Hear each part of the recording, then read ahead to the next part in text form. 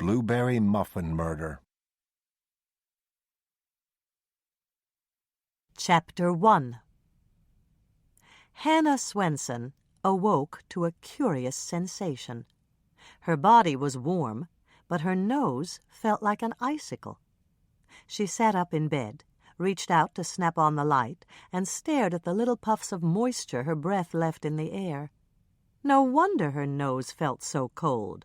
The furnace had gone out again, and Lake Eden, Minnesota was smack dab in the middle of a February cold snap.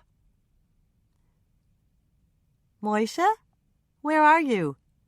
Hannah glanced around the bedroom, but her feline roommate wasn't in any of his usual places. There was no orange and white cat nestled in the cushioned depths of her laundry basket. The top of her dresser held only its usual collection of books, and the windowsill, with its view of the bird feeder, was bare. There was, however, a good-sized lump in the middle of her bed. Hannah stared at the lump for a moment. It was too small to be one of her pillows, and too large to belong to an errant sock. She lifted the covers to find her feline roommate curled up in the middle of her bed, soaking up the warmth from her electric blanket. "What are you doing under there?" Hannah asked, eyeing her fiercely independent tomcat with surprise. Moisha seldom cuddled for more than a few moments, and he'd never crawled under the covers with her. The cold must have driven him under her quilt and blanket. And he came equipped with a fur coat. As if on cue, the alarm clock began its infernal electronic beeping. It was time to get up in the pre-dawn freeze, when all Hannah really wanted to do was crawl back under the covers. She sighed and reluctantly swung her feet over the edge of her bed, feeling around with her toes for her slippers. One slipper was immediately accessible. Hannah wiggled her left foot inside and attempted to find its mate. This took a moment, for it was hiding out near the foot of her bed. By the time Hannah located it and shoved her foot inside, her teeth were chattering in a lengthy drum roll. "Come on, Moisha, today's a big day." Hannah slipped into her warmest robe, a quilted relic from Lake Eden's only thrift store, and belted it around her waist. Then she folded back the covers until Moisha was exposed with no place to go. "I know it's cold. We'll have breakfast in front of the fireplace." Hunger must have won out over comfort in Moisha's mind, because he padded after her down the hallway and into the kitchen. Hannah flicked on the lights and gave a thankful sigh as she saw that the timer on her coffee maker had worked. She poured a cup of the strong brew, cupped it in both hands, and took a scalding sip. There was nothing better than hot coffee on a very cold morning. Then she filled Moisha's bowl with kitty crunchies and carried her coffee and Moisha's breakfast out into the living room. The fireplace sprang into life as Hannah flicked the switch on the wall, and Moisha settled down in front of the blaze to have his breakfast. Hannah pulled up a chair, rested her feet on the hearth that was home to the fireplace tools she didn't really need, and gave thanks for the wonders of a gas log. All things being equal, she preferred a real fireplace that could burn aromatic woods like cedar and pine, but a gas log was much more convenient. She never had to carry wood up the stairs to her second-floor condo, or sweep out the ashes and haul them down to the garage dumpster in a metal pail. Her fireplace was hassle-free, and the warmth was instantaneous. Flick, it was on. Flick, it was off. As she sat there toasting her feet and waiting for the caffeine to jump-start her morning, Hannah heard a distant clanging from the nether regions of the basement. Someone was working on the furnace. Which early riser had notified the maintenance people? Hannah considered it as she sipped her coffee. There was a separate furnace for each building, and her building contained 4 condo units, 2 on the ground floor and 2 on the second floor. It was doubtful that Mrs. Canfield, who owned one of the ground-level units, would have noticed the problem. She'd once told Hannah that she didn't stay up past 10, and the furnace had been working just fine then. Clara and Marguerite Hollenbeck, the 2 unmarried sisters who owned the unit above Mrs. Canfield, were out of town this week, They'd stopped by Hannah's cookie shop on Monday to tell her that they'd be attending a Bible teachers' conference at Bethany Lutheran College. The Plotnicks lived directly below Hannah, and they were the most likely candidates. Phil and Sue had a 4-month-old baby, and he still demanded an occasional bottle in the middle of the night. There was a grinding noise from the basement, and Moishe looked startled as he lifted his head from his food bowl. The grinding was followed by a series of clanks and clunks, and Hannah felt a surge of warm air emerge from the heater vents. The furnace was back on. At least she wouldn't have to worry about leaving the gas log on for Moishe or putting her stash of Diet Coke in the refrigerator to keep the cans from freezing and popping their tops. "I've got to get ready for work, Moishe." Hannah gave him a pat, drained the last of her coffee, and flicked off the fireplace. Once she'd carried his bowl back to the kitchen and given him fresh water, she headed off to the shower. Today would be a busy day, and she had tons of cookies to bake. As the proprietor of the cookie jar, Lake Eden's coffee shop and bakery, she'd contracted to provide all the cookies for the Lake Eden Winter Carnival. As Hannah turned on the water, adjusted the temperature, and stepped into her steamy shower enclosure, she thought about the plans that Mayor Bascom and his Winter Carnival Committee had made. If they were successful, the carnival would bring new life to Lake Eden at a time of year when everyone needed a boost. There wasn't much winter business in this small Minnesota town, and the promise of crowds with cash to spend had everyone filled with enthusiasm. Lake Eden was a popular tourist spot in the summer months, when the town was flooded with visitors. Every year, on the day that fishing season opened, a lengthy parade of fishermen towing boats drove through Lake Eden to try their luck at the lake that was just within the town limits. The sky-blue water was peppered with boats from dawn to dusk in the summer, and a record number of walleyes were pulled from its depths. Good fishing wasn't all Eden Lake had to offer. With its picturesque shores and sandy beaches, it was also a popular family vacation spot. Summer cabin rentals were in high demand, and the lucky locals who owned them used the profits to pay their mortgages and fatten their savings accounts for the lean winter months. When the summer season was over, right after Labor Day, the tourists and vacationers left town. The fine restaurants that overlooked the lake shut down their grills. The Lake Eden Bait and Tackle Shop boarded up its windows, and the boat launch was chained off for the winter. By the time the leaves on the trees had begun to display their fall colors, only the year-round residents were left. Hannah liked the fall season. The nights were brisk with a hint of snow to come, and hoarfrost lined the edges of the road when she drove to work. Winter wasn't bad either, at first. Then the snow was white and pristine. The crisp, cold air made the inside of her nose tingle, and her regular customers at the cookie jar were full of holiday plans and good cheer. When Christmas and New Year's were over, it was another story. Heating bills soared and seemed to approach the magnitude of the national debt, and business slowed down to a trickle. There was a brief flurry of activity for Valentine's Day, but after the heart-shaped boxes of chocolates were only a pleasant memory, winter seemed to stretch out endlessly, with no spring flowers in sight. Late February was the dreariest time of year in Lake Eden. The weak, anemic sun barely peeked out of overcast skies, and tree branches were black and stark against a horizon that was sometimes indistinguishable from the colorless banks of snow. It was difficult to maintain a sunny disposition when every day looked exactly like the one before it, and depression became the epidemic du jour. To combat this yearly malady, Mayor Bascom had scheduled Lake Eden's very first winter carnival in the 3rd week of February. Not to be confused with the winter carnival in St. Paul, with its gigantic ice palace and hundreds of thousands of visitors, Lake Eden's event was set on a much smaller scale. Hannah regarded it as a cross between a county fair and a mini Winter Olympics. There would be Nordic skiing, snowmobile competitions, speed skating exhibitions, dog sled races, and ice fishing on Eden Lake.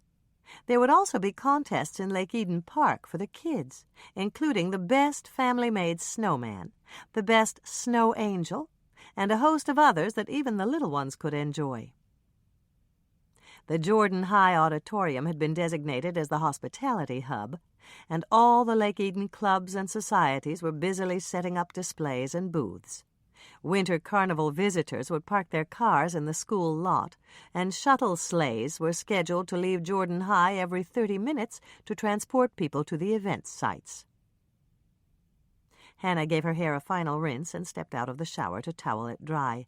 The air outside her steamy bathroom was frigid, and she shivered as she quickly dressed in jeans and her official Lake Eden Winter Carnival sweatshirt. It was bright blue with a flurry of white snowflakes that formed block letters on the front. The legend read Lake Eden because Lake Eden Winter Carnival had exceeded the manufacturer's 10-letter maximum. Moisha had joined her in the bedroom, and he watched as she pulled on warm socks and slipped her feet into a pair of high-top moose-hide moccasin boots with rubber soles. Then he followed her down the hall to the kitchen, attempting to snag the laces on her boots. Hannah refilled Moisha's food before he had time to yowl for more, poured herself another cup of coffee, and sat down to organize her day at the old Formica table she'd rescued from the Helping Hands thrift shop. But before she could flip to a blank page in the steno pad she kept propped up next to her salt and pepper shakers, the phone rang. "Mother," Hannah said with a sigh, and Moisha halted in mid-crunch to give the phone a baleful look. He wasn't fond of Dolores Swensen, and Hannah's mother had 6 pairs of shredded pantyhose to prove it. Hannah stood up to grab the wall phone and sat back down again. Her mother wasn't known for brevity. "Good morning, Mother." "You really shouldn't answer that way, Hannah. What if I'd been someone else?"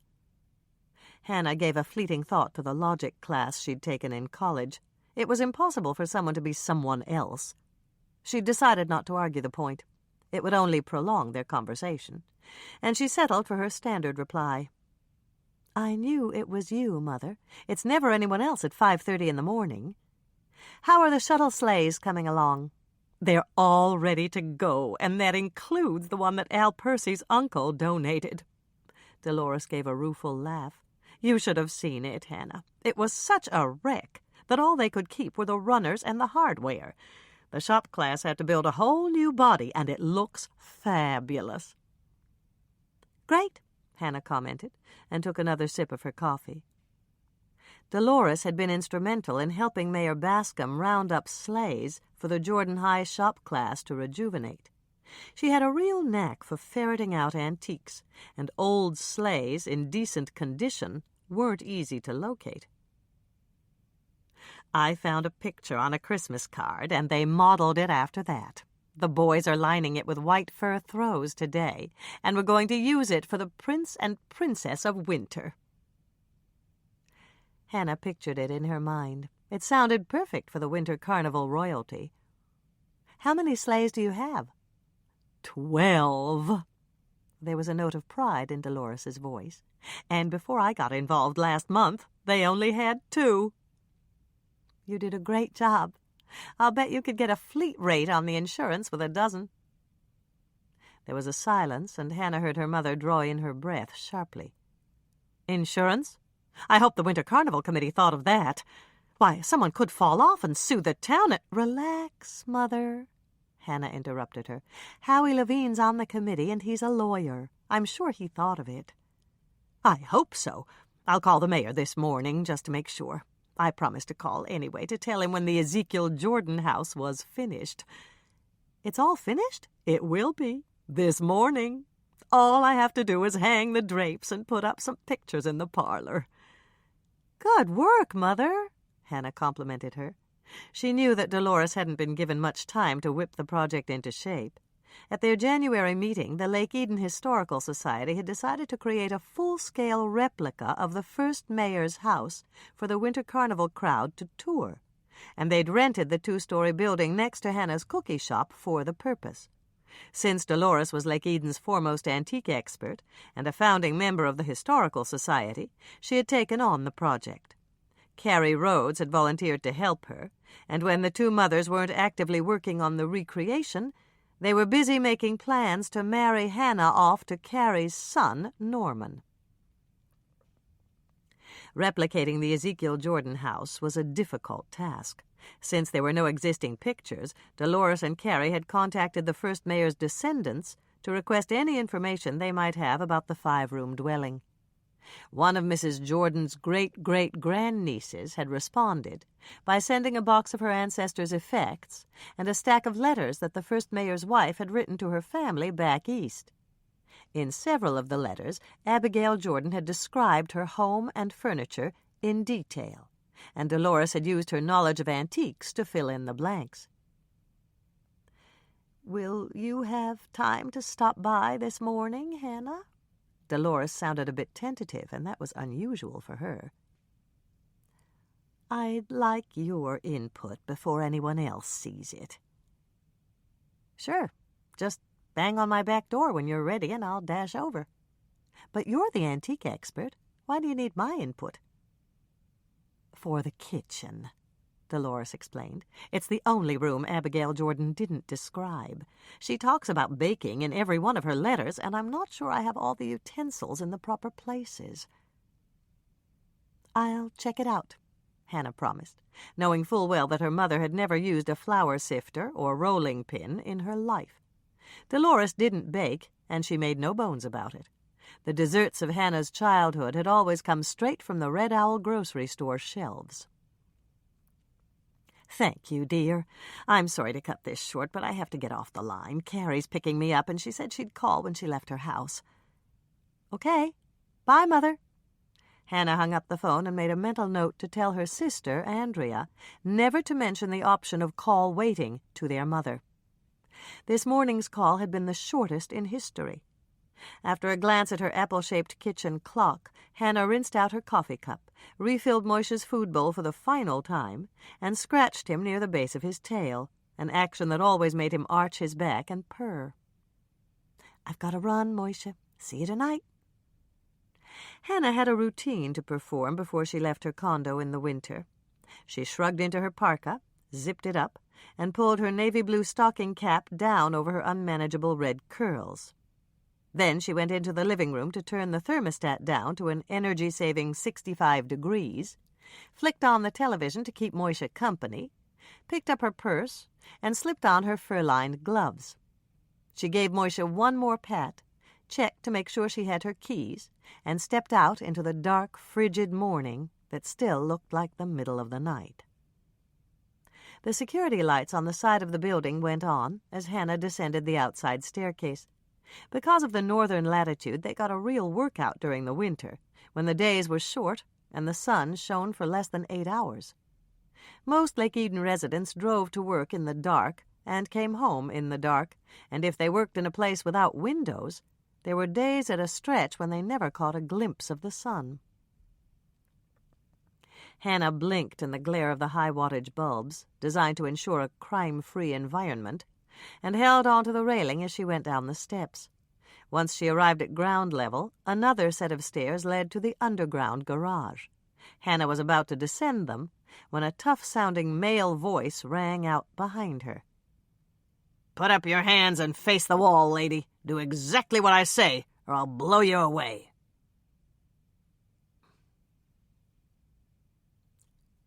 Chapter 2. Hannah wasn't sure whether to be frightened or angry as she raised her hands in the air. There had never been any sort of crime in her condo complex before, and it was the last thing she'd expected. Mike Kingston, head of the Winnetka County Sheriff's Detective Division, had promised to teach her some self-defense moves, but he hadn't gotten around to it yet.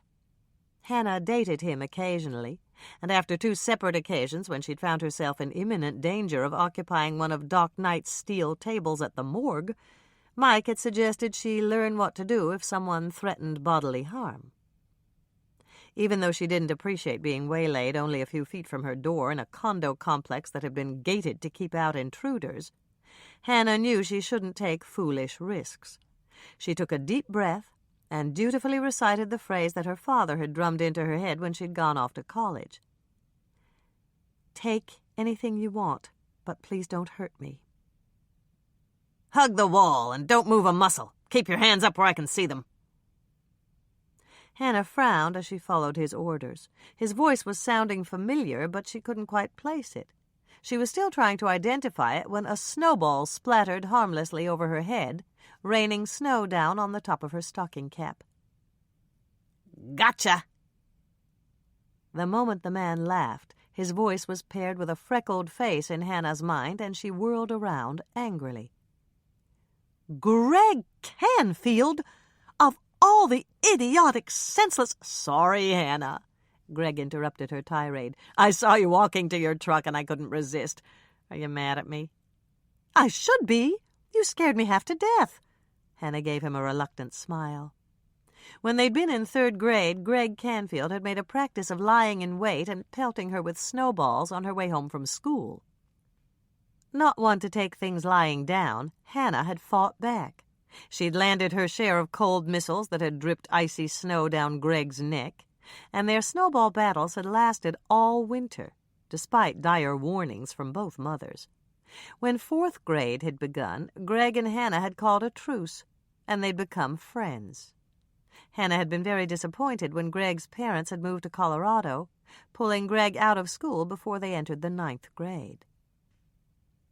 All through high school, Hannah had thought about Greg and how much easier her social life would have been if she'd had a friend of the opposite sex. She'd even imagined that they might have been a lot more than just friends, until she'd heard that Greg had married his high school girlfriend right after graduation. "It's good to see you again, Hannah." "Same here, I think," Hannah responded, wondering why Greg was here. His grandmother, Mrs. Canfield, was one of her downstairs neighbors, but it was too early for a visit. "You're not going to wake up your grandmother, are you?" "Of course not." Greg stepped forward to brush the snow from her cap. "Grandma always sleeps until 9. Hannah was even more confused. "Then what are you doing out here so early?" "I woke up when the furnace went out, and I went down to the basement to fix it. It was simple, just a loose connection. I didn't want Grandma to wake up to a cold house." "You're living with your grandmother now?" "It's just temporary. I had to stick around to tie up some loose ends, and the house sold a lot faster than I expected." "You never got out to my store at the mall, did you?" Hannah felt a twinge of guilt. Her former classmate had moved back to the area a little over a year ago. He'd bought a house in a neighboring town and opened an import store at the Tri-County Mall. "I'm sorry, Greg. I really meant to drive out to see it, but the time was never right." "You should have come for my closeout sale. I had some incredible bargains." "I heard. Andrea was there, and she said she practically bought you out." "I'm sorry your store closed, Greg." "Water under the bridge," Greg said with a shrug. "Retail really wasn't my thing anyway. The hours were too long, and dealing with my suppliers was a nightmare." Hannah felt a bit uncomfortable. She really didn't know what to say to someone who'd lost his business. "How about your wife? Is she living with your grandmother, too?" "No, Annette flew to Denver right after the house sold. That's where her parents live." Hannah nodded, wondering if Greg's wife had bailed out on him. She'd met Annette only once, and she'd been left with the impression that Greg's wife spent money as fast or faster than he could make it. It hadn't taken Annette more than 3 minutes to inform Hannah that she'd been a classmate of Greg's at one of Colorado's most prestigious private schools, and that her parents lived on an estate in an exclusive suburb of Denver. With a start, Hannah realized that Greg was gazing at her expectantly, and she responded with the first thing that popped into her mind. "Will you be staying in town for the winter carnival?" "I wouldn't miss it." Greg started to grin, the same friendly grin Hannah recalled from her childhood, and the one she'd hoped would be smiling down at her in her senior prom picture. "It's a great chance to see some of the kids I used to know. Maybe we can all get together for dinner at the Lake Eden Inn." "That would be great," Hannah agreed. The inn's owners, Dick and Sally Laughlin, had agreed to stay open for the winter carnival crowd. Between the Heartland Flower Bake-Off last November and the party crowds at Christmas, the inn had generated good winter business.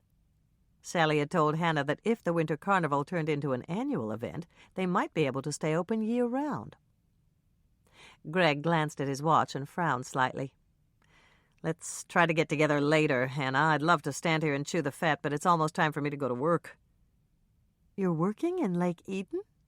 Hannah was surprised that Greg had taken a temporary job. Perhaps his closeout sale hadn't gone very well. "I am working out of Grandma's condo, and it's going just great. I've made more money in the past 3 weeks than I ever made in retail." "Really?" Hannah was pleased for him. "What are you doing?" "Online stock trading. All I need is a computer and a modem, and I can work anywhere." Though Hannah was certainly no expert, she knew something about online stock trading. Dick Laughlin, a former stockbroker in Minneapolis, had written a series of articles about it for the Lake Eden Journal. "But isn't day trading risky?" "Only if you don't know what you're doing. You ought to try it. I could give you some tips." "Not me. I don't have any money to spare. Everything I have is tied up in the cookie jar." "But you don't need a lot of venture capital to get started, and you can always borrow the money and pay it back when your stock hits." "Is that what you did?" "No. I took the proceeds from my closeout sale and put every cent in Red Lines. They're the hottest new internet provider. When it peaked yesterday morning, I sold." "And you made money?" "I tripled my original investment, and it was more than enough to pay off my creditors. I put the rest of my profits in some other hot stocks, and they were way up at closing yesterday. I've got a system, Hannah. I figure that by the time I leave for Denver, I'll be worth close to $1 million.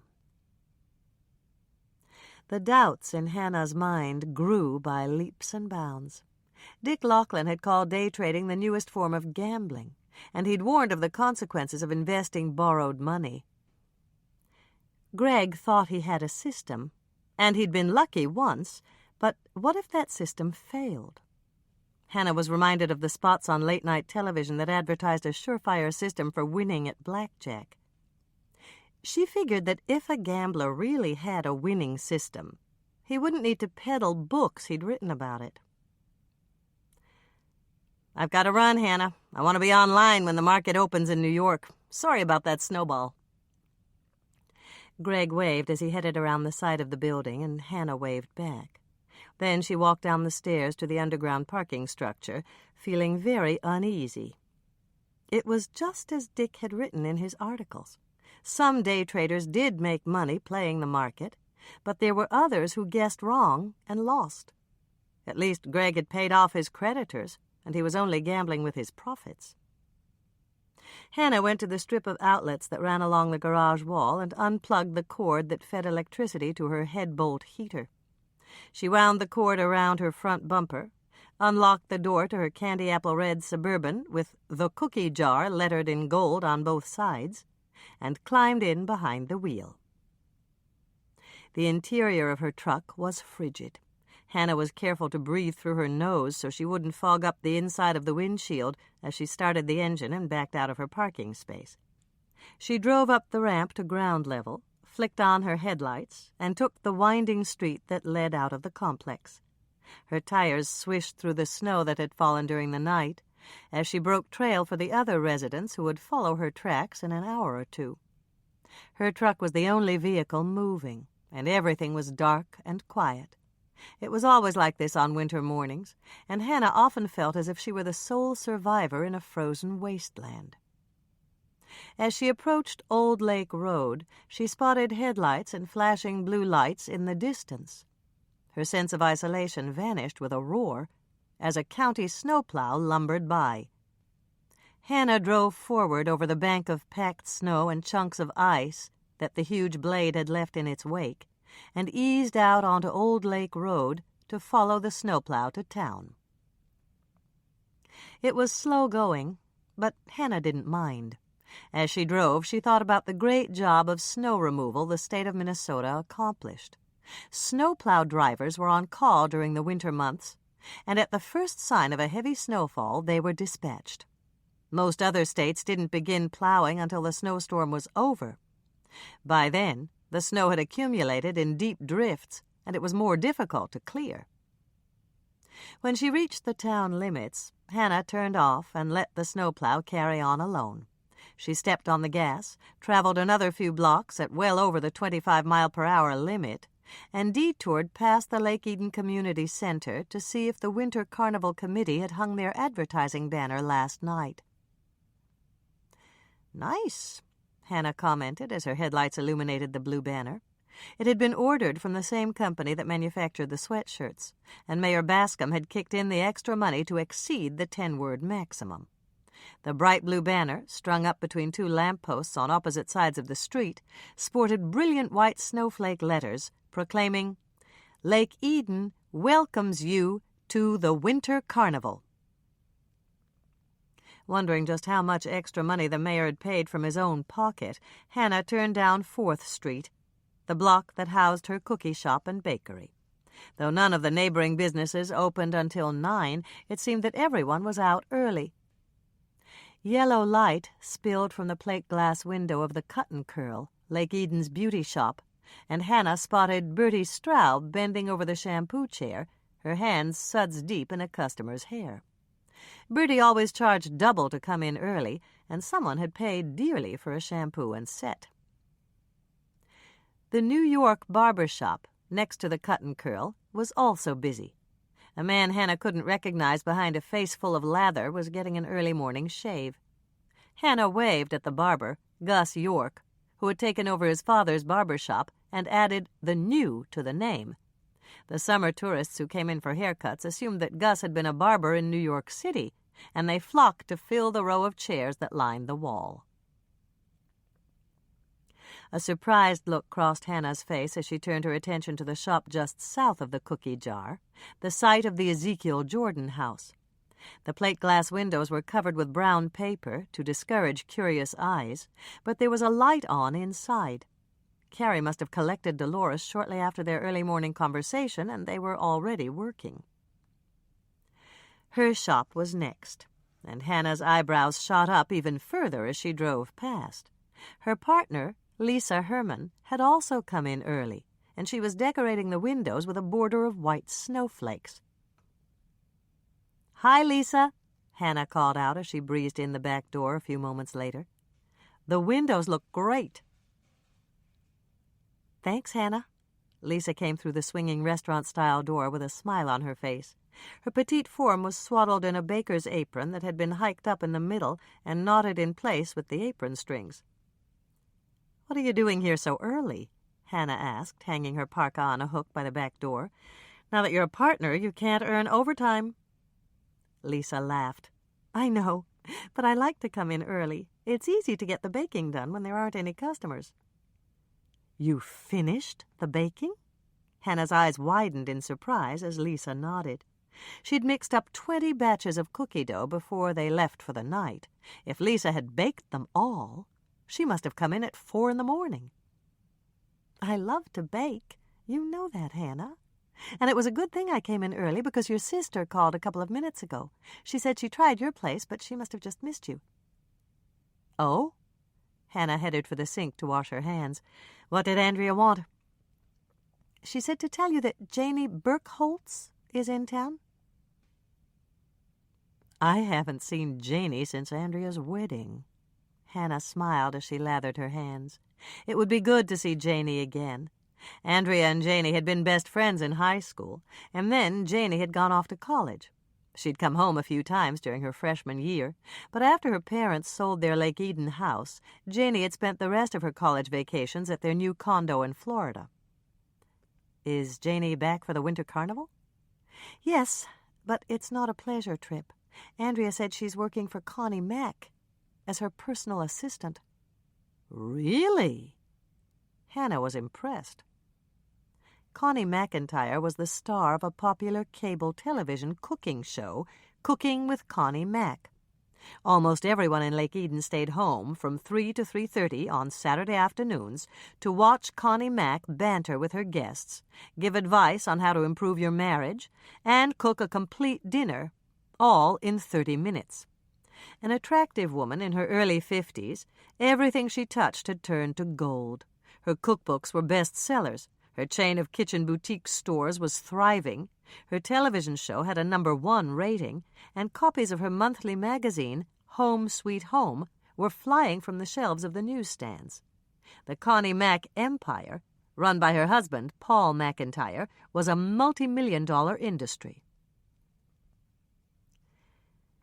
Janie's staying out at the inn with all the other Connie Mack people. Andrea and Bill are meeting her there for dinner tonight, and you're invited too. Andrea said to tell you that Janie would love to see you again. I'd love to see her too, Hannah said, wondering if she'd be up for a fancy dinner out after what promised to be a hectic day. There's one other thing. Mayor Bascom dropped by to see you. He's at the barber shop now, but he's coming back after Gus finishes up with him. Did he tell you what he wanted? Lisa shook her head. Not exactly. He just said he needed to talk to you about something really serious. I hope it's not a snag in the winter carnival plans. Hannah turned toward the door that led to the coffee and cookie shop. He'll probably want coffee. I'll put it on. It's all made. I put it up right after he left. Bless you, Lisa, Hannah said gratefully. Have I told you lately what a gem you are? Lisa gave a girlish giggle, and Hannah was reminded of just how young she was. Howie Levine, Lake Eden's only lawyer, had broached that subject when Hannah asked him to draft their partnership agreement. Hannah had cut off his objection at the pass by insisting that Lisa was a better worker and manager than most people twice her age. Steady, reliable, and capable of handling any emergency that came their way, Hannah was certain that she'd never regret signing over 1/3 of her enterprise to Lisa. Sit down, and I'll bring you a cup, Lisa offered, motioning to a stool at the work island. I have a feeling you're going to need it. Because of Mayor Bascom? Yes. He was really upset, Hannah. I offered him a warm peanut butter melt, and he said he couldn't eat a thing. Uh-oh. That's not a good sign. Hannah gave a deep sigh as she sat down on the stool. Mayor Bascom had an active sweet tooth, and he was wild about her peanut butter melts. For him to refuse to even taste his favorite cookie meant that there was definitely trouble in the making. Peanut butter melts. Preheat oven to 375 degrees Fahrenheit. Rack in the middle position. 1 cup melted butter, 2 sticks. 2 cups white sugar. Note, if you like a sweeter cookie, add 1/2 cup more of sugar, or roll the dough balls in sugar before baking. 2 teaspoons vanilla. 1/8 cup molasses, 2 tablespoons. 1 1/2 teaspoons baking soda. 1 teaspoon baking powder. 1/2 teaspoon salt. 1 cup peanut butter, either smooth or crunchy, your choice. 2 beaten eggs, just whip them up with a fork. 2 1/2 cups flour, no need to sift. Microwave the butter in a microwave-safe mixing bowl to melt it. Add the sugar, vanilla, and molasses. Stir until it's blended, then add the baking soda, baking powder, and salt. Mix well. Measure out the peanut butter. I spray the inside of my measuring cup with Pam so it won't stick. Add it to the bowl and mix it in. Pour in the beaten eggs and stir. Then add the flour and mix until all the ingredients are thoroughly blended. Form the dough into walnut-sized balls and arrange them on a greased cookie sheet, 12 to a standard sheet. If the dough is too sticky to form into balls, chill it for a few minutes and try again. Flatten the balls with a fork in a crisscross pattern. If the fork sticks, either spray it with Pam or dip it in flour. Bake at 375 degrees for 8 to 10 minutes, or until the edges are just beginning to turn golden. Cool on the cookie sheet for 2 minutes, then remove to a wire rack to finish cooling.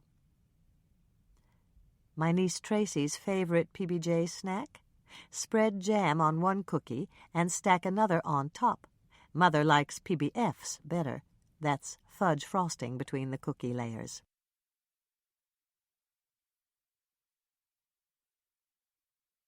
Chapter 3. That's all you want? Hannah was surprised when the handsome mayor of Lake Eden nodded. She'd expected a problem of gigantic proportions, but all he'd asked her to do was meet Connie McIntyre at the Lake Eden Inn at noon today. Of course I'll do it. No problem. Thanks, Hannah. The mayor brushed a non-existent piece of lint from his jacket and reached out to take a peanut butter melt from the plate Hannah had placed between them on the stainless steel surface of the work island. You know how these celebrities are. If someone doesn't meet her and take her on a guided tour, she'll feel slighted. Hannah supposed that he was right. Connie Mack was a star, and she'd expect to be treated like visiting royalty. It had been an incredible coup for Mayor Bascom when a member of Connie Mack's staff had called to say that she'd be honored to attend their winter carnival and bake the official winter carnival cake for tomorrow evening's banquet. Hannah, who seldom took things at face value, suspected that the cooking sweetheart hadn't agreed to attend this small-town event purely out of the goodness of her heart. One of Connie Mack's kitchen boutiques was opening at the Tri-County Mall 3 days from now, and promoting it at the Winter Carnival was a smart business move. Make sure you drive past the venues on your way to town, Mayor Bascom instructed between bites of his cookie. Then take her to Jordan High so she can visit the hospitality hub and see the shuttle sleighs. Will do. Then drive her to the community center and show her the library. Marge is looking forward to meeting her. Hannah grinned at that obvious understatement. Marge Beesman, their volunteer librarian, had been positively ecstatic when Connie Mack had agreed to sign copies of her new cookbook as a fundraiser for the library. According to Dolores, Marge had paid Bertie Straub a small fortune to cover up the gray and give her a new, sophisticated hairstyle. When you're through with Marge, take her down to the banquet room. She wants to go over the menu with Edna. Got it, Hannah responded, wondering how Edna Ferguson, Jordan High's head cook, would react if Connie Mack suggested changes in the menu. The food for the banquet had already been ordered, and Edna had done most of the preparation in advance. Where shall I take her after that? The Ezekiel Jordan house. Your mother promised she'd have it ready by noon. I called her yesterday to see if I could drop in for a quick peek, but she won't allow anyone in until it's completely finished. You know how your mother is, Hannah. She's treating this whole thing like a state secret, and there's no reason she should. Mayor Bascom stopped speaking as the back door opened, and Dolores stuck her head in.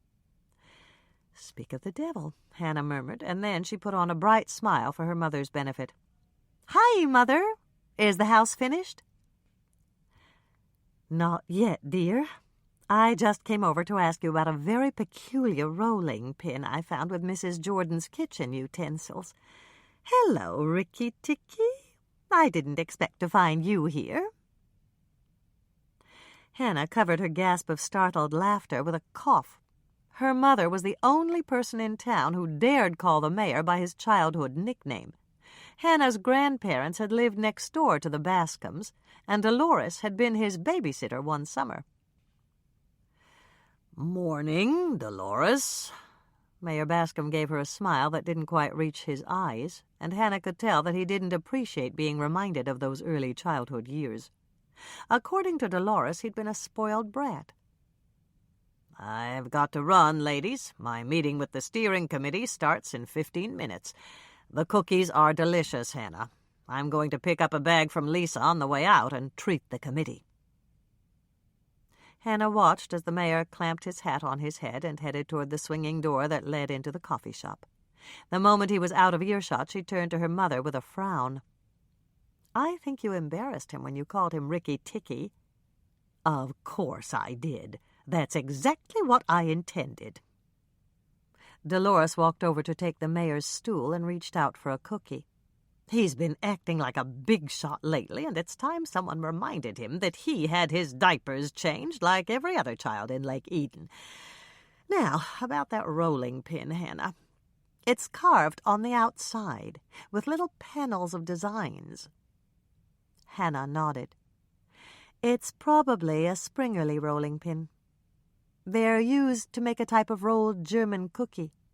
Oh, yes. One of your great-grandmother Elsa's friends used to bake them every Christmas. I always had to eat one to be polite, but I never liked them.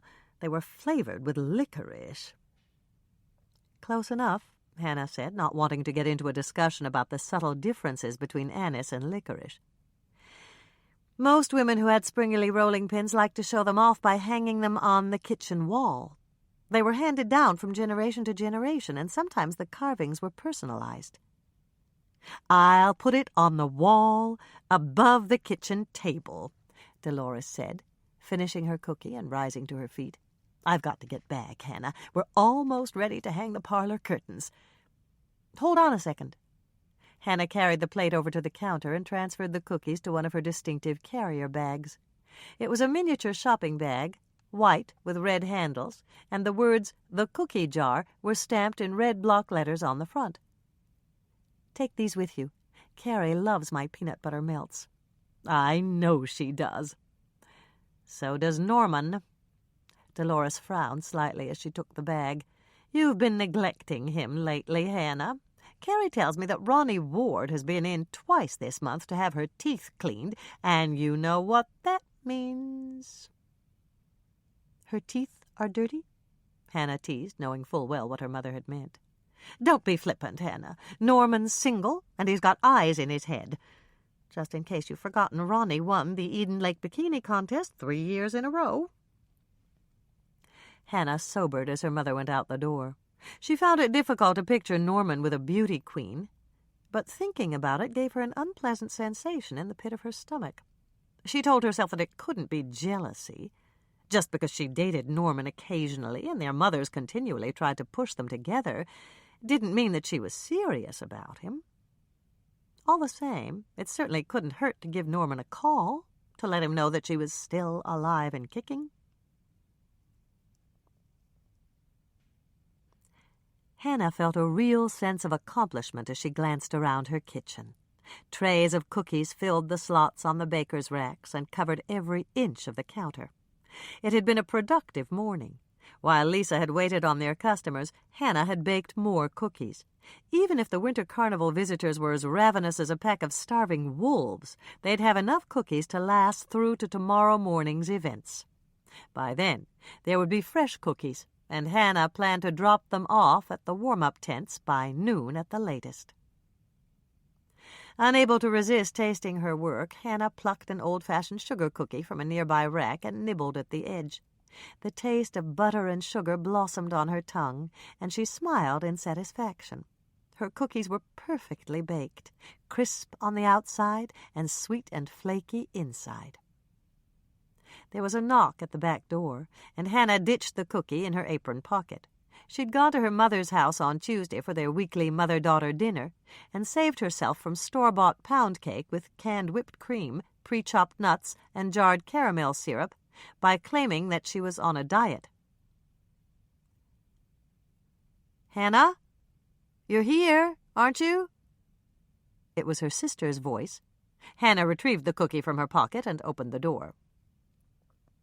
Andrea blew in on a gust of wind, balancing a stack of real estate flyers in her arms. "Did Lisa give you my message?" "Of course. It'll be great to see Janie again. I know, I'm really excited about it."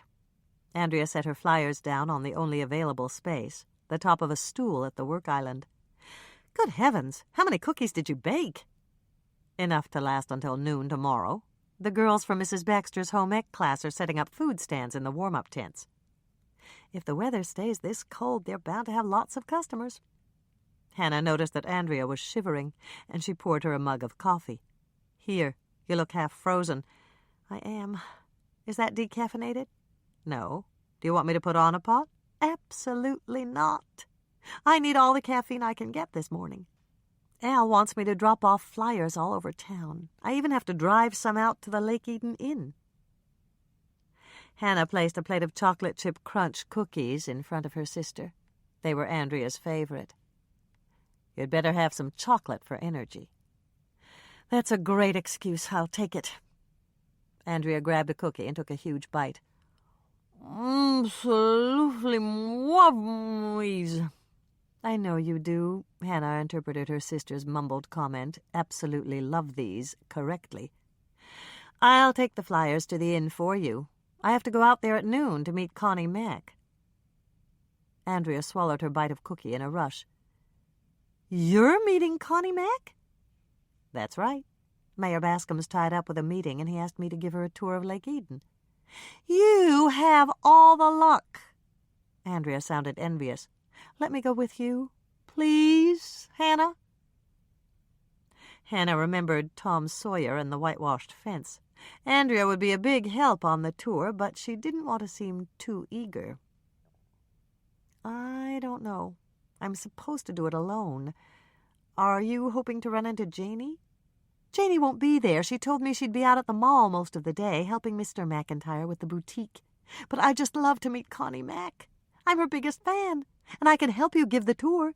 You know how good I am with people. True, Hannah conceded. Andrea had the knack for turning a stranger into a friend in 5 minutes flat. It was one of the reasons that she was so successful as a real estate agent. Can I, Hannah? I'll do something for you, I promise. Anything you want. Hannah began to smile. The expression on Andrea's face was the very same one she'd worn in 6th grade when she'd begged to wear Hannah's pearl confirmation earrings to school. Well, I guess so. Oh, thank you, Hannah. Andrea glanced down at her red plaid jacket and tailored slacks. I wonder if I should dash home and change clothes. You look fine, Hannah said, averting what would surely turn out to be an hour of primping. We have to leave in 30 minutes, and we don't want to be late. Andrea glanced at the clock that hung over the sink. You're right. We certainly wouldn't want to make Connie Mack wait for us. Maybe we should leave now. Half an hour, Hannah insisted, amused at her sister's eagerness. It only takes 25 minutes to drive out to the inn. All right, if you think so. Maybe I should drive. Good idea, Hannah agreed quickly. She'd been meaning to clean out her truck for weeks, but she hadn't gotten around to it yet. Andrea's car was always pristine because she used it to transport her potential buyers. There was a knock on the back door, but before Hannah could get up from her stool, Dolores opened it herself. Oh, good. I'm glad you're here, Andrea. Now both of you can come see the Ezekiel Jordan house. Put on your coats and come right over, and use the front door so you can get the full effect. The door closed again, and Andrea looked amused as she turned to Hannah. Nothing's changed. Mother still orders us around like she did when we were kids. I know, Hannah said, getting up to grab her parka. But it's not just us. Mother orders everyone around. I can't believe Mother put the whole thing together in less than a month, Andrea commented as they emerged from the back door of the Ezekiel Jordan house and walked across the snow to her Volvo. Hannah waited until her sister had unlocked the doors, and then she slid into the passenger seat. I'm just as impressed as you are. It's bound to be the highlight of the winter carnival. Andrea started her engine and pulled out into the alley, especially since she's got Ezekiel Jordan's original rosewood desk. What I wouldn't give for a desk like that. The gold inlay is just spectacular. Hannah thought about the recreation they'd just seen as they drove down the alley. Dolores had a real knack for arranging period furniture for display, and despite her concern about Abigail Jordan's kitchen utensils, Hannah had found only 2 out of place. I liked the parlor the best. It looked so authentic. I could just see Ezekiel and Abigail sitting on their horsehide sofa watching television. Television? Andrea turned to give her a sharp look, but then she noticed the grin on Hannah's face. Stop teasing me, Hannah. You know they didn't have television 100 years ago. That must be the reason they had so many children. No electricity, no television. There was nothing else to do at night. Andrea did her best to appear disapproving, but she blew it by laughing. You're incorrigible. Hannah leaned back in her seat and enjoyed the ride through town. The streets were bustling with activity today. Everyone was getting ready for the winter carnival. You should have told me that Norman was going to take period portraits in Ezekiel's parlor, Andrea said, pulling out on Old Lake Road and picking up speed.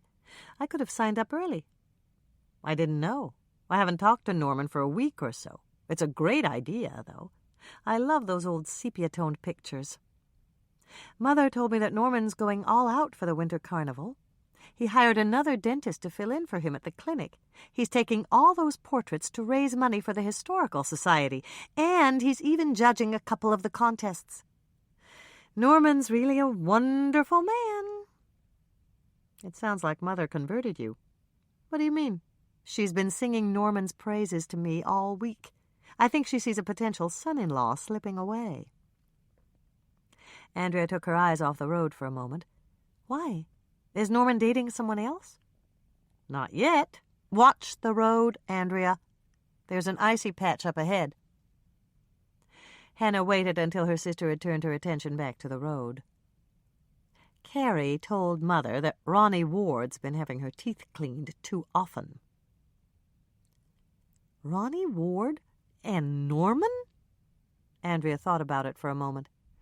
That's not quite as crazy as it sounds. Norman makes good money, and Ronnie always said she wanted to marry a doctor. Norman's a dentist, Hannah pointed out. But people still call him Dr. Rhodes. That's all that matters to Ronnie. She always wanted to be Mrs. Doctor somebody or other. Maybe she should concentrate on Reverend Knudsen. He's a doctor of divinity.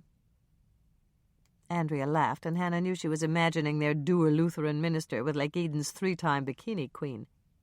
Maybe you should call him to remind him that you're still available. Reverend Knudsen? No, Norman. I will. But I thought you were rooting for Mike as a brother-in-law. I adore Mike. You know that. And so does Bill. Bill says that he's the best partner he's ever had.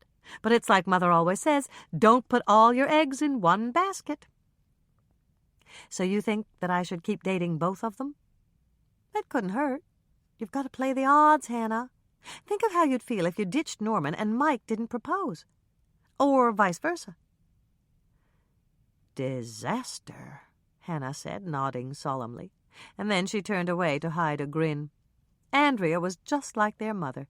They were both trying to marry her off, and the event seemed to matter much more than the identity of the groom. Connie Mack's limo driver seemed intent on his driving, and that suited Hannah just fine. She'd never been any good at uttering polite banalities in the name of social grace. Connie Mack had arrived at the inn an hour behind schedule, and she'd offered the services of her personal limo and driver for the tour. Hannah had climbed in front to direct the driver to the venues, and Andrea, who was sitting in the back with Connie Mack, had explained which events would be held there. After a brief stop at Jordan High, where they had viewed the displays, examined the shuttle sleighs, and spoken to the principal, Mr. Purvis, they were on their way to the Lake Eden Community Center to meet Marge Beesman at the library and to check in with Edna Ferguson. Everyone who was walking down Main Street stopped to stare as Connie Mack's limo passed by. That didn't surprise Hannah. Connie Mack was the first big celebrity to come to Lake Eden, and her limo was definitely an eye-catcher. It was painted peach, Connie Mack's favorite color, and her name was lettered in flowing gold script on the doors. Even though the windows were tinted so that no one could see in, anyone who could read knew exactly who was riding inside. The intercom chimed as they neared the community center, and Connie Mack's voice came over the speaker. "Pull up in front of the door, Spencer." "Yes, ma'am." The driver pulled up next to the curb in a no-parking zone and hopped out of the limo to open the door. As Hannah watched him usher Connie Mack out, she wondered if Spencer ever felt silly in his uniform. It was black, the type that chauffeurs always wore in the movies, but his shirt and tie were peach to match the color of the limo. Andrea and Hannah scrambled out of the limo with no assistance from Spencer. He obviously knew his priorities. They followed Connie Mack up the front steps that led to the community center and into the lobby. "This won't take more than a few minutes," Connie Mack told Spencer. "Park in the lot and watch the door. When I come out, pull up in front." "Yes, ma'am," Spencer said, tipping his cap and turning to go. "Spencer." Spencer halted and turned to face her. "Yes, ma'am." I've warned you before to wait until I dismiss you. I won't remind you again." Spencer shifted from foot to foot and dropped his gaze to the brown indoor-outdoor carpeting that covered the floor of the lobby. The color crept up the back of his neck, and Hannah knew he was embarrassed at being reprimanded in front of them. "Your notepad, Spencer?" Spencer responded, pulling a small leather-bound notebook and pen from his pocket. "Yes, ma'am." "Call the chef at the inn and tell him I want free-range capon tonight. No substitutes." "Yes, ma'am. Would you care for a salad?" "Endive, radicchio, and butter lettuce with a vinaigrette of extra virgin olive oil and balsamic vinegar mixed at tableside. No potatoes. In a small town like this, there'll probably be French fries." Hannah bit her tongue to keep silent. Her friend Sally Loughlin was the chef at the inn, and her French fries were legendary. "Rolls with the salad course, but make sure they're not commercial," Connie Mack continued, "and fresh raspberries drizzled with Grand Marnier for dessert." Spencer jotted that down, and then he looked up from his notepad. "Will there be anything else, ma'am?" "Contact the desk and have them send up a maid to unpack for me. She should hang everything on padded hangers and press anything that's wrinkled." Connie Mack stopped and frowned slightly. "Make sure someone from my staff is there to keep an eye on her. I brought some of my good jewelry for the banquet tomorrow evening. Do you know if the inn has a safe?" "No, ma'am." "Call the desk and ask, and tell them to send a bottle of properly chilled Puy Fouissé to my suite." Connie Mack paused, and a tiny frown appeared on her forehead. "I know there's something else, but I can't think of it right now. That's all, Spencer. You may go." "Thank you, ma'am." Spencer tipped his hat again, and this time he made it out the door. Hannah tried to catch her sister's eye, but Andrea seemed starstruck and completely oblivious to the fact that the cooking sweetheart had just embarrassed her chauffeur, insulted Sally's culinary skills, and questioned the honesty of the maids at the inn.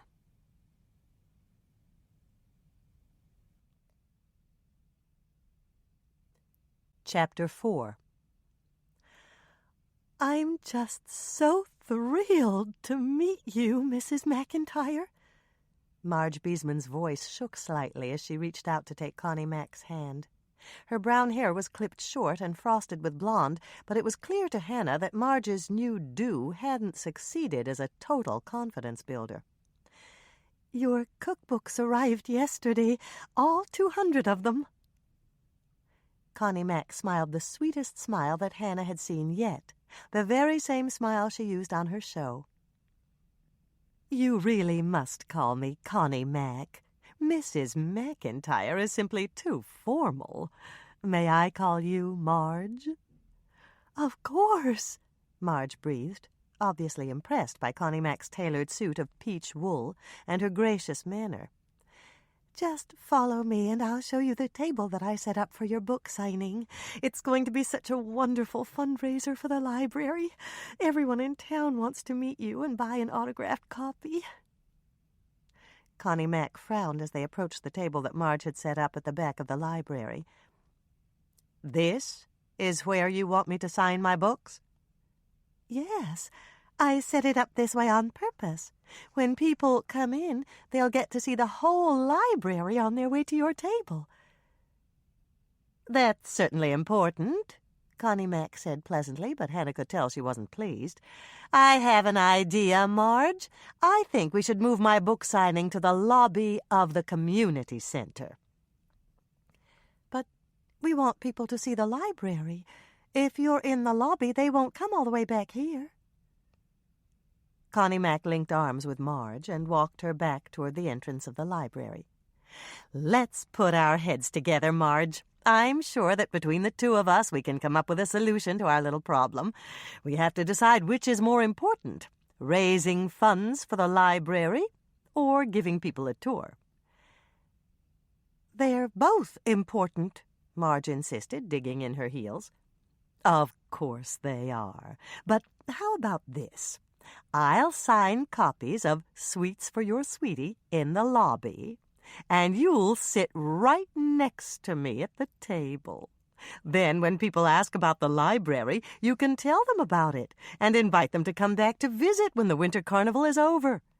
With all the other activities going on, I doubt they'll do much reading this week anyway." Hannah waited for Marge to explode. The Lake Eden Community Library was her baby. She was proud of what she'd done, and it was only natural for her to want everyone to see it. But the expected explosion didn't come. Marge just looked flattered as she asked, "You want me to sit with you?" "Of course I do. The mayor told me how instrumental you've been in planning this library. He said it was all your idea, and you should take credit for it." Connie Mack patted Marge's arm. "And I must admit that I have a selfish reason for wanting you to sit with me, Marge." "Really?"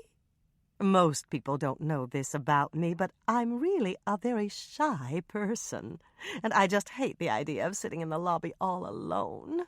If you're with me, you can introduce me to all your friends." Marge preened a bit. "I could certainly do that.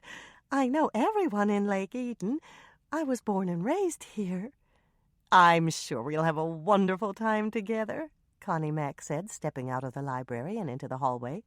"I'll see you tomorrow, Marge." Hannah rolled her eyes as she followed Andrea and Connie Mack down the stairs to the banquet room. The cooking sweetheart was a steamroller when it came to getting her way, but she had charm and she knew when to dish it out.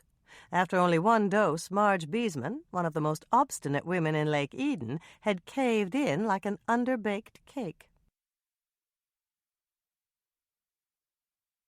"Edna, we're here," Hannah called out as they entered the banquet room in the basement of the community center.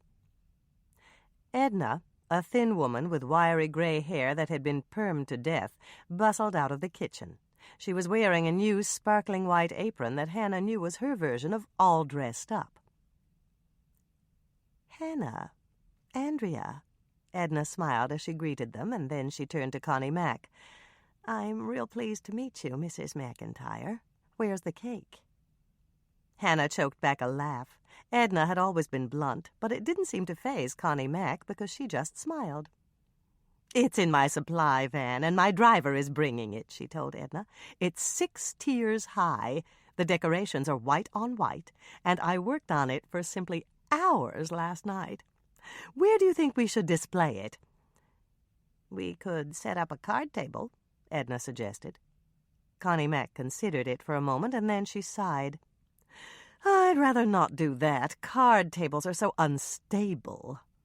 She pointed to the pedestal in the center of the room. "How about that pedestal? It looks sturdy enough."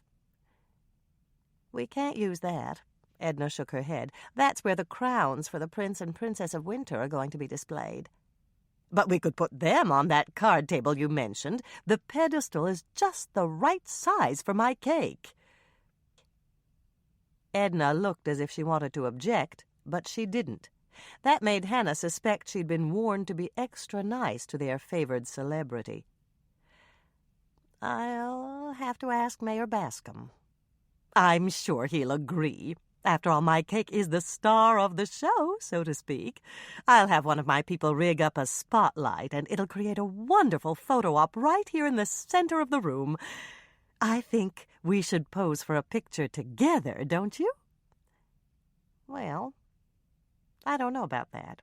I'm going to be pretty busy in the kitchen." "It'll only take a few minutes. I'd really like to have a picture of us together, Edna." Connie Mack paused and looked a bit embarrassed. "You don't mind if I call you Edna, do you?" Edna shook her head. "Edna's fine. That's what everybody calls me." "Good. And I hope you'll call me Connie Mack. I'd like to be friends, since we'll be working on the banquet together."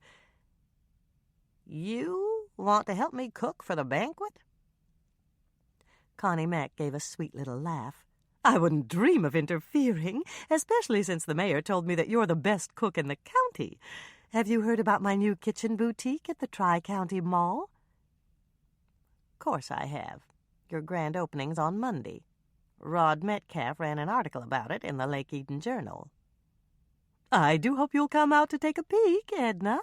It's going to be our largest store, and you have no idea how many new things I've ordered. As a matter of fact, I went down to our main warehouse in Minneapolis this morning to see what I could find for you. Edna looked surprised. You brought me something from your boutique? It was the least I could do. After all, you're organizing the whole banquet. I chose a dinner setting for 200, including glassware, linens, silver, and some simply lovely decorations for the tables. It's a gift from the new Connie Mac's kitchen boutique. Edna seemed stunned at this largesse. When she recovered, she gasped, "Well, my goodness, we could use those dishes, that's for sure. Whenever we throw a big supper like this, Rose over at the cafe lets us use her plates and silverware. Problem is, we have to schedule it after she closes. And since Rose doesn't use tablecloths, we have to make do with the paper kind." "Those days are over now, Edna. You will have your own things." Connie Mac reached out to give Edna's arm a friendly pat. "Could we go into the kitchen for a minute? I'd love to take a peek at the banquet menu and see if there's anything else you need from my boutique." Andrea waited until Connie Mac had gone into the kitchen with Edna, and then she grabbed Hannah's arm. "Did you hear that? A complete dinner service for 200? Isn't Connie Mac the sweetest, most generous person you've ever met?" Hannah grunted, settling for the most non-committal reply she could make. She was no accountant, but she was willing to bet that everything Connie Mac had donated to the community center would qualify as a tax write-off. "It's just wonderful to have this time with Connie Mac," Andrea gushed. "When we get back to the limo, I'm going to ask her about her recipes." "Recipes? Who are you trying to kid, Andrea? You never cook." "But Connie Mac doesn't know that. And if I did cook, I'd follow her recipes. There was one last week that Bill would adore, meatloaf with 3 different sauces." "I saw that episode," Hannah said, and then she clamped her mouth shut. Connie Mac's recipe for a meatloaf dinner was totally ridiculous. There was no way any busy Minnesota housewife would have the time and energy to mix up a meatloaf, wrap it en croûte, prepare 3 different sauces, drizzle them artistically around the lip of an oversized china plate, and arrange slices of meatloaf in an overlapping design that was garnished with piping-hot deep-fried parsley. "Didn't it look just wonderful?" Andrea insisted. "Yes," Hannah admitted truthfully. It had been a beautiful presentation, but she suspected that how food looked on television was a lot more important to Connie Mac than how it actually tasted. "You seem stressed, Hannah," Andrea said, looking concerned. "Are you worried about getting back to the cookie jar?" "No, I'm worried that my tongue will start bleeding from biting it so many times," Hannah thought, but she didn't say it. Andrea had just presented her with an acceptable excuse for bowing out. "You're right, Andrea. I still have a lot of baking to do. Could you finish the rest of the tour without me? All you have to do is show Connie Mac the Ezekiel Jordan house and escort her back out to the inn." "Of course. No problem." Andrea looked very pleased. "I'll stop by later to tell you how it went." "Great. I'll dash back to the cookie jar then. Make my excuses, will you?" Hannah shrugged into her parka and practically flew up the stairs, leaving Andrea to cope with the biggest sweet-talker and manipulator ever to set foot in Lake Eden. "Try this," Hannah said, handing Lisa one of the blueberry muffins she'd baked for the winter carnival judges. "Gladly." Lisa took a bite, and a rapturous expression spread over her face. "It's perfect. I love blueberry muffins." "So do I.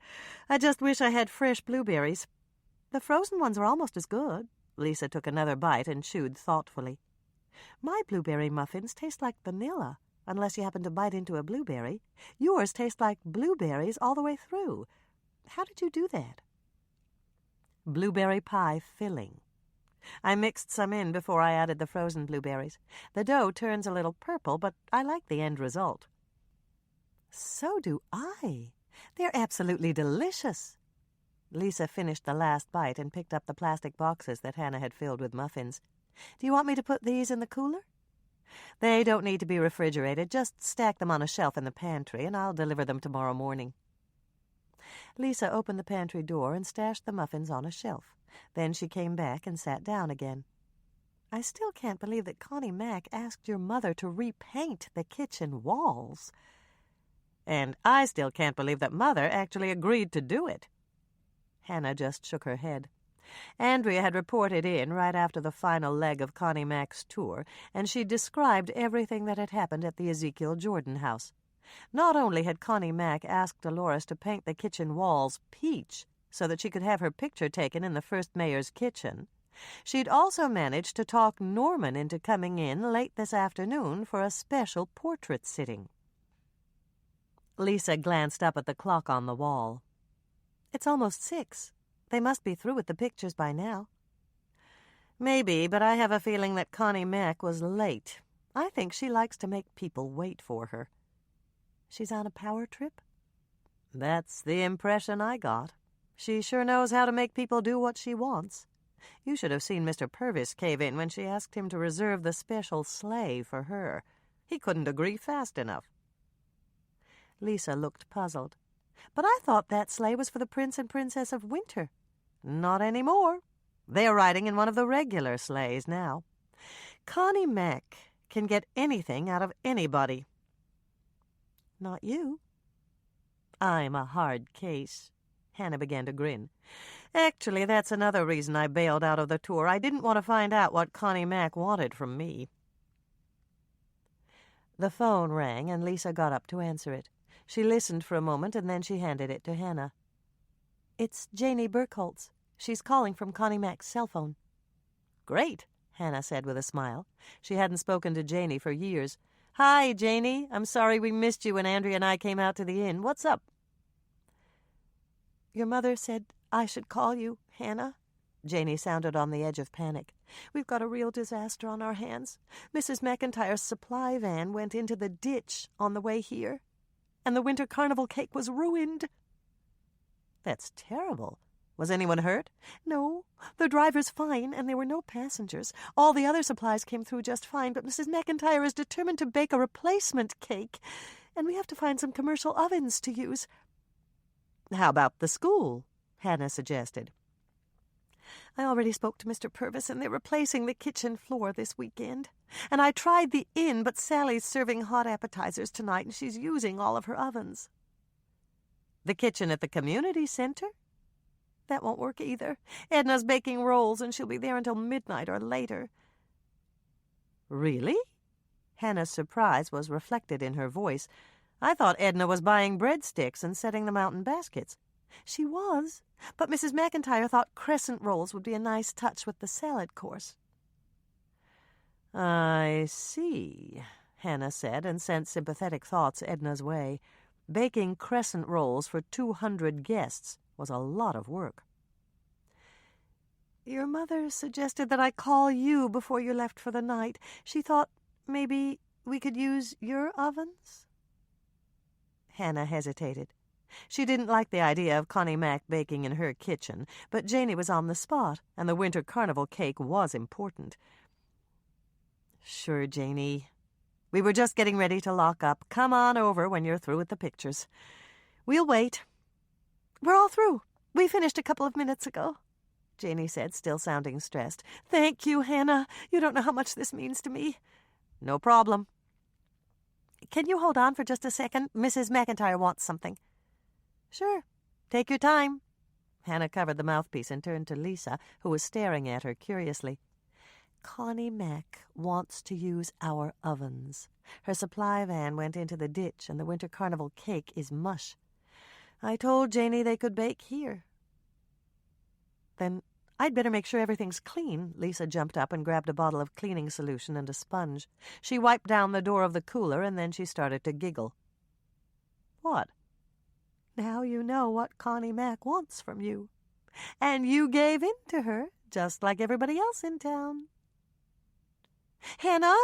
Janie came back on the line. "Mrs. McIntyre is very grateful, and she wants to do something for you in return." "That's not necessary, Janie." "But she insists. Norman is going to bring over his equipment and take Mrs. McIntyre's picture in your kitchen. She thought you'd want to hang it over your counter in the coffee shop." "That's, very nice of her." Hannah hung up the phone and snorted.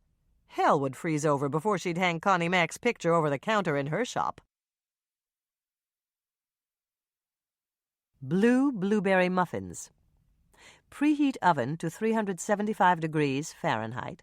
Rack in the middle position. 3/4 cup melted butter, 1½ sticks. 1 cup sugar. 2 beaten eggs, just whip them up with a fork. 2 teaspoons baking powder. 1/2 teaspoon salt. 1 cup fresh or frozen blueberries. No need to thaw if they're frozen. 1/2 cup blueberry pie filling. 2 cups plus 1 tablespoon flour. No need to sift. 1/2 cup milk. Crumb topping. 1/2 cup sugar. 1/3 cup flour. 1/4 cup softened butter, 1/2 stick. Grease the bottoms only of a 12-cup muffin pan, or line the cups with cupcake papers. Melt the butter. Mix in the sugar. Then add the beaten eggs, baking powder, and salt, and mix thoroughly. Put 1 tablespoon of flour in a plastic bag with your cup of fresh or frozen blueberries. Shake it gently to coat the blueberries, and leave them in the bag for now.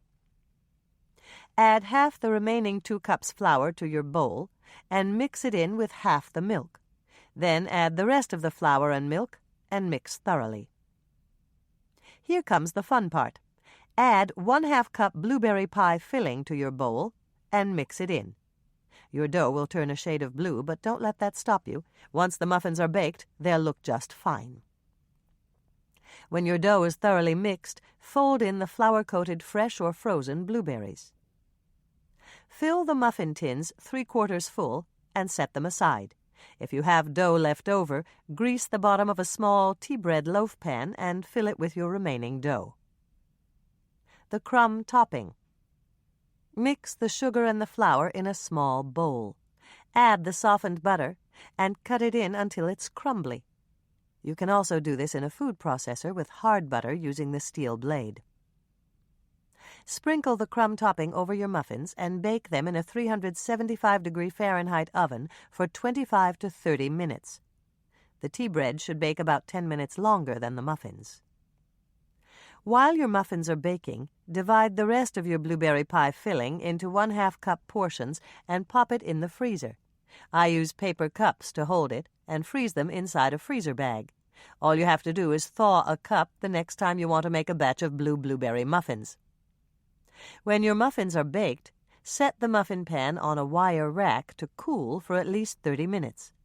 The muffins need to cool in the pan for easy removal. Then just tip them out of the cups and enjoy. These are wonderful when they're slightly warm, but the blueberry flavor will intensify if you store them in a covered container overnight. Grandma Ingrid's muffin pans were large enough to hold all the dough from this recipe. My muffin tins are smaller, and I always make a loaf of blue blueberry tea bread with the leftover dough. If I make it for Mother, I leave off the crumb topping. She loves to eat it sliced, toasted, and buttered for breakfast. Chapter 5. Once Connie Mac, Janey, and Norman arrived at the cookie jar, there was a flurry of activity. While Lisa showed Janey how to operate the kitchen appliances, and Norman took Connie Mac's picture, Hannah loaded Lisa's car with the cookies they'd baked so that she could drop them off at Jordan High on her way home. "Okay, Janey's all set." Lisa came out the back door just as Hannah had finished stacking the last box of cookies in her trunk. "These cookies go to Mrs. Baxter's room?" "Right. The girls will help you unload them. They're all working late, making sandwiches for tomorrow. They're going to have ham and cheese and egg salad." "At least they won't have to worry about the mail going bad in weather like this," Lisa said with a shiver, opening her car door and sliding into the driver's seat. "See you tomorrow morning, Hannah." I don't think so. Oh? Are you taking the morning off? No, you are, Hannah told her. You did the lion's share of the work today, and I'll pick up the slack tomorrow morning. The earliest I want to see you here is 11:45. A delighted grin spread over Lisa's face. Dad's been wanting to go out to see the venues, and I just didn't have time to take him. But are you sure you can spare me, Hannah? Sure, I'm sure. We shouldn't have much business. Almost everybody in town will be out at the venues. I'll have plenty of time to bake, and when you come in, I'll run the cookies out to the warm-up tents. Okay, Lisa agreed, smiling broadly. Thanks, Hannah. Dad's going to be so excited when I tell him. Once Lisa had left with her sugary cargo, Hannah went back inside. The sight that greeted her when she opened the door made her blood pressure go through the roof. Her whole kitchen was in the process of being rearranged, and Connie Mack hadn't even bothered to ask her for permission. Norman walked over to her, carrying his bulky camera bag. Come on, Hannah, let's get out of here. Just a second, Hannah said, heading over to the counter to grab her purse before Connie Mack could rearrange that, too. Then she turned to Janey, who looked as if she could use a dose of blood pressure medicine herself. Do you have everything you need, Janey? Yes, thanks, Hannah. Janey moved closer and lowered her voice. Don't worry. I'll put everything back and make sure your kitchen is spotless before we leave. And if there's ever anything I can do for you, just... The mixer's in the wrong place, Janey. Connie Mack interrupted their conversation. You know I like to stand in the center of the workspace. Janey dutifully moved the mixer, but there were no electrical outlets at the center of the work island. The cord doesn't reach, Mrs. McIntyre. Then get an extension. Honestly, Janey, it doesn't take a college degree to know that. Hannah pulled open a drawer, got out an appliance extension cord, and handed it to Janey. Good luck, she muttered under her breath. Thanks, Janey whispered back. She's on a real tear tonight. Connie Mack clapped her hands to get Janey's attention. Let's go, Janey. I know you're on overtime and you want to get in as many hours as you can, but I'm not going to pay you if you don't work. Hannah followed Janey to the work island and stepped right up to the cooking sweetheart. Excuse me, Connie Mack. Yes, Hannah? Connie Mack put on a smile for Hannah's benefit. I need to give Janey some last-minute instructions, and then I'm out of your hair. When Connie Mack nodded, Hannah gave Janey's arm a comforting squeeze and drew her away to the far end of the kitchen. She'd seen enough of Connie Mack to know that it couldn't be pleasant to work for her. Okay, Janey. When you're all through, leave by the back door. Just push in the button to lock it behind you. Don't worry, Hannah. I'll test it to make sure it's locked. Thanks. Good night, Janey. Hannah shrugged into her parka and headed back to Norman, deliberately ignoring Connie Mack. When she got to the door, she turned again, almost tripping Norman, who was close on her heels. One more thing. I baked blue blueberry muffins this afternoon, and they're in the pantry. The same muffins you used to bake when I stayed overnight with Andrea? That's right. Just help yourself if you get hungry. Janey can't eat sweets, Connie Mack warned, giving Janey a stern look. She has to lose at least 20 pounds before we start taping for next season. A dull flush rose in Janey's cheeks. Connie Mack had embarrassed her, and Hannah had the urge to throttle the cooking sweetheart. Janey had always been full-figured, even in high school, and while it was true that she was far from model thin, she wore clothes that flattered her figure, and she was extremely attractive. Why does Janey need to lose weight? She looks great. Connie Mack turned to Hannah with a frown. It was clear she wasn't used to being contradicted. I realize that Janey is your friend, but facts are facts, and she's just too heavy. If my assistant is overweight, my viewers will assume that my recipes are fattening. That could reduce sales of my videos and cookbooks. Hannah was stunned, speechless for a moment. She opened her mouth, prepared to give Connie Mack a well-deserved piece of her mind, when Norman grabbed her arm. Come on, Hannah, he whispered. Anything you say will only make it worse for Janey. Hannah didn't like it, but she realized that Norman was right, and she let him open the door and pull her through. "Good night, Janie," she called out as Norman closed the door behind them. "It's a good thing we left," Norman muttered, taking a deep breath of the freezing air. "I was ready to kill that woman." "You're second in line behind me," Hannah shot back. "Because she made Janie rearrange your kitchen?" "That's only half of it. She implied that Janie was fat. You don't think she is, do you?" Norman shook his head. "Janie's big, but she's not fat, and she'd look great on camera. That excuse Connie Mack gave about how Janie could hurt her sales is a crock. Julia Child didn't look thin on any of her cooking shows, and her cookbooks were bestsellers." "That's right," Hannah said, wishing she'd thought of that in time to tell Connie Mack. Then she remembered what Norman had said as they walked out the door, and she turned to him with a question.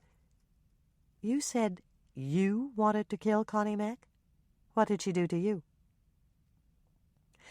"What are you doing for the next 8 hours? If I tell you everything, it'll take all night."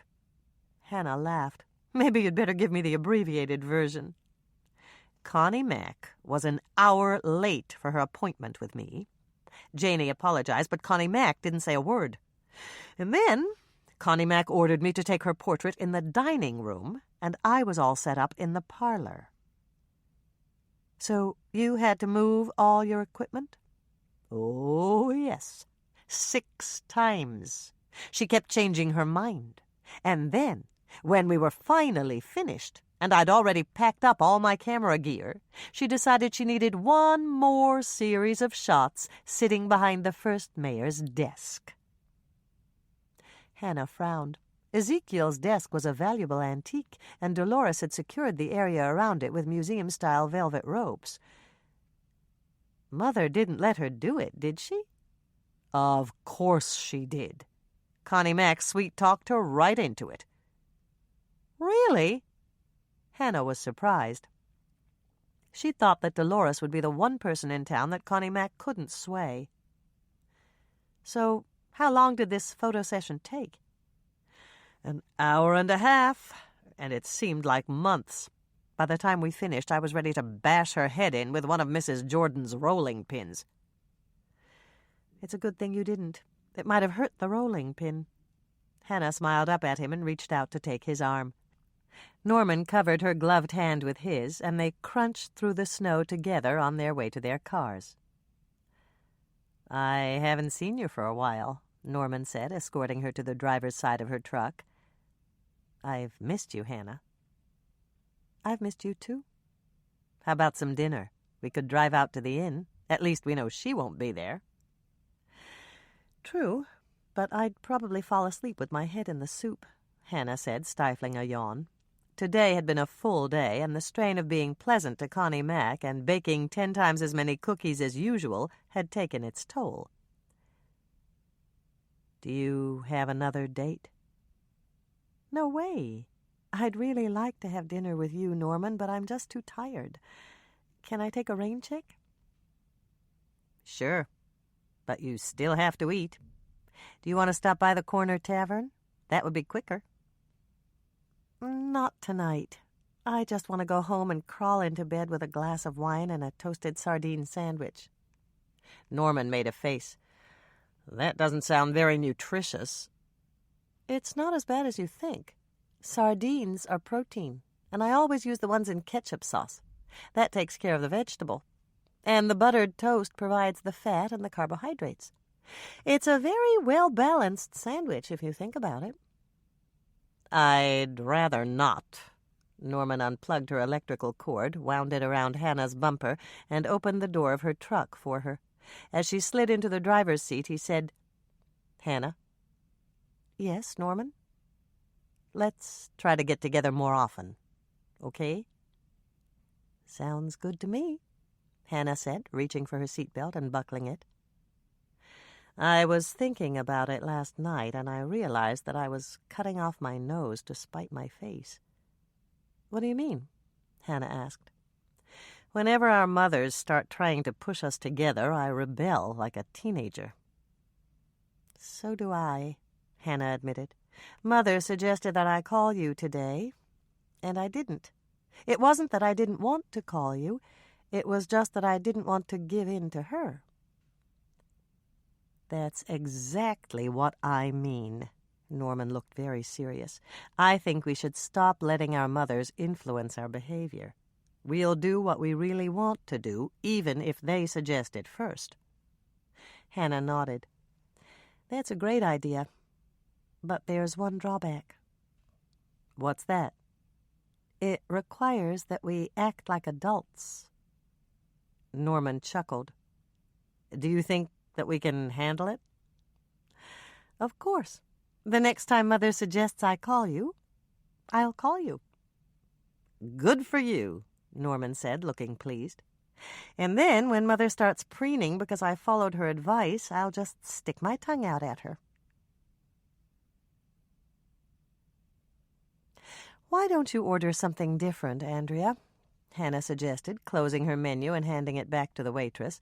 "You always have baked chicken." "I like baked chicken."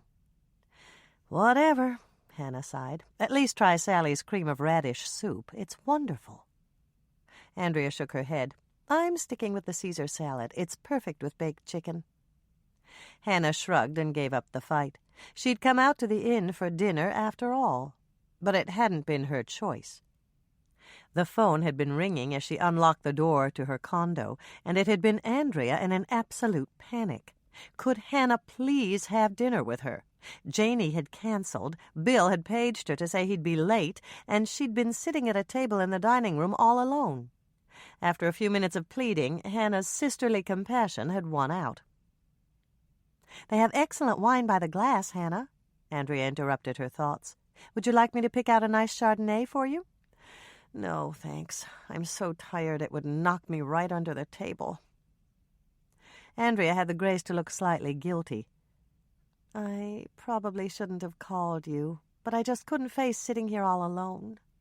You understand, don't you?" "Yes, I do," Hannah said. As the most popular girl at Jordan High, Andrea had always been surrounded by admirers. She had grown accustomed to being at the center of attention, and the prospect of eating dinner in a restaurant alone was anathema to her. "Oh, good! There's Bill!" A happy smile spread over Andrea's face, and she stood up to wave. "I thought they'd be much later than this." "They?" Hannah glanced over at the entrance and felt a delicious tingle when she spotted Bill's partner and boss, Mike Kingston. He towered over Bill, who was almost 6 feet tall, and most of the women in Lake Eden said that Mike was the best-looking man in town. With his dark blonde hair and rugged physique, he reminded Hannah of the capable, fearless early settlers who had carved out a niche for themselves in the Midwest. "Don't they look great in their uniforms?" Andrea asked.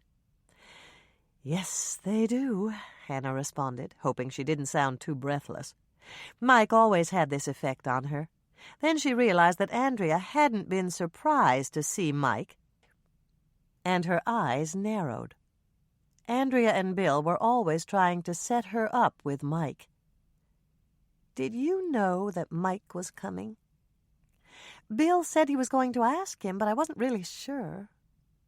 "Did you plan this dinner to throw the two of us together?" "Of course not!" Andrea looked perfectly indignant. "I invited you this morning, remember? And Janey was supposed to be here, too. I just thought we could all have a nice time together." Hannah still wasn't sure that Andrea hadn't played matchmaker. After all, she'd learned from an expert, their mother. "Smile, Hannah," Andrea urged. "You want Mike to think you're happy to see him, don't you?" Hannah smiled. That part was easy. Seeing Mike always made her smile. 2 hours later, Hannah unlocked the door to her condo for the second time that night and headed straight for the phone in the kitchen to exercise a little damage control. Once Mike and Bill had joined them, one thing had led to another with surprising rapidity. Sally had moved them to a secluded table by the big rock fireplace. The ambience had been romantic and intimate, and Mike had flirted with her outrageously. Hannah had stayed much longer than she'd planned, and that had turned out to be a big mistake. Hannah wasn't sure when Dolores and Carrie had come in, but they had been eating their main course when Mike had walked Hannah through the room on her way out. It was obvious that Norman had told them she'd refused a dinner date with him because neither mother had spoken to her as she passed their table with Mike. If scathing looks could kill, Hannah knew she'd be toes up on the floor of Sally's dining room right now, deader than the sardines she'd been planning to eat for dinner. "Norman?" Hannah was pleased when he answered the phone on the first ring. "I wanted to catch you before your mother got home. I need to explain." "Explain what?" "I had to go out to the inn, after all. Andrea had a dinner date with Bill, but he called to say he'd be late, and she talked me into driving out to keep her company. Then Bill showed up with Mike, and Andrea asked him to join us." "Okay." Norman sounded perplexed. "Why did you call to tell me that?" "Because our mothers showed up and saw us together. I knew they'd tell you, and I wanted to get to you first." "It's okay, Hannah. I know you go out with Mike sometimes." "I know you know, but I didn't want you to think that I refused to go to dinner with you and then turned around and went out with Mike. I figured that if I didn't explain it, you might be hurt. Or maybe even jealous." "I wouldn't be jealous. We don't have an exclusive relationship, and you can go out with anyone you want to. Besides, I like Mike. He's a nice guy." Norman paused. "Hannah?" "Yes, Norman?" "How about coffee tomorrow morning? I have to be at the Ezekiel Jordan house early, and I could stop by the cookie jar." "That's fine. I'll treat you to a blueberry muffin." "Great. I'll see you then. And thanks for calling, Hannah. It was very considerate of you." Hannah was frowning as she hung up the phone. Norman hadn't been jealous, not even a little. Hannah guessed she should be glad that he wasn't, but it was a real blow to her ego. Chapter 6.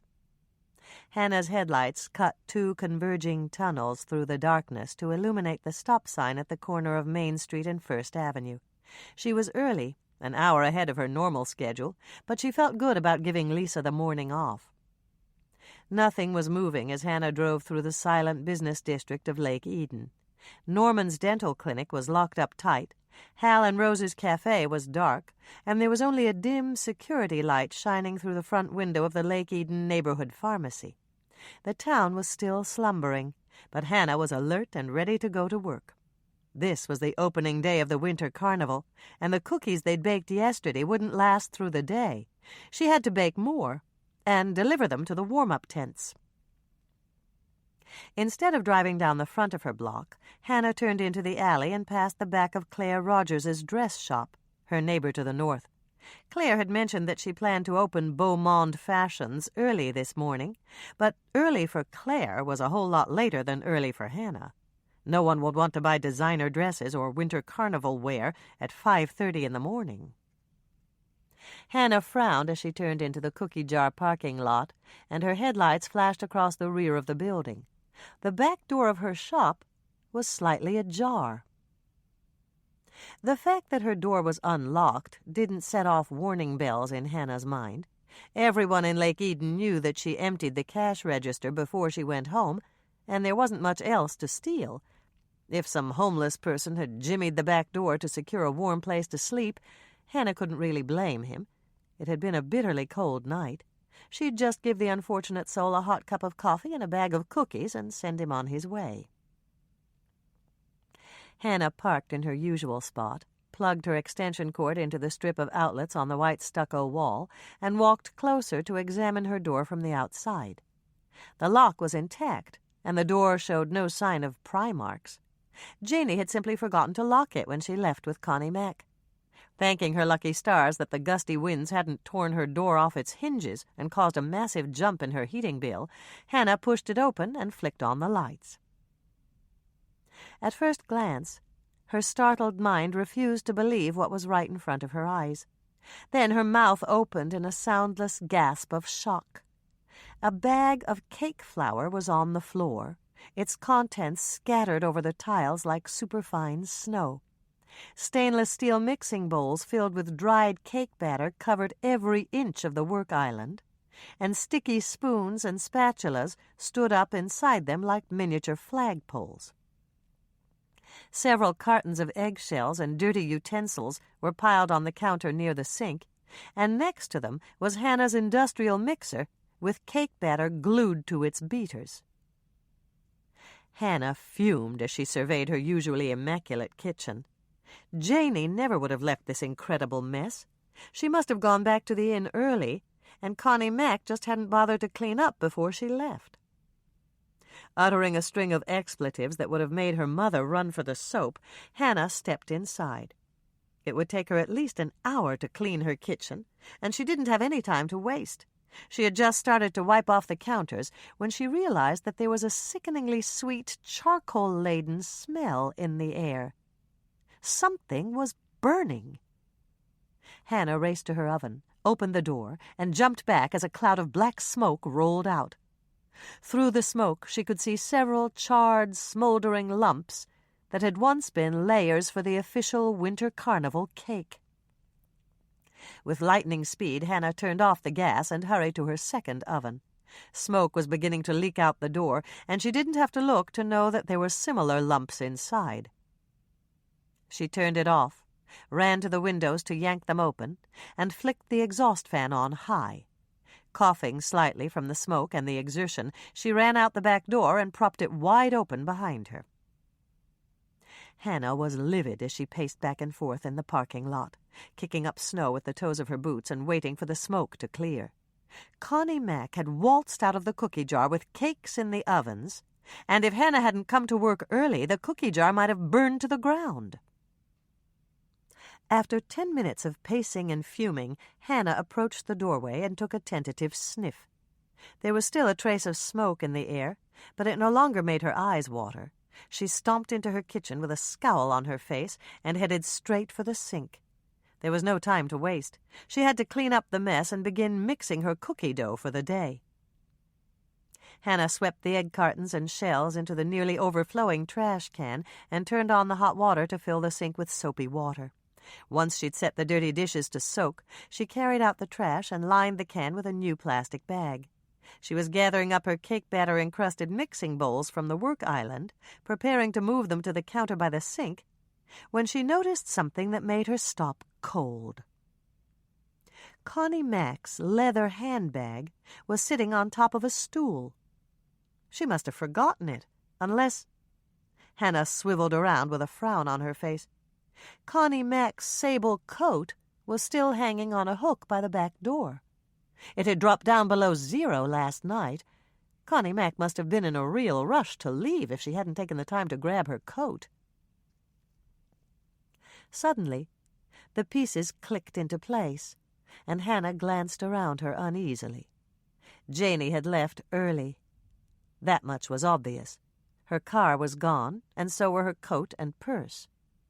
Connie Mack had been here alone, and someone or something had frightened her away. A glimmer of light caught Hannah's eye. The pantry door was open a few inches, and someone had turned on the light. Hannah grabbed the first weapon she could find, the heavy pot she used to make boiled frostings. If the person who'd frightened Connie Mack away was hiding in her pantry, she'd get in a few good licks before she turned him over to the sheriff. Once she had moved silently into position, Hannah inched the door open with her foot. She glanced inside, and what she saw caused the pot to slip from her nerveless fingers. Her earlier assumption was wrong. Connie Mack hadn't left last night. The cooking sweetheart was face down on the pantry floor. Her arms and legs sprawled out like a kid who'd hit the surface of Eden Lake in an ungainly belly dive. She had been struck down by a massive blow to the head in the act of sampling one of Hannah's blue blueberry muffins. Shock rendered Hannah immobile for a moment, but then she knelt down to feel for a pulse.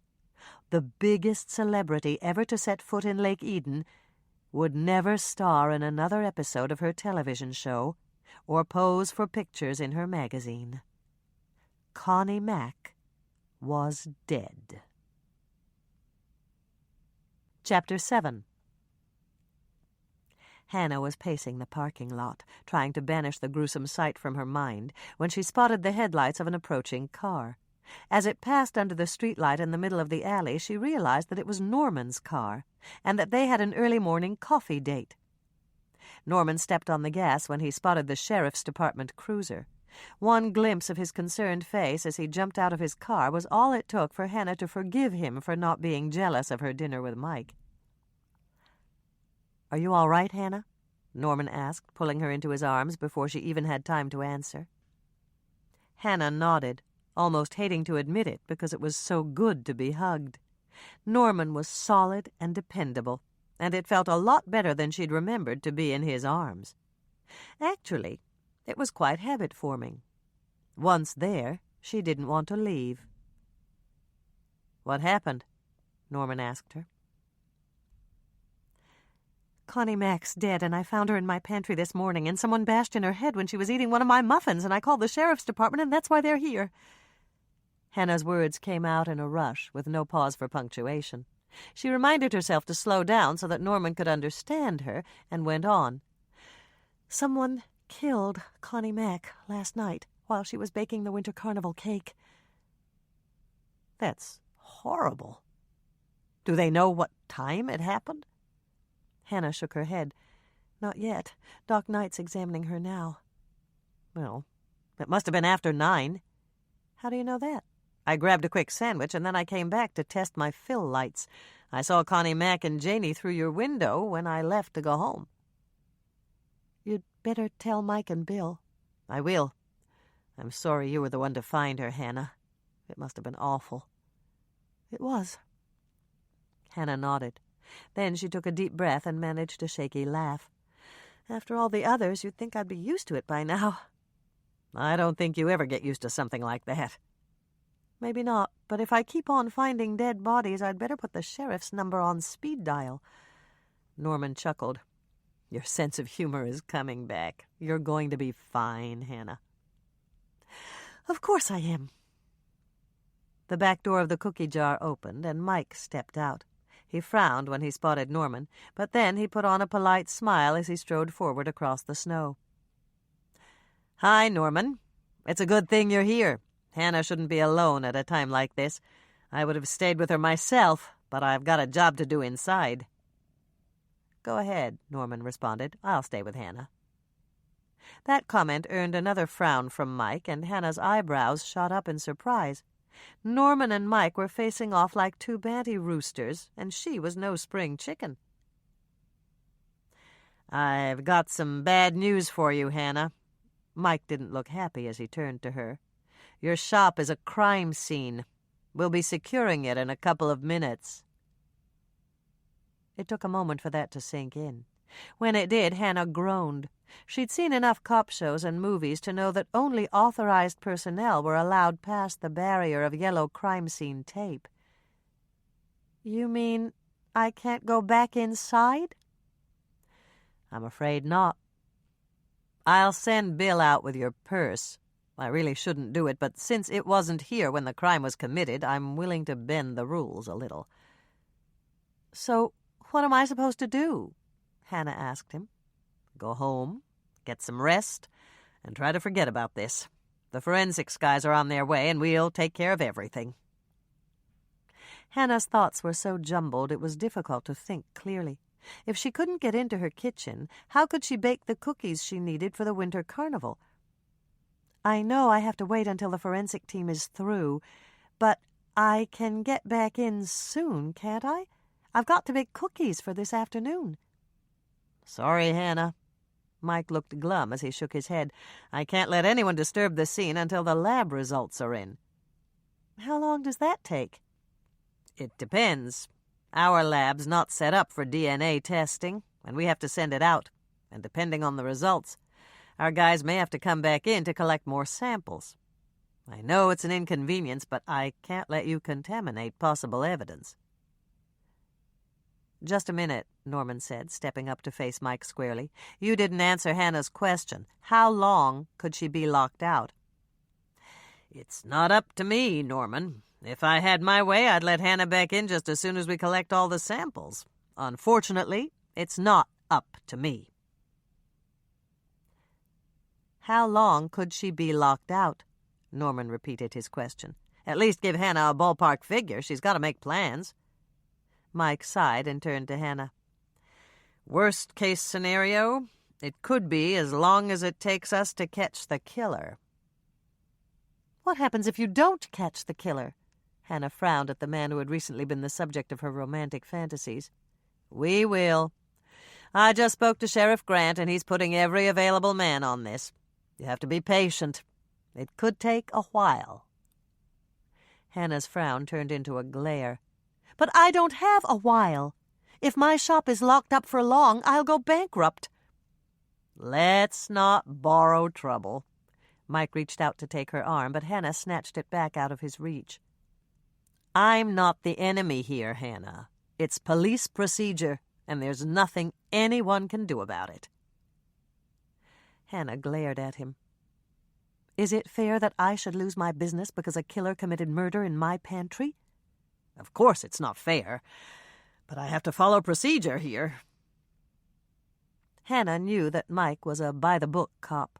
When it came to procedure, nothing would budge him. "Could you bring out my muffins?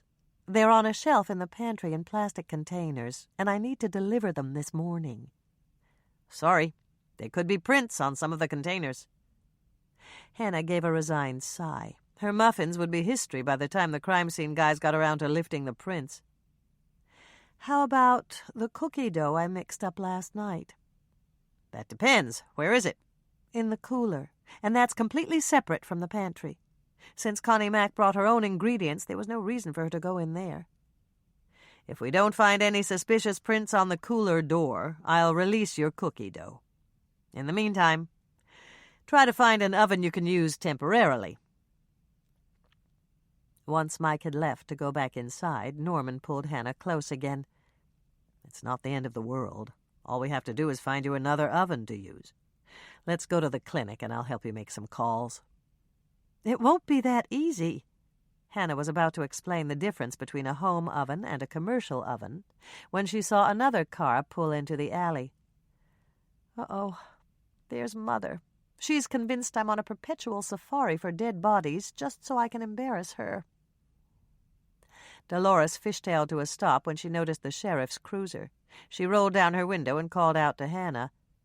"Are you all right?" "I'm fine, but Connie Mack's dead." With no regard for any other traffic that might come along, Dolores left her car in the center of the alley and got out. When she arrived at Hannah's side, she was breathless.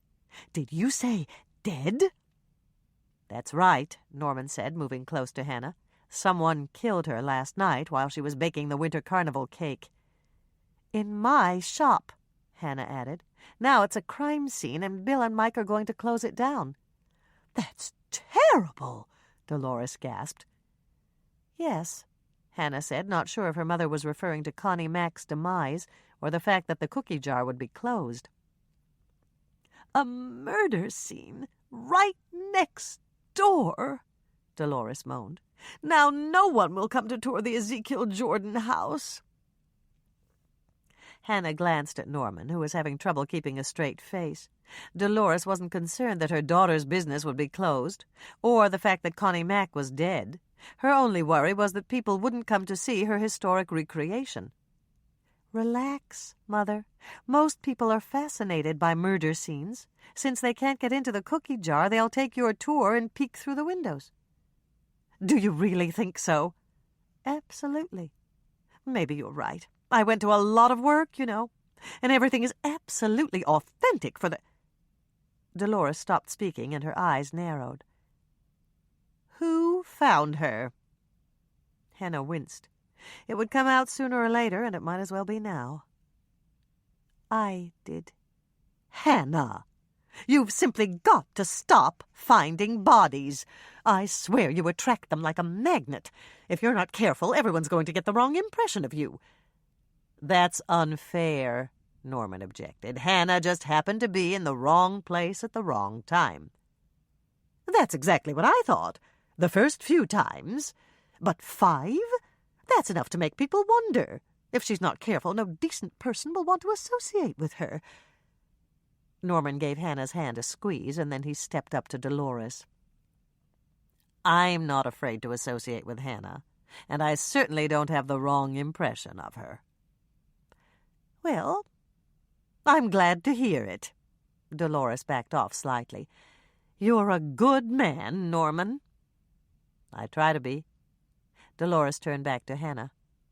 Where did you find her? In my pantry. Don't tell anyone. If people hear that she died in your pantry, they won't want to eat your cookies. You'd better throw everything out and start fresh. Hannah didn't follow that logic at all, but she nodded. Yes, Mother. I'll do that, just as soon as they let me back in. Good. If you're sure you're all right, Hannah, I have to run. You have no idea how many last-minute things I have to do before we open to the public. I'm fine, Mother. Go ahead. I'd stay to lend moral support, but... Norman held up his hand to interrupt her. Don't worry, Dolores. I promise I'll take care of Hannah. All right, then. Hannah watched as Dolores turned and walked back to her car. Then she looked over at Norman.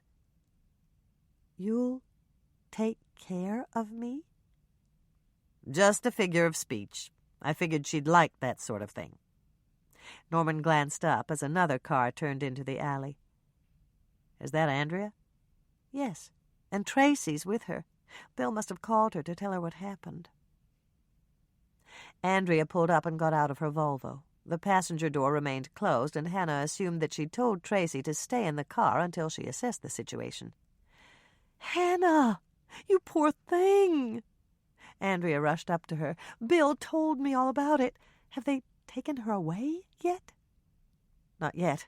Doc Knight's still in there. Andrea waved, and the passenger door opened. A moment later, a small, blonde-haired bundle in a bright pink parka hurtled across the snow toward Hannah. Hi, Aunt Hannah. Tracy gave her a hug. Mommy said you found another one, and now Grandma's going to be so mad at you. Hannah glanced down at Tracy's earnest face, and she had all she could do not to laugh. Oh, well, that's nothing new. Grandma never gets mad at me. Why does she get mad at you, Aunt Hannah? Because I'm all grown up and I'm supposed to be perfect. You're 4 years old, and you're still allowed some mistakes. Tracy thought about that for a moment, and then she nodded solemnly. We came to tell you that you could use our oven for your cookies. It's a really nice oven, and Mommy's only used it once. From the mouths of babes, Hannah commented, glancing at Andrea, who was having trouble keeping a straight face. Then she turned back to Tracy. That's really nice of you, honey, but I can't use your oven. I need to find one that's a lot bigger. Tracy looked very disappointed. But I was going to help you and everything. I need to learn how. I heard Daddy ask Mommy why she never bakes cookies, and she said it'll be a cold day and... That's enough, Tracy, Andrea warned. But Hannah could tell that she was more amused than angry. Give Aunt Hannah a kiss and then go back to the car. We need to talk about some grown-up things. I never get to listen when you talk about the good stuff, Tracy said with a sigh. Grown-ups get to have all the fun. Norman turned to Tracy. I know something you can do for fun. If your mom says it's okay, I'll take you next door to see the house your grandma made. Can I, Mommy? Tracy asked, starting to smile again. Andrea nodded. That's fine if Norman doesn't mind taking you. Oh, good. Tracy slipped her hand in Norman's. Let's go, Uncle Norman. Uncle Norman? Hannah asked when Tracy and Norman were out of earshot. Tracy wanted to know what she should call him, and I couldn't think of anything else. Andrea looked a bit embarrassed. Dr. Rhodes was just too formal, you know. Tell me what happened, Hannah. You know how Bill is when he calls me from the field. He never tells me any details. Hannah had just begun to tell the story again when the back door opened and Mike came out. He strode across the snow, greeted Andrea, and then he turned to Hannah. "More bad news, I'm afraid." "What now?" Hannah snapped. She was in no mood to be charitable to the man who just closed down her business. "You said that Janey Burkholtz was here with Connie Mack last night?" "That's right. They were baking when Norman and I left." "Well, she's disappeared. I just called the inn, and no one's seen her since she left with Connie Mack yesterday afternoon. I sent one of the maids up to check her room, and all her luggage is gone." "Oh, no!" Andrea's face turned pale, and she reached out to grab Hannah's arm. "Connie Mack's killer must have kidnapped Janey." "Calm down, Andrea. A killer wouldn't stop at the inn on his way out of town to let Janey collect her belongings."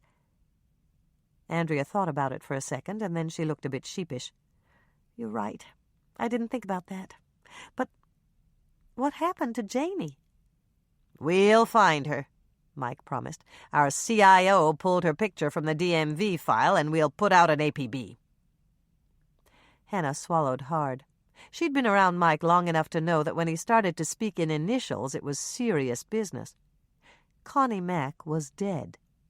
She'd been an impossibly nasty boss, and now Janey was missing. Hannah didn't think for a moment that Janey had killed Connie Mack and fled town, but she couldn't blame Mike for being suspicious. "Is Janey a suspect?" "I'm afraid so." Andrea's face was still pale, but her eyes were blazing. "Janey didn't kill Connie Mack. That's impossible." "You could be right." Mike backed off when he saw how upset Andrea was. "Miss Burkholtz could have a perfectly innocent reason for leaving town, but we won't know what it is until we ask her." Andrea didn't look entirely pacified, and Hannah decided to change the subject. "Come on, Andrea. I have to go out to the inn. You and Tracy can come along." "Hold it." Mike reached out to grab her arm. "Why are you going out there?" "I have to find another place to bake, and Sally's got a whole bank of commercial ovens in her kitchen." "You're not going out there for any other reason?" "I have to bake somewhere," Hannah said, putting on the most innocent expression she could muster. "You're not going to tell me I can't use Sally's ovens, are you?" "No. As much as I'd like to, I can't legally keep you away from the inn. Just stay away from Mrs. McIntyre's employees, and don't talk to anyone connected with the case. That's a direct order, Hannah. If you interfere with our ongoing investigation, I'll charge you with obstruction." Several retorts occurred to Hannah, but she was wise enough to voice none of them. She simply turned to her sister and said, "Come on, Andrea. We've taken up enough of Mike's time." 5 minutes later, they were zipping through town in Hannah's cookie truck, heading for the house that Lisa shared with her father. It was a slight detour, but Hannah wanted to tell her partner what had happened before she'd heard it from someone else. "Hannah?" Andrea asked, glancing in the back to make sure that Tracy was engrossed in one of the books she'd brought along for the ride. Are Sally's ovens the only reason we're going out to the inn?" "That's what I said." Andrea looked disappointed. "You mean you're just going to let Mike tell you what to do?" "He's an officer of the law, Andrea. He has the right to tell me what to do." "But you're not going to listen, are you?" "Let's see. One of our oldest friends has been accused of murder. I'll have to scrub for hours to get the bloodstains out of my pantry floor. Mother's still mad at me for finding another body, and Mike just shut down my business. What do you think?" Andrea gave a big smile of approval. "That's just what I thought. I'll help."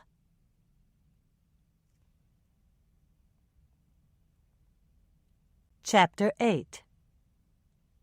Lisa opened the door of her father's house, and she smiled as she saw Hannah, Andrea, and Tracy standing on the front step. "What a nice surprise! Come on in out of the cold. I've got coffee and cinnamon apple coffee cake in the kitchen." As they followed Lisa to the cheery yellow kitchen in the rear of the house, Hannah silently blessed her for not asking what they were doing at her front door at 7 in the morning. Lisa's father, Jack Herman, was seated at the table, finishing a slice of Lisa's coffee cake. When he spotted them, he held out his hand and gave a big, welcoming smile. "Hello there, friends. Did you come for a piece of Lisa's cake?" "Not exactly, but it looks delicious." Hannah walked over to Lisa's father and shook his hand. Jack Herman had Alzheimer's, and even though he'd known Hannah all his life, there were times when he didn't remember her. "I'm Hannah Swensen, Lisa's partner at the cookie jar." "Of course you are," Jack said, giving her hand a squeeze. "I recognized you right off today. And that's your sister?" Andrea reached out to take his hand. "Andrea, and this is my daughter." "Tracy," Tracy interrupted her mother and promptly took the chair next to Jack. "I'm 4. How old are you?" "I'm older than that, but I used to have a daughter just your age. Did you know that?" "Lisa?" Tracy glanced over at Lisa and giggled. "That's right. Would you like to have a piece of her cake?" "Yes, please." Tracy nodded, and Lisa served her a piece. Once Tracy had tasted it, she looked up at Lisa and smiled. "This is the best Cinnabon apple coffee cake I ever had.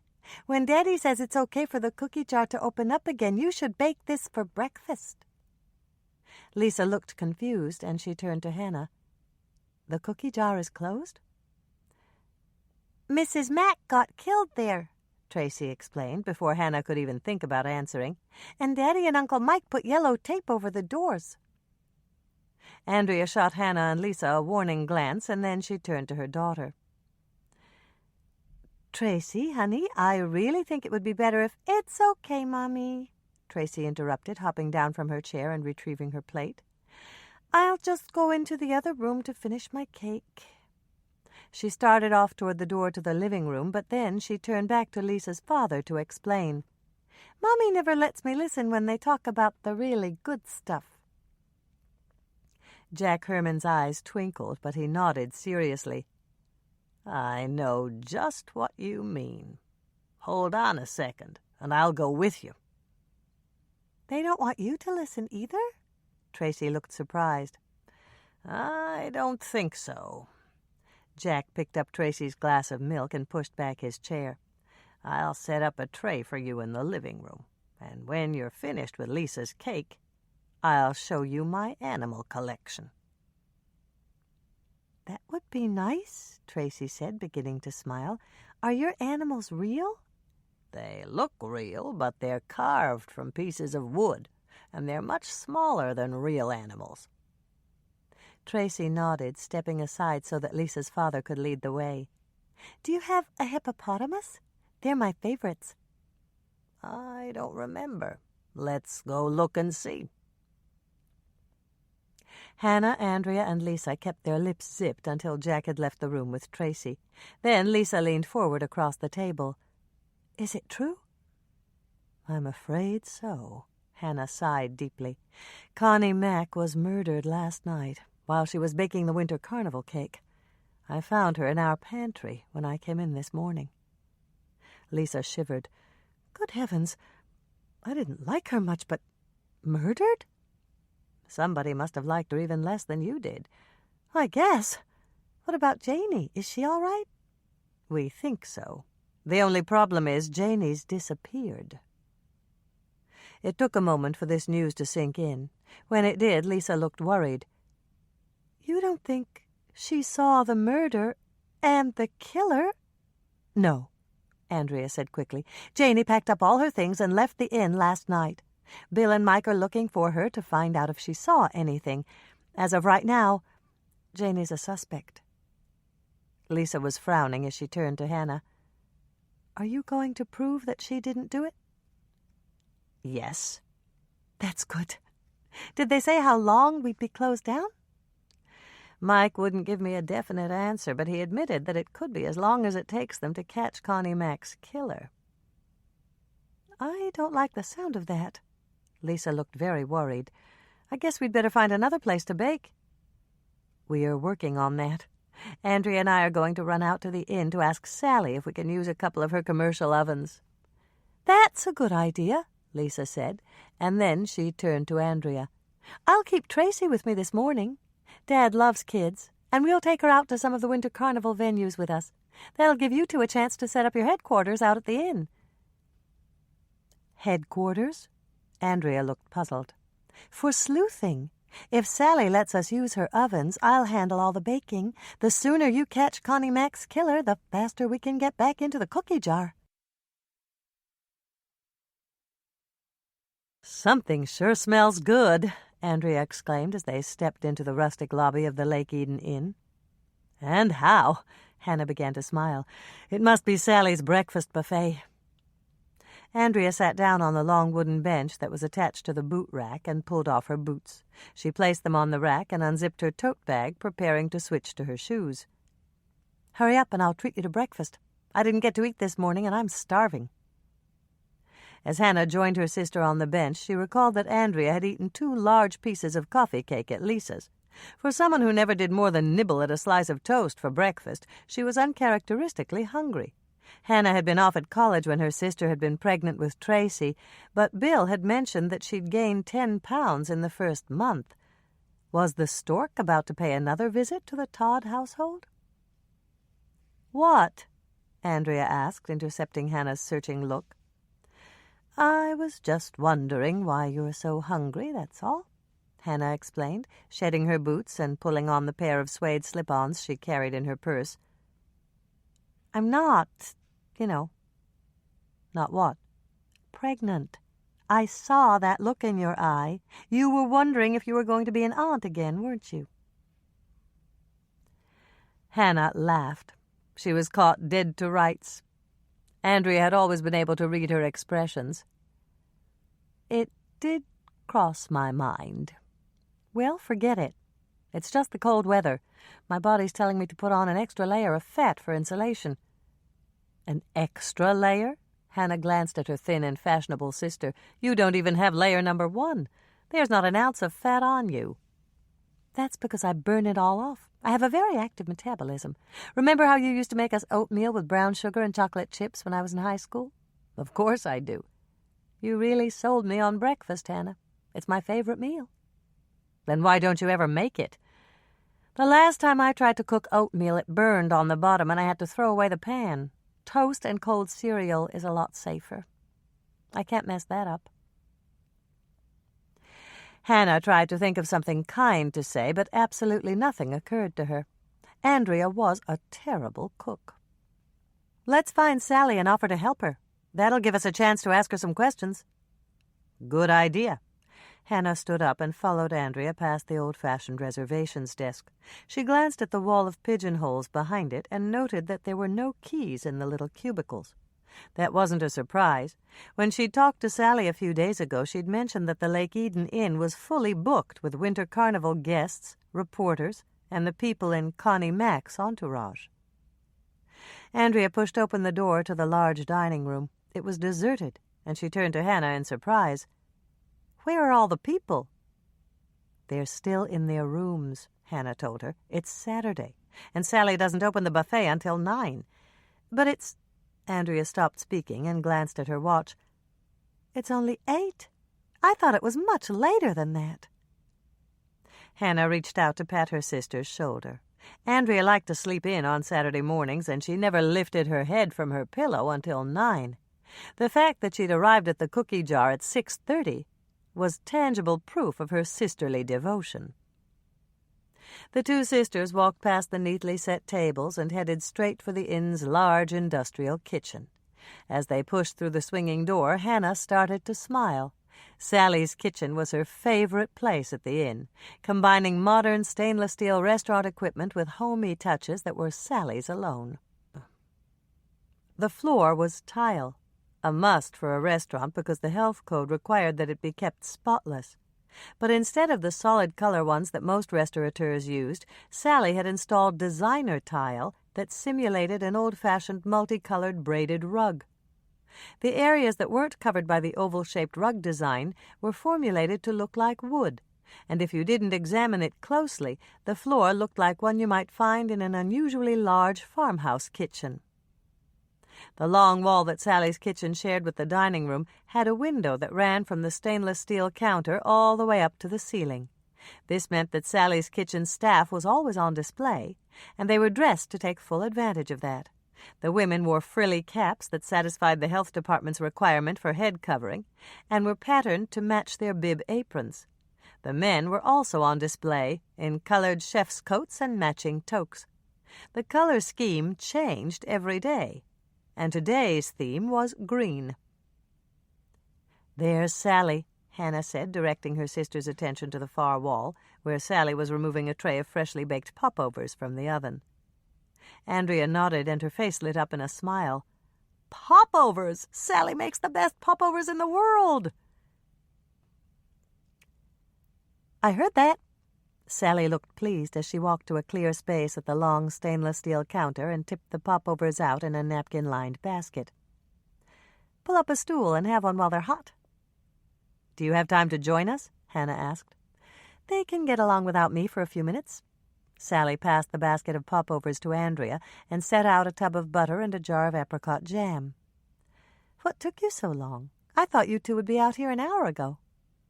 "You know?" Hannah was surprised. The sheriff's department never released the news of a murder until after the family had been notified. "Of course I know. I was listening to KCOW radio in the kitchen, and it was the lead story at 5:30. 5:30? Hannah was astonished. She hadn't found Connie Mack's body until 10 to 6. But that's impossible. You know that, and I know that, but you'd be surprised how many people actually believe in them. "Time out." Andrea held up her hands. "It's obvious that you and Hannah are talking about two different things. You first, Sally." "Okay. At 5:30 this morning, Jake and Kelly announced that Ezekiel Jordan's ghost was haunting the halls of the Lake Eden Inn, looking for revenge." "Revenge for what?" Hannah asked the obvious question. "For losing his prized rosewood desk in one of Effie Laughlin's poker games. You see—" "Wait a second, Sally," Andrea interrupted. "Is that the same desk Mother has in her recreation?" Sally nodded. "Ezekiel and Dick's great-great-grandfather were contemporaries 100 years ago.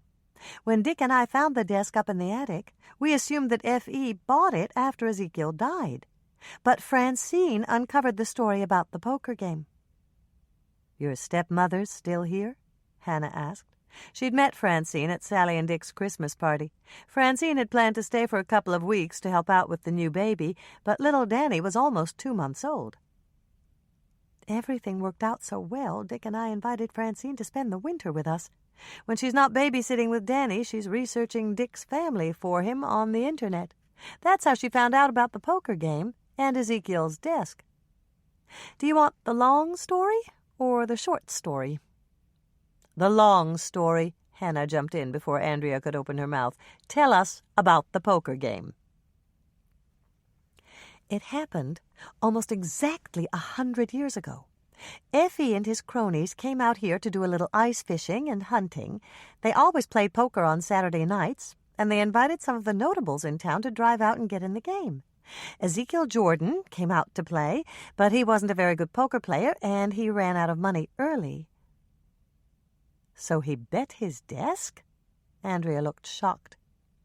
"That's right. Francine found the slip of paper he tossed in the pot with a bunch of Effie's other papers." "Go on," Hannah urged her.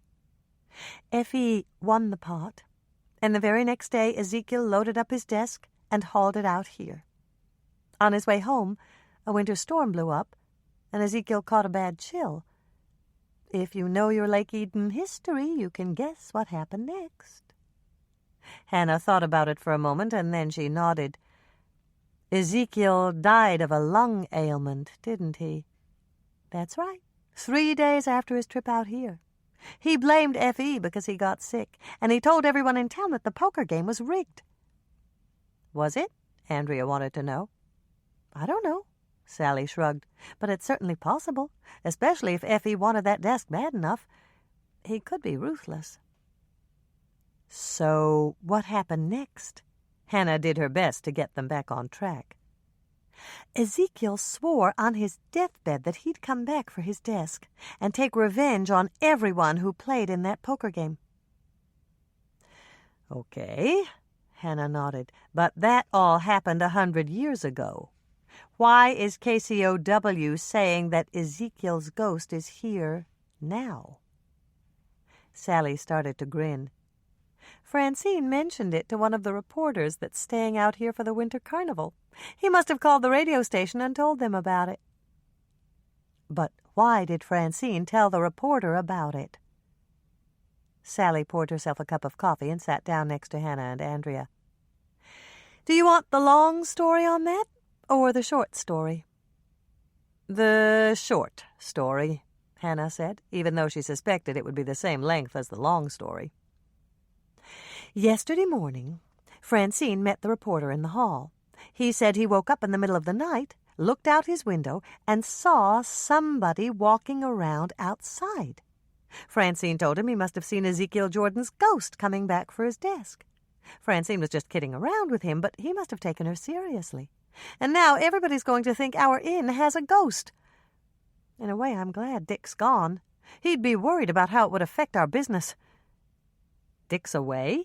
Hannah was surprised. Sally hadn't said anything about it when Hannah had called her last week. He had to leave for Arizona on Sunday. His mother was going to wait until summer to have her hip fixed, but the doctors wanted to do it now. I told Dick that I could handle everything, but I didn't count on the ghost story. I just hope all our guests don't check out. They won't, Andrea said, and she sounded very confident. People who don't believe in ghosts will ignore it, and the believers will stay right here hoping for a sighting. It's a win-win situation, Sally. Ghosts sell. They do? Andrea nodded. Remember the old Walker place? It was on the market for a solid year with no offers. Then someone started a story about how it was haunted by Beulah Walker's ghost, and it sold for over the asking price. Hannah turned to give her sister a searching look. You didn't. No, but I might have, if I'd thought of it. Sally got the coffee pot and poured them all a second cup. I'll be right back. I just need to tell him to start setting out the buffet. Hannah watched as Sally walked over to an attractive dark-haired woman in her late 40s. They spoke for a moment, and then the woman began to direct the rest of Sally's kitchen staff as they loaded dishes on rolling carts and prepared to wheel out the buffet. As the feast on wheels started to move past them, Hannah saw Andrea reach out to snatch a glazed donut. You had 3 of Sally's popovers, and you're still hungry? I'm starving. I just can't resist Sally's donuts. And I can't resist her bacon, Hannah commented, snagging several pieces as a second cart rolled by. For several minutes the sisters chewed in silence, attempting to finish their pilfered bounty before Sally returned. Andrea had just swallowed the last of her donut when Sally headed back in their direction. Okay, that's done, Sally declared, sitting down on her stool and turning to Hannah. Now tell me what dragged you out all the way out here when you must have tons of baking to do. Hannah hesitated. Everyone told her that she was too outspoken, but she couldn't think of any tactful way to tell Sally what had happened to Connie Mack. I'm glad you're sitting down, Sally, because your most important guest just got murdered. Chapter 9. Sally's coffee was cold by the time Hannah had finished telling her about finding Connie Mack. She took one sip, made a face, and set the cup back down again. I'm sorry she's dead, but there's one good thing. When the news breaks, it'll knock our ghost story off the front page. Maybe not, Andrea mused. It all depends on how much mileage that reporter wants to get out of it. He could always say that Ezekiel's ghost took his revenge by killing Connie Mack. Sally looked puzzled. But Connie Mack wasn't in that poker game. It happened 100 years ago. I know she wasn't there personally, but while we were touring Mother's Recreation, Connie Mack mentioned that her family was one of the first to settle in Minnesota. With that kind of background, she could have been a shirt-tail relation to someone who was in Effie's poker game. Andrea's right, Hannah said. If you go back far enough, a lot of Minnesotans are related. Sally gave a resigned sigh.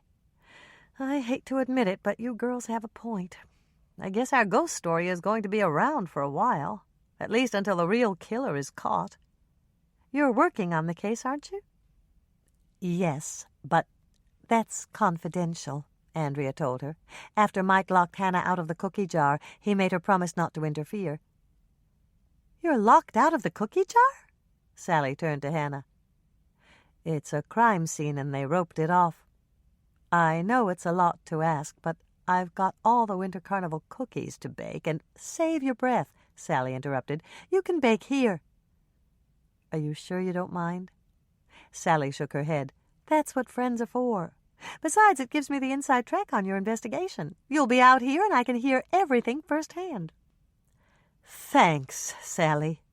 Hannah felt a giant weight slip off her shoulders. Her immediate problem was solved, but there was an even bigger one to tackle. Do you have a minute to tell me about the people who worked for Connie Mack? We need to find out if any of them had a reason to kill her. If you ask me, they all had reasons. Connie Mack was a terror to work for. Andrea's eyes widened and she stared at Sally. Are you sure? She seemed so nice. That was just her public image. She was a lot different when somebody crossed her. Hannah set down her coffee cup and pulled out her notebook. Then everyone who worked for Connie Mack is a possible suspect? That's about the size of it. And don't forget my staff. Connie Mack was only here for a couple of hours, but she managed to send 4 of my maids downstairs in tears. I just can't believe it, Andrea still looked shocked. She was really that bad? She was worse. To tell the truth, I'm surprised someone didn't kill her long before this. Hannah glanced at her sister. She was wearing an expression that reminded her of the first fish she'd ever caught. I think we should try to narrow the field, Hannah said, turning her attention back to Sally. Is there anyone who had a particular grudge against Connie Mack? There's the man who drove her supply van in the ditch. Earl Flensburg pulled him out, and he let the guy use the phone in his tow truck. Connie Mack wouldn't even let him tell her what happened. She just fired him right over the phone. Hannah jotted a note to check with Earl. Anyone else? There's Alan Carpenter. He's Connie Mack's lawyer, and she threatened to fire him yesterday afternoon. How do you know that? I was there. I was filling in for my bartender, and Alan was sitting at the far end of the bar. When Connie Mack came in, right after your tour, she really lit into him. What did she say? Hannah asked, her pen poised to take notes. Let me think. Sally paused for a moment. I was heading over to take her order, and I heard her say, half? But he can't do that. And Alan said, he's already done it. It's signed and witnessed. Who's this he? Hannah asked, silently apologizing to Miss Parry and her 6th grade grammar class. I don't know, and I sure didn't ask. Connie Mack looked so mad I backtracked to polish some glasses. But you could hear what they said? Of course. I was only a few feet away, and I could see them in the mirror behind the bar. Connie Mack glared daggers at Alan, and that's when she threatened him. She said, get him to change it, or you're fired. Don't forget that you're my lawyer, and I can have you disbarred for not protecting my interests. Hannah added Alan Carpenter's name to her list of suspects, then glanced over at Andrea. Her sister still looked like a hooked fish. Are you all right, Andrea? I'm okay. Andrea straightened up and took a deep breath. I just don't understand how I could be so gullible. I can usually read people better than that. Sally reached over to pat Andrea's shoulder. Connie Mack pulled the wool over everyone's eyes. She had me fooled, too, at first. That's what TV stars get paid to do, Hannah commented, and then she turned back to Sally. Where is Alan Carpenter now? He left with Connie Mac's husband right before you got here. I didn't know it at the time, but they must have been going to officially identify the body." "You're probably right." Hannah shifted gears. She didn't want to think about how a husband must feel having to identify his wife's dead body. "What's your impression of Connie Mac's husband?" "I like Paul. He's everything that Connie Mac just pretended to be." Sally hesitated, and faint worry lines appeared on her forehead. "Is he a suspect?" "Not if he has an alibi," Hannah told her. "Was he here all night?" "I don't know. Paul didn't come in while I was bartending, but he could have been up in their suite. One of my maids might know." "I'll talk to them later," Hannah said, and jotted another note. "How about Spencer, her chauffeur?" "He told me he was on call. Connie Mac was supposed to call him when she finished baking, and he had to go pick her up. He was in the bar until I closed at 1. Andrea looked shocked. "Spencer was drinking?" "Only coffee. I think he went through about a gallon while he was waiting. When I closed the bar, he went out to the lobby. My nightman said he sat there in a chair by the fireplace all night." Hannah nodded and crossed Spencer off her list of suspects. If he'd been at the inn all night, he couldn't have killed Connie Mac. "Did you meet everyone on Connie Mac's staff?" "Yes. When they checked in on Monday, Paul introduced them to me. Most of them spent a lot of time at the mall, arranging for the grand opening of the boutique. But they all came back here for dinner. They seemed like a nice bunch of people, Hannah. Connie Mac was the only exception." "How about Paul and Connie Mac? Do you think it was a good marriage?" "It wouldn't surprise me if it wasn't. He was nice and she was nasty. They must have mixed like oil and water." "Was Paul here when Connie Mac checked in?" "Yes, but they didn't see each other, if that's what you're asking. I worked the front desk from noon to 2, and Paul called down to leave a message for her. Connie Mac was supposed to come straight up to their suite when she arrived, because Paul needed to talk to her about something important." "And you gave her the message?" "Of course. She stood there and read it right in front of me. Then she slipped it in her purse and went straight back out to her limo." "She didn't even bother to call him?" Andrea began to frown when Sally shook her head. "But she saw him when she got back from the tour, didn't she?" "I don't know. My bartender called in sick, and I had to work the bar for the rest of the day. Connie Mac came in at 4 to meet Alan, and she was hopping mad before she walked through the door." "How could you tell she was mad before you saw her?" Hannah was confused. "I heard her coming down the hall, and those boots she was wearing couldn't have hit the floor any harder." "Boots?" Andrea gave Sally a sharp look. "Are you sure they were boots?" "I'm positive. I noticed because they were so unusual. I've never seen boots in peach-colored suede before. I bet she had them dyed to match the flowers on her sweater." "Connie Mac was wearing a sweater?" Andrea sounded surprised. "That's right. It was part of a 3-piece outfit. Her slacks and top were chocolate brown, the same color as the background in the sweater." "Was she carrying a purse?" "Yes, a peach-colored suede shoulder bag with a strap made of gold links. She threw it on the top of the bar so hard I thought the strap was going to wipe out a bowl of salted nuts." Hannah frowned at her sister. Leave it to Andrea to sidetrack a murder investigation by getting into a discussion of fashion with Sally. "That's enough, Andrea. We don't need a blow-by-blow description of Connie Mac's wardrobe." "Yes, we do," Andrea countered, giving Hannah a triumphant look. "If you'd paid attention, you'd know that Connie Mac was wearing a peach designer suit with black leather shoes when we went on the tour, and her purse was a black leather clutch with a diamond clasp. She must have gone up to her suite to change clothes, and that means she probably saw her husband. Don't you think that's important?" "It's important, and I'm glad you noticed." Hannah felt a little guilty for jumping on her sister. Andrea always noticed what other women were wearing. Usually it bored Hannah to death, but this time it had come in handy. "I think it would help if we tried to reconstruct Connie Mac's afternoon. What time did you finish the tour, Andrea?" 3:30. I looked at my watch when Spencer dropped me off at my car. I wanted to see if I had time to stop at the cleaners before I picked Tracy up at preschool. Hannah wrote the time in her notebook. So Connie Mack got here at 3:30, and she had time to change clothes before Sally saw her at 4?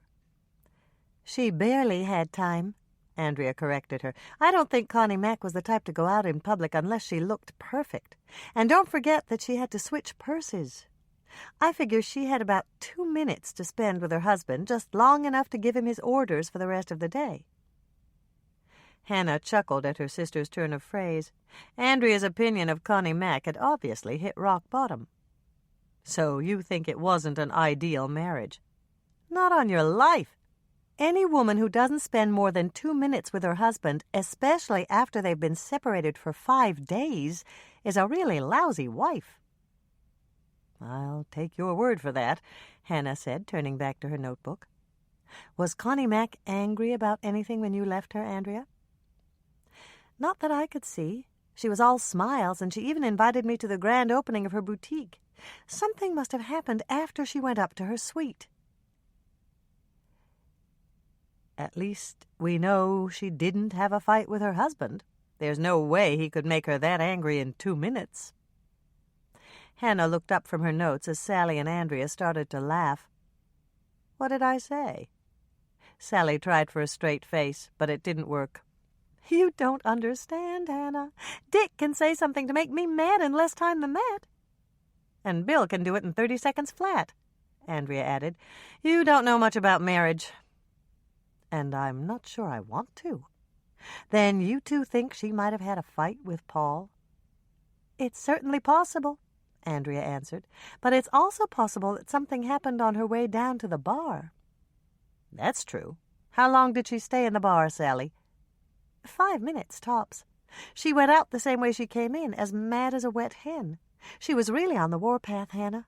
My stepmother was carrying Danny down the hall, and she heard Connie Mack yelling at Kurt Howe in his room. She was so loud, Francine could hear her right through the closed door. What time was that? And who's Kurt Howe? 4:15.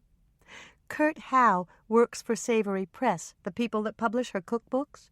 He's a nice young guy, and he's got a tough job. He told me that they sent him here to handle Connie Mack, and it wasn't easy. That's got to be the understatement of the year, Hannah said, venturing a grin. Especially when Connie Mack's the one who's used to doing the handling. Does Francine know why she was yelling at him? Not really. She just caught the tail end of it. But she did hear Connie Mack say that she was going to call the publisher in the morning and have Kurt fired. Hannah almost choked on a sip of coffee, and Andrea reached over to thump her on the back. Are you all right, Hannah? I'm fine, but we've discovered 5 suspects already, and we just started. Sally's right. It looks like everyone had a reason to want Connie Mack dead. 5 suspects? Sally looked confused. I thought you had only 4. The van driver's number 1. He must have been steaming about being fired. And Alan Carpenter is number 2. Connie Mack threatened to fire him and have him disbarred. We have to include Paul, Andrea said, taking over the count, at least until we find out if he has an alibi. If they had a fight, he was probably just as mad as she was. And Kurt Howe is suspect number 4. He could have killed her so she couldn't call the publisher to get him fired. Sally nodded. Okay, but that's still only 4. Who's the 5th, Hannah? Remember that conversation you overheard between Connie Mack and Alan? The man who was getting half of something could have killed Connie Mack to keep her from changing their agreement. I didn't even think of that, Sally said, obviously impressed. But how are you going to find out who he is? Hannah turned to her sister. You can ask Alan. He'll probably try to fob you off with lawyer-client privilege, but it's worth a try. I'll get it out of him, Andrea promised. Sally glanced at her watch and sighed. This is getting interesting, but it's past time for me to go out there and play hostess. Come on, and I'll treat you to the buffet. Just one more thing before you go. Hannah stopped Sally before she could leave. Do you have any idea where Janie Burkholtz is? She's probably at the table with the rest of the Connie Mack people. They always sit together. She's not there, Andrea said. Mike called her this morning, and when Janey didn't answer the phone in her room, he sent one of the maids up to check. There was no sign of Janey. Her bed hadn't been slept in, and all of her things were gone. We need to find her before Bill and Mike do. Sally nodded. Why don't you ask Paul? Janey had dinner with him Thursday night, and she would have told him if she needed time off. We'll do that, Hannah promised, and then she started to frown as another very unwelcome thought occurred to her. Did you get the impression that Janey and Paul were close? I guess you could say that. They seemed to have a great time together. As a matter of fact, one of my waitresses said... Sally stopped speaking abruptly, and Hannah leaned forward. What? It was probably nothing. You know how Dot Truman is. She just got engaged, and she sees romance under every bush. Under any other circumstances, Hannah would have laughed at Sally's description, but this was far too serious. I still need to know what Dot said. All right. It's just that Paul and Janey sat there for quite a while, laughing and talking and whatever, and that was the night before Connie Mack got here. And Dot said, Andrea prompted. She told me it was pretty obvious to her that Paul had something going on the side. Hannah glanced at her sister in time to see her wince. It wasn't the sort of news that either of them wanted to hear. Is Dot Truman scheduled to work today? I'm not sure. I'll have to check. Sally got to her feet. Come on, you two. I have to mingle with the guests, and you have to eat. We can talk more later. Sally and Andrea got up, but Hannah didn't. She was still considering what Dot Truman had said. Janey had a sensible head on her shoulders, and Hannah didn't think she'd be foolish enough to have an affair with her boss's husband.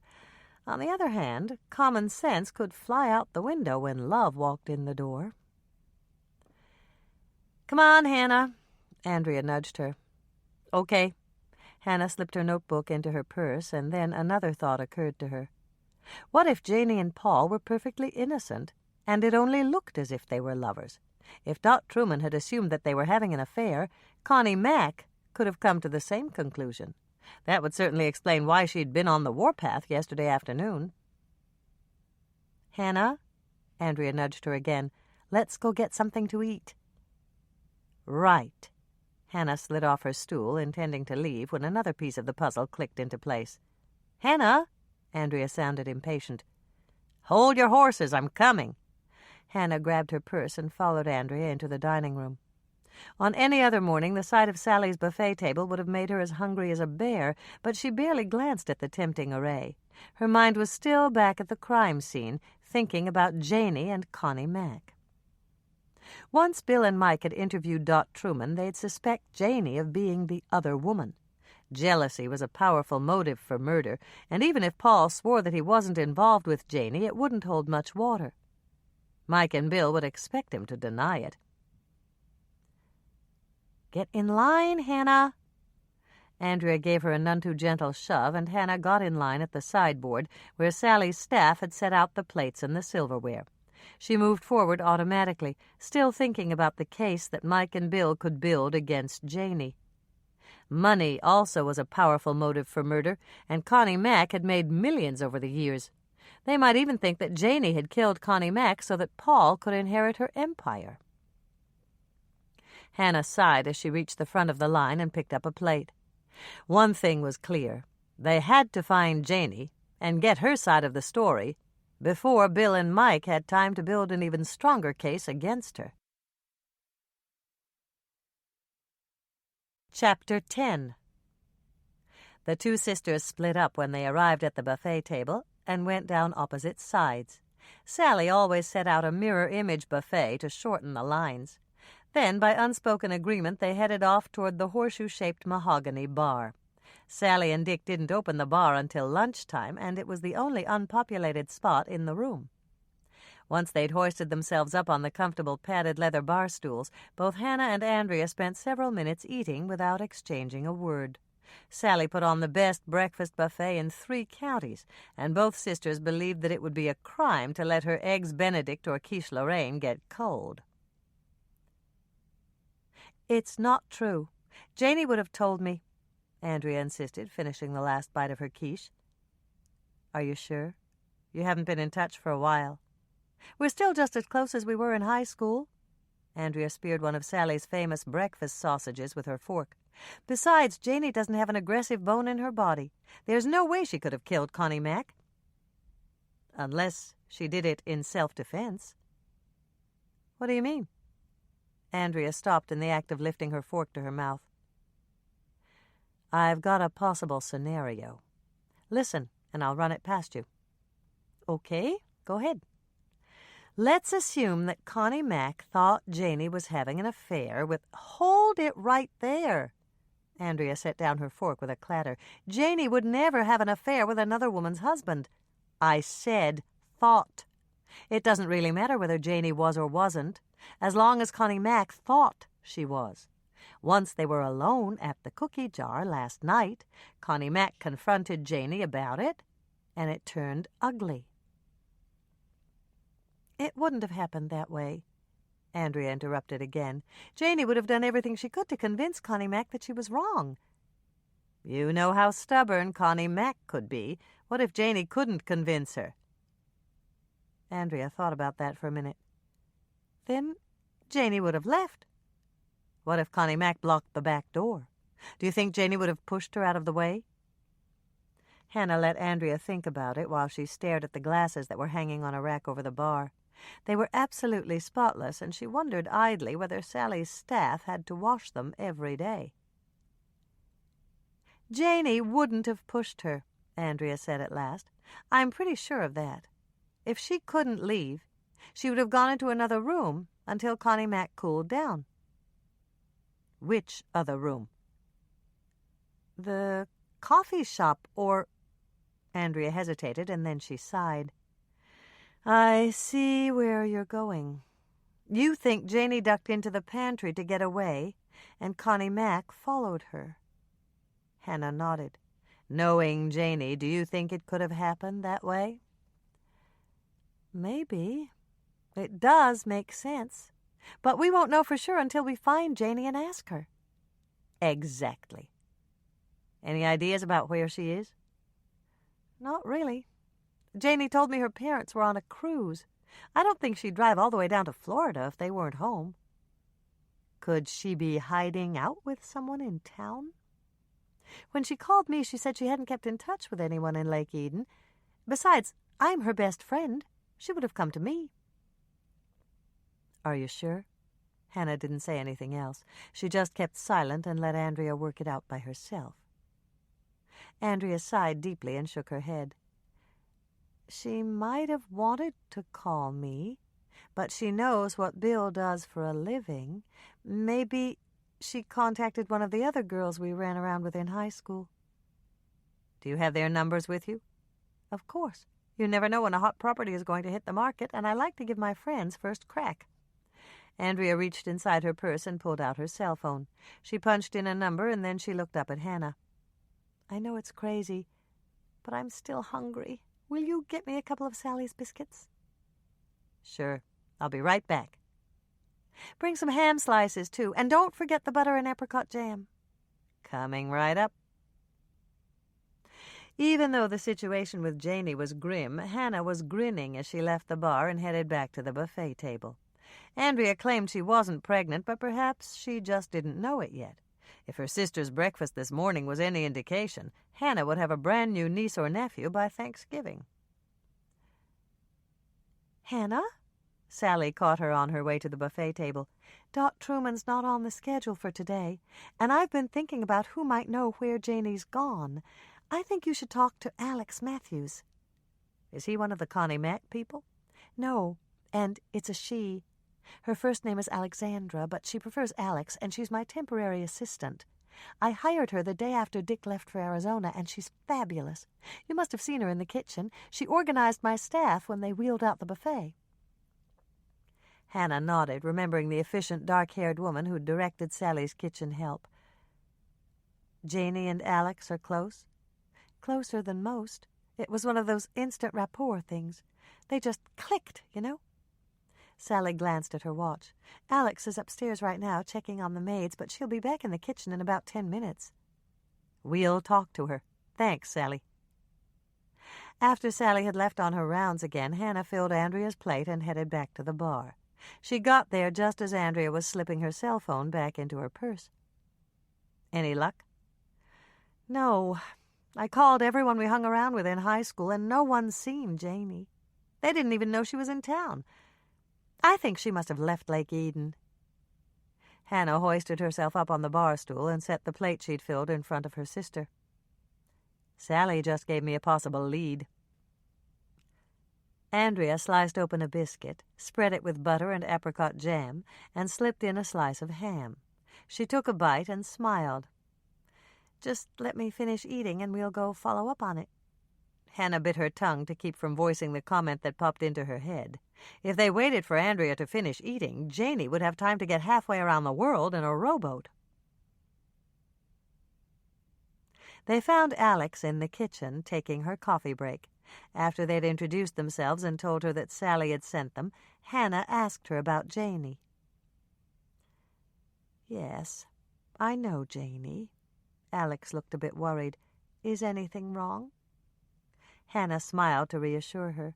She'd found that she learned much more when she didn't alarm the people she questioned. Janey's a good friend of ours. Andrea went to high school with her. Of course. Alex turned to Andrea with a smile.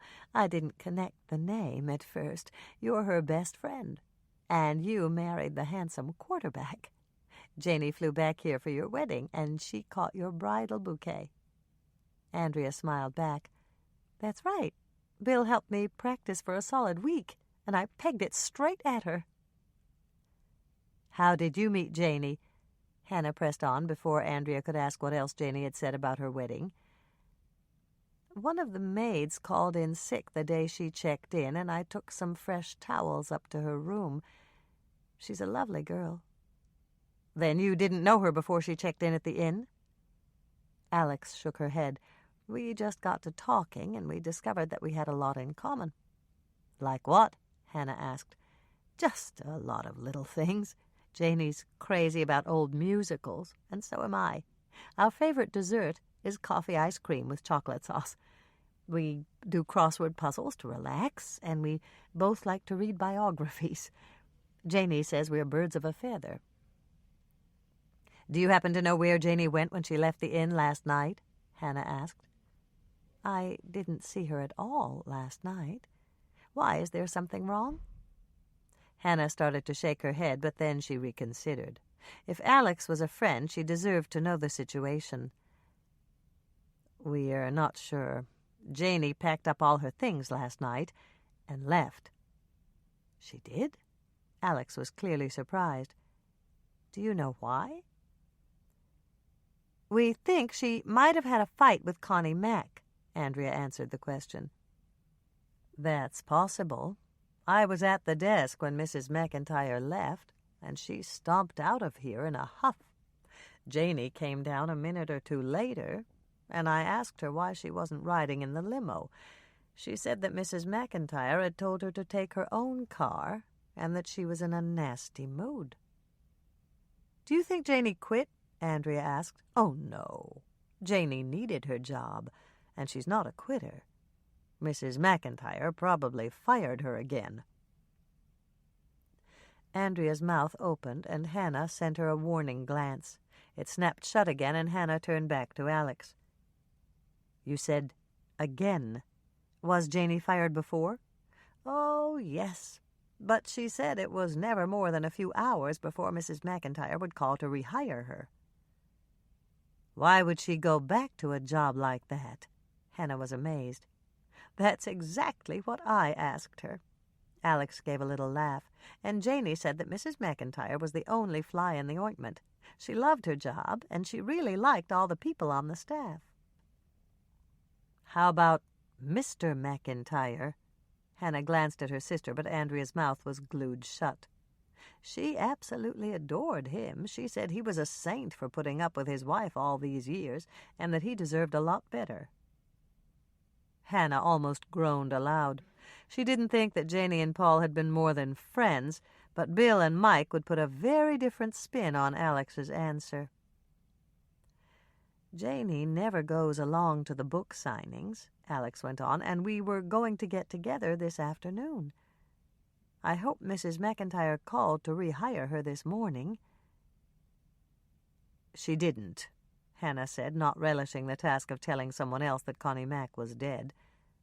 But why? She needs Janey. No one else can put up with her. She went through 12 assistants the year before Janey came on board. I'm sure she would have called Janey, Andrea said, taking over, but that was impossible. Connie Mack died last night. Alex's eyes widened. She's dead?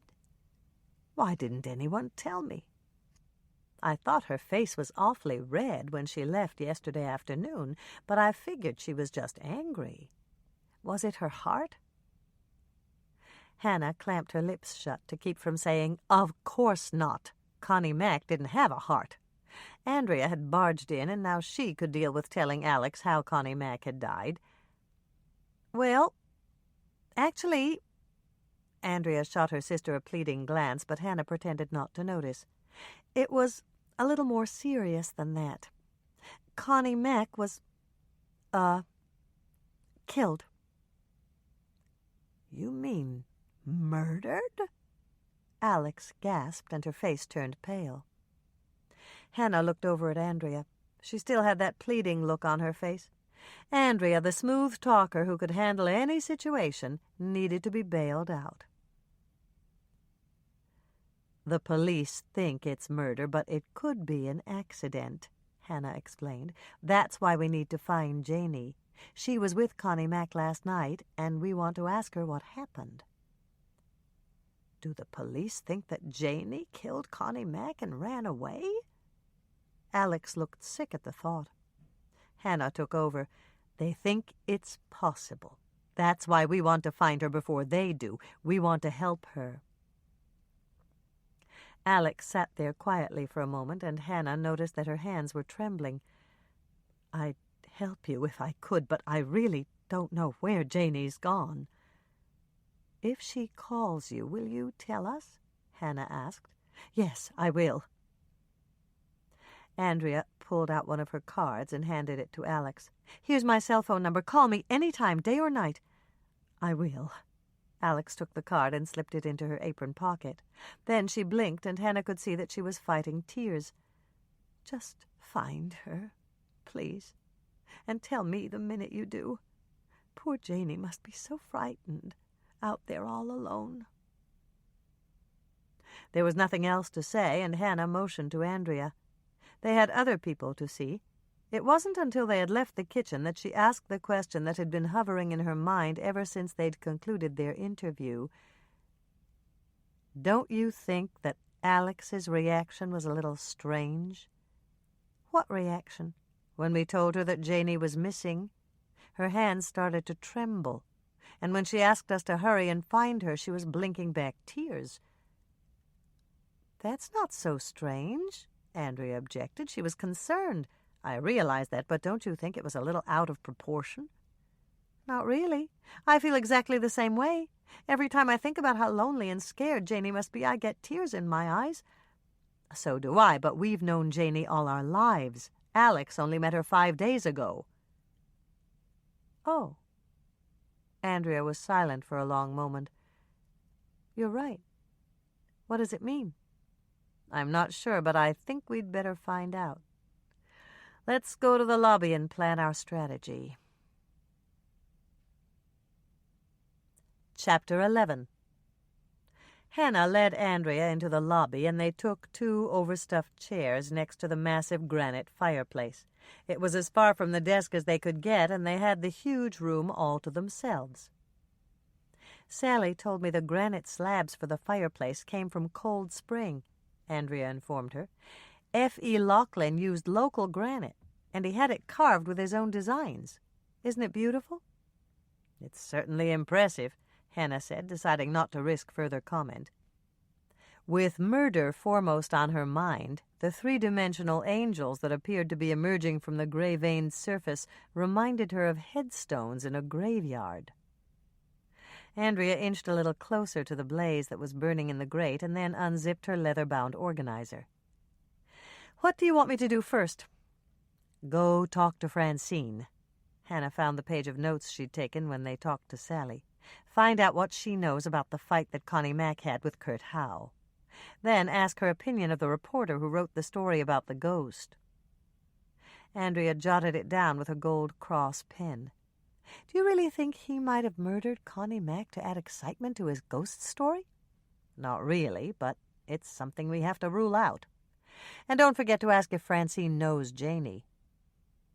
"You want me to ask everyone about Janey, don't you?" "Absolutely." "I'm writing down a series of questions," Andrea said, her pen flying swiftly across the page. "I want to know the last time they saw her, any friends she talked about, and whether she ever mentioned a particular place she liked to go, like a hotel or a resort." "That's a very good idea." Hannah was impressed. Andrea seemed to have the questions about Janey covered. "Then I'll ask them to put themselves in Janey's place and tell me where they think she might—" Andrea stopped speaking and stood up. "My phone's ringing." "I didn't hear anything." "I switched it to vibrate so it wouldn't disturb us."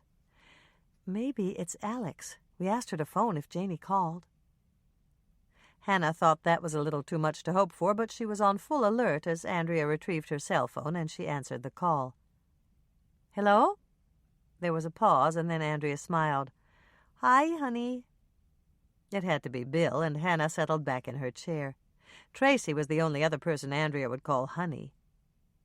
"Of course Hannah's with me. We're out here at the inn. Sally said she could bake out here.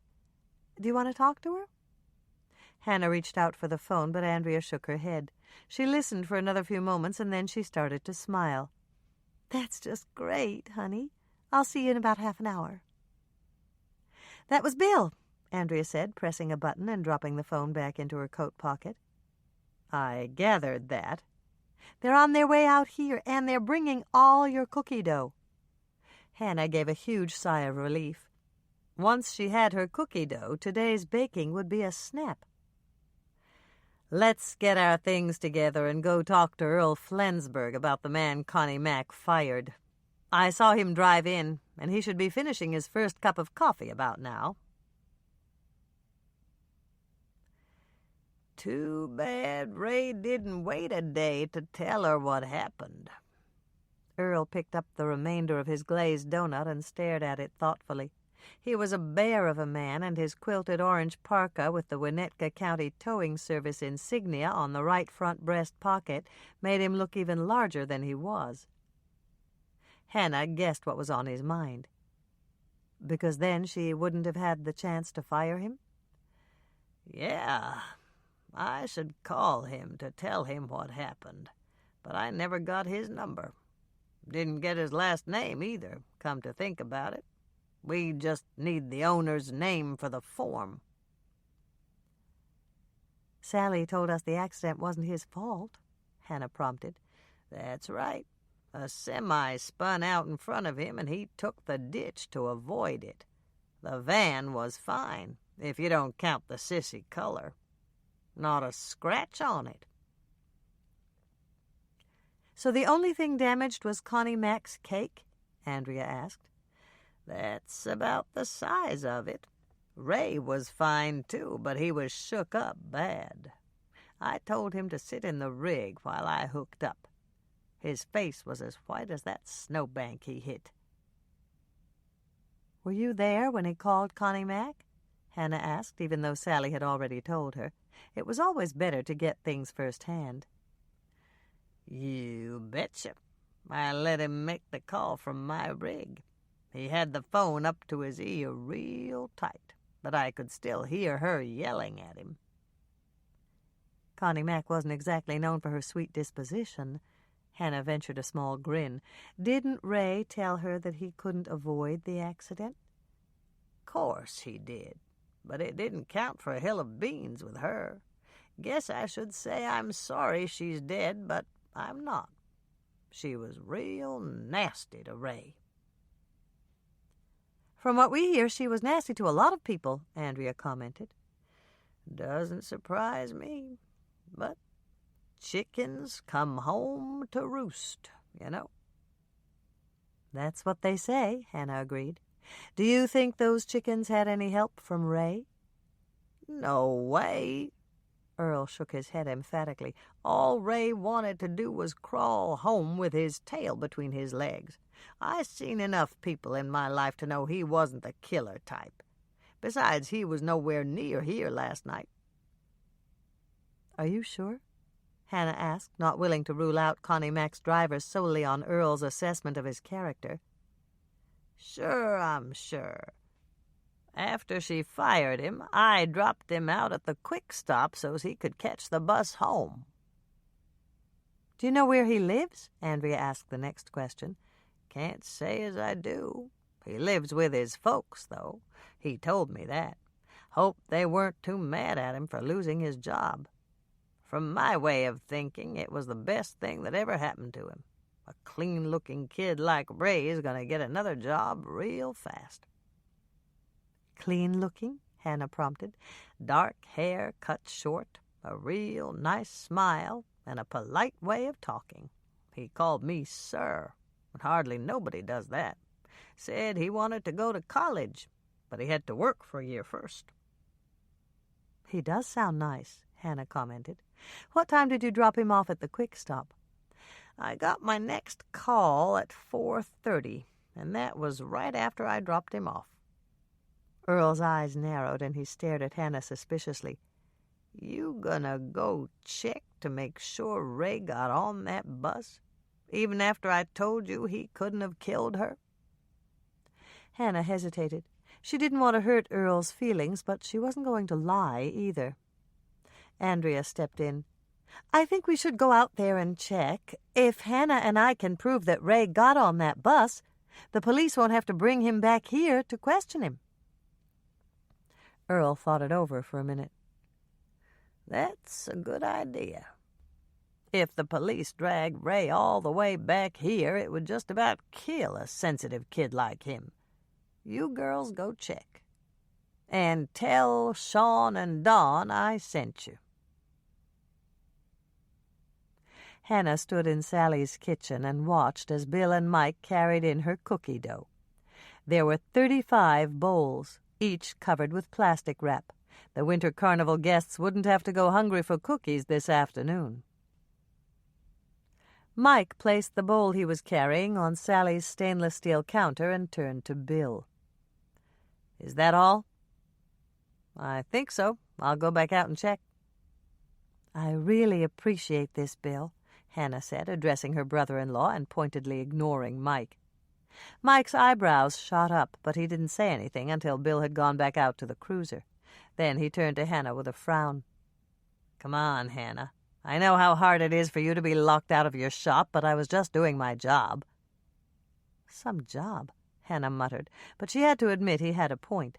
Perhaps it was time to lighten up a little and see what information she could weasel out of him. "I don't like it when you're mad at me. How long am I going to be in the doghouse anyway?" The note in Mike's voice made Hannah fight back a grin. He sounded like a petulant little boy who'd just been told he couldn't have dessert until he finished his vegetables. "Was that a smile?" "It was the ghost of a smile," Hannah admitted. "And speaking of ghosts, I heard all about it from Sheriff Grant. He said he got a call from someone who thought we should put Ezekiel's ghost on our suspect list." Sheriff Grant didn't take that seriously, did he? "No, not at first. Then I pointed out that the killer could have started the ghost story as a diversion to throw us off the track." Hannah was impressed. She hadn't thought of that angle. "Then you're going to investigate the ghost?" "It sounds a little crazy when you put it like that, but yes. If we find the person who started the ghost story, it could lead us to the killer." Hannah bit back the urge to tell Mike who'd written the ghost story and why, but he told her not to interfere with his investigation so he could figure it out by himself. Any news about Janey? No. You're not trying to find her, are you? No, Hannah said, and it was the truth. They hadn't even started their search for Janey yet. Did Doc Knight tell you when Connie Mack was killed? Why do you want to know? Mike looked suspicious, and Hannah knew she had to give him a reason that had nothing to do with her investigation. I have a vested interest. She was killed in my pantry, and something like that doesn't happen every day.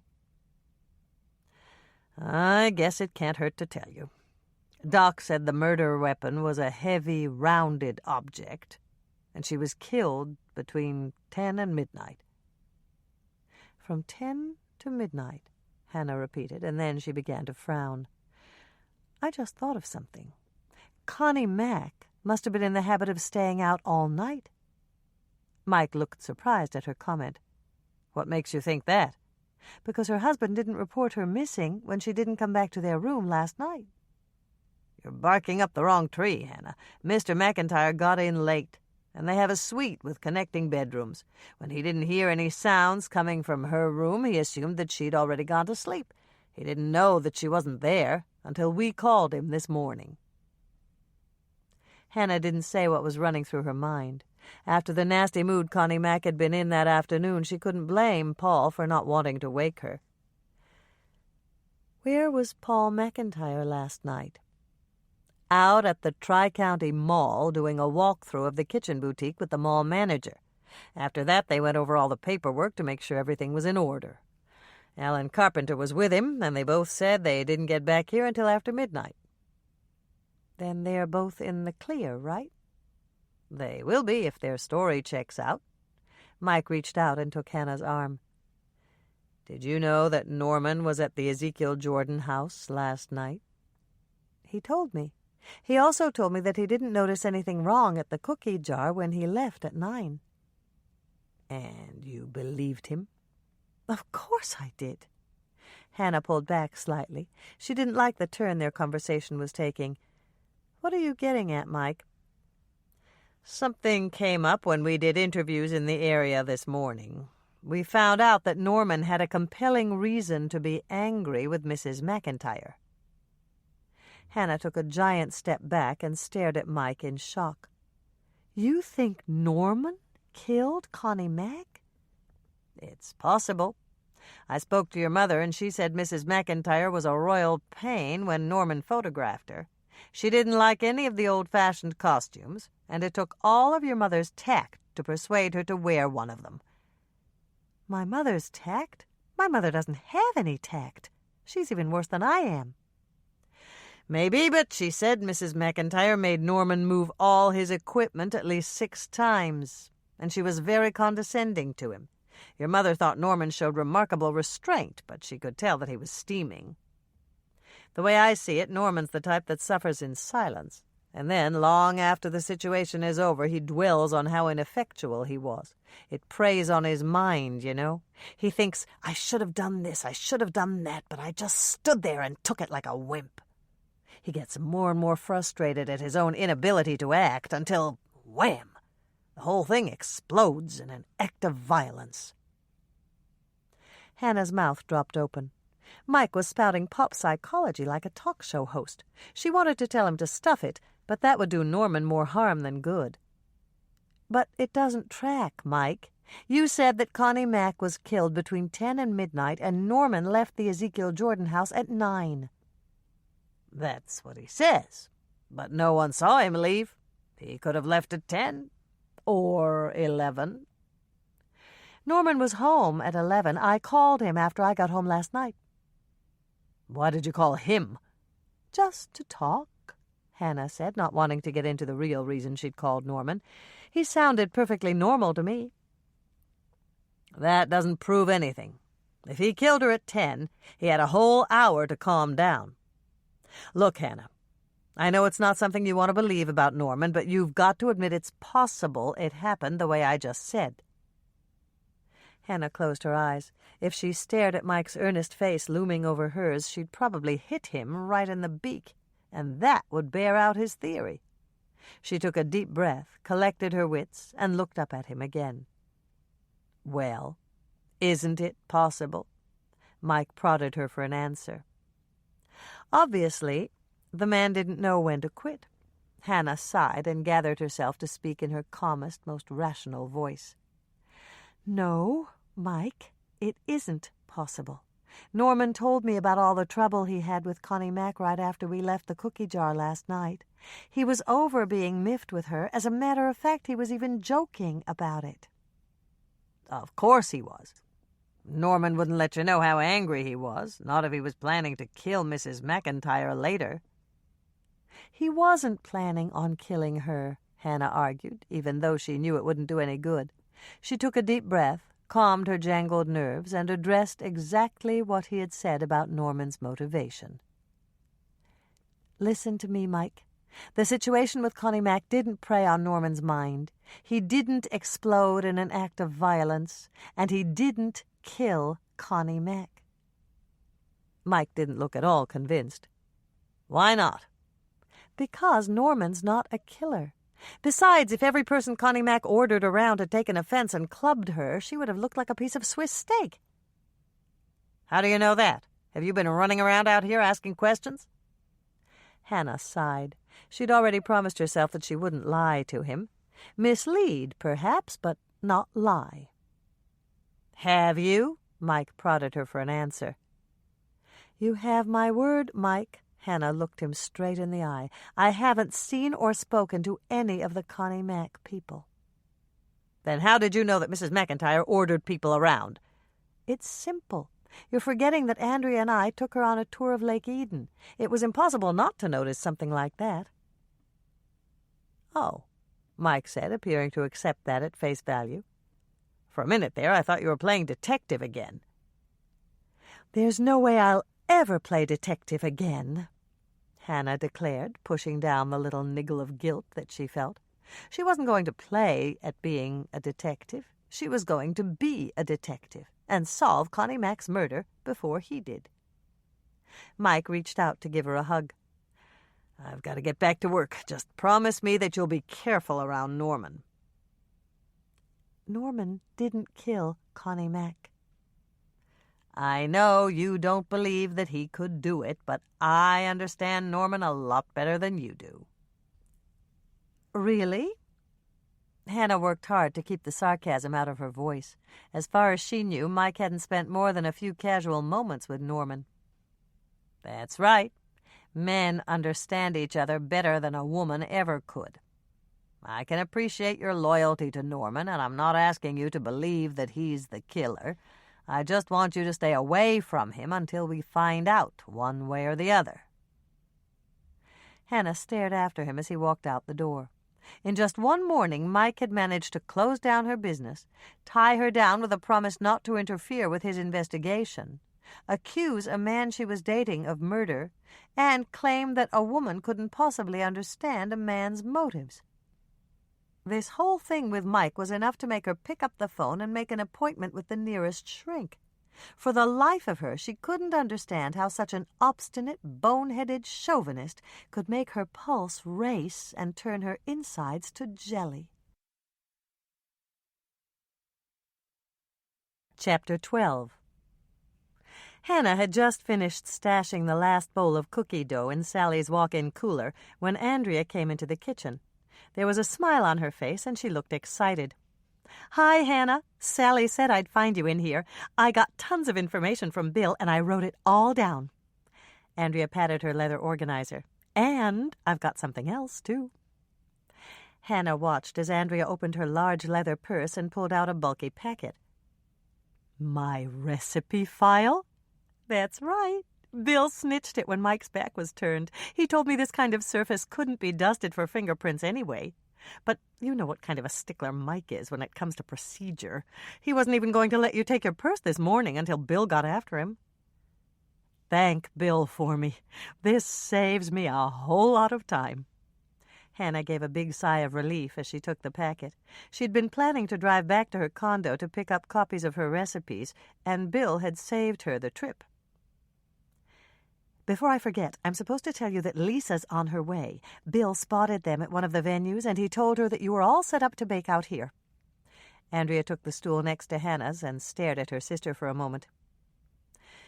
Okay, what's wrong? Did you have a fight with Mike? Not exactly. But Mike did something, right? You could say that. Just give me the highlights, Andrea coaxed. I need to know what Mike said so I can compare it to what Bill told me. That's the only way we'll know if they're holding out on us. Hannah hesitated. She didn't really want to talk about her conversation with Mike, but she had learned some things about the official investigation. Okay. Mike said they haven't found Janie. Doc Knight put Connie Mack's time of death between 10 and midnight. The murder weapon was a heavy rounded object, and Paul's alibi is Alan Carpenter. Both of them claimed they were together at the boutique last night, and they didn't get back here until after midnight. Unless it's a conspiracy, they're both in the clear. Bill told me all that. What else? What makes you think there's anything else? I can read it on your face. Hannah caved in. Andrea had always been able to tell when she was upset. Mike told me that Norman's a suspect. Our Norman?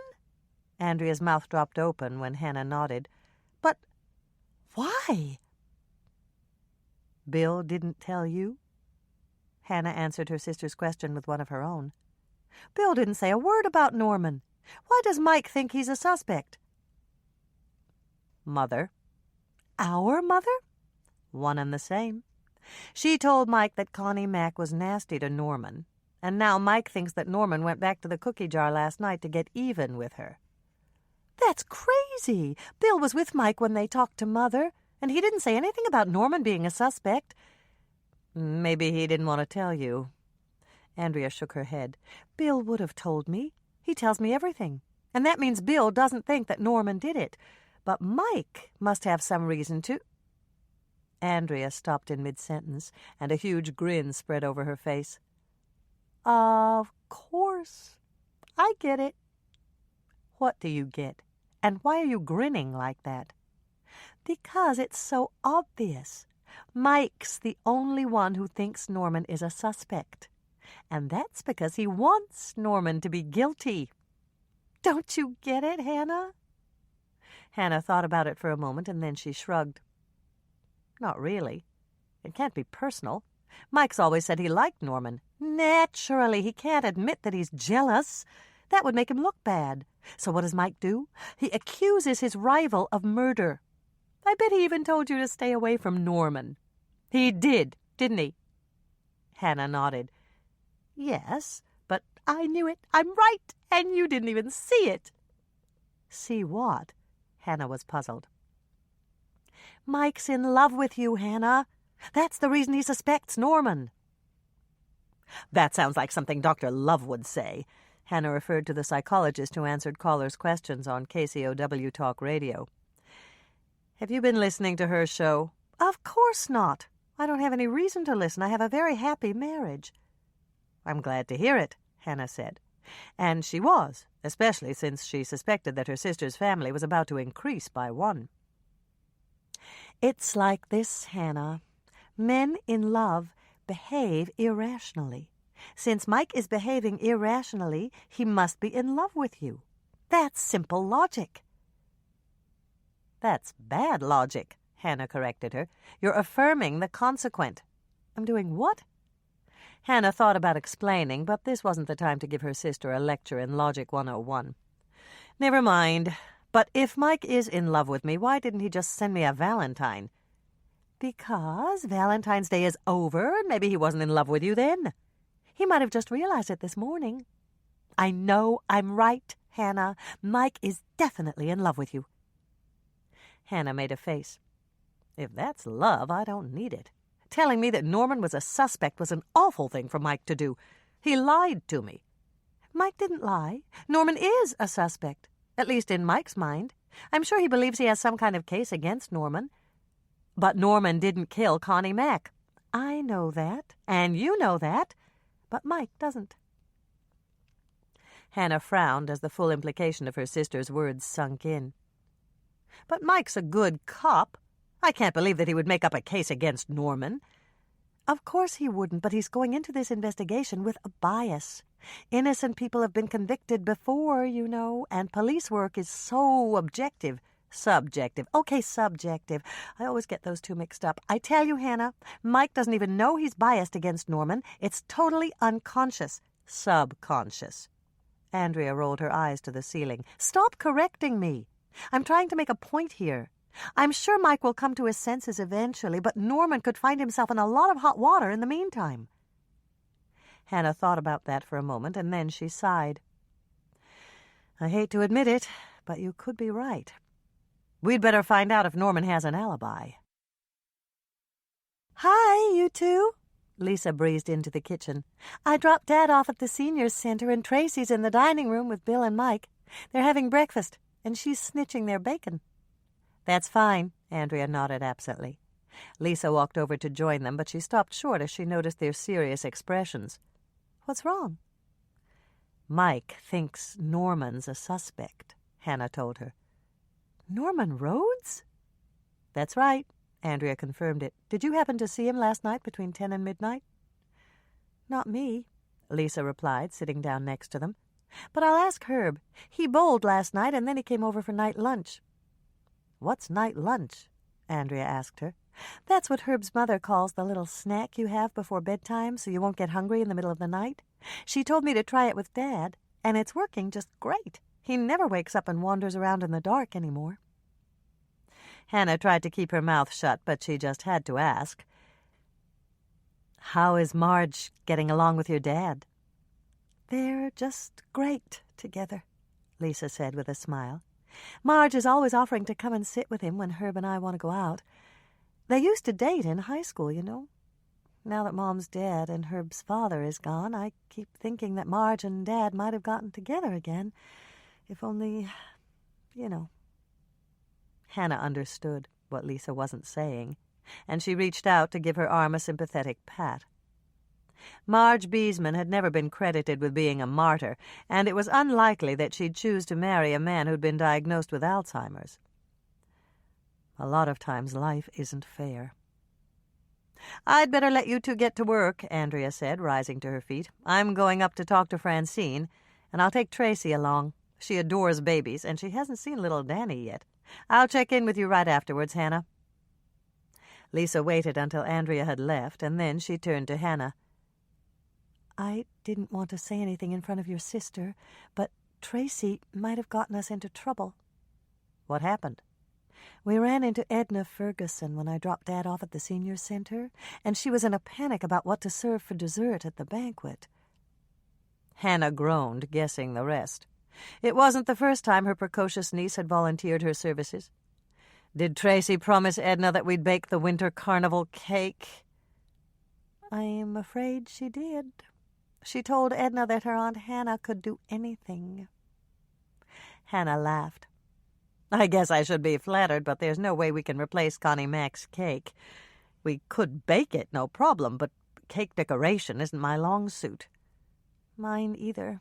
I can decorate cookies, but doing a cake is a huge project.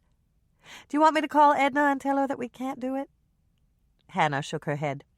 We'll just give her buckets of little snowballs for dessert. Snowballs? Lisa looked shocked. You're joking, aren't you? I'm perfectly serious. The snowballs I'm talking about are cookies that my Grandma Ingrid used to bake. We'll present them in the crystal ice buckets Sally uses to chill champagne, and they'll fit right in with the winter carnival theme. They sound just perfect. Lisa glanced over at the swinging door as it opened. Here comes Alex. Sally introduced us when I came in through the dining room. Alex spotted them sitting at the counter and hurried over. Sally said to tell you that you could use anything in the pantry, and she sent me in to help you bake. That's great, Hannah told her. We can use all the help we can get. Just let me check my recipe file, and I'll give you a list of what we need. While Lisa and Alex retrieved the bowls of cookie dough from the cooler, Hannah found her grandmother's recipe and made a list of the ingredients. When she was through, she handed it to Alex. "Could you gather these up for us? We'll bake the cookies for the winter carnival first, and then we'll start in on the little snowballs." "Go do what you have to do, Hannah," Lisa said after Alex had left them. "I'll handle the baking with Alex." "Are you sure?" Hannah felt a little guilty. Every time she got involved in an investigation, Lisa ended up doing all the baking. "I'm positive. The faster you solve Connie Mac's murder, the faster we can get back into our own kitchen." Lisa gestured toward the bowls of dough they'd set on the counter. "I should have these ready for you by noon." "Great. I'll drop them off at the venues. You shouldn't have to do everything." "Okay, but only if you want to." "I do. I have to go out there anyway. Norman's a judge at the dog sled competition, and I need to warn him that he's a suspect." "I hope he's got an alibi. And I won't forget to check with Herb. Is there anything else I can do?" Hannah started to shake her head, but then she thought of something. "See if you can get Alex talking about her background. I need to know everything I can about her." "I can do that," Lisa said, and then she began to frown. "Do you think Alex killed Connie Mac?" "No, but everyone's a suspect until we can eliminate them. And there's something about Alex that puzzles me. She was really upset when she found out that Janie was missing, and they only met a couple of days ago. I thought she overreacted, and I'm wondering why." "Okay, I'll find out everything I can for you," Lisa promised. "Working with you, I've learned how to get people to spill their guts." Hannah went out the door with a smile on her face. Perhaps some people wouldn't regard what Lisa had said as a compliment, but she did. "Look, Aunt Hannah, isn't Danny wonderful?" Tracy looked up and smiled. "He's got all his toes.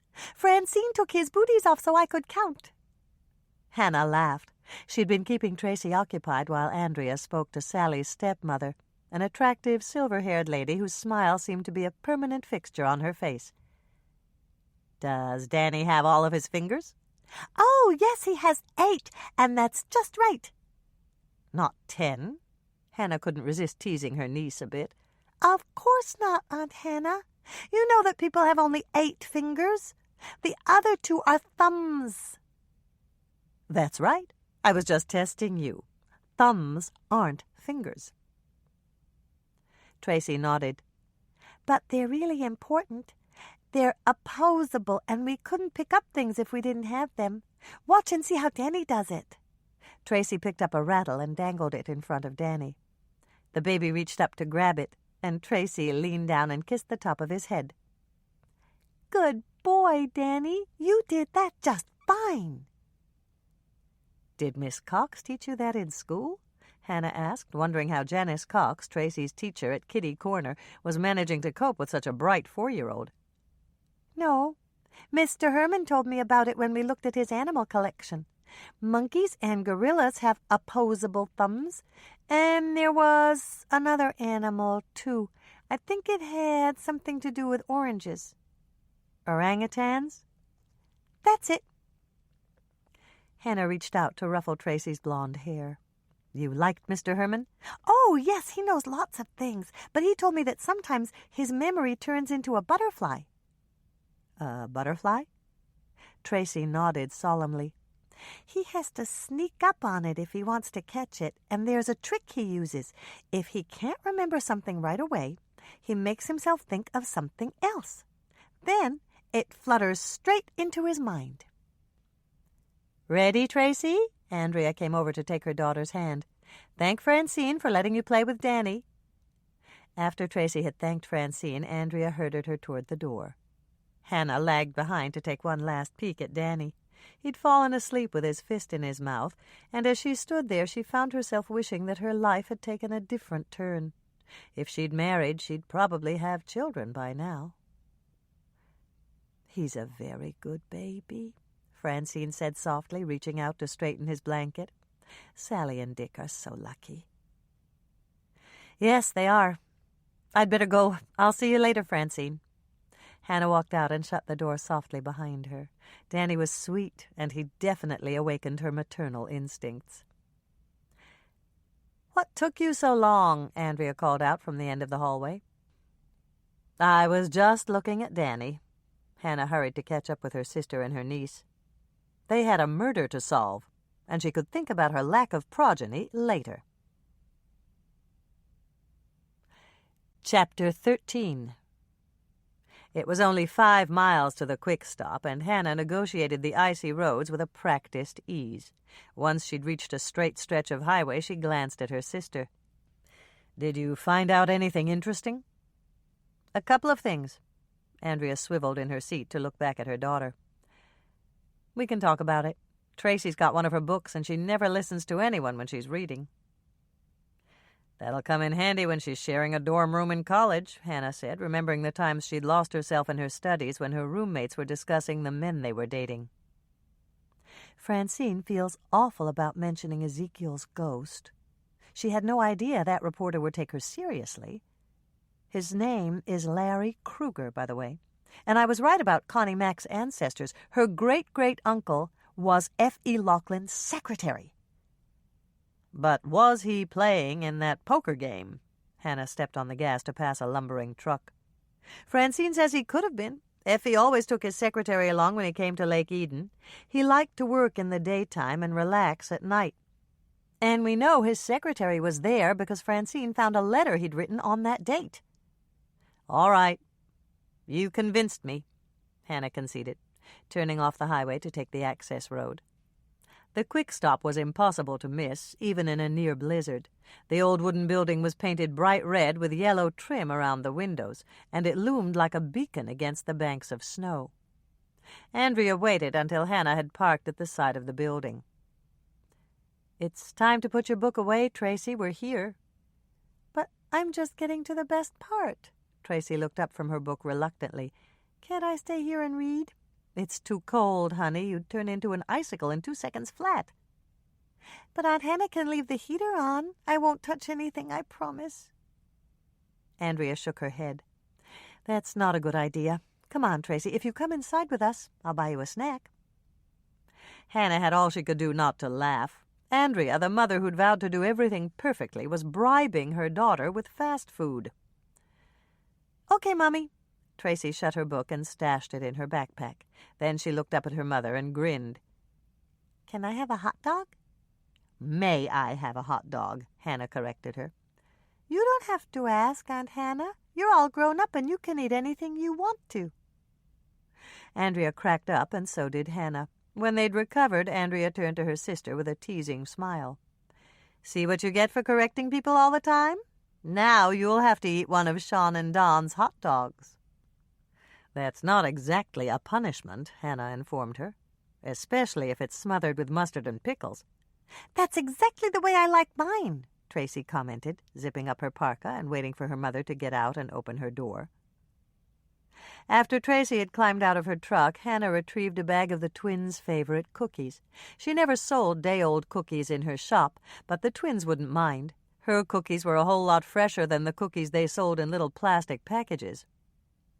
The snow crunched underfoot as they walked the few feet to the front door.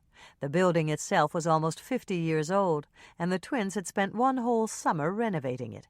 They'd added living quarters in the rear, put on a new roof, and painted it inside and out. Their color choices more than made up for the black and white Minnesota winter landscape outside the windows.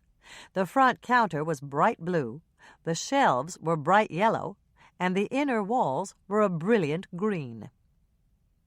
The first aroma that hit Hannah's nose when they pushed open the door was of freshly brewed coffee. Quick-stop coffee was a source of controversy in Lake Eden. Some people said it was so thick your spoon would stand straight up in the cup. Others argued that you'd lose your spoon if you stirred it for more than a second, because the acid would melt it away. Hannah wasn't sure which opinion was accurate, since she'd never had occasion to put it to the test. She drank her coffee black. "Hi, Hannah. Tell me that bag is what I think it is." Sean, or perhaps it was Don, looked up from the newspaper he was reading at the counter. The newspaper was covering the name embroidered on his purple quick-stop shirt, and Hannah had never been able to tell the twins apart. "It is." Hannah set the bag on the counter. "I brought you a dozen twin chocolate delights.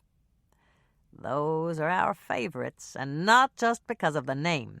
I've been meaning to talk to you about your cookies. Do you think we could work out a deal to stock them out here?"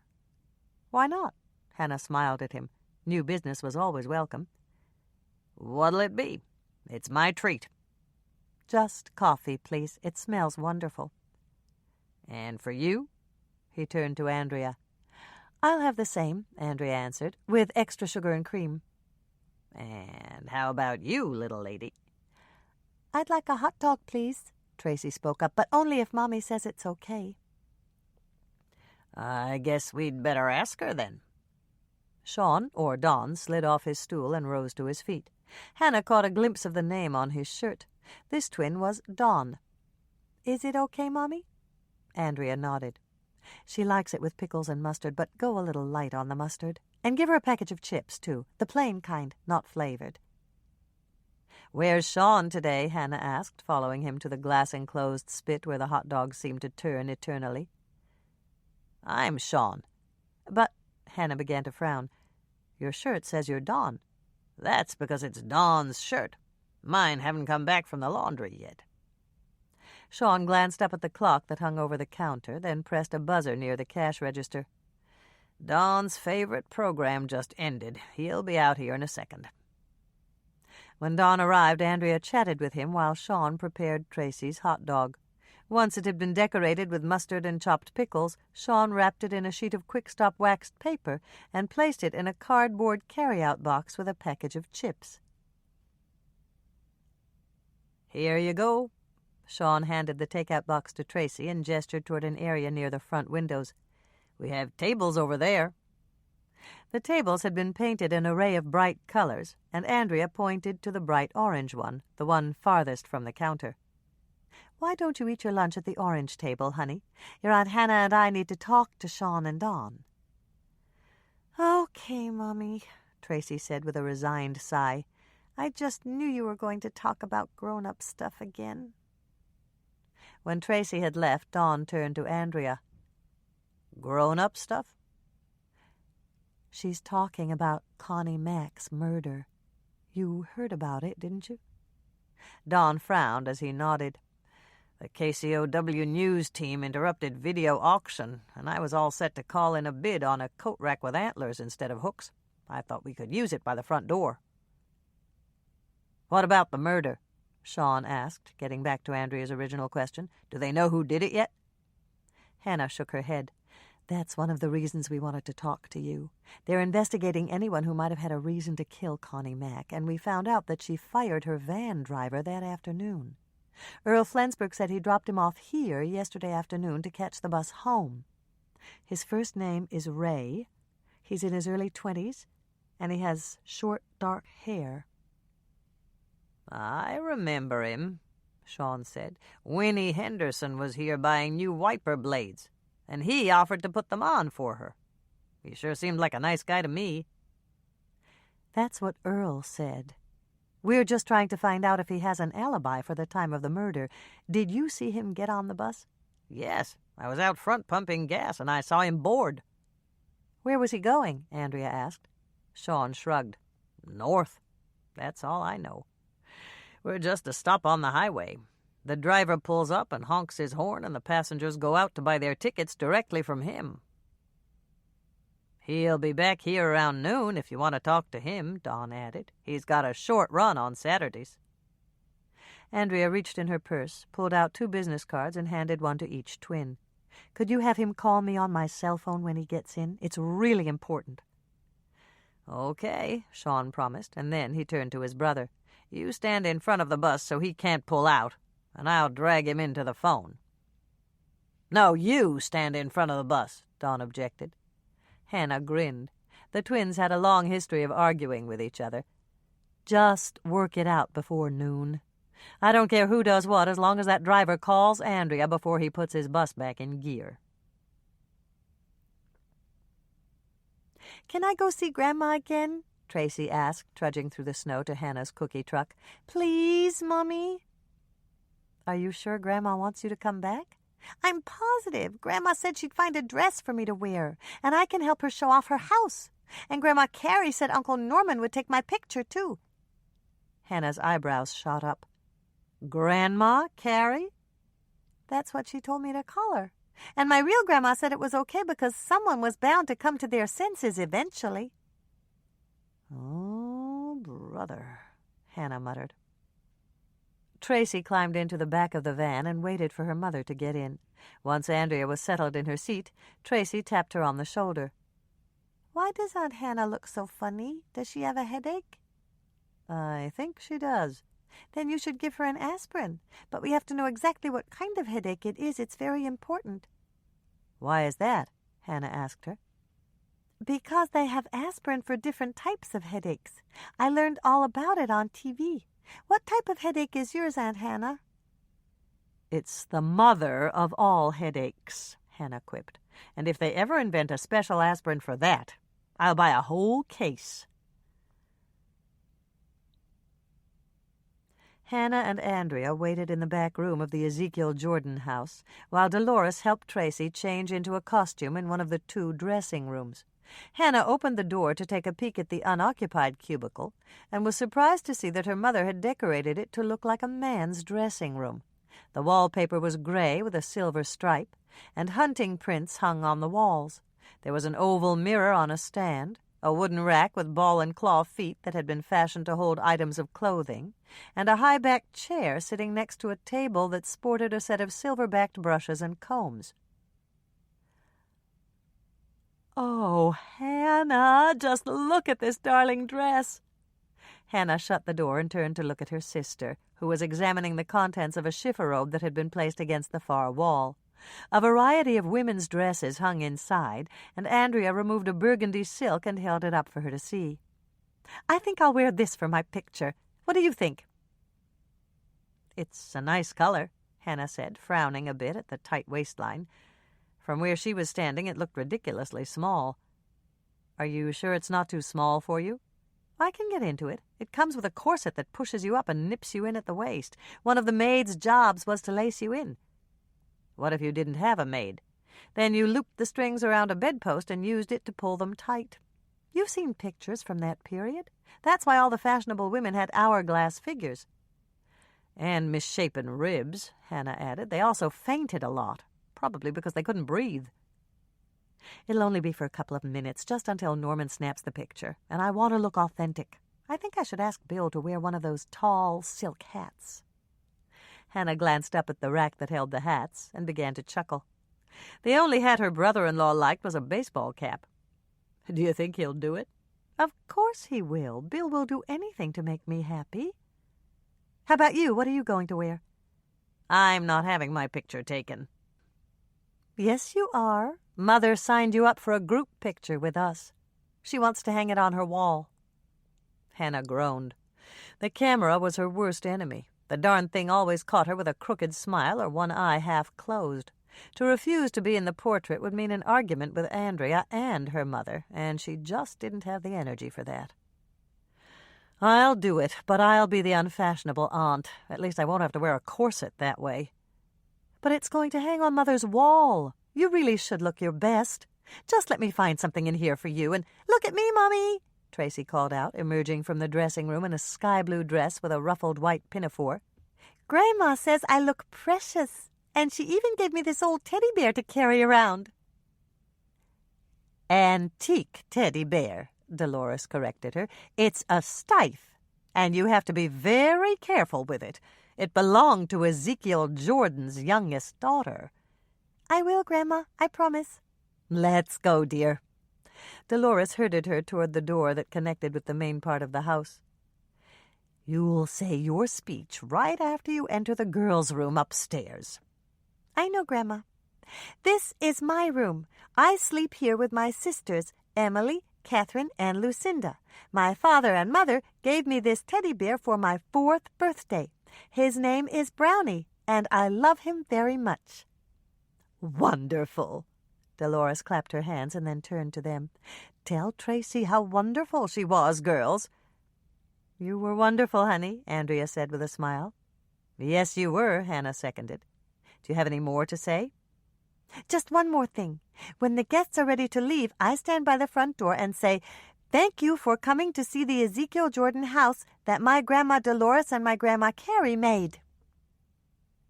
The words Grandma Carrie set off warning bells in Hannah's mind.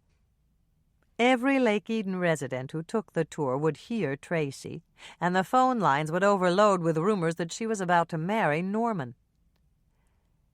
"We'd better run along, dear," Dolores said, taking Tracy's hand. "Our audience is waiting." Hannah walked over to grab her mother's arm.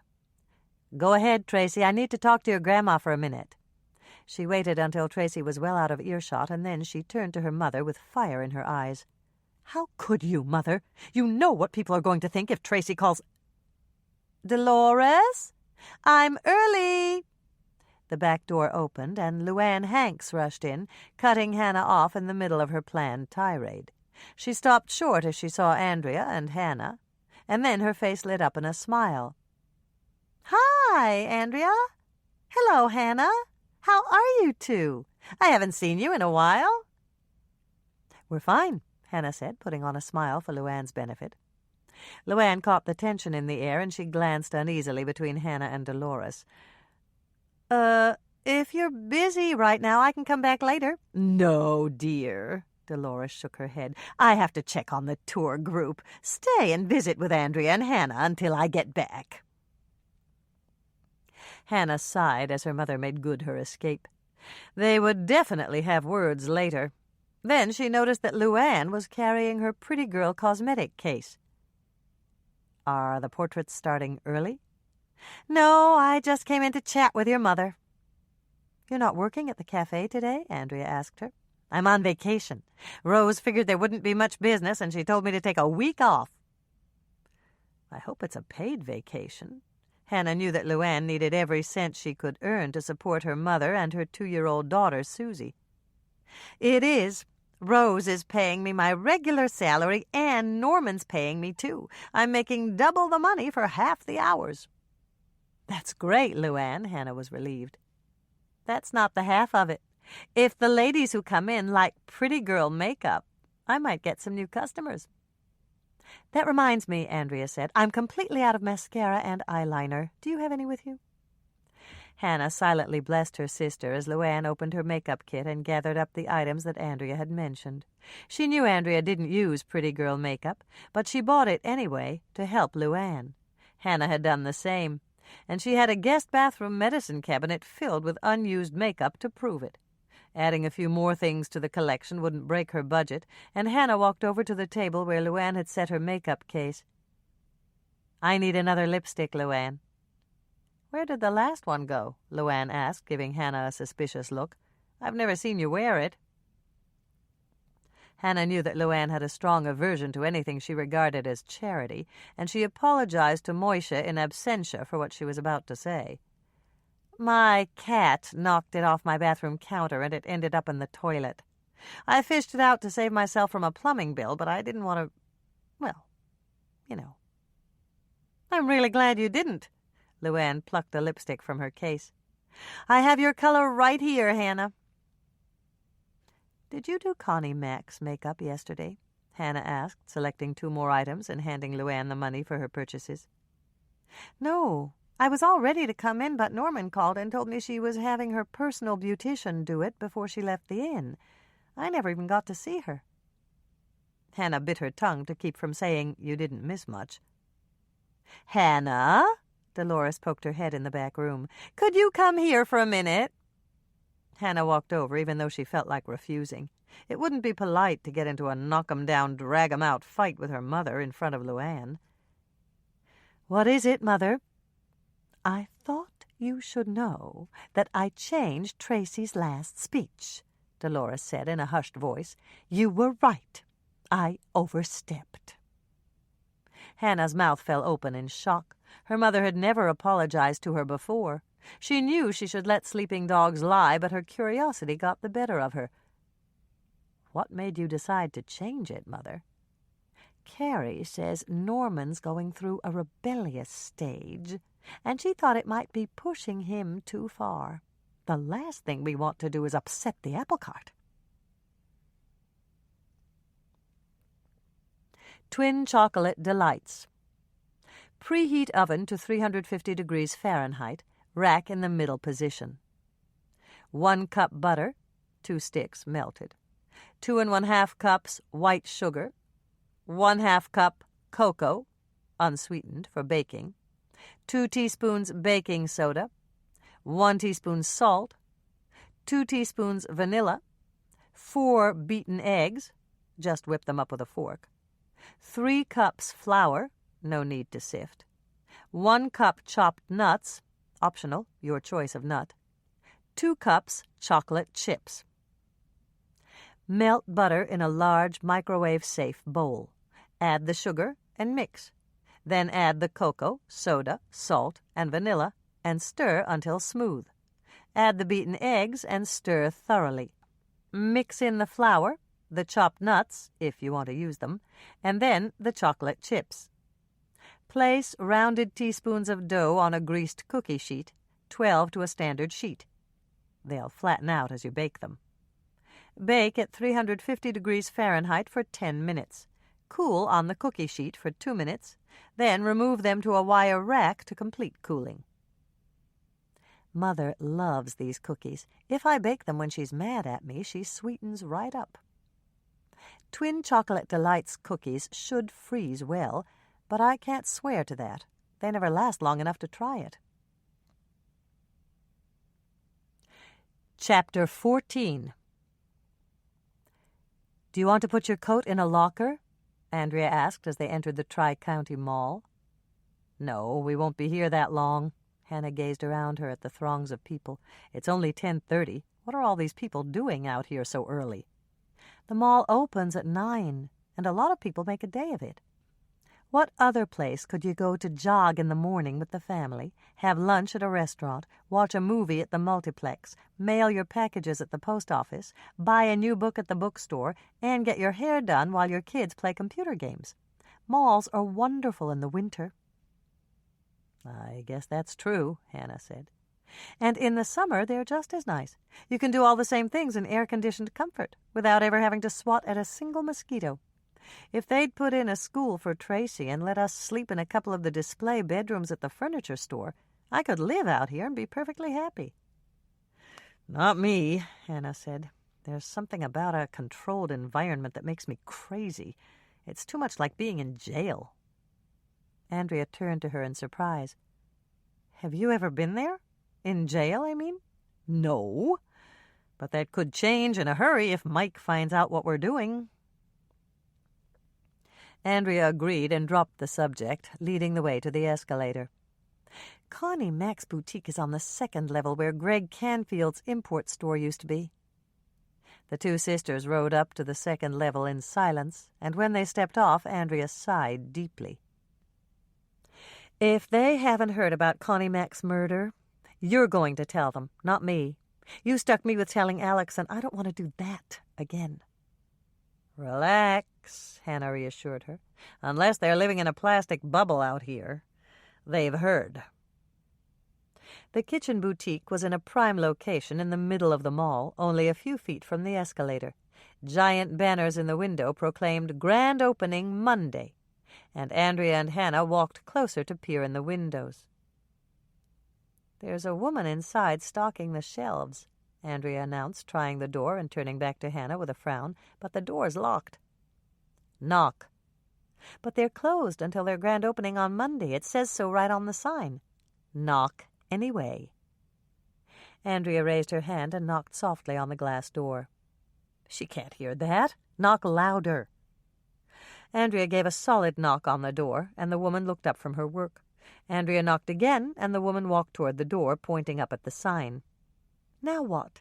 Andrea asked. "She's not going to let us in." "Yes, she will."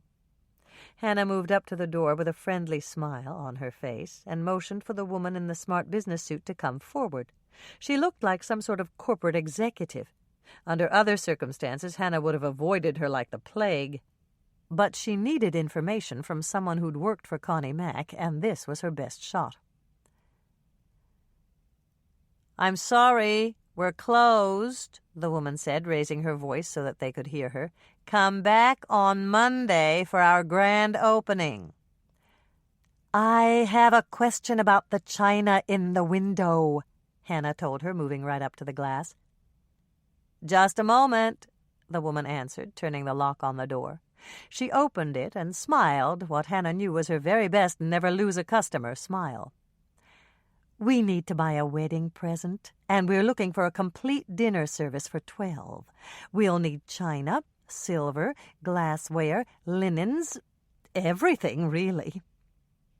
The woman's smile warmed considerably. "I really shouldn't do this since we're not officially open for business, but come in and take a look. I'm Rhea Robinson, and I manage the Connie Mac's Kitchen Boutique chain." "This is really nice of you." Hannah matched Rhea's brilliant smile. "Our best friend's wedding is next Saturday, and we have to find the perfect gift." "I'm sure you'll find everything you need right here. We have a very extensive collection. I can't actually sell you anything today, but you could pre-choose and come back on Monday. We're giving a 15% discount to our customers on opening day." "That's perfect," Hannah said, turning to Andrea. "What do you think of that china in the window?" Andrea looked startled for a moment. Then she said, "I think she'd really love it." "How about the glassware?" "This is beautiful," Andrea said, heading over to a table with some cut glass crystal goblets. "We should get 2 water pitchers, one for each end of the table." "It's baccarat, and it's very expensive," Rhea warned them. "Price is no object," Andrea told her. "We want to give her the best wedding present that money can buy. How about flatware? You'll have to advise me. I know next to nothing about silver." Rhea's eyes began to sparkle, and Hannah knew that she was hooked. Now all Hannah had to do was figure out how to ask questions about Connie Mac. "We have some exquisite gold-plated flatware. It was very popular in the 40s, and it's come back into fashion. It's the very top of our line. And to make it even more special, it's Connie Mac's original design." This was just the opening she'd been hoping for, and Hannah did her best to look worried. "I just thought of something. We were listening to the radio on the way out here, and we heard that Connie Mac was, deceased?" Rhea supplied the word. "That's right. It's such a tragedy. And when you mentioned that the gold-plated silverware was her design, that made me worry." "Worry?" "Yes, what if our friend wants to buy more pieces or replace something her staff might break? With Connie Mac dead, these stores could go out of business. We might be better off going to an older, more established place. I'm sure there are others out here at the mall." "No, there aren't," Rhea said, stepping closer. "Connie Mac refused to sign a lease in any mall that had competing stores. She wanted to keep her image exclusive, and her boutiques are all one of a kind." "I can understand that," Andrea agreed. "She was one of a kind. But now that she's gone, will her boutiques survive?" "Of course. We have excellent financing, and our boutiques are very popular. And while it's true that Connie Mac did some product design, we plan to keep on producing unique products with her name. Perhaps I shouldn't say this, but other than the occasional personal appearance, Connie Mac was never actively involved with the boutiques. It's a separate division of Connie Mac Enterprises. And her husband has been in charge since the day we opened our first store." "I'm so glad you explained that," Hannah said with a smile. "You'll see us back here on Monday, then." After Rhea had escorted them out and locked the door behind them, Andrea turned to Hannah. "What did we learn?" "I'm not sure, but I'll write it all down as soon as we get back out to the truck." "Why don't you do it right now while it's still fresh in your mind?" Andrea pointed to a bench under a potted tree. "And while you're writing, I'll dash in and look for some shoes to go with the dress I bought last week. It shouldn't take more than 5 minutes." "Good try, but no dice," Hannah said, grabbing her sister's arm and piloting her to the escalator. Andrea's 5 minutes would turn into an hour, and she wanted to get out to the dog sled race to tell Norman that he was a suspect. "There's Norman," Andrea said, pointing toward the finish line where 3 judges were gathered in a tight group. "And he's got his camera." Hannah grinned as she spotted it hanging around his neck. "I guess he's hoping for a photo finish." The 2 sisters crunched across the snowy clearing and made their way toward the finish line. They had to stop several times to exchange greetings with the bystanders they knew, and it was slow going. By the time they had navigated the crowd that surrounded the final quarter mile of the course, they'd learned that there were only 5 teams entered, because Charlie Jessup had been disqualified for sled runners that were too wide. Eleanor Cox had hand-sewn leather booties for her husband's dogs. Jerry Larson had dropped out only a mile into the race when he'd upended and lost his earmuffs. And Sam Peters' sled was sporting a schnapps bottle holder that he'd designed in his metal shop last night. "Go ahead," Andrea said, spotting Eleanor Cox in the crowd. "I want to ask Eleanor if she really made those booties. You'd better get a move on, though. I can hear the dogs." Hannah could hear the barking in the distance, and she figured the 2-legged contestants with their 4-legged transportation were about 1.5 miles away. "Okay, I'll pick you up on my way back." The air was crisp and cold, and Hannah shivered slightly as she ducked under the rope at the side of the course and stepped knee-deep in a snowdrift. She'd have to change jeans, but that wouldn't be a problem. She always kept a change of clothes in the back of her cookie truck. A wooden platform 6 feet high had been built at the side of the finish line. 2 of the 3 judges had climbed to the top with binoculars, but Norman was underneath with his camera. "Norman?" Hannah called out as she approached. Norman turned, and a smile spread over his face. Hannah couldn't see it under the ski mask that covered his face, but she could tell he was smiling by the way his eyes crinkled when he spotted her. "Hi, Hannah. Did you come to see the race?" "No, I came to see you." "You did?" Norman's eyes crinkled even more, and Hannah hated to disillusion him. On the other hand, he had to be told. "I came to warn you that you're a suspect in the murder case." "What?" Now Norman's eyes were big and startled, and Hannah mentally kicked herself. She'd given him the news with all the subtlety of a bulldozer. "Sorry, Norman. I should have said that better. Bill doesn't suspect you. It's just Mike." "Oh," Norman said, and his eyes looked normal again. "I guess I shouldn't have lipped off to him this morning." "Okay, Hannah, thanks for coming all the way out here to tell me." "Then you're not worried?" "Not really. Once Mike cools off and thinks about it, he'll know I didn't do it."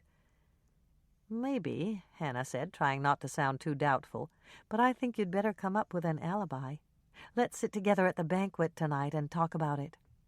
"I'd like that, but I'm not going to the banquet. I have to develop the portraits I'm taking this afternoon, and I won't have time. Could we get together later?" "Sure. I should be home by 10. Why don't you come by my place and I'll buy you a cookie?" "Sounds good. I'll be there." Norman's eyes crinkled again, and Hannah was glad. At least he wasn't too worried to smile. "Are you going to stick around for the finish? They should be here soon." "Sure. I'll make a dash for the sidelines." "Stay with me and you can have a dog's eye view. I'm going to be here under the platform. Get on my other side, just in case one of the mushers runs off course." Hannah took up the position Norman indicated. It was probably crazy, but she felt a lot warmer under the platform, with the illusion of a roof over her head. The barking had grown steadily louder as they talked, and Hannah found herself wondering why the dogs ran and barked at the same time. Maybe it was just for the sheer joy of the exercise on such a crisp winter day. "Here they come, and Otis is in the lead," a voice yelled out from above. Hannah wasn't surprised. Otis and Eleanor were dog lovers from way back. When they retired, they'd built a house on Old Bailey Road just outside the town limits. There, the 2 dogs per household rule didn't apply, and they'd taken in a host of strays over the past 3 years. The ones they couldn't find homes for, they kept, and Otis had trained all their huskies and malamutes as sled dogs. As Hannah watched, the lead musher and his team came over the crest of the hill. It was Otis, and he was still in front. "Look at his dogs." Norman slipped his free arm around Hannah's shoulder. "They're all smiling." Hannah didn't point out that huskies and malamutes always appeared to be smiling because of the shape of their faces. It was simply too lovely a sentiment to dash. Actually, the dogs did seem to be having a huge amount of fun. Their tails were high and tightly curled, their tongues were wagging from side to side, and they were barking and yelping in excitement. "Okay, here we go." Norman dropped to one knee and focused his camera. A few seconds later, Otis and his dogs rushed by at lightning speed. Hannah laughed out loud in sheer pleasure as Otis slowed his dogs at the far end of the course and guided them through the break in the ropes where they would wait for the other contestants. One by one, the other teams raced by, and Norman took pictures of all of them. When he was through, Hannah told him she'd see him later and headed back for the sidelines to collect Andrea. Eleanor did make the booties, Andrea told Hannah on their way back to the truck, "and they're going up to the Iditarod next year." Hannah was surprised. "Does Otis think he can win?" "Oh, they're just going as tourists. Janice is going to stay at their place for 2 weeks and take care of their dogs." Hannah unlocked the doors, and they climbed into the cookie truck. It was still slightly warm inside, and it felt good after the bitter cold outside. "Could you drop me off at the office?" Andrea asked as Hannah pulled out onto the highway. "I have to write up a listing." "Sure. You got a listing at the race?" "Eleanor's cousin, Roger, got a job offer in Wisconsin, and it was too good to turn down. They were going to rent out their house, but I convinced them that renting was a headache they didn't need, so they're going to sell." "But didn't they just buy it last year?" 7 months ago. I handled the sale." "If they sell this soon, they'll lose money, won't they?" "No. Roger converted the basement into 2 separate bedrooms and put in a full bathroom down there. Now I can relist it as a 5-bedroom, 3-bath, and that increases the asking price. Best of all, I think I've already got a buyer. I ran into Lelia Myers at the cleaners yesterday, and she's pregnant with twins. She asked me to keep my eye out for a bigger house, and this would be just perfect for them. I called her right away, and she wants to see it tomorrow." "You're amazing," Hannah said, and she meant it. Andrea was always looking for ways to list and sell real estate. It was an ideal job for her because she could socialize and work at the same time. "Call me later," Andrea said as Hannah pulled up in front of Lake Eden Realty. "I should be through here in about an hour." "Okay, I'm going back to the inn to collect the cookies. I'll deliver them to the warm-up tents, and then we'll figure out a place to meet." As Hannah drove off, she glanced at her watch. It was 11:30, and she'd be back at the inn before noon. If Lisa and Alex had finished the baking, she could have all the cookies delivered by 1. The truck seemed silent without Andrea, and Hannah switched on the radio. A moment later, she wished she hadn't, because the KCOW news team was covering the latest about Connie Mack's murder. Hannah winced as they mentioned that her body had been found at the cookie jar, and she hoped that the old adage was true. If any publicity was good publicity, it wouldn't hurt her cookie business. As she turned off on the road that led around Lake Eden, Hannah noticed a plume of smoke coming from one of the summer cabins that dotted its shores. She watched for a moment to make sure it wasn't a house fire, but the smoke was too confined for that. It was definitely coming from a chimney, and Hannah didn't think that any of the cabins on the far side of the lake had been converted into year-round dwellings. It must belong to one of the summer people who'd come back to Lake Eden for winter carnival and had decided to brave the discomfort of no central heat, frozen water pipes, and a lack of insulation to save on the price of a nice, snug motel. Chapter 15. Hannah pushed open the door to Sally's kitchen and stopped short as she saw the massive array of baked cookies on the counter. Lisa and Alex had finished the baking, and she immediately felt guilty for shirking her share of the work. Some of the cookies were already boxed for transport, and others were still cooling on the racks. Hannah walked over to take a closer look and smiled at what she saw. The molasses crackles were perfect rounds. The chocolate chip crunch cookies looked crisp and delicious. The golden brown peanut butter melts were cross-hatched with perfect fork marks, and the oatmeal raisin crisps tempted her with their spicy aroma. She was just reaching for one to give it a taste test when Lisa and Alex came into the kitchen. "Hi, Hannah," Lisa greeted her, lifting the box she was carrying up to the counter. "Where's Andrea?"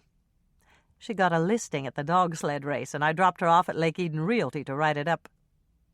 Alex lifted her box to the counter and smiled at Hannah. "Thanks for letting me help. I really enjoyed baking those cookies." "You got that backwards," Hannah told her. "I should be thanking you. Just let me mix up the little snowball dough, and I'll show you how to make those." Lisa shook her head. "It's too late. We baked them already. The instructions were right on the recipe, and once we got going, we didn't want to stop." She stepped over to whisk back a towel that covered 6 of Sally's crystal ice buckets, and Hannah saw that each one was filled with small, snow-white balls. "They're absolutely delicious, Hannah. We just had to taste them." "Of course you did," Hannah said, reaching out to take one. The little snowballs were so tender they practically melted in her mouth, and she started to smile. "Delicious." "Are you sure?" Alex looked a bit worried. "I rolled them in powdered sugar twice, just like it said in the recipe. Once when they were hot, and once after they'd cooled. Do you think it's too much?" "There's no such thing as too much powdered sugar. They're perfect, Alex. Even better than I remembered. I'll help you to mix up the cookie dough for tomorrow morning, and then I'll deliver the little snowballs to Edna." "What cookies are we making tomorrow?" Lisa asked. "It's basically the same lineup, except we'll substitute your white chocolate supremes for the molasses crackles. You can mix up the dough for those." "I'll do the oatmeal raisin crisps," Alex offered. "I read the recipe, and I bet my boss would just love them." "You mean Sally?" "No, my regular boss." "Who's that?" Hannah asked, trolling for a little information. "I work for Remco. It's a big accounting firm based in Edina. My boss is the senior vice president. I'm on vacation right now. I had 3 weeks coming, and I had to use it up before I lost it." "Wait a second." Hannah turned to her with an amazed expression. "You took a temporary job with Sally on your vacation?" Alex laughed. "I know this isn't exactly a vacation, but I wanted to see how a place like this was run. I inherited my parents' house last year, and I thought I might turn it into a bed and breakfast." "Well, the inn is certainly a good example of what you can do with an old place," Hannah said, still watching Alex closely. She looked perfectly sincere, but she didn't quite meet Hannah's eyes. That made Hannah suspect that Alex wasn't telling her the whole truth, and that she had a second reason for accepting Sally's job. "I'll start in on these," Alex said, glancing down at the recipe. "I'll go get a fresh box of oatmeal." When Alex had gone, Hannah turned to Lisa. "Did you find out anything more about her?" "She's 45 years old. She lives in Edina. She has 2 cats. She loves to dance, and she sews in her spare time. That's about it. You got more real information from her in 2 minutes than I did in 2 hours. "You primed the pump," Hannah said, patting Lisa on the shoulder. "I just happened to be here when the water gushed out." "Do you really think so?" "Absolutely. Just keep working on her." Alex came back in with a jumbo-sized box of oatmeal, and the 3 of them worked in silence for several minutes. It didn't take long to mix up the cookie dough with all 3 of them working, and that was all to the good. Sally's staff had begun to arrive to prepare the lunch buffet, and Hannah didn't want to get in the way. "Don't worry," Alex said, noticing Hannah's concerned expression as more kitchen workers arrived. Sally's serving soup and sandwiches for today's lunch buffet. She figured that most of the guests would be out at venues, and she could keep it simple. All the kitchen staff has to do is lay cold cuts, cheeses, and breads on platters and carry it out. There's potato salad, but that's already made, and so is the coleslaw and the soup. Another 5 minutes of work, and they were finished. Hannah covered the bowls with plastic wrap, and Lisa and Alex stashed them in Sally's walk-in cooler. "Why don't you go pull your truck around to the back entrance?" Lisa suggested. "We'll finish up here, and then we'll help you load." Hannah headed out to get her truck. As she walked through the halls to the lobby, she didn't meet another soul. Sally had been right. Almost everyone was out at the venues. Her boots were on the rack by the front entrance, right where she'd left them when she'd come in, and Hannah sat down on the bench to pull them on.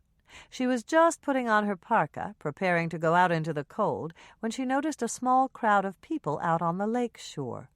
2 parka-clad men were unloading a wooden structure from a pickup truck that had been driven out on the ice, and Hannah realized that they were setting up for the ice fishing contest. The actual contest would take place tomorrow, but the preparations had to be made in advance.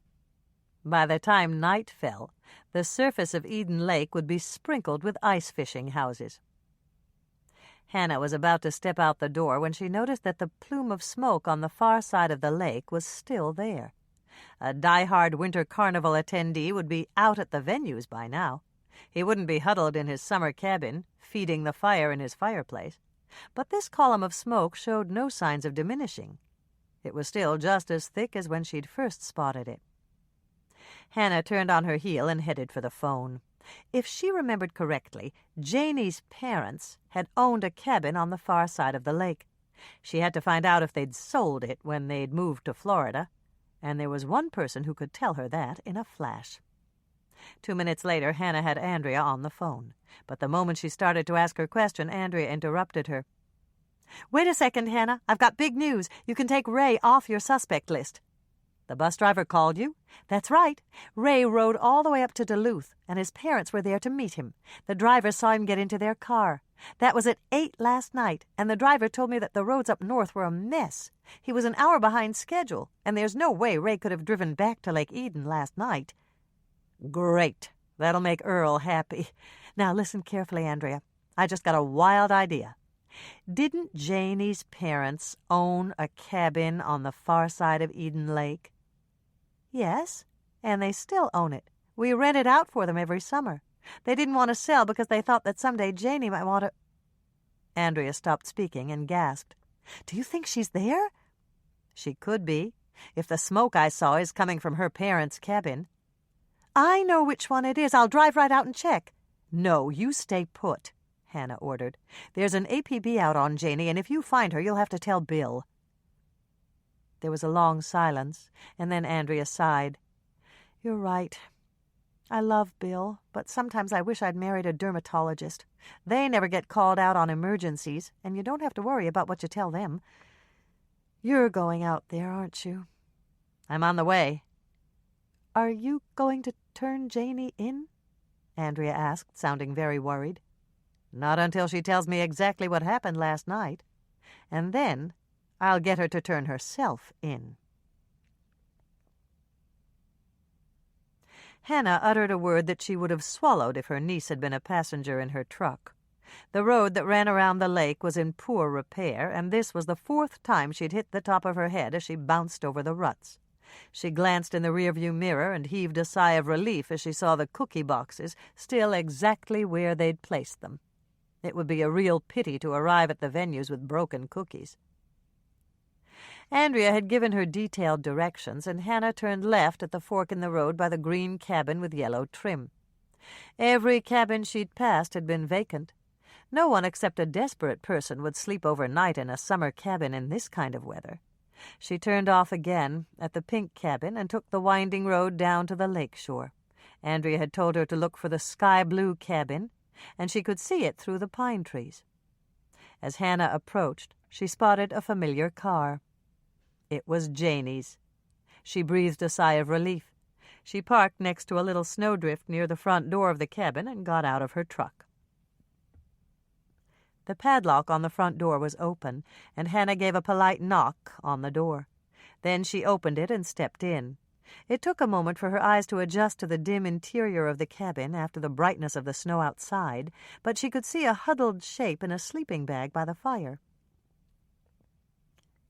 "Janie?" Hannah stepped forward, and the sleeping bag moved. "Hannah?" Janie sounded very tentative as she poked her head out of the sleeping bag. Then she smiled as she recognized her. "Oh, Hannah, I'm so glad to see you. But how did you know I was here? The smoke from your chimney, but that's not important. Are you okay? I'm all right, but I really did it this time. And there's no way I'm going back, not even if she calls me to apologize. She's a horrible person, and I'll find another job. Hannah didn't say anything, but her mind was working overtime. It was pretty obvious from what Janey had said that she didn't know Connie Mack was dead. What are you doing here? I didn't want to face all the rest of them this morning. I knew they'd be sympathetic, and I just couldn't stand it. That's why I'm here. But you went back to the inn to pack up your clothes. Didn't you see any of them then? Janey shook her head, and now that Hannah's eyes had adjusted to the lack of light, she could see tear stains on her cheeks. I guess they were all busy, or in their rooms, or out somewhere else. That was a big relief. I was really upset, and I didn't want to talk to anybody about it. She accused me of sleeping with her husband, Hannah. She said all sorts of awful things. And then she fired me. Look, Janey, Hannah winced slightly, but she had to ask, were you sleeping with Paul? Of course not. I'm practically engaged, Hannah. Jim's saving his money, and he's getting me a ring next month. I told her all that, but she just wouldn't listen to reason. She went ballistic, and she started to throw things at me. What did you do then?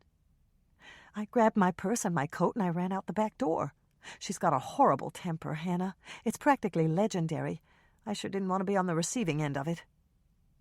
Has she ever thrown things at people before? Not me, but I've heard stories, and I know she fights with Paul all the time. I had the room next to them when we opened the boutique in Shakopee, and I heard her yelling at him and throwing things. The next morning he came down with a big bruise on the side of his head. He told everyone that he hid it on the side of a door, but I knew better. How about Connie Mack? Did she have bruises that morning? You mean from Paul?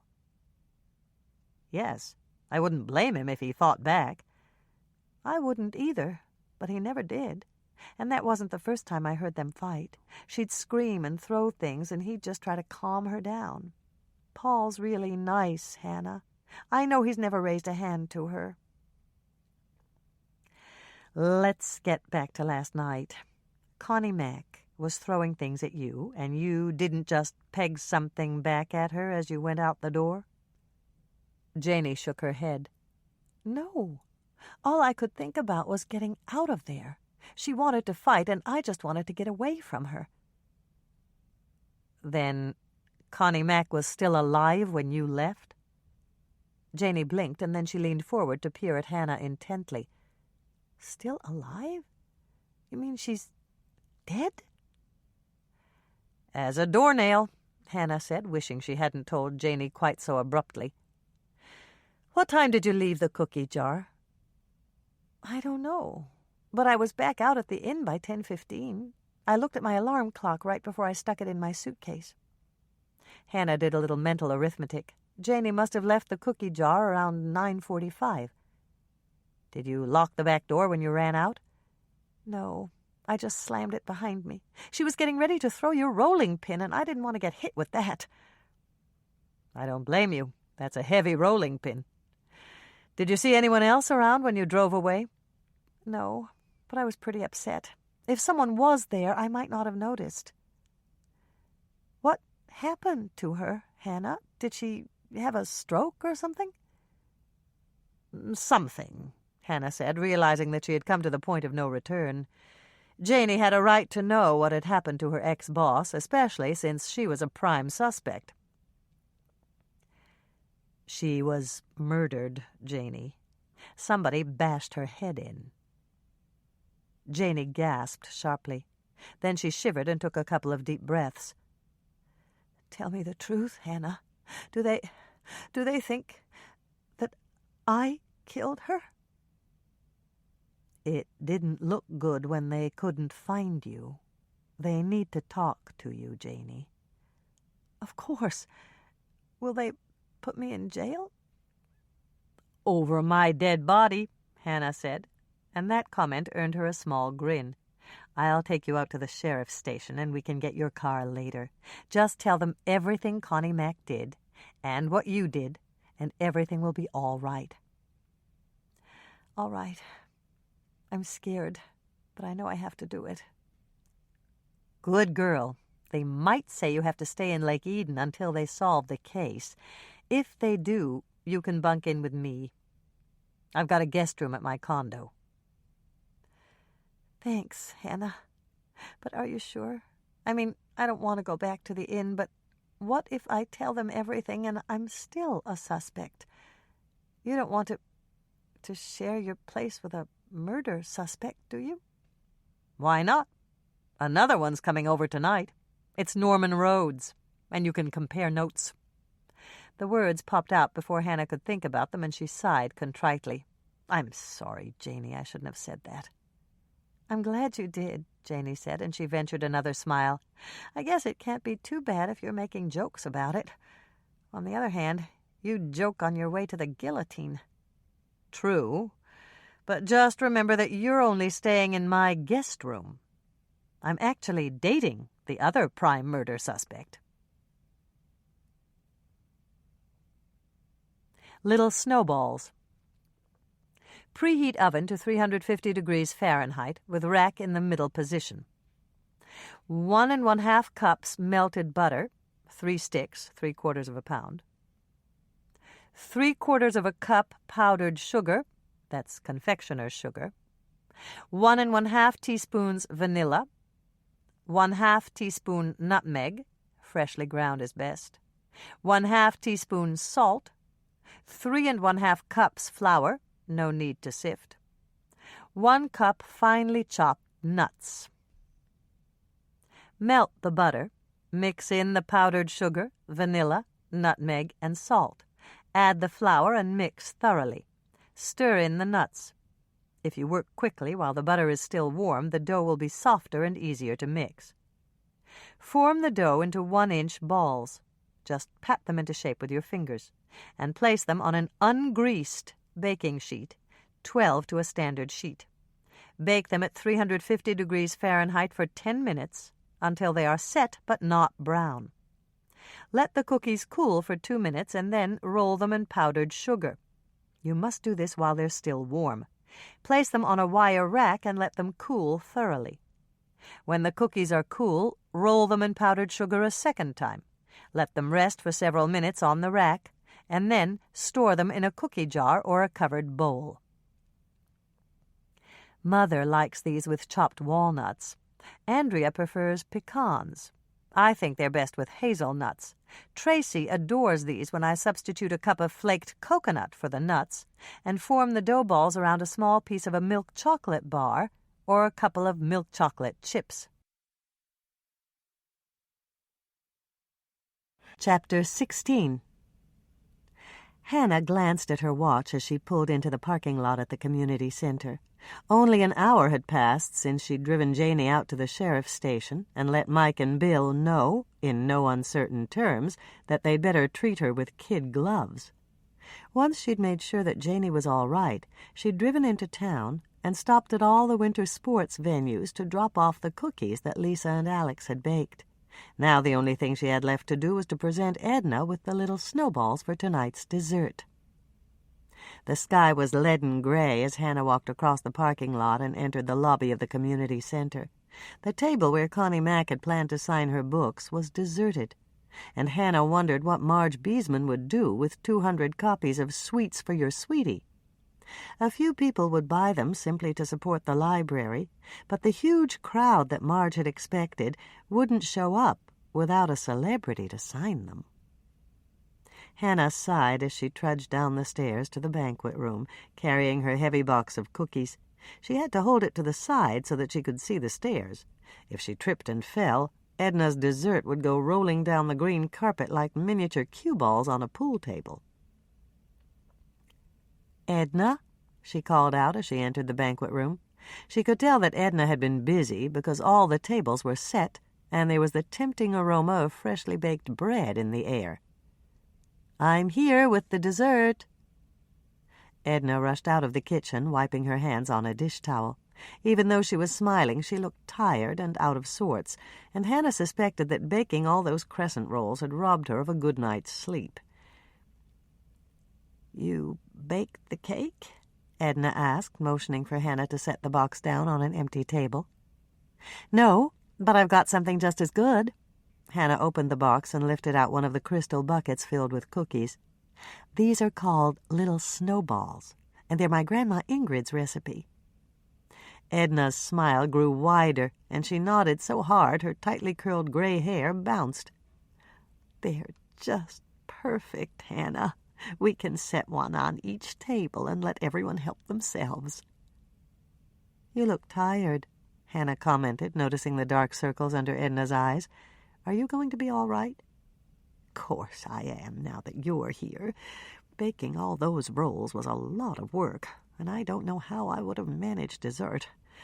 Maybe I shouldn't say this, but if I'd known that that woman would wind up dead, I never would have made all those changes in the menu." Hannah grinned. "I take it you're not too upset about the cooking sweetheart's demise?" "Some sweetheart," Edna snorted. "Just look at these things her people delivered for the banquet." Hannah glanced over at one of the tables and took in the array of bone china, lace tablecloths, and silver.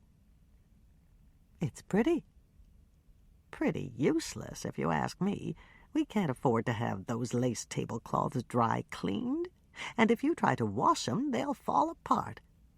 The silver's got to be polished every time you use it, and that china can't go in the dishwasher. And if that's not enough, just look at these."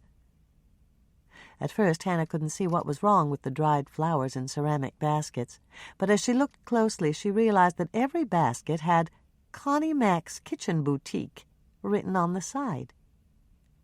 "They're just advertising for her new store," Edna sniffed. "And you can't clean those dried flowers when they get dusty.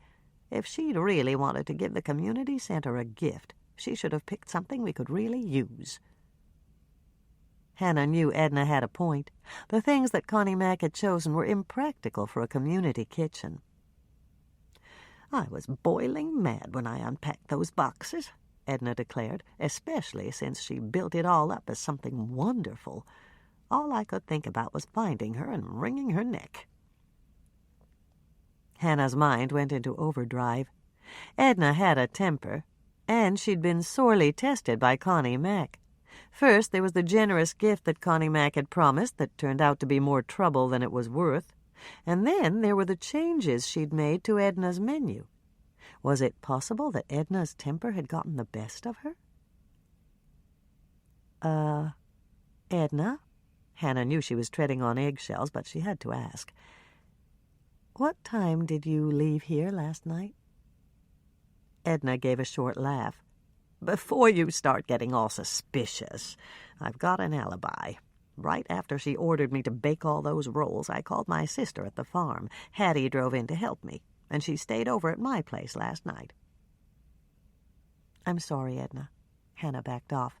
"I didn't mean to imply that I thought you killed her." "That's okay. I might have, if she'd come waltzing in here while I was punching down that dough last night."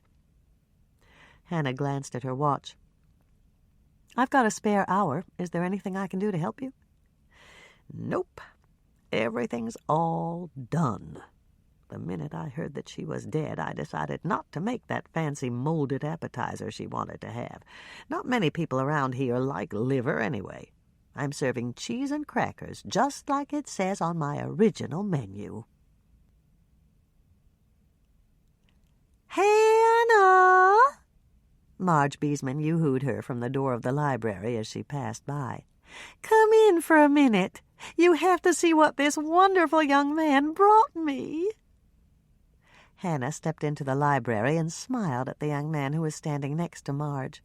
He was blond, handsome, and about 10 years too young for her. "This is Kurt Howe," Marge said. "And Kurt, this is Hannah Swensen. She owns the cookie jar, and she bakes the best cookies in the world." "Glad to meet you." Hannah shook his hand when he extended it. She knew that Kurt Howe was the publisher's representative who'd had the fight with Connie Mack. You must have done something special. Marge doesn't call just anyone wonderful. Kurt shook his head. All I did was bring her some signed copies of Sweets for Your Sweetie. 200 of them.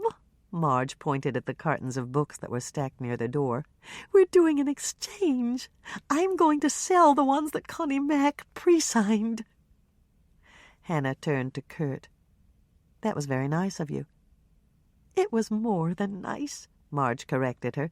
Now that Connie Mack is, no longer with us, they'll be instant collector's items. I'm going to sit at that table in the lobby and sell them to the people who come in for the banquet. As a matter of fact, I've got to get started setting up. You'll excuse me, won't you? Hannah found herself on the horns of a moral dilemma once Marge had left. She was dying to ask Kurt about the fight, but she'd promised Mike not to question any of the Connie Mack people at the inn. Of course, she wasn't at the inn. She was in the library, and this opportunity was too good to pass up. I'm sorry about Connie Mack, Hannah said, easing her way into the subject. I guess Sweets for Your Sweetie will be the last of her cookbooks. Kurt shook his head. Actually, no. Savory Press has at least 3 more in the works. You mean they're all written and ready to go? Not exactly. It's like this, Miss Swensen. All the recipes in Mrs. McIntyre's cookbooks come directly from her television shows. We just transcribe them from the tapes and put in some of the personal comments she makes. But her show is over now, isn't it? Yes, but there's a large backlog of segments that haven't aired yet. And then there'll be reruns. There's plenty of material for at least 3 more cookbooks, maybe 4. I see, Hannah said, filing that information away for future reference. Right now she had more important fish to fry. Would you mind telling me where you were last night? Kurt's smile disappeared and his expression grew guarded. I was in my room. Why do you want to know? Are you from the police? No. Hannah decided she'd already jumped in with both feet and she might as well get thoroughly wet. I'm asking for a friend who might be charged with Connie Mack's murder. I think she's your friend, too. Janie Burkholtz? The police think Janie murdered Mrs. McIntyre? Kurt looked shocked. Yes, and until Janie can clear herself, she's in big trouble. I just thought you might have seen her last night when she came back to the inn. I'm trying to establish an alibi for her. Kurt's guarded expression disappeared. I'd like to help Janie, but the last time I saw her was in the late afternoon. Our rooms are right next to each other, and I saw her leaving. Janie told me that Mrs. McIntyre was having her portrait taken, and she had to follow the limo to town. Your room is right next to Janie's? That's right. And you were in your room last night? That's what I said. Didn't you hear Janie when she came back to pack up her things? No. Hannah was puzzled. But you must have heard something. Dresser drawers slamming, hangers rattling, suitcases bumping on the floor. Kurt began to look nervous. Look, Miss Swensen, I was in my room last night, but I left around 9. I drove to Minneapolis to meet a friend, and I stayed overnight. Can your friend vouch for you? Yes, but I don't want to bring my friend into it. If my boss finds out where I was last night, he'll fire me. Hannah took one look at the stubborn set of Kurt's chin and decided it was time to play hardball. The way I see it, you're in a lose-lose situation here. I know about the fight you had with Connie Mack, and how she threatened to call your boss in the morning to have you fired. If I tell the police about that, and I also tell them that you weren't in your room past 9 last night, you'll be a murder suspect. How long do you think your job will last when you're suspected of killing Savory's biggest celebrity author? I didn't think about that. Kurt's face turned pale. It doesn't have to be as bad as it sounds, Hannah told him. I'm the only one who knows you weren't in your room last night, and I won't tell, as long as you get your alibi to vouch for you. My lips are sealed if your story checks out. Okay. Kurt gave a resigned sigh. I spent the night with Marcia, and her father owns Savory Press. She works there part-time, and he's death on intra-office romance. He told Marcia that if she dated anyone on his staff, he'd fire the guy and send her off to finish college in Alaska. Hannah whistled softly. You do have a problem. Just get Marcia on the phone and let me talk to her. If she says that you were with her all night, I'll forget everything you told me. 5 minutes later, Hannah had all the information she needed. After assuring Marcia that she wouldn't blow the whistle on them, she hung up Kurt's cell phone and handed it back to him. You're in the clear, but just to satisfy my curiosity, why was Connie Mack so mad at you? I guess it can't hurt to tell you. Kurt hesitated, and Hannah noticed that he looked highly embarrassed. I refused to sleep with her. Hannah could feel her mouth drop open, and she closed it before she looked like the village idiot. The last guy who had my job warned me that Mrs. McIntyre was sleeping around, but I thought that was just a rumor. And then she came on to me. What did you do? What could I do? I love Marcia, and there's no way I'd cheat on her, not even to keep my job. I tried to be diplomatic, but Mrs. McIntyre didn't buy it. Right before she stomped off, she said she was going to call Marcia's father in the morning and have me fired. And that's why you drove to Minneapolis to see Marcia? Marcia was wonderful about it. We decided that when the axe fell, we'd elope. She was willing to put college on hold so we could both work until I got established with another publishing firm. When did you find out that Connie Mack was dead? Not until this morning. I drove back here early and got a couple hours of sleep. When I went down to breakfast, everybody was talking about it. Do you have any idea who killed her? Kurt shrugged. Not really. Mrs. McIntyre got to the top by climbing over a lot of other people. It could have been anybody she stepped on over the years. Hannah thanked Kurt, assured him again that she wouldn't tell anyone about Marcia, and walked back to her truck. It was only 4:30 in the afternoon, but night was falling, and she switched on her headlights as she drove home to her condo. She'd eliminated some of her suspects without technically breaking her promise to Mike, but there was still a whole lot to go. Chapter 17. When Hannah inserted her key in her condo door, she heard an irate yowl from inside. She immediately went into defense mode, dropping her shoulder bag so she wouldn't be encumbered, and zipping her parka all the way up to her chin. Then she opened the door and held out her arms to receive the 23-pound bundle of orange and white fur that hurtled itself at her chest. "Hi, Moisha. Did you miss me?" Hannah cuddled him a moment before she dragged in her purse and shut the door. "What's the matter?" Hannah figured that one of two things could have happened to upset her feline companion. Either his food bowl was empty again, or her mother had called. The moment Hannah set Moisha down, he led her directly into the kitchen, his tail flicking impatiently. There she discovered that it was 2 out of 2. His food bowl was empty, and the little red light on her answer phone was blinking. "Okay, hold on a second." Hannah shrugged out of her parka and draped it over one of her kitchen chairs. She headed straight for the cupboard where she kept Moisha's food and unlocked it. When Moisha had first come to live with her, Hannah had been a big believer in what her vet called free food. She'd made it her mission to keep the food bowl stocked so that Moisha wouldn't panic every time he saw a patch of white ceramic at the bottom.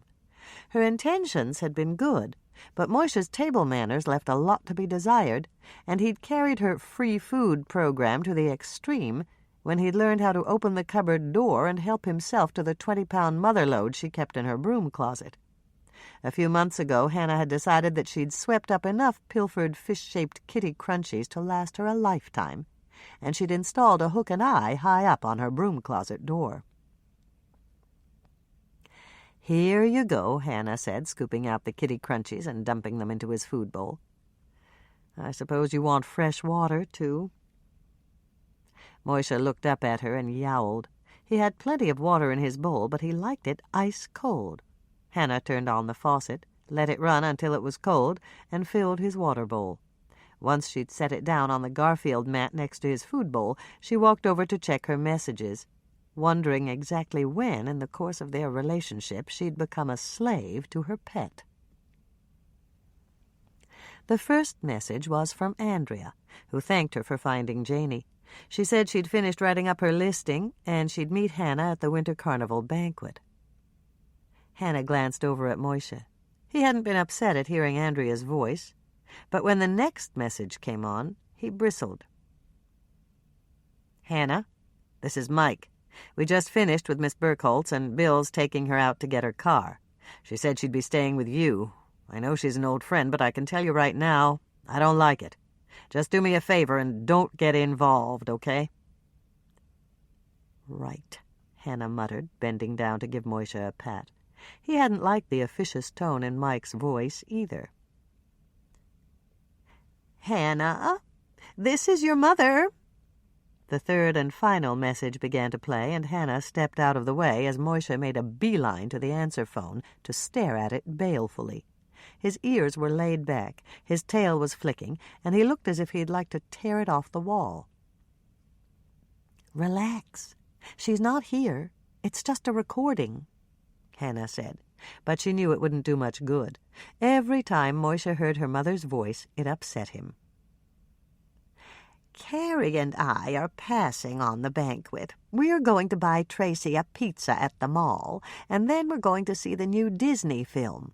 Tracy was a big help this afternoon, and she deserves a treat." Hannah grinned. Tracy had learned how to manipulate her grandmother, and it appeared that she'd had similar success with Carrie. "Wear a nice dress to the banquet, dear, and please try to do something with your hair. I saw Babs Dubinsky this afternoon, and she said her son is here for the carnival." "Oh, great," Hannah said, and followed it with a long-suffering sigh. She'd met Babs Dubinsky's son at her mother's urging, and his one and only topic of conversation was tax reform. "He just got divorced," Dolores went on, "and tax accountants make very good money.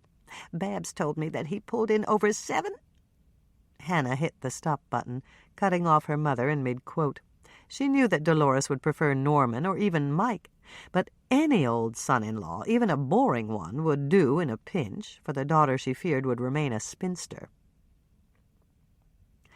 "We don't have to listen to the rest, Moishe," Hannah said, smoothing down his ruffled fur. "Let's go to the bedroom, and you can curl up on my pillow while I get dressed." 10 minutes later, Hannah was in the shower, enjoying the heat from the steaming spray and trying out the new bottle of Pretty Girl shampoo she'd bought from Luann that morning. It was scented with some kind of herbal mixture, as was her new bar of soap, another acquisition from Luann. When her hair was thoroughly rinsed and squeaky clean, Hannah cranked off the water, toweled herself off, and stepped out of the bathroom. She glanced at her bed, where Moishe had been waiting for her, but there was an empty indentation on her pillow and a few stray orange and white hairs.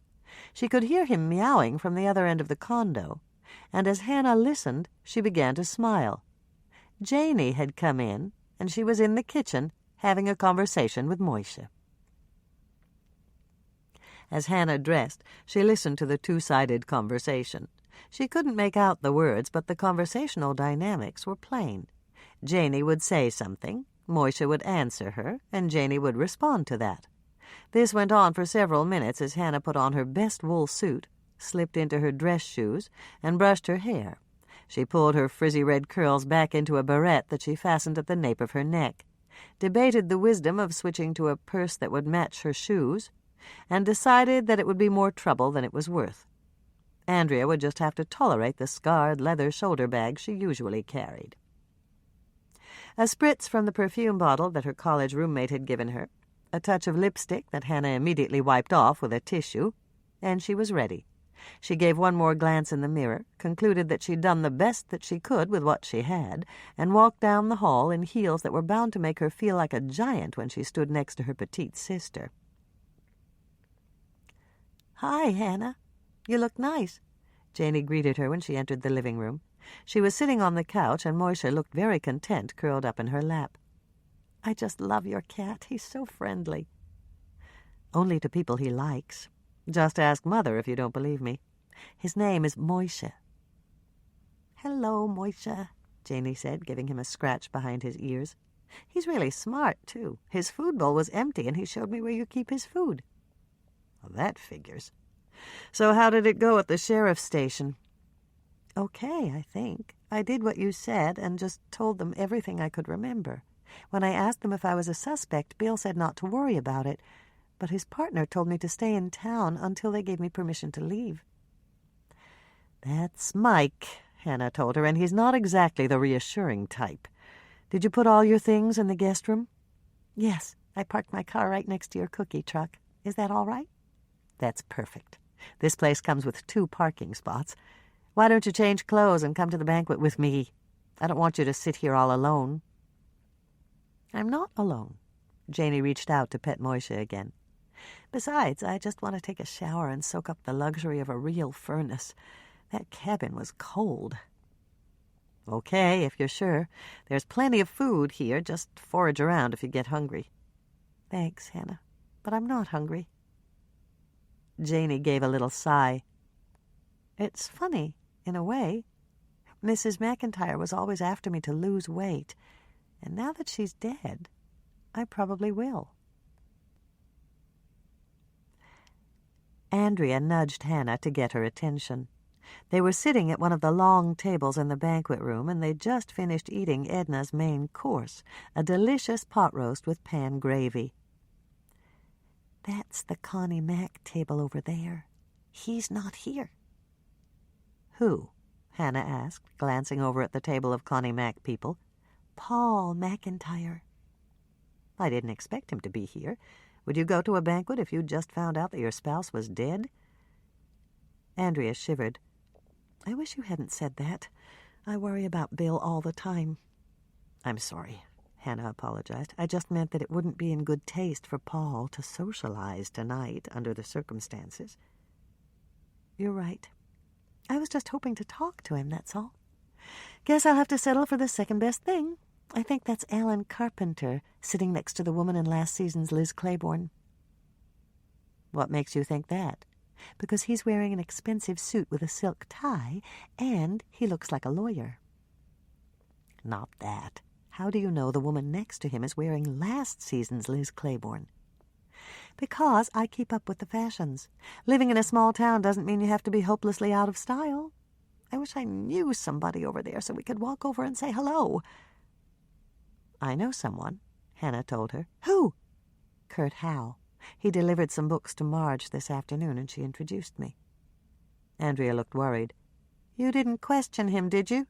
"Of course I did. I wasn't going to look a gift horse in the mouth. Kurt's alibi checked out, and he's in the clear." Hannah pushed back her chair and stood up. "Come on, Andrea. Let's go over and say hello before Edna brings out my dessert." By the time the buckets of little snowballs were brought out to the table, Hannah and Andrea had met several people in Connie Mack's entourage. There were the 2 reporters who had been covering the Cooking Sweethearts' activities, the decorator who designed her kitchen boutiques, the writer who was working on her biography, and the man that Andrea had pegged as Alan Carpenter. "It's a pleasure to meet you," Alan said, standing up to shake their hands. "Why don't you take our chairs? Kurt and I have to leave." "Was it something I said?" Hannah quipped, and she was rewarded by a smile from both Kurt and Alan. "Not at all," Alan told her, "but if we don't leave right now, we'll be late for the press conference I scheduled at my office." "About Mrs. McIntyre?" Hannah asked. "Naturally. The media's in a feeding frenzy, and they want to know the details. I'm the spokesman for the family, and Kurt's going to handle any questions that concern Savory Press." "This must be very difficult for you," Andrea commented, giving Alan a sympathetic smile. "It's not easy, but I have a duty as the family counsel to spare Paul in any way I can. I'm sorry, ladies. I'd like to talk longer, but we really do have to leave now." "Take some of these along with you for the trip," Hannah said, taking a half-dozen little snowballs from the crystal bucket that one of the serving girls had placed on the table and wrapping them in a napkin. "There's plenty of sugar in these. They'll keep you going." After Alan and Kurt had left, Hannah and Andrea returned to their own table. They visited with the banquet guests for a few minutes. Hannah accepted compliments on the cookies, and they watched the coronation of the Prince and Princess of Winter. When the ceremony was over, they retrieved their coats and boots and walked up the stairs to the lobby. "I wonder how many books Marge sold," Hannah mused as they sat down in chairs at the book-signing table to switch from their shoes to their boots. 163. I heard her talking to Bertie Straub about it. She's taking the rest to the warm-up tents, and Mrs. Baxter's girls are going to sell them for her." "That's great," Hannah said, stashing her shoes in her purse and opening the door so that they could step out. "It's snowing again," Andrea complained, gazing up at the sky as they walked across the icy parking lot to their vehicles. "I signed us up for the family snowman contest, and Tracy's really looking forward to it." "It's supposed to stop by tomorrow morning. I heard the KCOW weather report on the drive-in." "I hope they're right." Andrea arrived at her Volvo and unlocked the door to retrieve her long-handled brush and scraper. She brushed the snow from the windshield and tossed the essential piece of winter equipment into the back seat. "I haven't built a snowman since I was a kid. Do you remember how to do it?" "All you have to do is roll 3 balls of snow. You make a big one for the base, a medium-sized one for the torso, and a small one for the head. You stack them up, put on a face, and stick in some twigs for the arms. Then you decorate it with a hat or a scarf or whatever, and you're done. Anyone can build a snowman. It's easy." "Since you know how, will you help us? Bill's going to be busy with the murder investigation, and it'd go a lot faster with 3 people. There's a time limit, you know." Hannah sighed. She'd been had, and she knew it. "Okay, I'll help. What time is the contest?" 2:00 at the park. "Thanks, Hannah." Andrea glanced at her watch in the glare from the dome light. "I've got to get a move on. Mother and Carrie are dropping Tracy off in 20 minutes. Do you want me to wait to see if your truck starts?" "It'll start, and if it doesn't, someone will give me a jump." Once Andrea had driven off, Hannah brushed the snow from her own windshield and started her truck. It fired up immediately, and she cranked the heater up to high. As she waited for the engine to warm up, she took out her notebook and wrote down what they'd learned tonight, even though none of it seemed important. By the time Hannah had slipped her notebook back into her purse, a whisper of tepid air was emerging from her heater vents. It was enough to chase away the frost from the inside of the windshield, but that was about it. Wishing that she'd opted for the auxiliary heater that Cyril Murphy had attempted to sell her when she'd bought her truck, she switched on her headlights and windshield wipers and drove out of the parking lot. Resisting the urge to drive past her shop to see if they'd taken the crime scene tape down, Hannah headed for the highway. Bill would have called if there'd been any change. Hannah stepped on the gas, pulled in behind a rental truck with Michigan plates, and drove toward home. The only way she could get back into the cookie jar fast was to catch Connie Mack's killer, and that was turning out to be a lot harder than she'd hoped it would be. Chapter 18. "This is delicious, Hannah," Janie said as she bit into the sandwich Hannah had made for her. "I still remember the first time you made us a grilled cream cheese sandwich." "So do I," Hannah replied, smiling at the memory. She'd decided to make grilled cheese sandwiches for Andrea and Janie one high school night when they'd stayed up late cramming for a test. She'd buttered the bread, heated the frying pan, and only then discovered that someone had eaten the last piece of American cheese in the refrigerator. Since everything else had been ready, Hannah had sliced a block of chilled cream cheese and used that as a substitute. The resulting sandwich had been so delicious she'd never made traditional grilled cheese sandwiches again. "You should make cooking mistakes more often," Janie smiled at her. "You always end up with something fabulous." "Not always. Remember the time I put tomato soup in my tuna hot dish? It was so awful we couldn't eat it, and we had to go out for pizza." Janie made a face. "I wish you hadn't reminded me. But everyone's entitled to one flop, and you've more than made up for it." "I need to ask you about something, Janie." Hannah turned her mind back to the problem at hand. I ran into Kurt Howe at the library today, and he told me that the television station has a lot of Connie Mack shows that haven't aired yet. Kurt's right. We taped the shows in June, and Connie Mack did 4 shows a day every other day. 4 shows a day? Hannah was surprised. Isn't that an awful lot of work? Yes, but not for her. The staff did all the setup work before she even got to the studio. All she had to do was assemble pre-measured ingredients while she talked to her guests, stick pans in the oven, and take out the ones we'd already baked. So she didn't actually cook the dinners? No, we did it all in advance. That's why she worked every second day. We needed that extra day to get everything ready for her. Hannah did a little mental arithmetic. She did 60 shows in a month. That's right. When we were all through, her producer picked out the best shows, and the station put those on the schedule. They kept the rest as a backlog. I'm sure they have enough for at least a year, maybe 2. Is that normal? Hannah asked. I mean, it's almost as if the television station expected Connie Mack to die, and they prepared for it ahead of time.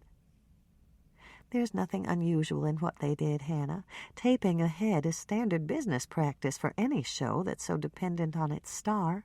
They can't do it with shows that deal with current events, but cooking shows are timeless. Okay, if you say so. But Hannah decided she'd check it out anyway.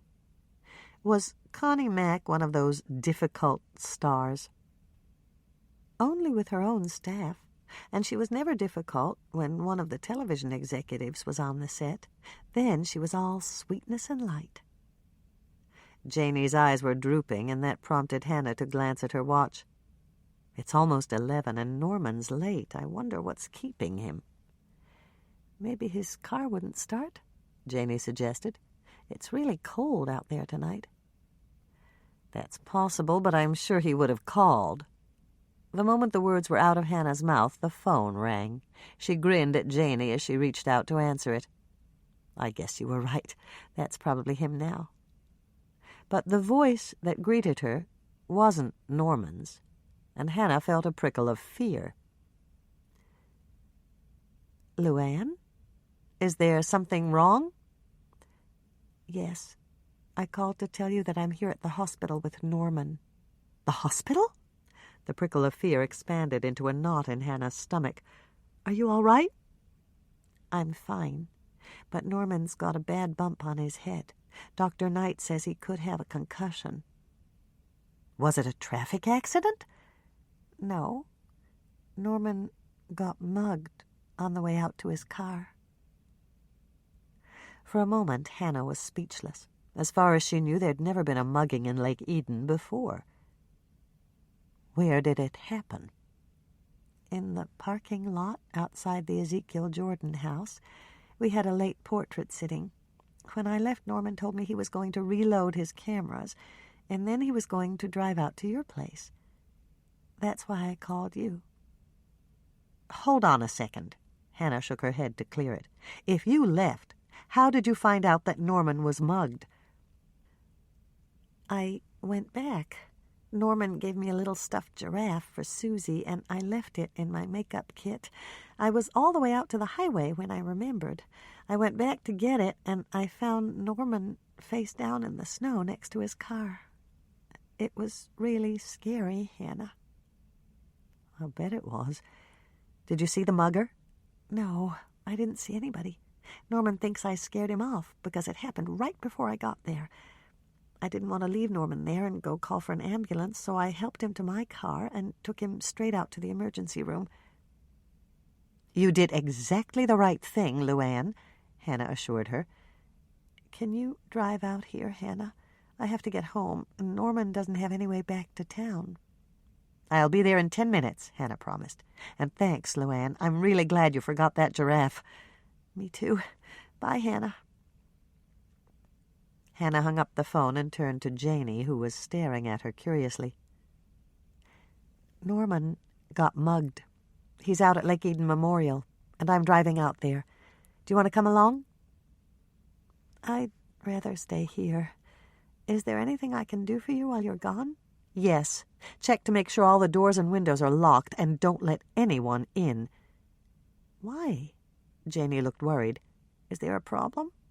I don't know, but Norman was a suspect in Connie Mack's murder, and so are you. Then you think Norman's mugging has something to do with Connie Mack's murder? I won't know until I talk to him, but it's better to be safe than sorry. Okay, Hannah, I'll wait up for you, and I'll put on a pot of coffee so it'll be ready for you when you come home. Thanks, but the last thing I'm going to need when I get home is a load of caffeine. There's an extra gallon of wine in the broom closet right next to Moisha's Kitty Crunchies. Shove it in the bottom of the refrigerator for me, will you? I have a feeling I'm going to need it tonight. Hannah! Norman looked absolutely delighted to see her, as delighted as a man could look who was flat on his back on an emergency room cot with a blood pressure cuff on his arm and a turban-style bandage wrapped around his head. You came. Of course I came. Luann tells me you've been testing out the theory that your head is harder than concrete. Wood, Norman told her, struggling up into a sitting position. Doc Knight found a splinter in my ski cap, and he thinks it came from a baseball bat. Whatever. Are you supposed to sit up like that? They didn't tell me not to sit up. I'm fine, Hannah. I've just got a little headache, that's all. Don't go all Mr. Tough Guy on me, Hannah warned. You have to be hurting. Where's Doc Knight? I want to talk to him. He's around here somewhere. Whatever you do, Hannah, don't call my mother. She'll be out here with chicken soup and a mustard plaster, and the soup will be straight out of a red and white can. Hannah laughed. Dolores had done the same thing when she was sick. Okay, I won't call her. How about the sheriff's department? They should know what happened. They already know. Doc Knight called them the minute I came in, and they sent Rick Murphy out to take my statement. I couldn't tell him much. I never even saw who hit me. Okay. I'll be right back. Hannah walked over and touched Norman's arm. She had the urge to kiss him on the cheek, but she didn't. She just patted his arm, turned on her heel, and went out to find Doc Knight. The first 3 emergency room cubicles Hannah passed were empty, but there was someone in the 4th. The curtains were drawn, but she could hear Doc Knight talking to someone about zinc powder and how often to apply it. Since there had been a recent outbreak of athlete's foot at Jordan High, Hannah figured that the person behind the curtain was another shower room casualty. Doc Knight stepped out of the cubicle, and he smiled when he saw Hannah. Don't worry. He'll be fine. He can leave, but don't let him sleep for at least 3 hours. No alcohol, and a liquid diet for the first 12 hours. Bring him right back out here if he shows any signs of concussion. Okay, Hannah said. Norman told me you thought it was a baseball bat? Either that or something similar. He took a hard blow, and he's lucky it glanced off. A direct hit probably would have killed him. Hannah winced. She didn't want to think about that. Like Connie Mack? I'd say so. Doc Knight looked wary, but you didn't hear that from me. I took pictures, and I'll compare them when I get some breathing room. And I didn't tell you that, either. I understand. You're just a font of non-information. And that's the way I want it. If the boys out at the sheriff's station find out I told you anything at all, they'll skin me alive. Now take him off my hands and give him some TLC. I've got a 2-car accident coming in any minute, and I need the beds.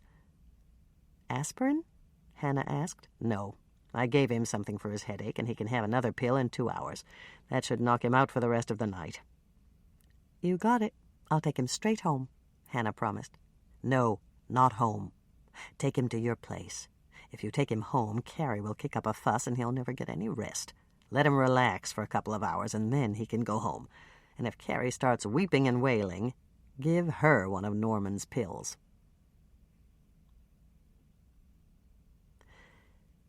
Well, there's one good thing, Norman said, accepting the mug of hot chocolate Hannah had made for him. Until this bandage comes off, I won't have to wear a hat." Janey laughed. "All you need is a jewel in the middle of that turban, and you'll look like a sheik." "I think it might take a little more than that," Norman said, taking a sip of his drink. "This is really good, Hannah." "Doc Knight told me to keep you on liquids, and I figured a shot of liquid chocolate was better than low-fat chicken broth. How are you feeling, Norman?" "Okay. I've still got a headache, but it's not as bad as it was before. Go ahead, Hannah." "Go ahead and what?" "Ask me those questions you've been dying to ask. If you hold them in much longer, you're going to pop." Hannah gave a self-conscious laugh. Norman knew her very well. "Are you sure you're well enough to answer?"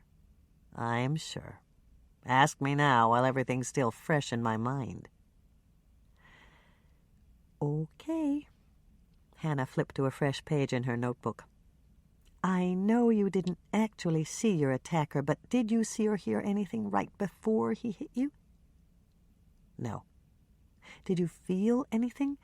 A leather glove, a fur jacket, anything like that?" "All I felt was the blow." "Did you smell anything? A cigarette burning, a distinctive aftershave, or a scented soap?" "No. I don't have a clue who hit me, Hannah." "Okay," Hannah sighed, switching to another line of questions. "Who knew that you'd be taking portraits at the Ezekiel Jordan house tonight?" "Beatrice and Ted Coaster. They were my subjects. And Luann knew because she did Beatrice's makeup. Our mothers knew because I told them.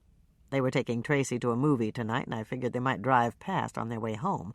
I didn't want them to worry when they saw lights on inside." Hannah groaned in tandem with Janey. Both of them knew that Dolores was a virtual pipeline of information. "There's one thing I know." Norman looked very serious. "I thought about it all the way back here. I wasn't mugged or carjacked. I was deliberately targeted for some reason." Hannah stared at him in surprise. "What makes you think that?" "If the guy wanted my car, he could have hot-wired it while I was inside loading my cameras. It took me a good 15 minutes, and everyone else had already left. And I was carrying a waterproof gym bag with a couple of cameras and my wallet inside. I set it down on the top of the trunk while I brushed off my windshield. He could have just grabbed it and run. I think I was attacked by Connie Mack's killer." "You're lucky he didn't kill you, Norman," Janey commented, and Hannah noticed that her face was very pale. "I know. I think the only thing that saved me was that I dropped my car keys in the snow. He must have swung at me just as I bent down to pick them up." "That would explain what Doc Knight told me," Hannah said. "He thought it was a glancing blow." "Exactly. And I'm pretty sure he would have hit me a second time if Luann hadn't driven up just then." Hannah didn't want to think about what would have happened if Norman hadn't dropped his car keys. Instead, she concentrated on asking another question.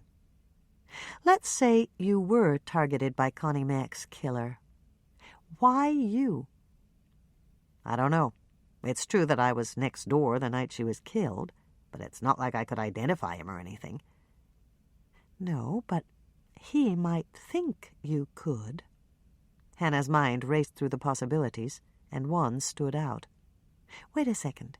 Didn't you tell me that you were testing your fill lights that night?" "Yes," Norman answered. "What does that have to do with it?" "Did your lights flash when you were testing them?" Norman nodded, and Hannah began to smile. "Then I've got it. "Got what?" The reason why Connie Mack's killer targeted you. What if he was hiding outside the cookie jar that night, waiting for a chance to get Connie Mack alone and kill her? He could have seen those flashes and thought that you were taking pictures of him." "I just remembered something," Janey told them. "Connie Mack and I saw the flashes on the snow outside. She thought some reporter was trying to take an unauthorized picture of her through the window, but I pointed out that it was coming from the Ezekiel Jordan house, and we decided that you must have been taking portraits over there."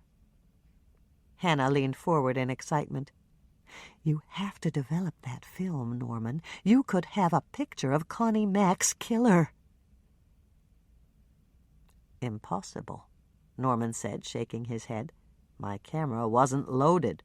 I didn't want to waste film when I was just testing the lights." Hannah bit back a word that might have made Janey blush, and groaned instead. "For a minute there, I thought we might have a shortcut to the killer." All three of them were silent for a moment, and then Norman turned to Hannah. "Maybe we do have a shortcut." "How? You said your camera wasn't loaded." "It wasn't, but the killer doesn't know that. He still thinks I've got a picture of him. He'll have to try to kill me again, Hannah. I'm sure of that. And that means we can set a trap for him." Hannah's mouth dropped open, and she stared at Norman in shock. Then she shook her head furiously. "That knock on the head must have rattled your brains. If you had any sense left at all, you'd know there's no way I'd ever let you use yourself for bait."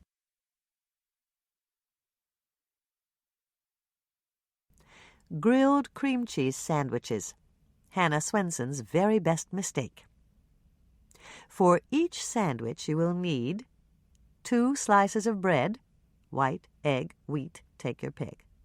1 package of chilled block cream cheese, not softened or whipped. Softened butter. Butter 2 slices of bread. Place 1 slice buttered side down on a piece of waxed paper. Cut slices of cream cheese approximately 1/2 inch thick to cover the surface of the bread. Put the other slice of bread on top, buttered side up. Preheat a frying pan on the stove. Using a spatula, place your sandwich in the pan. Fry it uncovered until the bottom turns golden brown. You can test it by lifting it up just a bit with the spatula. Flip the sandwich over and fry the other side until it's golden brown. Remove the sandwich from the frying pan, cut it into 4 pieces with a sharp knife, arrange it on a plate, and serve it immediately. This sandwich goes well with piping hot mugs of tomato soup. You can turn this into a dessert sandwich by using slices of banana or date nut bread and sprinkling the sandwich with a little powdered sugar. If you really want to go whole hog, top it with a scoop of ice cream. It's delicious that way. Chapter 19. 6 o'clock came much too early, and Hannah crawled out of the warm comfort of her bed reluctantly. It seemed as though just minutes had passed since she'd taken Norman to the scene of his assault to pick up his car and followed him home to make sure he got there safely. She'd idled outside the house for a few minutes, but no lights had gone on in Carrie's bedroom. When Hannah had been fairly certain that Norman wouldn't be required to deal with a hysterical mother in the middle of the night, she'd driven back to her condo and fallen into her bed for the hours of sleep that were left to her. Hannah gazed around her, blinking in the glare from the lamp on her bed table. Moishe wasn't there. He'd probably crawled in with Janey in the wee hours of the morning. Even though she knew she was being silly, his defection disturbed her. Moishe was a male, and all the important males in her life had deserted her in one way or another. Mike had turned cool and cop-like. It wasn't surprising, considering that he was in charge of a murder investigation, but she missed the good-natured banter they'd enjoyed in the past. And Norman was just as bad. He'd told her he wasn't jealous of the time she'd spent with Mike, and now he'd had the nerve to suggest that he use himself as bait in a trap for the killer without a second thought for her feelings. Then there was Moishe. She'd taken him in, fed him the best cat food that money could buy, and taken him to the vet for his shots. And how did he repay her kind generosity? He'd left her bed in the middle of the night and deserted her for a younger woman. Her slippers were right where she'd left them, and Hannah pulled them on. She knew she was being ridiculous, but she couldn't seem to help it. Moisha had been waiting for her in her bed when she'd arrived home last night, and he'd let her cuddle him for much longer than usual. He'd even purred and licked her cheek with his raspy tongue. He loved her. Hannah knew he did, and that was more than she could say for either Norman or Mike. She was in a bad mood this morning because she was tired, and she had to shake it off. Once Hannah had showered, she felt much better. 10 minutes under a steamy spray had loosened her cramped muscles and erased some of the fog from her brain. She dressed in a pair of jeans, pulled on the alternate winter carnival sweatshirt she'd bought, and slipped her feet back into the old pair of dorm slippers she wore around the house. Then she padded down the hallway toward the kitchen. She had a lot to do, and if she didn't get a move on, she'd fall behind schedule. Today would be a prime example of hurry up and get there so you can rush as fast as you can. That was a smidgen better on the frustration scale than hurry up and get there so you can wait, but not much. Somehow she had to get energized, and a strong cup of coffee was the only cure for her case of drooping eyelids. "Morning, Hannah," Janey greeted her. She was standing at Hannah's stove, flipping something in a frying pan. "Don't try to talk. Just sit down at the table and I'll bring you a mug of coffee." Hannah sank down in a chair. It was much more comfortable than she'd remembered, and she resisted the urge to put her head down on her folded arms and snooze. "Drink this," Janey ordered, plunking a mug of coffee down in front of Hannah's nose. "It'll help." Hannah inhaled the strong fragrance and took one huge gulp. The coffee was hot but not scalding, and she realized that Janey must have poured it when she'd heard her getting dressed. After she'd drained the cup and held it out for a refill, her eyes opened all the way, and she smiled at Janey. "Thanks. I'm beginning to feel halfway human." "Good. Now all we have to do is work on that other half. I take it Norman got home okay?" "He should be fine. I stuck around for a few minutes to make sure his mother didn't wake up.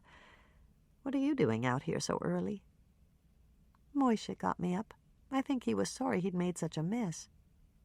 "What mess?" "He got into the cabinet where you keep the cat food. I swept it up and filled his bowl." Hannah's gaze turned from Moisha, who was happily chowing down at his food bowl, to the broom closet door.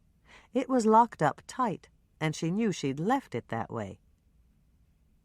What happened? "He learned how to open the lock." Janey walked over to the door and pointed. "I think he jumped up on the top of the refrigerator and batted at the hook until it popped out."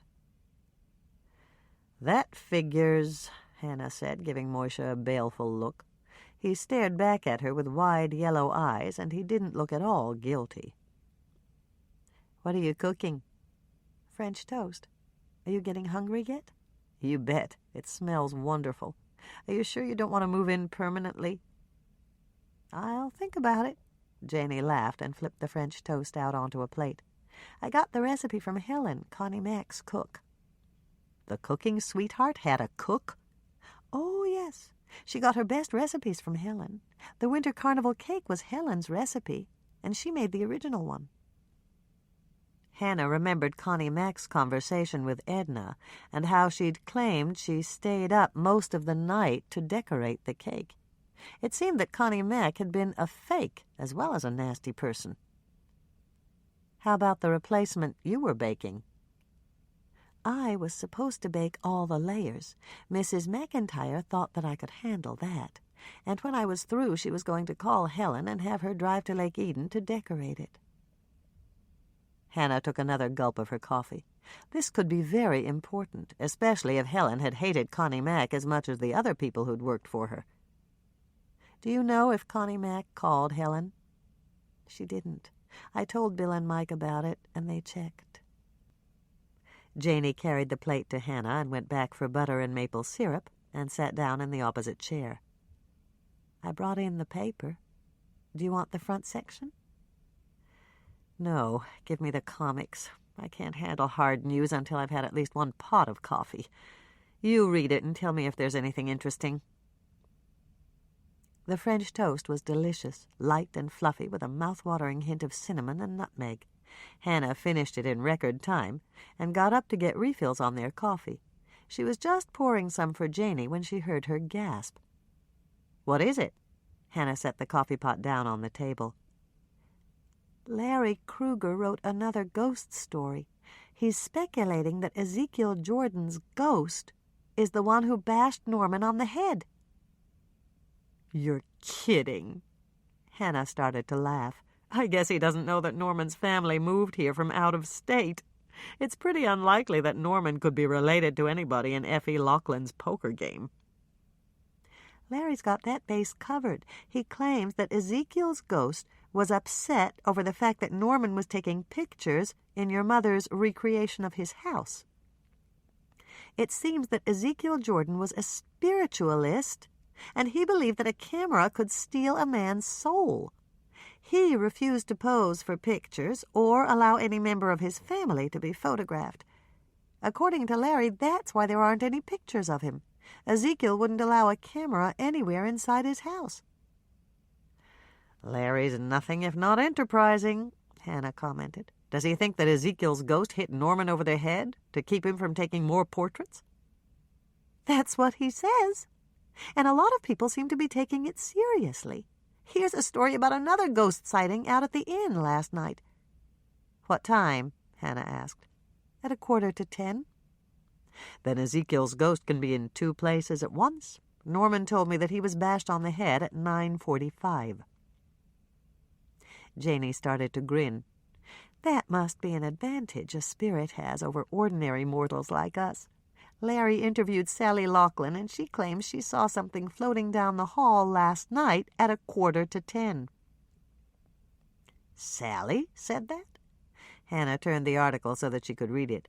Once she'd scanned it, she looked up with a frown. "That's an abrupt turn of face for Sally. When I talked to her yesterday, she told me she didn't believe in ghosts. I'm going to ask her about it when I get to the inn." By the time Hannah got out to the inn, Lisa was already hard at work rolling dough balls for the old-fashioned sugar cookies. After apologizing for being late, Hannah pitched in to help. When the 4 ovens Sally had allotted for their use were filled, and they'd rolled the rest of the dough balls, Lisa fetched them cups of coffee, and they took a short break. "Tell me what really happened to Norman last night," Lisa urged, sitting down on a stool next to Hannah. "I read Larry Kruger's story in the paper, but I don't believe a word of it." "Norman got bashed in the head on his way out to his car. Luann Hanks pulled up just in time to scare his attacker away, and neither one of them saw who hit him. Norman figures it was Connie Mack's killer, and he asked me to set a trap and use him for bait." Lisa's eyes widened. "Are you going to do it?" "Of course not. It's much too dangerous. My big worry is that Norman's going to try to set up something himself." "You could be right. A guy can be really foolish when he's trying to impress his girlfriend." That comment stopped Hannah cold, and it took her a minute to recover. "You mean me?" "Yes, you. Norman adores you, Hannah. I've seen the way he looks at you." "Have you been listening to Dr. Love?" Hannah asked the first question that popped into her mind. "No, I hate that show. This is just common sense, Hannah. Norman loves you, and he's trying to convince you that he's worthy of your love." Hannah remembered having a remarkably similar conversation with Andrea. In Lisa's version, only the name of the man had changed. Was it possible that both Mike and Norman were in love with her? Life wasn't a B-movie, and she certainly wasn't the gorgeous ingenue who sashayed her way into a love triangle with 2 men. "I'm right, Hannah. You've got to trust me on this." Hannah still wasn't convinced. "Okay, what do you think I should do?" "Think of some way to stop Norman before he gets himself into trouble." "Right," Hannah said, wondering what that would entail. Putting Norman in a straitjacket would work, but she didn't happen to have one handy. Handcuffs were out, Norman could still walk around in those, and an enforced trip to a desert island was impractical. Instead of concentrating on a way to render Norman immobile, she had to think of a way to convince the killer that Norman hadn't taken his picture. The timer just rang. You sit here and think, and I'll get the cookies out of the ovens. Be devious, Hannah. You're good at that. Hannah wasn't sure if that was a compliment, but she sat on her stool and thought as she gazed out the window that overlooked the dining room. A few people were beginning to arrive for the continental breakfast that Sally always provided on Sunday mornings, and Hannah noticed a man filling his cup from the urn of coffee on the bar. As she watched the man carry his coffee and a sweet roll to a two-person table in the center of the dining room, Hannah's thoughts turned back to Norman. How could she save him from himself? If he was trying to impress her with his courage, it was having quite the opposite effect. She could just kill him for offering to bait a trap. But she might not have the chance if the murderer got to him first. The man she'd been watching had eaten his sweet roll, and now he was finishing his coffee. Hannah expected him to go back for a second cup, but he surprised her by pulling a small notebook from his pocket and beginning to write. He was probably a reporter, and that realization gave Hannah the perfect idea to take the wind out of Norman's macho sails. "I got it," she called out to Lisa. "Can you hold the fort for a couple of minutes? I have to find Sally and ask her who that reporter is." "Which reporter?" Lisa asked, walking over to peer through the window. "The one in the center of the room. He's wearing a blue Scandinavian sweater." "That's Larry Kruger. Alex pointed him out to me yesterday. He's the one who's been writing those ghost stories." "Bingo!" Hannah said, and gave Lisa a hug. "I'll be back right after I plant the idea for his next installment."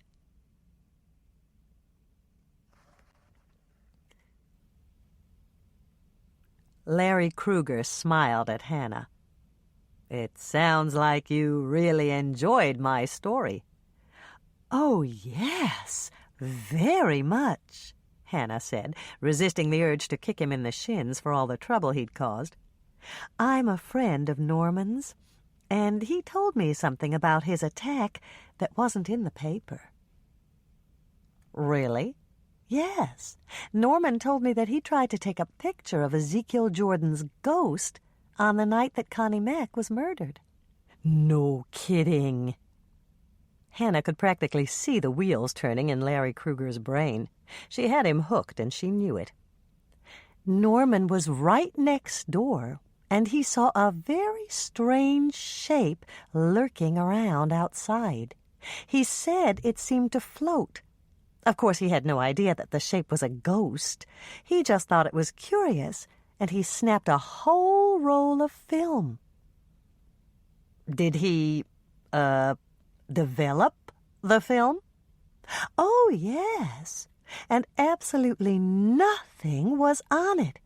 Of course, I wasn't surprised. I'm very interested in the occult, and I know that it's impossible to take a picture of a spirit. Their essence can't be captured by any mortal means." Yes, I've heard that. Thanks for telling me about it." "You're welcome. I really think people should know more facts about the spirit world. It's just fascinating. I've been toying with the idea of calling KCOW Radio to tell them about Norman's experience, but I just hate to give them my name and—" "You don't have to do that," Larry interrupted. "I'll be happy to call them for you, and I'll put it in the papers, too." "And you won't use my name?" "Not if you don't want me to," Larry promised. "I'll just say I got the information from a reliable source who knows Norman Rhodes. No one will ever connect you to my story." Hannah put on her best grateful look. "Thank you, Larry. That'll be just fine with me." Lisa was practically in hysterics by the time Hannah finished telling her what she'd done.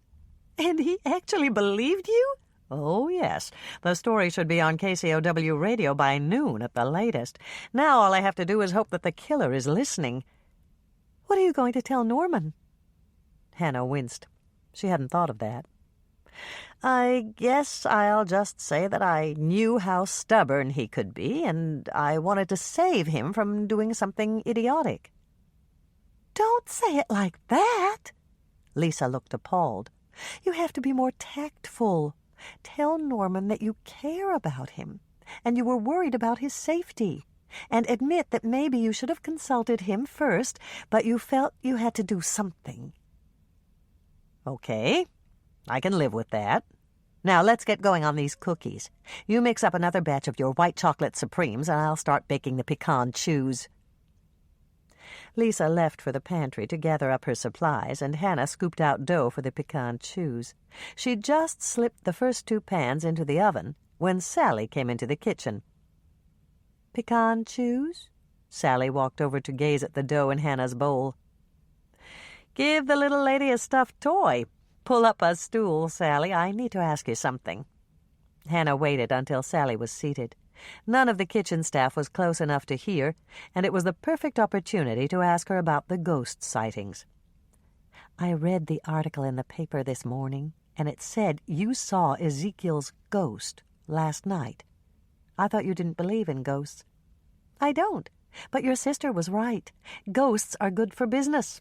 The phone rang off the hook yesterday afternoon, and everyone that called in for reservations wanted to know if I'd actually seen the ghost.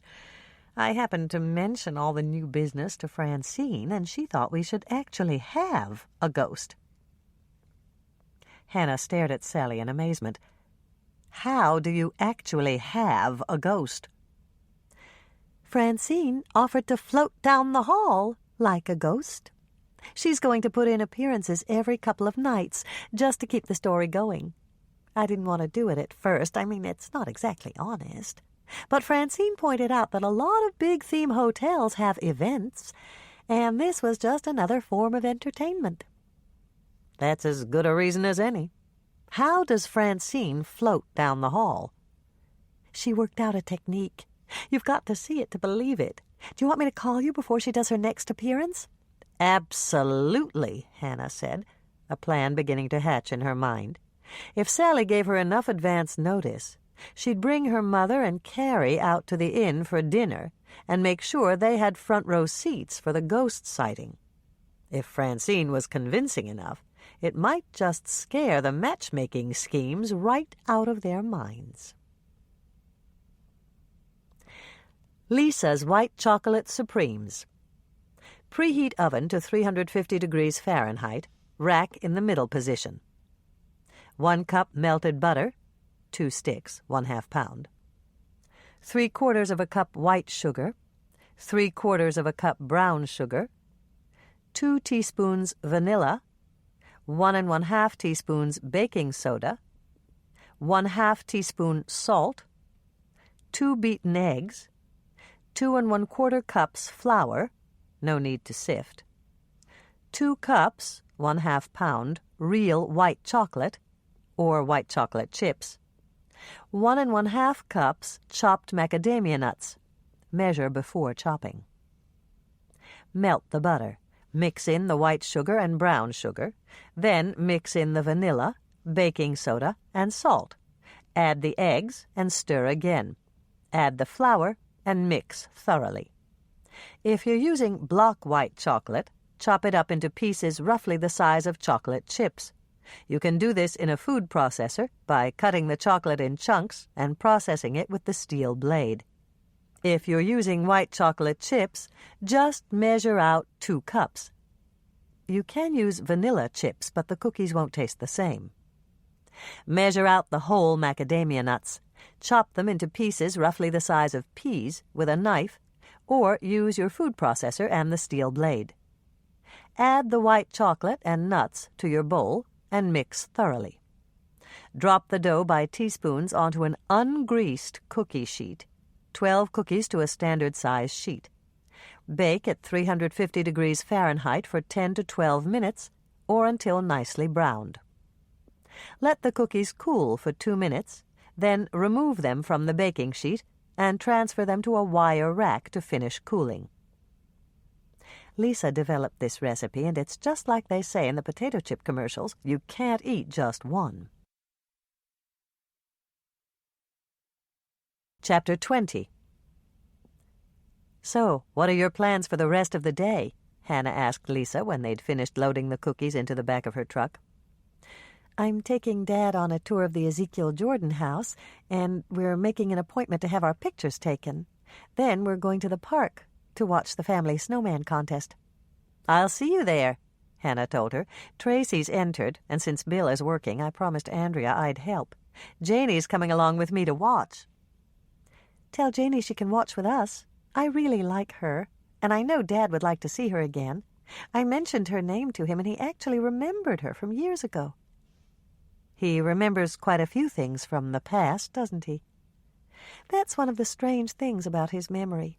Dad can recall things from 20 or 30 years ago, but new things don't seem to register. Every time I take him to the senior center, he gets all excited because he thinks he's going there for the first time." "At least he's never bored," Hannah said, attempting to put the brightest face on things. She knew Alzheimer's was a terrible disease, and that it was degenerative. The time could come when Jack Herman might not even remember his daughter. "Don't be sad, Hannah." Lisa reached out to touch her arm. "I know Dad's prognosis, but at least he's happy now." "He's very lucky he's got you," Hannah said, giving Lisa's hand a comforting pat. "And thanks for offering to entertain Janie while I'm off making a fool of myself." 5 minutes later, Hannah was zipping down the road toward her first venue. She was dropping off cookies at Jordan High, and the parking lot at the school ice rink was already dotted with cars. When she pulled in, she saw a familiar face, or at least part of one. It was Craig Kimball, and he was wearing a blaze orange ski mask. "Hi, Miss Swensen," Craig hailed her as she got out of her truck. "Do you need some help with your cookies?" "Are you offering? I've got a bag of new cookies you can try if you are." "You bet." Craig's eyes crinkled at the corners, and Hannah knew he was smiling behind all that orange yarn. "Just let me rope a couple of my friends into helping, and we'll only have to make one trip." Hannah opened the back of her truck while Craig jogged over to a group of Jordan High seniors. Before she had time to pick up the first box of cookies, she had 6 eager helpers. They carried the cookies over to the warm-up tent, and Hannah was amazed to see about a dozen spectators already in the bleachers that surrounded the rink.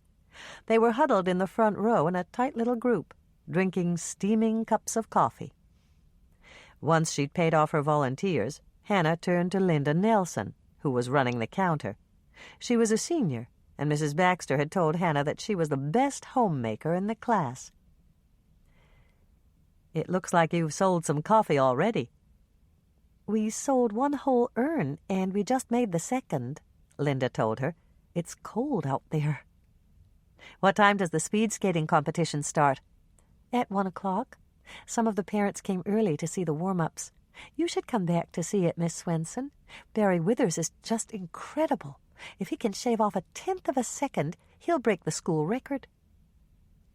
Hannah took one look at Linda's shining eyes and figured that a little romance might be brewing right along with that fresh urn of coffee.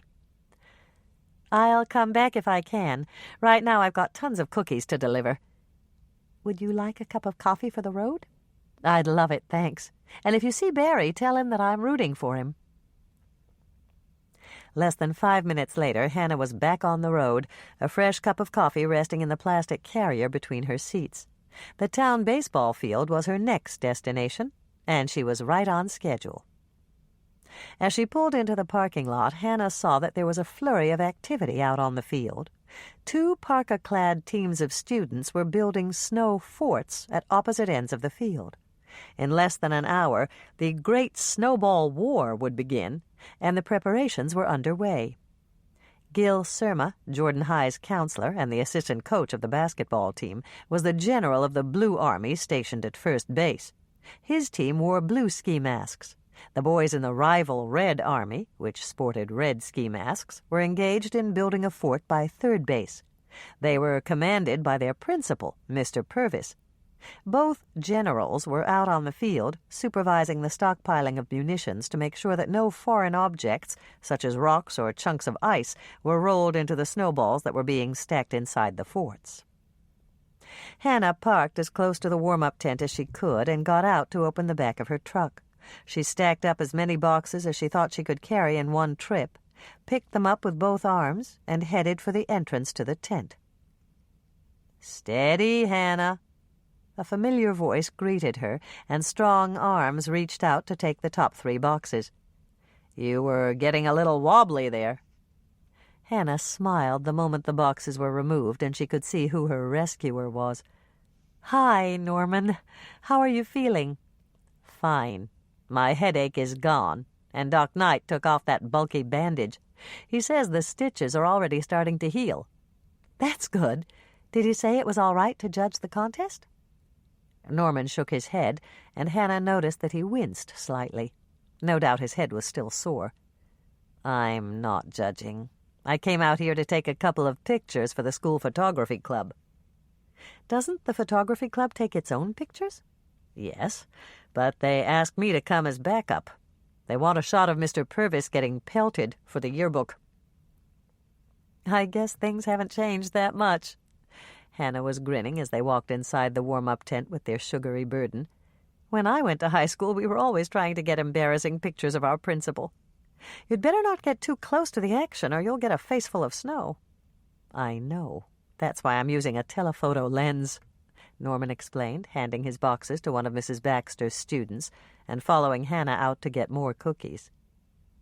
After they'd carried in the last of the boxes that Mrs. Baxter had ordered, Hannah asked Norman to walk her back to her truck. When they arrived, she opened the passenger door. "Get in for a minute, Norman. I need to talk to you." "Okay." Norman slid into the passenger seat and Hannah walked around to get in on the driver's side. Once she was settled, Norman turned to her. "What is it, Hannah?" "I did something this morning that you might not like, but I had your best interests in mind," Hannah told him, and then she gave him the details of the story she'd planted with Larry Kruger. "I wish you hadn't done that," Norman said when she was finished. "I rather fancied myself as bait. Is there any way you can retract that story?" Hannah shook her head. "No way. I'm sorry if you don't like it, Norman, but I have enough to do without worrying about you." "You were worried about me?" "Of course I was. I was scared stiff that you'd go out and do something really stupid." The moment the words left Hannah's mouth, she wished that she could call them back. She'd completely forgotten about tact and what Lisa had advised her to say. She expected Norman to climb out of her truck and refuse to speak to her ever again. But all he did was grin. "You're not mad?" Hannah asked him. "I wish you'd asked me first, but I'm not mad. Actually, I'm quite the opposite." With that comment, Norman pulled her into his arms and hugged her hard. And then he tipped up her head and kissed her. For a moment, Hannah was so startled she almost resisted. Then nature took over and she found herself enjoying Norman's kiss thoroughly. Her instinct was to throw her arms around his neck and keep him right there in the front seat of her truck for a long, indefinite period. But before she could act on her impulse, Norman pulled back to smile at her. "See? I'm not mad," he said, reaching out to tweak her nose. Then he opened the door and climbed out of her truck. "See you later, Hannah. I need to get some shots of Mr. Purvis inspecting those snowballs." As Hannah drove off, she was smiling. She felt comforted and warm and more at peace than she'd been in days. But then her thoughts turned to Mike, and she began to frown. She'd enjoyed Mike's kisses in the past, and she'd also enjoyed Norman's kiss. There was one big difference between the two. Mike's kisses made her feel sexy, on the verge of something slightly dangerous and very exciting, and Norman's kisses made her feel sexy and natural and good all over. Hannah sighed. It was impossible to compare Mike and Norman. Mike was the man of her dreams, and Norman was the man of her wide-awake hours. And every time she tried to choose one over the other, she ended up wanting both of them. Lake Eden Park was a hubbub of activity when Hannah arrived. Several shuttle sleighs were just arriving, and Hannah loaded herself up with boxes and carried them carefully through the crowd. "The cookies are here," one of Mrs. Baxter's girls called out as Hannah entered the warm-up tent. She rushed over to take the boxes and motioned to 2 other girls. "Come on, let's go help Miss Swensen unload." With 4 of them working, the unloading didn't take long. On the trips back and forth to her truck, Hannah learned that the girls had opened their concession 30 minutes early. They had already gone through 3 urns of coffee and 1 of hot chocolate, and every one of their customers had asked when the cookies would arrive. "Here you go, Miss Swensen." One of the girls handed Hannah a hot cup of coffee without asking. "Thanks for the cookies." Hannah left the tent, intending to go straight back to her truck, but she changed her mind halfway there. It wouldn't hurt to check out the site to see which area they'd be using. The family snowman contest would take place in the center of the park. As Hannah walked closer, she saw that the individual squares had been marked with brightly colored rope tied to ski poles. Each area was tagged, and Hannah found theirs, number 15. It had a good-sized drift of snow in the center, and Hannah figured they'd have more than enough to make a man-sized snowman. As she turned to leave, her eyes were drawn to a tall, familiar figure in a maroon sheriff's issue parka. It was Mike, and he was talking to a woman she didn't know, a gorgeous platinum blonde in a bright red ski outfit. Under normal circumstances, Hannah would have walked over to say hello, but these weren't normal circumstances. She was just turning to go in the opposite direction when Mike spotted her. "Hi, Hannah." A huge grin spread over Mike's face, and he waved his arms. Hannah grinned back. She didn't want to, but she couldn't help it. There was something about Mike's grin that was contagious. "Come over here for a minute," he called out, motioning to her. "I've got someone I want you to meet." Of all the people in all this snow, I have to run into him, Hannah muttered, borrowing heavily from Casablanca. If Mike meant the blonde, and she was sure he did, Hannah didn't want to meet her. On the other hand, they knew she'd seen them, and to ignore them would be rude. "Hannah Swensen, this is Christy Hampton," Mike said. "Christy was Mrs. McIntyre's personal beautician." "Glad to meet you," Hannah said without meaning it. "Likewise," Christy responded, but she didn't give Hannah more than a fleeting glance before she turned back to Mike. "Is it too late to enter the contest? I don't have family here, but I could recruit you." "Sorry, I'm working." Mike looked a bit embarrassed, and Hannah could see why. Christy had her hand on his sleeve and was stroking it like the owner of a prized stallion. "So, Hannah," Mike said, turning to her, "why are you here?" Hannah smiled. It didn't hurt to be friendly, and Christy had worked for Connie Mack. Perhaps she could learn something. "I just delivered cookies to the warm-up tent. I've got extras in my truck if you and Christy haven't had breakfast."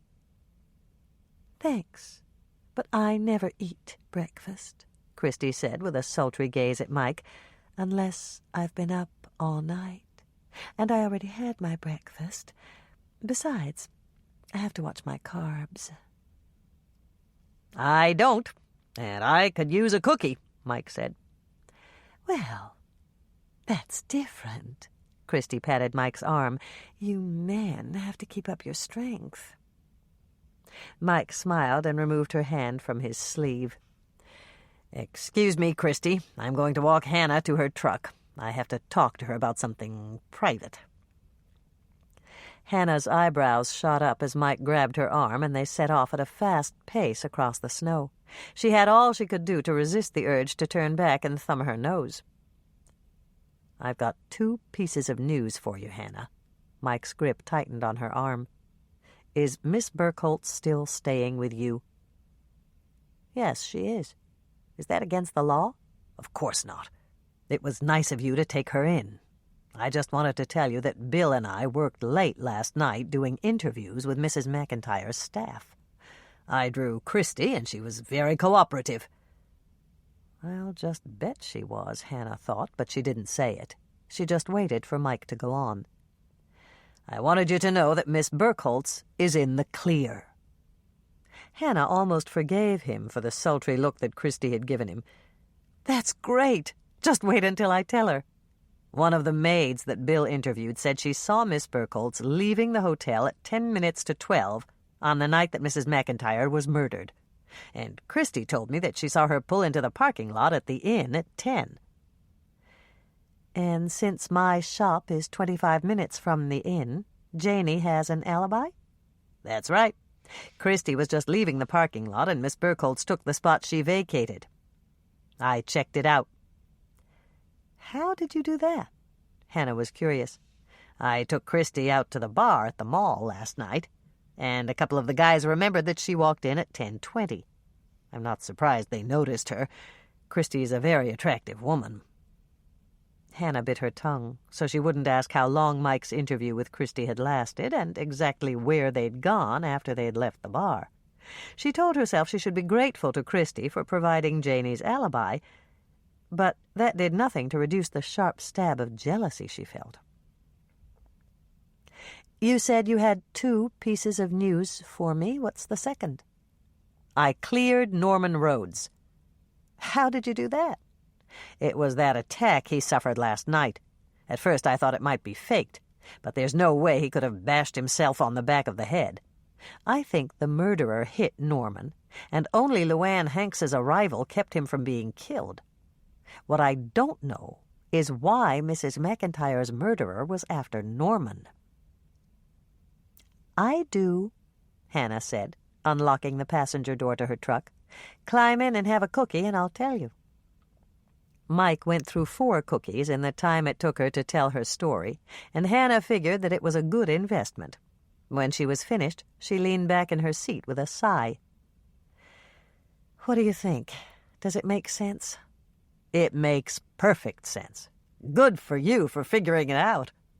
Just between you and me, Hannah, I'm really glad that Norman's off my suspect list. Why? Because suspecting Norman made me really uncomfortable. My gut instincts told me that he was innocent, but what if I'd been wrong? I had to warn you, Hannah. I understand. There's another thing, too. I was afraid you'd think I was jealous of your relationship with Norman, and that was the reason I put him on my suspect list. Really? I didn't even think of that. You didn't? It never crossed my mind, Hannah told him quite truthfully. It had crossed Andrea's mind, not hers. You aren't, are you? Jealous, I mean? No. To tell you the truth, I'm relieved. I'm just not ready to settle down yet, and I'd feel guilty if you just sat around like a lovesick teenager and waited for me to call. Hannah bristled. I don't think you have to worry about that. I know. I figure the time will come when I want that kind of commitment again, but not right now. If I did want to get remarried, though... Mike reached across the seat and pulled Hannah into his arms. He kissed her until both of them were breathless, and then he chuckled. When I get to that point, you'll be the first to know. Hannah sighed, still a little dazed from Mike's kiss. She had the urge to cuddle back up to him, but he'd been the one to break their embrace. I'll tell you one thing. Norman really impressed me. He did? Absolutely. He left a message on my voicemail, and I just retrieved it a couple of minutes ago. Do you know that he offered himself for bait so that we could set a trap for the killer? Hannah winced, wondering if she had messed up some sort of sting operation by planting the ghost story with Larry Kruger. Are you going to take him up on it? Of course not. We can't involve a civilian in something that dangerous. I called him right back to tell him that, but he wasn't home. I think we'll arrange a tale for him, though. He could be in real danger. I already took care of that, Hannah said, and then she told Mike what she'd done. I was worried about him, and I thought he might try to do something on his own. Mike stopped in the act of taking another cookie and gave her a sharp look. You were worried about Norman? Of course I was. Norman's one of my very best friends. Mike stared at her for a moment. Yeah, he's a nice guy. Well, I've got to get back to work. Thanks for the cookies, Hannah. Hannah waved at him as she pulled out of the parking lot and headed back to her condo to pick up Janey. As she zipped down the highway, she reached up to touch her lips with the tip of her finger. The thrill of Mike's kisses always lingered, and they made her hunger for more. But Norman's kiss had lingered too. What kind of woman could be in love with two men? Or did it mean that she wasn't really in love with either of them?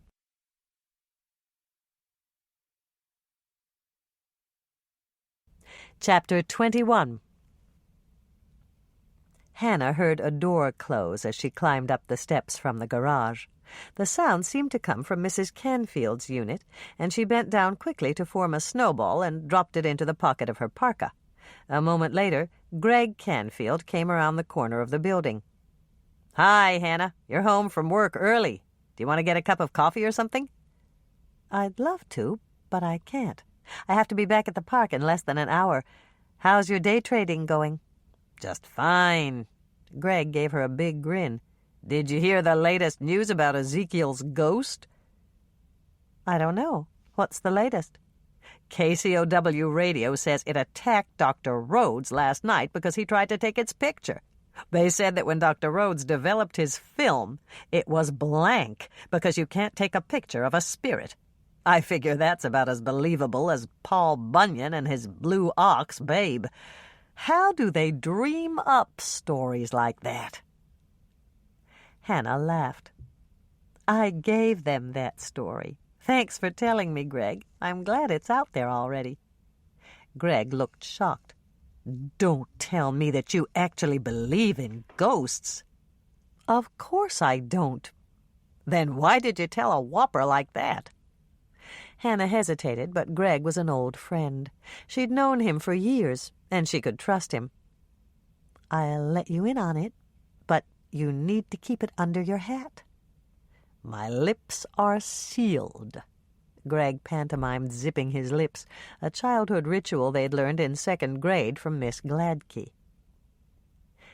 "Norman Rhodes is a good friend of mine, and I planted that story to keep him safe.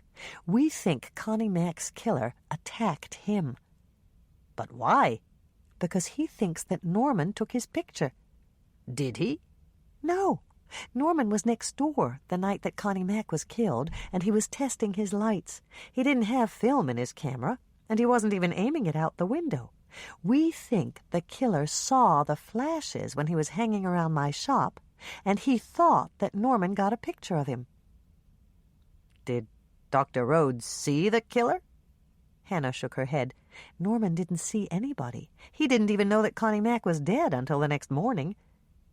"So he was just in the wrong place at the wrong time?" "You got it," Hannah said with a sigh. "And he almost got killed for nothing." "Wait a second." Greg looked confused. "I can see why you wanted to let the killer know that Dr. Rhodes didn't take his picture. But why didn't you just tell KCOW the truth?" "The truth isn't news. I had to tie in the ghost so that KCOW and the papers would carry it." "That's brilliant, Hannah." Greg looked impressed. "You always were the smartest one in our class. And that reminds me, Grandma said she heard that you helped to solve 2 murder cases already. Are you working on this one?" Childhood friendships notwithstanding, Hannah decided that she'd gone far enough. She'd already been forced to tell several people that she was working to catch Connie Mack's killer, and it was past time to zip her own lips. "I offered to help, but they made it plain that they didn't want me to get involved." "That's a relief. I'd sure hate to see you mixed up in anything that dangerous." Greg still looked worried, and Hannah reached out to pat him on the arm. "Don't worry about me, Greg. 2 Winnetka County detectives have ordered me to stay out of it." "But you never used to listen to orders. Remember what happened when our mothers ordered us to stop having those snowball fights?" "Of course I do. We just escalated the battle. But I follow orders very well now." Hannah bit back a smug grin as she pulled the snowball from her pocket and let fly. It hit Greg squarely in the face, and she hooted. "Except for times like this, of course." "Janey?" Hannah called out as she opened her door. "Where are you?" "I'm in here." Janie's voice answered her from the rear of the condo. It came from the guest room, but it was strangely muffled. Hannah felt a surge of fear, and she called out again, "Are you hurt?" "No, but I need help." Janie's answer added fuel to Hannah's feet as she hurried down the hall and barreled into the guest room. What she saw made her come dangerously close to exploding with suppressed laughter. "Go ahead and laugh. I can just imagine how ridiculous I look. I'm afraid I'll crush something if I move, and I think Moisha is in here somewhere." "Hold on, Janie. I'll help you," Hannah chuckled as she approached the walk-in closet. All she could see were Janie's feet. The rest of her body, including her head, was covered by mounds of old clothing that Hannah had been vowing to take to the Helping Hands thrift store for the past 2 years. "Do you see Moisha?" Janie asked, her words almost swallowed by the old navy peacoat Hannah had worn during her first year in college. "Not yet."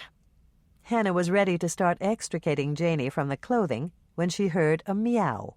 It came from above her, and when she looked up, she saw 2 round yellow eyes peeking out at her.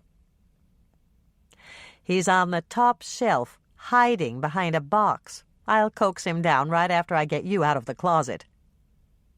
"I'm glad my mother didn't hear that." Janie started to giggle. Hannah stepped into the closet and grabbed an armful of clothing. She carried it out, tossed it into a corner of the bedroom, and went back for another load. It took several trips, but at last Janie could move. "Oh, no," Janie groaned as she stood up and shook off the rest of the clothing. "What's the matter? Are you hurt?" "Only my pride. I'm sorry, Hannah. I crushed the velvet hat you wore to Andrea's wedding." "That's okay. It looks awful on me, and I haven't worn it since. What happened?" "I don't know. Moisha was in the closet, and I tried to get him out so I could shut the door. I was just bending down to pick him up when the closet pole gave way, and everything crashed down on us." "That pole was loose. I should have warned you. And Moisha does have a way of getting people into trouble," Hannah remarked, remembering the time she'd stepped out to retrieve the morning paper, and Moisha had batted the door shut behind her. Of course, it had been locked, and she'd had to run down to her neighbor's in her slippers and robe to call a locksmith. At that moment, the subject of their conversation jumped down from the top shelf and walked over to them. He glared at them for a moment, as if the whole thing had been their fault, and then stalked off down the hallway.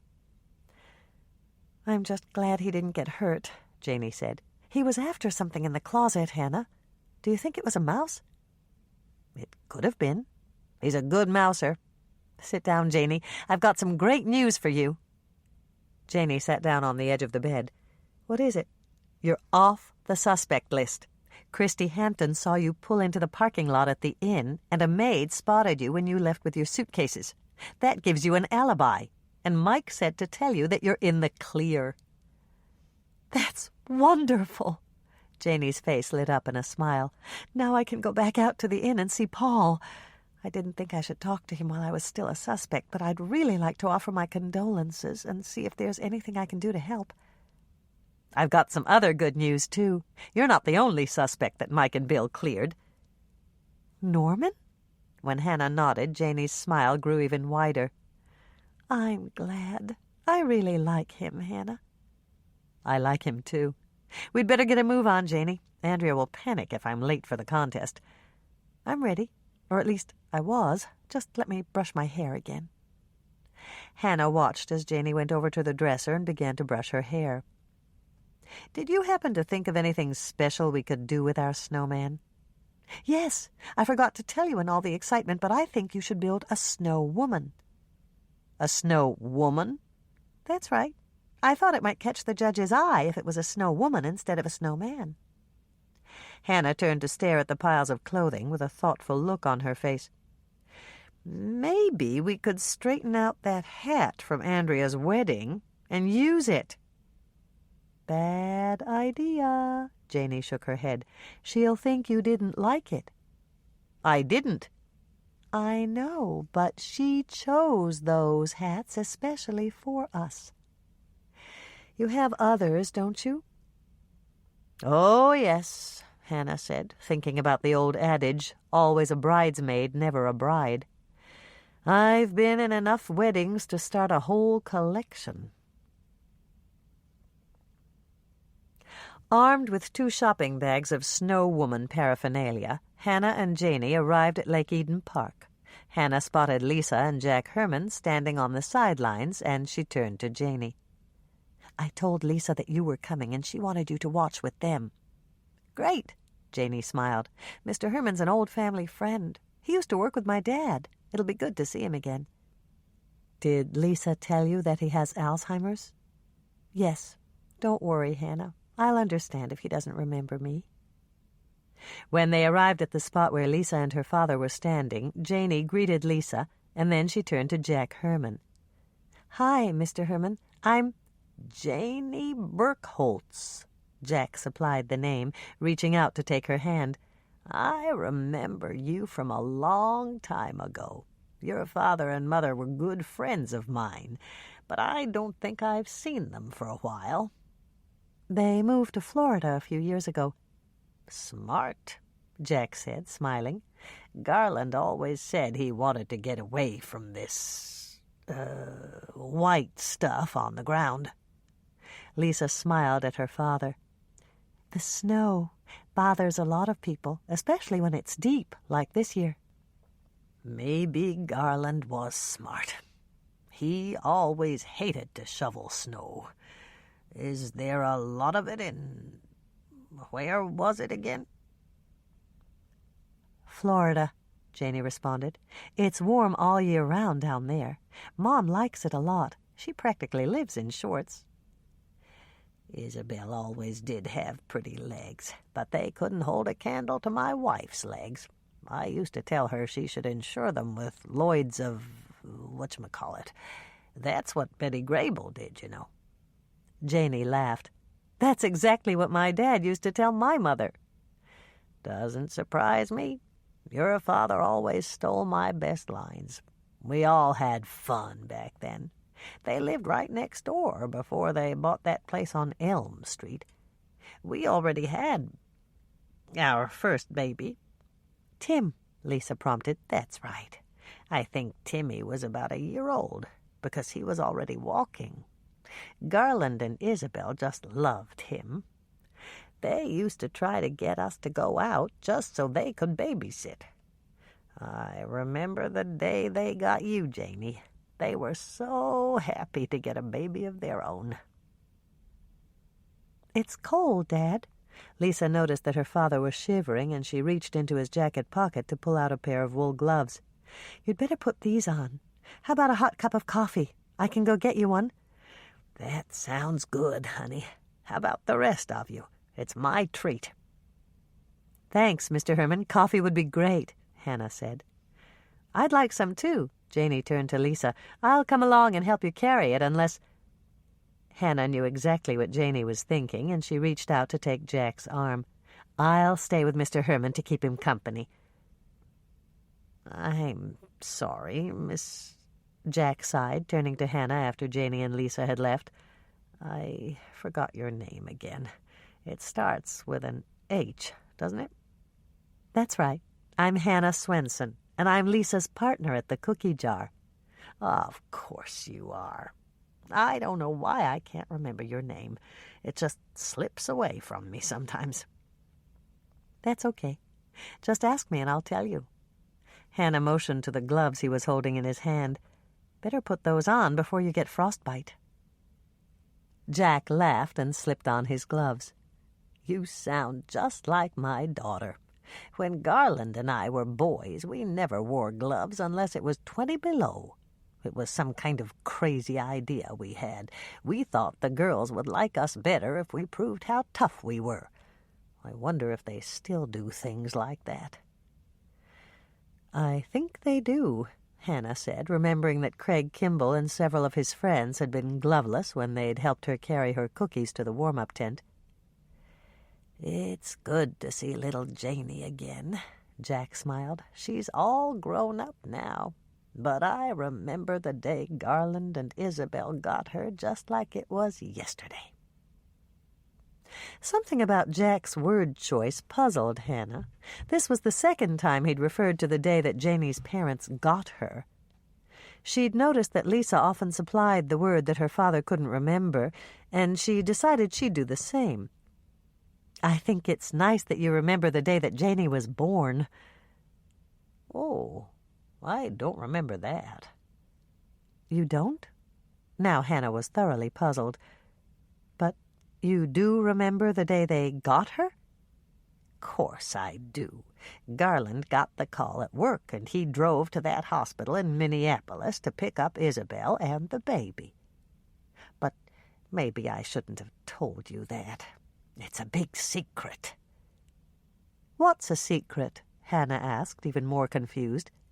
"Janey's adopted, but her mother never wanted her to know. You won't tell her, will you?" "I promise I won't," Hannah said, reaching out to take Jack's hand. "Will you tell me about it?" Jack sighed. "Guess it can't hurt, now that I let the cat out of the bag. You see, Isabel had trouble having babies. She lost 2 in the first 2 years, and it just about killed both Garland and her. Then she got pregnant again, and she had to stay in bed with her feet up. She was fine for months, but it happened anyway. Garland had to call for the ambulance one night, and they took Isabel to the hospital." "That's very sad," Hannah said, patting his hand. "I know. Isabel lost the baby, and the doctors told her she couldn't get pregnant again. It upset her so much, she went into what do you call it when you can't eat or sleep and you cry all the time?" "Depression?" "That's the word. Isabel went into a depression, and they kept her there in the hospital. There was a girl in the next bed, and she was in trouble, too. They got to be friends, Isabel and this girl, and the girl told her she wasn't married and she was going to give up her baby for adoption. And then she asked Isabel and Garland if they wanted to take it." "And they did?" "The girl didn't want any money or anything like that. She just wanted to make sure her baby had a good home. There was only one condition. She never wanted her baby to know about the adoption." "And that's what happened?" "Yes. The girl had her baby the next day, and she signed Janey over to Garland and Isabel. Her name was Janey when they got her, you know. The girl named her after her grandmother, who'd just died. I know they kept in touch with the girl. Isabel sent her letters and pictures, and the girl sent back gifts for Janey. She asked them to say the gifts were from them, and they did." Hannah's mind was spinning. It was a great story, but she couldn't help wondering if it was a figment of Jack's imagination. "How do you know all this?" "Garland told me. He was so excited about being a father at last. He said he had to tell someone, and he knew he could trust me." "And you never told anyone else?" "Not even my wife. I figured it was nobody's business." "Did Garland tell you the girl's name?" "No, and I didn't ask." "How about Janey's biological father?" Jack shrugged. "I don't know his name, and I don't think Garland or Isabel do either. The girl said that he got married before she found out that she was pregnant, and so she never told him." "You're not going to tell Janey about this, are you?" "No," Hannah shook her head. "It's your secret, and I promise I'll never tell her." "That makes me feel a whole lot better. Say, Miss, Lisa said you were going to build a snowman. Aren't you a little old for that?" Hannah laughed. "I'm much too old, but I'm helping my sister and my niece, Tracy." "That name's familiar. Do I know her?" "You met her yesterday morning, and you showed her your animal collection. You even taught her about opposable thumbs." "I did?" Jack smiled. "Well, good for me. She must have been that pretty little blonde girl that asked me all those questions." "That's Tracy." "My daughter used to ask questions non-stop. I hope she didn't catch on that I made up the answers half the time." "Here she comes now," Hannah said, gesturing toward Lisa and Janey, who were walking across the park toward them. "I see her. They grow up fast, don't they? Who's that other girl with her?" "Janey Burkholtz," Hannah said, waiting for some kind of reaction from Jack. "Oh, yes. Did you know that her parents used to live right next door to me? They moved away from the white stuff a couple of years ago. Somewhere in the South, I think she said." "Florida." "That's right. I remember now. Let's go meet them, miss. Looks like they're bringing hot coffee." Chapter 22. Hannah walked over to meet Andrea and Tracy, who were just getting out of their car. Tracy was dressed appropriately in a bright pink snowsuit with a matching ski cap and mittens, but Andrea had worn an outfit that was geared more toward a fashion magazine photo shoot. Her coat was made of powder blue suede. It was decorated with white fur around the collar and the hemline, and she wore matching gloves of thin powder blue leather. Her designer boots matched her gloves, and the only concession she'd made to the contest they were about to enter was a white fur hat that barely covered her ears. "What's wrong?" Andrea asked, realizing that her sister was staring at her. "Your outfit. There's a snowdrift in our spot, and we're going to be up to our—" Hannah paused and glanced at Tracy, who was hanging on her every word. "You-know-what's in it.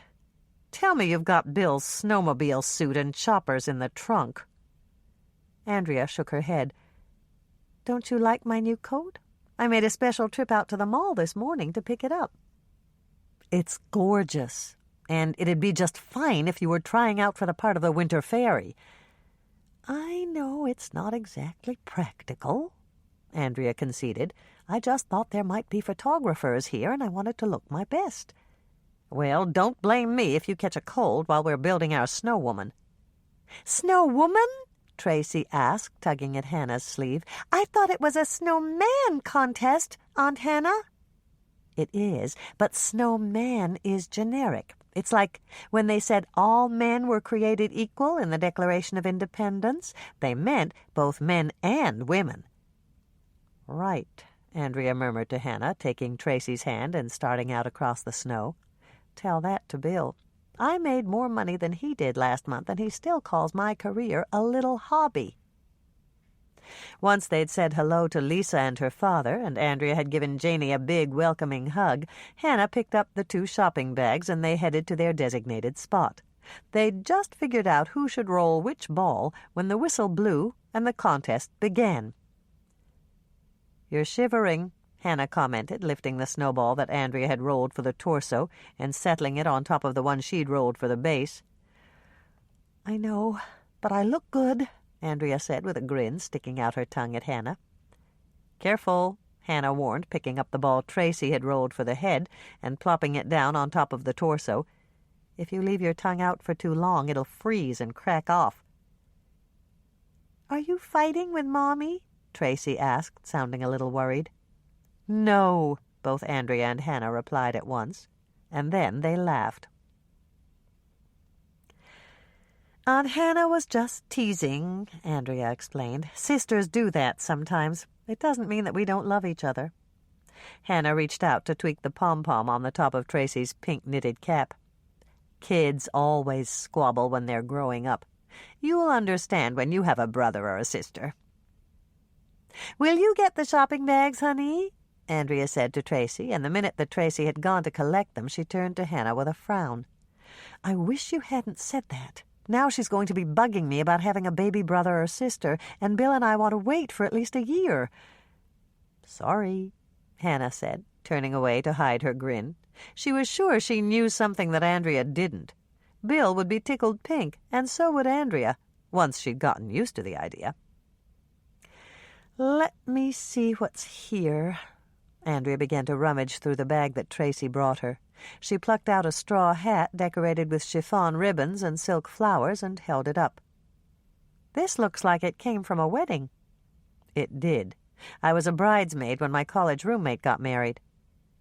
"It's almost a shame to use it. It's really rather nice." Andrea gave Hannah a sharp look. "I won't find the velvet hat from my wedding in here, will I?" "Of course not," Hannah told her, silently thanking Janey for saving her from that particular blunder. "Good. You really ought to wear it again, Hannah. It's still fashionable, and it looks wonderful on you." Hannah nodded and decided to change the subject, since the hat in question was as flat as a pancake. "If you don't mind, I thought I'd put one of my cookie jar aprons on our snow woman." "That's a good idea. It never hurts to advertise." Andrea turned to Tracy, who was digging through the second shopping bag. "Did you find anything you like, honey?" Tracy held up a long rope of fake pearls. "I like these, Mommy. Now I'm looking for earrings to match." "There aren't any," Hannah told her, walking over to glance at the contents of the bag. "But that's okay, because our snow woman doesn't have ears. I think there's a pair of big sunglasses in the bottom. They're from a store display, and they ought to fit her." By the time the final whistle blew, their snow woman was dressed and ready. The three of them walked over to the sidelines to chat with Janey, Lisa, and Jack Herman while the judges were deliberating. "Do you think we'll win, Aunt Hannah?" Tracy asked her. "I don't know, but we made a good snow woman. I think she's just perfect." "So do I." Tracy gave a little sigh. "I wish we could keep her, but I know we can't. She'll melt down into a puddle and go belly up." Andrea overheard her daughter's comment, and her eyebrows shot up in surprise. "Belly up?" "That's what fish do when they die. We have guppies at school, and every time one goes belly up, we tell Miss Cox, and we get to have a fish funeral. Miss Cox says they go to the great fish tank in the sky. But they don't." "They don't?" "No. She just flushes them down the toilet after everybody leaves.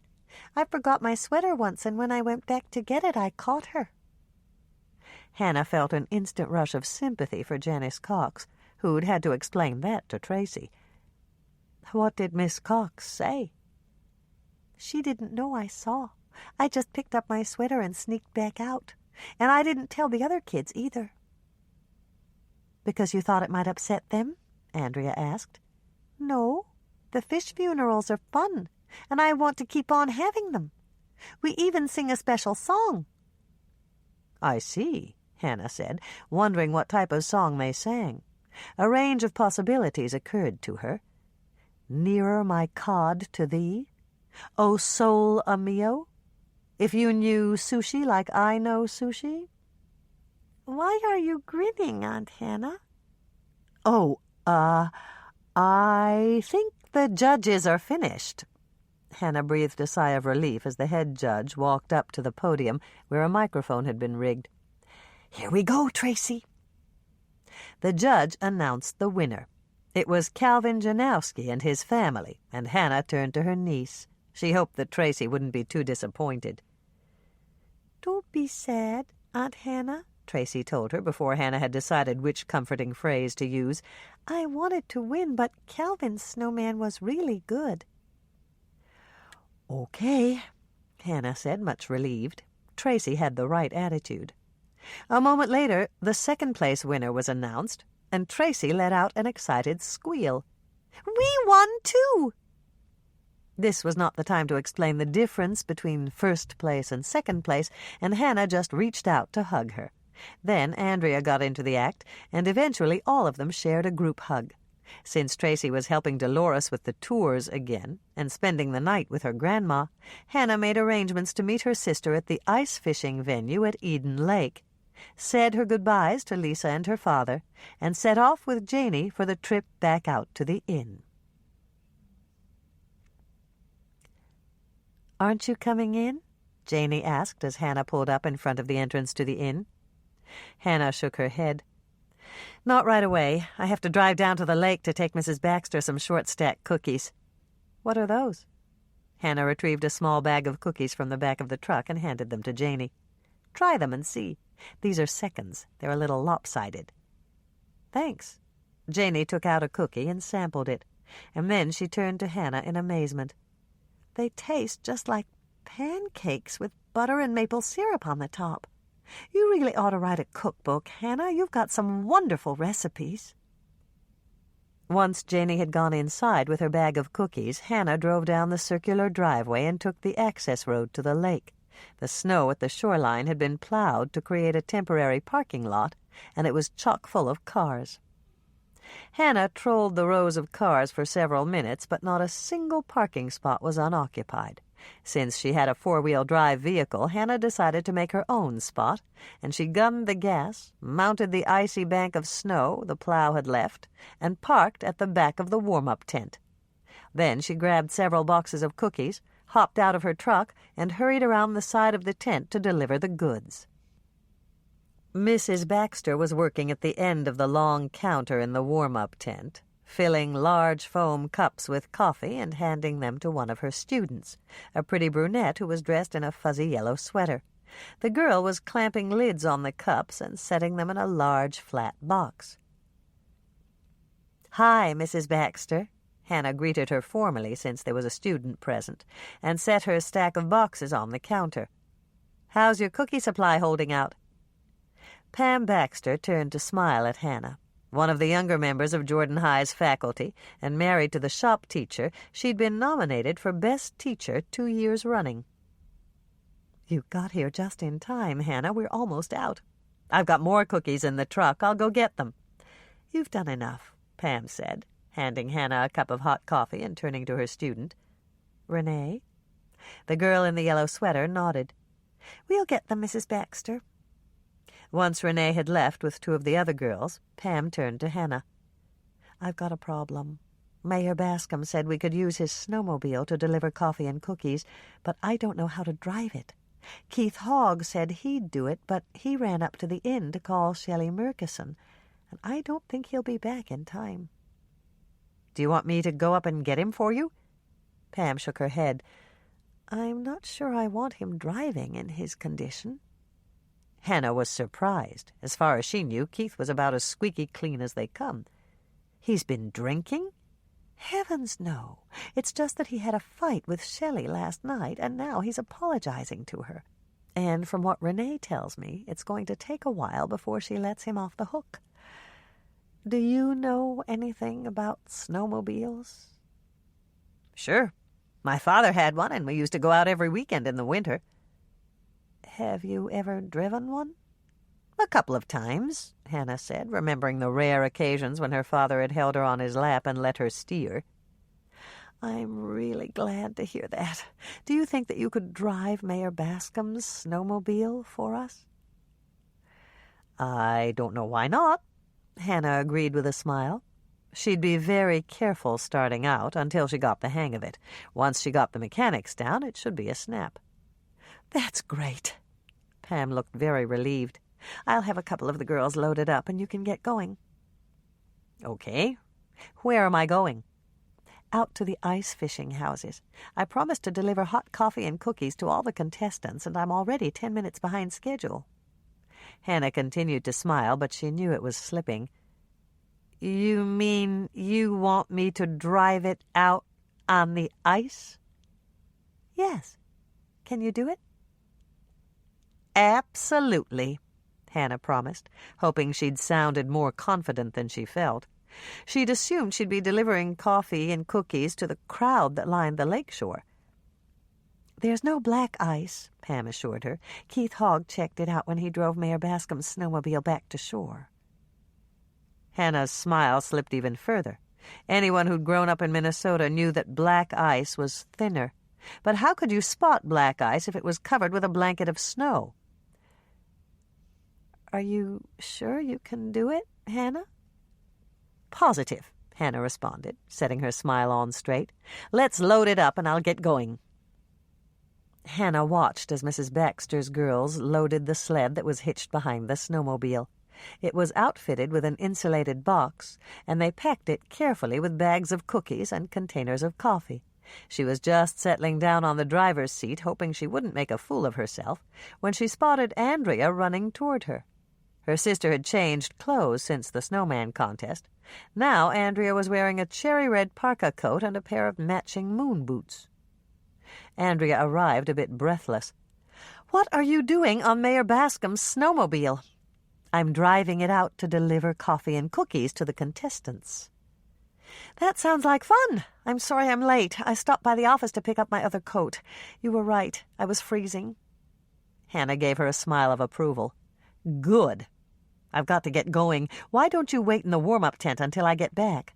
"No, I'll go with," Andrea said, climbing into the passenger seat. "I've never been inside an ice-fishing house before." "That's not a good idea." "Why not?" Hannah glanced back at Mrs. Baxter's girls. They were within earshot, and she wasn't about to admit that she'd never driven a snowmobile before. "Because it could be a bumpy ride." "You're crazy. The lake's as smooth as glass." Andrea grabbed the strap and buckled herself in. Then she leaned over and whispered, "I know you think I'm pregnant, but I'm not. And if you wait much longer, that coffee's going to get cold." Hannah knew that she wasn't the only sister to inherit the Swensen stubborn streak. Once Andrea had dug in her heels, that was that. "Are we going or what?" "We're going," Hannah said with a sigh, driving forward onto the icy surface of Eden Lake. Short stack cookies. Do not preheat oven. Dough must chill before baking. 1 1/2 cups melted butter, 3 sticks. 2 cups sugar. 2 large beaten eggs, any brand, just whip them with a fork. 1/2 cup maple syrup. Note, to measure maple syrup, first spray the inside of measuring cup with Pam so that the syrup won't stick to the sides of cup.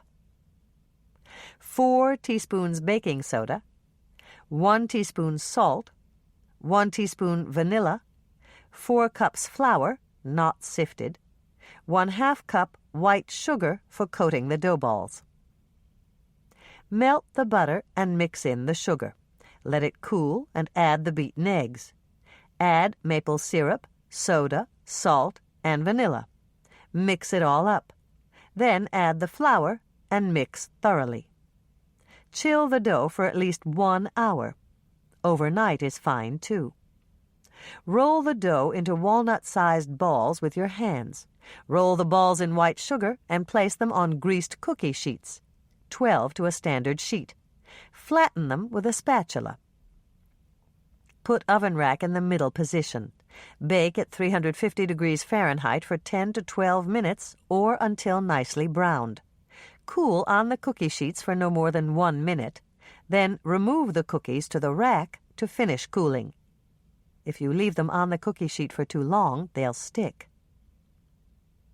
Edna Ferguson says these taste exactly like pancakes that are slathered with maple syrup and butter, and she wishes she could get away with serving them instead of real pancakes at the annual faculty breakfast. Chapter 23. It was a great day to be out on the lake with a snowmobile. The ice was covered with a light blanket of snow that had fallen the previous evening, and it sparkled in the pale rays of a sun that had peeked out just in time for their deliveries. It was cold, but both Hannah and Andrea were dressed for the weather, and they zipped along from ice-fishing house to ice-fishing house, taking cookies and coffee to the contestants. Everyone was glad to see them. It was a break in a sport that could get rather boring if the fish weren't biting. I've never seen the inside of an ice fishing house before, but they remind me of something familiar, Andrea said, buckling her seatbelt and waiting for Hannah to drive to their next stop. Hannah looked over at her sister and grinned. I know exactly what it is. Just think of the buildings on Grandma and Grandpa Swensen's farm, and that should jog your memory. What good will that do? Grandpa Swensen didn't go ice fishing. Andrea thought for a moment. You mean the corn crib? No. Hannah pulled forward across the ice. Guess again. The shed where he kept the tractor? Andrea raised her voice so that Hannah could hear her over the sound of the engine. Nope. Then what? Their farm was nowhere near the lake, and I know they didn't have an ice fishing house. You're right, they didn't. But there's another thing they didn't have. Indoor plumbing. Andrea's mouth dropped open, and then she started to laugh. Really, Hannah? Well, it's true. An ice fishing house looks a lot like an outdoor privy. It's got 4 walls, a roof, and a bench. The only difference is the hole is in the ice. It's true, Andrea admitted, still cracking up. I wish you hadn't told me. Now I'm not going to be able to think of anything else. Hannah grinned and headed across the lake at a good clip. They'd decided to start with the farthest ice fishing houses and work their way back to shore. So far they'd visited 6, and they still had over a dozen to go. Don't tell me Pete's fishing from his car. Andrea looked utterly amazed as they pulled up next to Pete Nunke's old Ford. Looks like it. Hannah left the snowmobile idling, and they got off to gather up Pete's cookies and his container of coffee. As they approached, Pete rolled down his window, and Hannah had all she could do not to burst into laughter. He was fishing from the passenger's bucket seat, which had been turned backward. Pete's car radio was tuned to KCOW. He had the engine idling and the heater going, and the back seat had been removed to make room for a hole in the floorboards that he'd lined up with the hole he'd chopped in the ice. "Afternoon, Pete," Hannah greeted him. "We brought you coffee and cookies." "Thanks, ladies." Pete reached out to take the bag and the coffee. "Any luck?" Andrea asked. "Not yet, but there's something down there." Pete pointed to the small monitor that had been installed on the back window ledge. "See those blips on the screen?" Andrea peered through the window. "You've got a fish locator.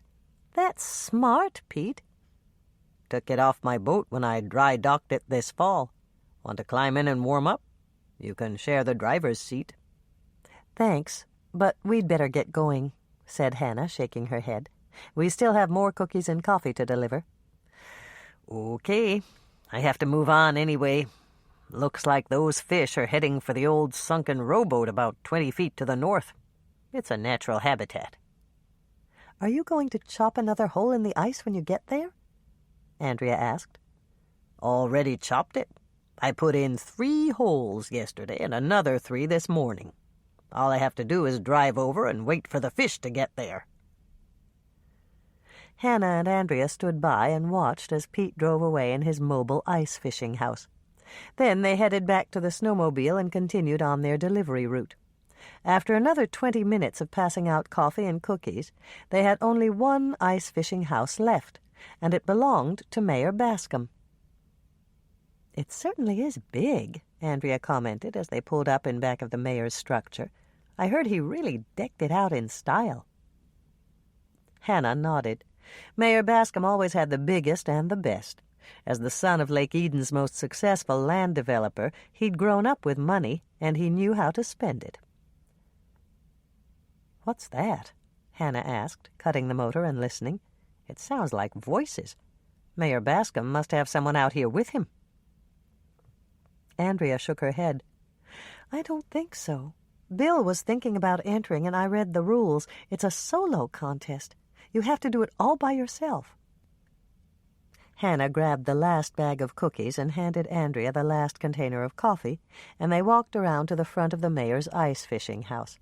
She spotted a generator sitting close to the wall, and there was an electrical cord that ran through a small hole to the inside. He's got a generator. Maybe he's listening to the radio. The door was shut, and Hannah knocked out of pure habit. It was a real door with a handle, and it even had little panes of glass at the top. "Come in," the mayor called out, his voice muffled by the heavy door. "I'm surprised he doesn't have a doorbell," Hannah muttered to her sister, opening the door. She took 2 steps forward and then stopped in awe as she saw what Lake Eden's mayor had done to decorate his ice-fishing house. Not only was it bigger than all the others, roughly the size of her guest bedroom at the condo, it was practically a second home. Instead of the crossed 2x4s that the other ice-fishing houses had in place of a floor to keep the structure rigid, Mayor Bascom had a real floor covered with indoor-outdoor carpeting. This floor ended 3 feet short of one of the walls to expose a strip of ice with his ice-fishing hole in the middle. Against one of the carpeted walls was a television set in an entertainment center that also included a stereo and a VCR. The set was tuned to a golf tournament, and the ocean and palm trees on the screen indicated a tropical venue. Perhaps that would have kept some people warmer by pure suggestion, but Mayor Bascom's ice-fishing house wasn't even close to freezing, thanks to 2 electrical space heaters that sat on stands. A leather love seat sat against the opposite wall, and it was flanked by 2 tables that both contained lamps. A coffee pot on a shelf near the door gave off the delicious aroma of freshly brewed coffee, and a microwave sat next to it. "Don't just stand there. Come in and shut the door," Mayor Bascom ordered, swiveling slightly in the recliner he'd placed on a raised dais at the edge of the flooring. "I'm going to need some help here. I hooked a real lunker, and I can't pull him in by myself." "But isn't that against the rules?" Andrea asked, stepping in and shutting the door. "Forget the contest. I'll disqualify myself. This is the biggest fish I've ever hooked, and I want to bring him in." "We're coming," Hannah told him, motioning for Andrea. "What do you want us to do?" "You 2 steady the line, and I'll operate the winch." "You have a winch?" Hannah was amazed. She'd never heard of anyone who'd used a winch for ice fishing before. "It's bolted to the studs in the wall." The mayor pointed to the hand winch. "My wife bought it for me last Christmas." "Your wife gave you a winch for Christmas?" Andrea asked, sounding amused. "I know it's crazy, but somebody down at the hardware store convinced her that it was a good idea. I had to put it up, but I never thought I'd actually have a use for it." "How about your line?" Hannah walked over to glance at the mayor's fishing pole. "Is it strong enough?" "I hope so. I rigged it for one of those 20-pound northerns, and they can put up a fight. Whatever I've got here is a lot heavier than that. I just about popped a blood vessel getting him in this far. He's got to run 20, maybe even 30 pounds. With Andrea helping, Hannah let out enough extra line for Mayor Bascom to tie it to the winch cable. When that was secured, they were ready to haul the fish up. "Stay right there, one of you on either side of the hole." Mayor Bascom looked more nervous than Hannah had ever seen him as he gave them instructions. "I'll crank him up slow, and you steady the line. Make sure it doesn't rub against the sides of the hole. This is going to be a trophy fish, and I don't want to lose him." "He's not fighting much," Andrea commented, glancing at the bobber that was just sitting on the surface of the water. "I know. I figure he's trying to lull me into a false sense of security, and he'll put up a real fight when he breaks the water. Shout out when he gets close. I want to wrestle him in myself." The mayor cranked, and the line began to wind around the drum. It seemed to take forever, but at last Hannah could see something red rising toward the surface of the water. "He's red. I didn't know there were any red fish in this lake." "Neither did I." Mayor Bascom sounded puzzled. "What the heck is he?" "Search me," Hannah said, watching as the patch of red came up another inch. Then she gasped and hollered out to the mayor. "That's enough. Stop cranking." Mayor Bascom locked the winch. "Are you ready for me to bring him in?" "Not yet." Hannah turned to Andrea. "Do you have your cell phone with you?" "Of course. I never know when a client might need me. Go sit down over there." Hannah moved to block Andrea's view of the hole and gave her sister a nudge toward the love seat. "I need you to make a call for me. It's important." Andrea looked as if she might object, but one glance at Hannah's serious expression convinced her to head for the love seat. When she got there, she pulled out her cell phone and sat down. "Who do you want me to call?" "Bill. Tell him to get right out here with Mike." "Okay, but why do we need them?" Andrea asked. "Just do it, Andrea." "All right, I'm doing it." Andrea punched in the number, and then the light dawned. Her eyes widened, and the color blanched from her face. "You mean it's not a fish?" Hannah shook her head. "Not unless the well-dressed fish is wearing a gold watch this season." Chapter 24. Hannah paced along the strip of ice in front of the hole, waiting for Bill and Mike to arrive. She'd asked Mayor Bascom to take Andrea back to the inn to warm up, and now she was alone with the mayor's fish. Just when she thought her feet couldn't get any colder, Hannah heard a car pull up outside. A moment later, Bill and Mike came in the door. "You found another body?" Mike asked, sounding incredulous. "Yep." "And the mayor hooked it with his fishing line?" "Yep." Bill began to frown. "Is that all you can say?" "Yep," Hannah answered him. "My teeth are chattering too hard to talk." "Go stand in front of the space heater," Mike ordered, pointing to the area in front of the love seat. "Don't you know that heat leaves your body faster if you're standing on the ice?" "I know. I just didn't want to leave him or her or whatever it is. I was afraid the line might break." Mike grabbed her arm and helped her over to the love seat. "What were you going to do if it did break?" "I don't know. I was too cold to figure that out." Mike turned to Bill. "I'll stay here. You drive Hannah to the inn and come right back." "No." Hannah shook her head. "I want to stay." "We're going to have to bring up that body, and it won't be pretty," Mike warned her. "That's okay." Hannah's curiosity was stronger than the tide of revulsion that rippled through her stomach. "This won't be the first dead body I've seen." Mike stared at her for a moment. "Okay. Let's get started, Bill." With both Mike and Bill tugging, they managed to get the body out of the water. By the time they finished, the corpse was face down on the ice, and both men were panting. Bill rolled him over, and Hannah took a step closer so that she could see the dead man's face. "It's Alan Carpenter." "How do you know that?" Mike asked, giving her a hard look. "I met him at the Winter Carnival banquet. He was just leaving for a press conference." "Did you ask him any questions?" "Of course not." Hannah assumed a look of righteous indignation. "You made me promise to stay away from the Connie Mack people while I was out at the inn." Mike wasn't buying it. His eyes bored through her. "Hannah?" "Well, maybe a few," Hannah admitted. "But I told you before. He was just leaving. I don't think I exchanged more than a dozen words with him, and Andrea was with me the entire time."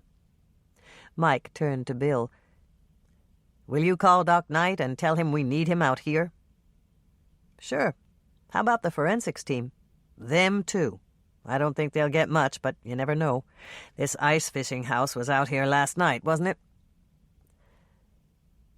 "I saw the mayor hauling it out here yesterday," Bill said. "How about Sheriff Grant? Do you want me to give him a verbal report, or do you want to do it?" "You can handle it. Just tell him what we know so far and say that we'll keep him apprised of any new developments. Be politic. He's not going to be happy about this." Hannah felt a rush of warmth for Mike. With each case they handled, he was giving Bill more responsibility. "Anything else?" "If you think of something I missed, take care of it. We're partners. You don't have to check everything out with me. And while you're doing that, I'll take Hannah's statement." "What statement?" Hannah was puzzled as Mike joined her on the love seat. "I've already told you everything I know." "Not quite. Tell me about your conversation with Alan Carpenter. It could be important."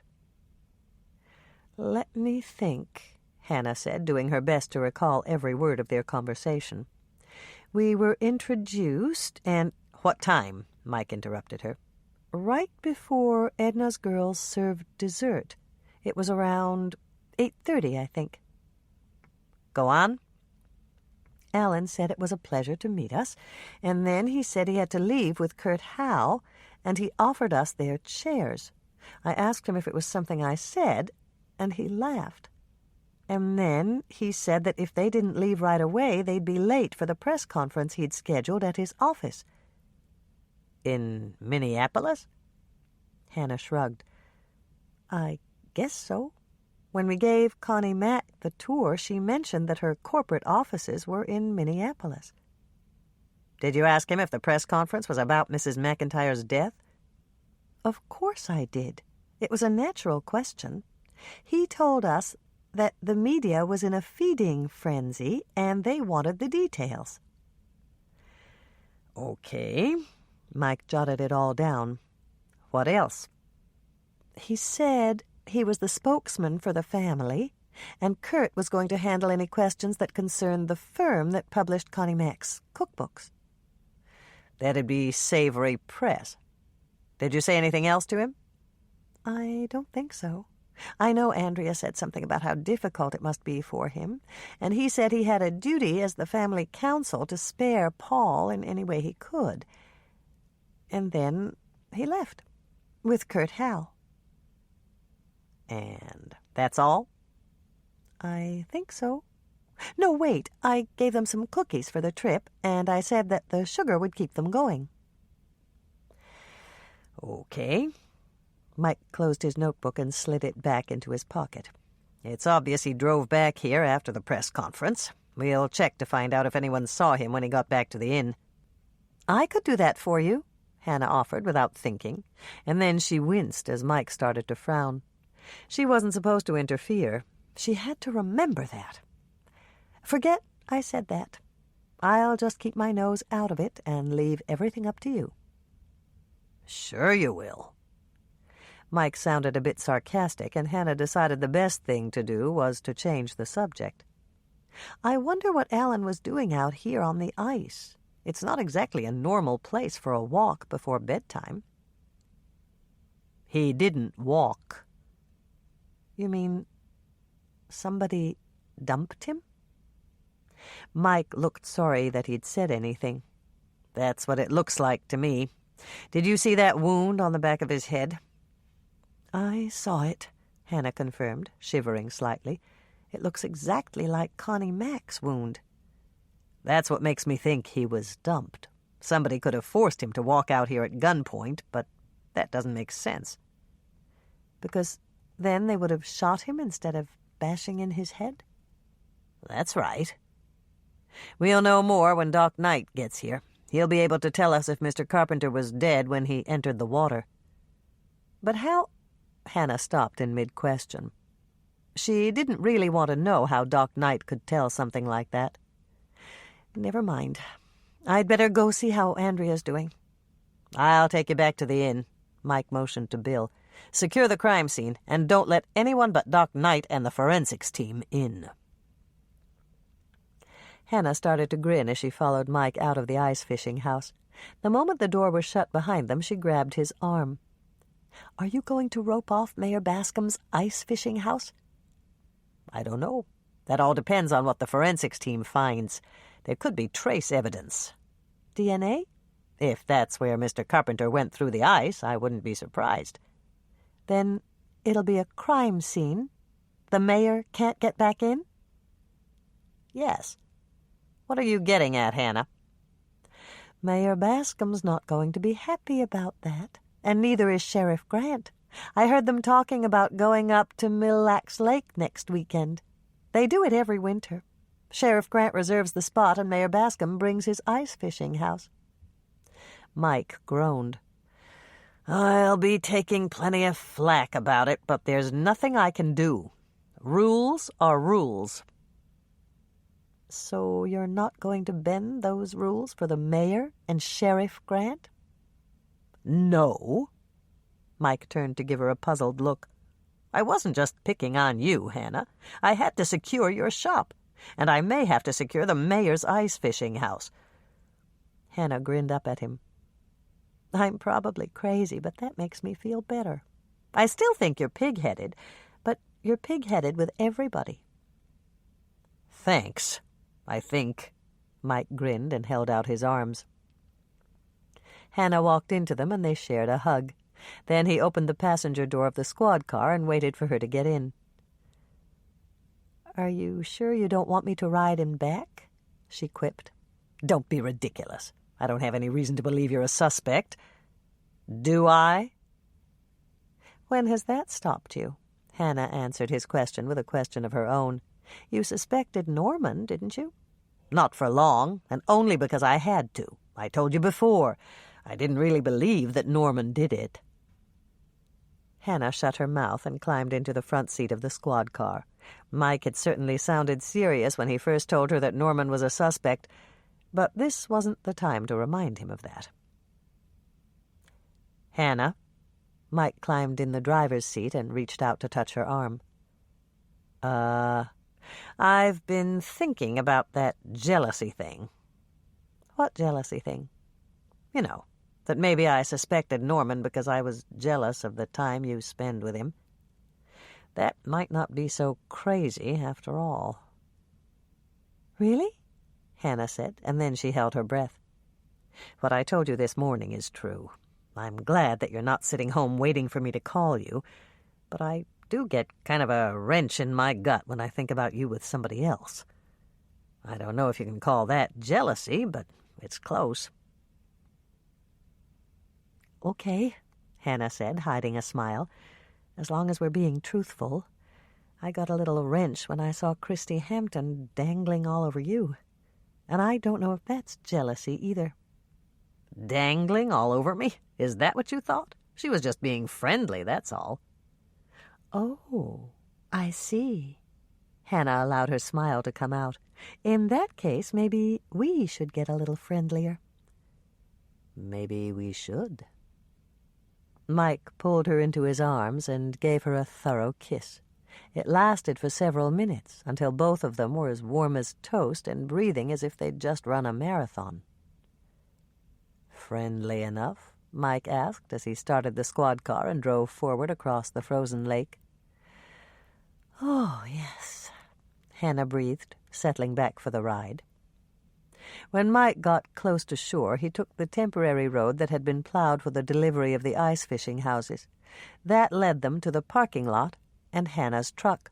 He stopped near her rear bumper and reached out to take Hannah's arm before she could open her door. "What?" Hannah asked, wondering if he was going to make even more of a commitment. "You're not going to snoop around, are you?" Hannah gave an exasperated sigh. Leave it to Mike to spoil a perfect moment. "I promised you I wouldn't." "I know, but that's never stopped you before." "I tell you what, don't promise. Never make a promise you know you can't keep." "Okay, I won't."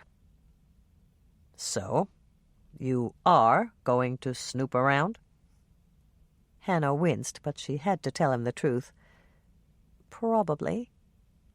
"Okay, just be very careful. That's all I ask.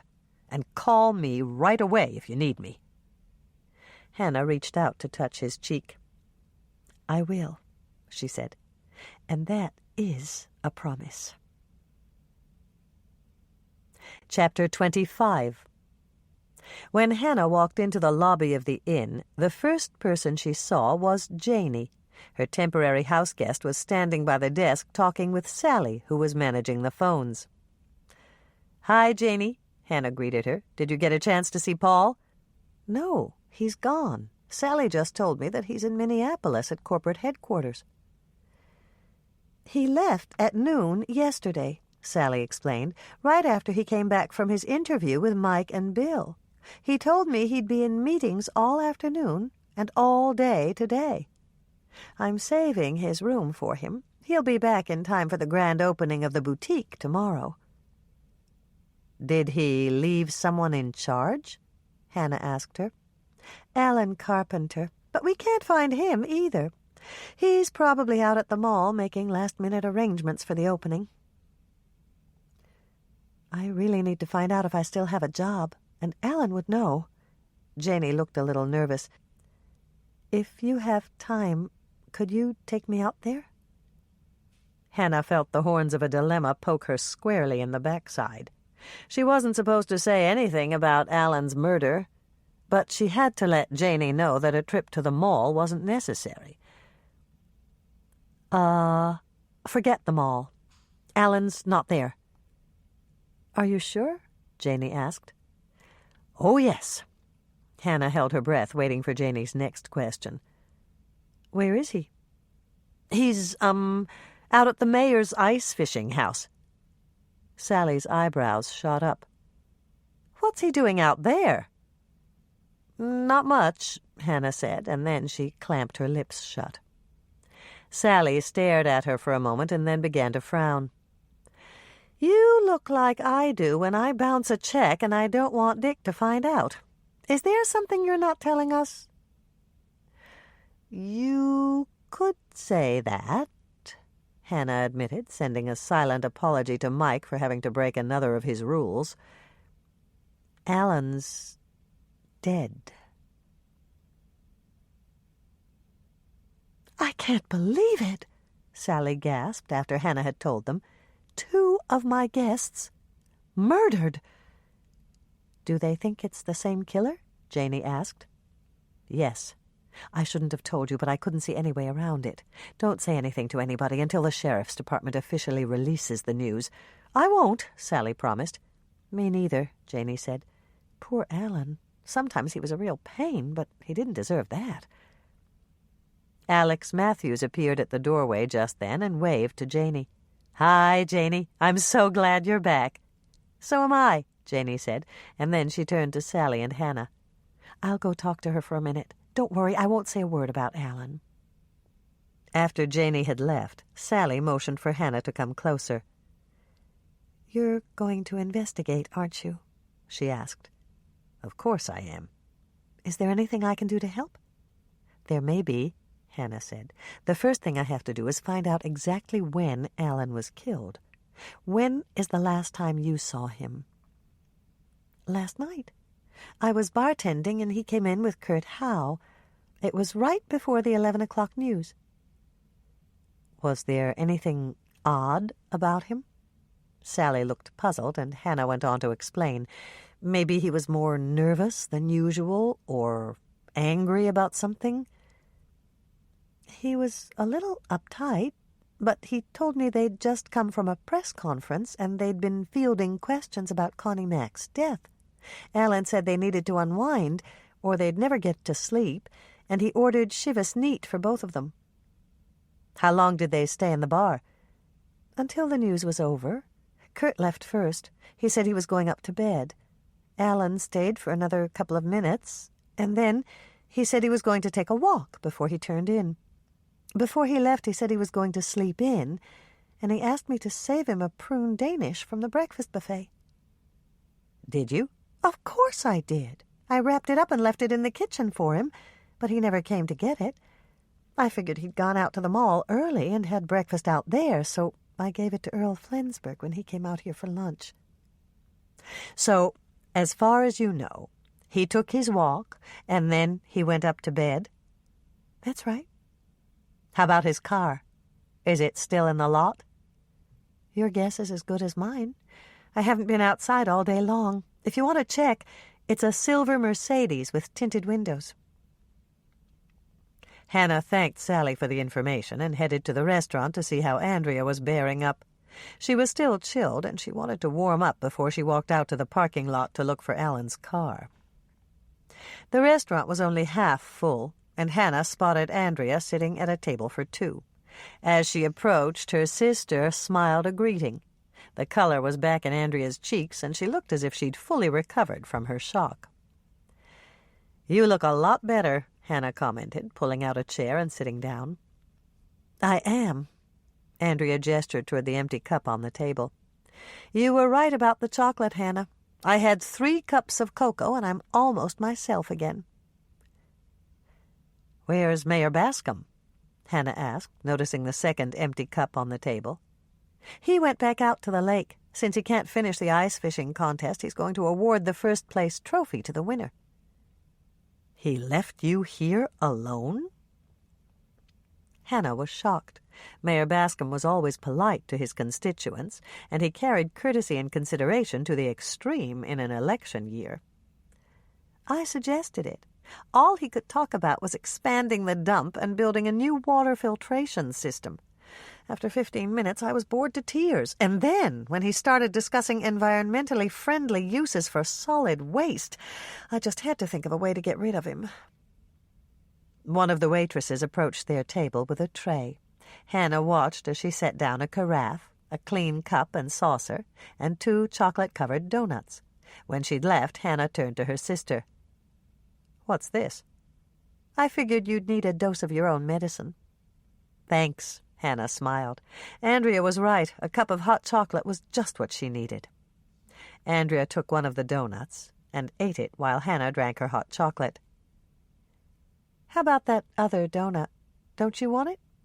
"Not really. I'm still full from breakfast. Janie made me French toast this morning." "Can I have it? I'm still hungry, and I don't know why. I've eaten like a horse today." Hannah passed the plate to her sister. If there wasn't a baby in the making, she'd eat the velvet hat from Andrea's wedding, including the fashionable French lace around the brim. "Here it is, Hannah," Andrea called out, pointing toward a car that was sandwiched in between a van and a mid-sized sedan with rental plates. Hannah was amazed. All Andrea could see was the back end of the cars, and she'd spotted Alan's the moment they walked out to the parking lot. "Are you sure that's his?" "Of course I am. I'm a real estate agent, and I know a Mercedes when I see one. Only serious buyers drive them." "Because it means they have the money to buy a house?" "Not necessarily, but they're expensive, and you've got to have good credit to get one. Good credit's more important than money. Did you know that you can put the purchase price of a house on a credit card?" Hannah shook her head. "You've got to be kidding. Does anybody really do that?" "Yes. When the Ehrenbergs sold their summer cabin, the purchase price was $30,000. My buyers put the whole thing on their credit card." "Why would they do that?" Hannah was confused. "I thought credit card interest rates were sky high." "They are." "Isn't the interest rate on a house loan much less?" "Absolutely. But they had a really good reason for doing it." "This I've got to hear," Hannah said, leading Andrea toward the car she thought was Alan's Mercedes. "It's like this.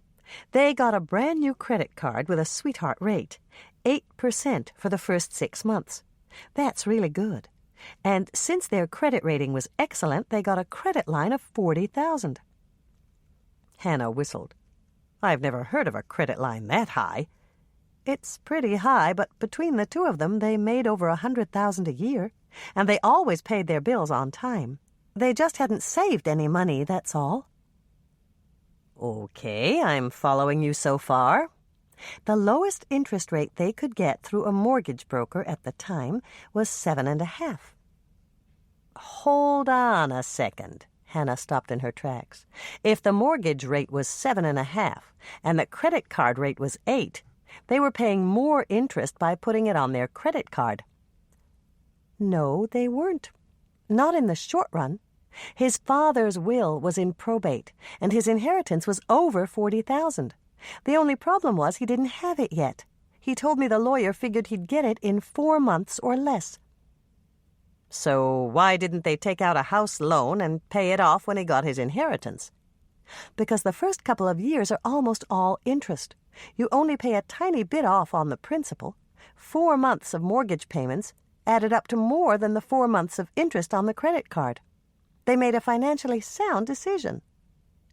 "It still sounds crazy to me. What if something had happened to delay his inheritance?" "It didn't. He got a check in 4 months. It was a calculated risk, Hannah. They took it, and it paid off." Hannah just shook her head. "You remind me of Greg Canfield. He's betting on the thing, too." "I I thought you told me he tripled his money on that stock he bought. He did, but he could just as easily have lost everything. They'd almost reached the car in question when Hannah had a dire thought. "Do you handle the finances, Andrea?" "No. Bill takes care of all that, and he's very cautious. Sometimes it bugs me, but we've got a family to consider. Tracy already has a college fund. Bill started it the day we found out that I was pregnant." "That's good," Hannah said, smiling slightly. Andrea didn't realize it, but Bill would be making another trip to the bank to open another account soon. "So, what did you learn?" Andrea asked after they'd examined Alan's car and were walking back to the inn. "Alan didn't drive anywhere this morning." "How could you tell that?" "There was snow on the windshield, and it stopped snowing about 4 this morning.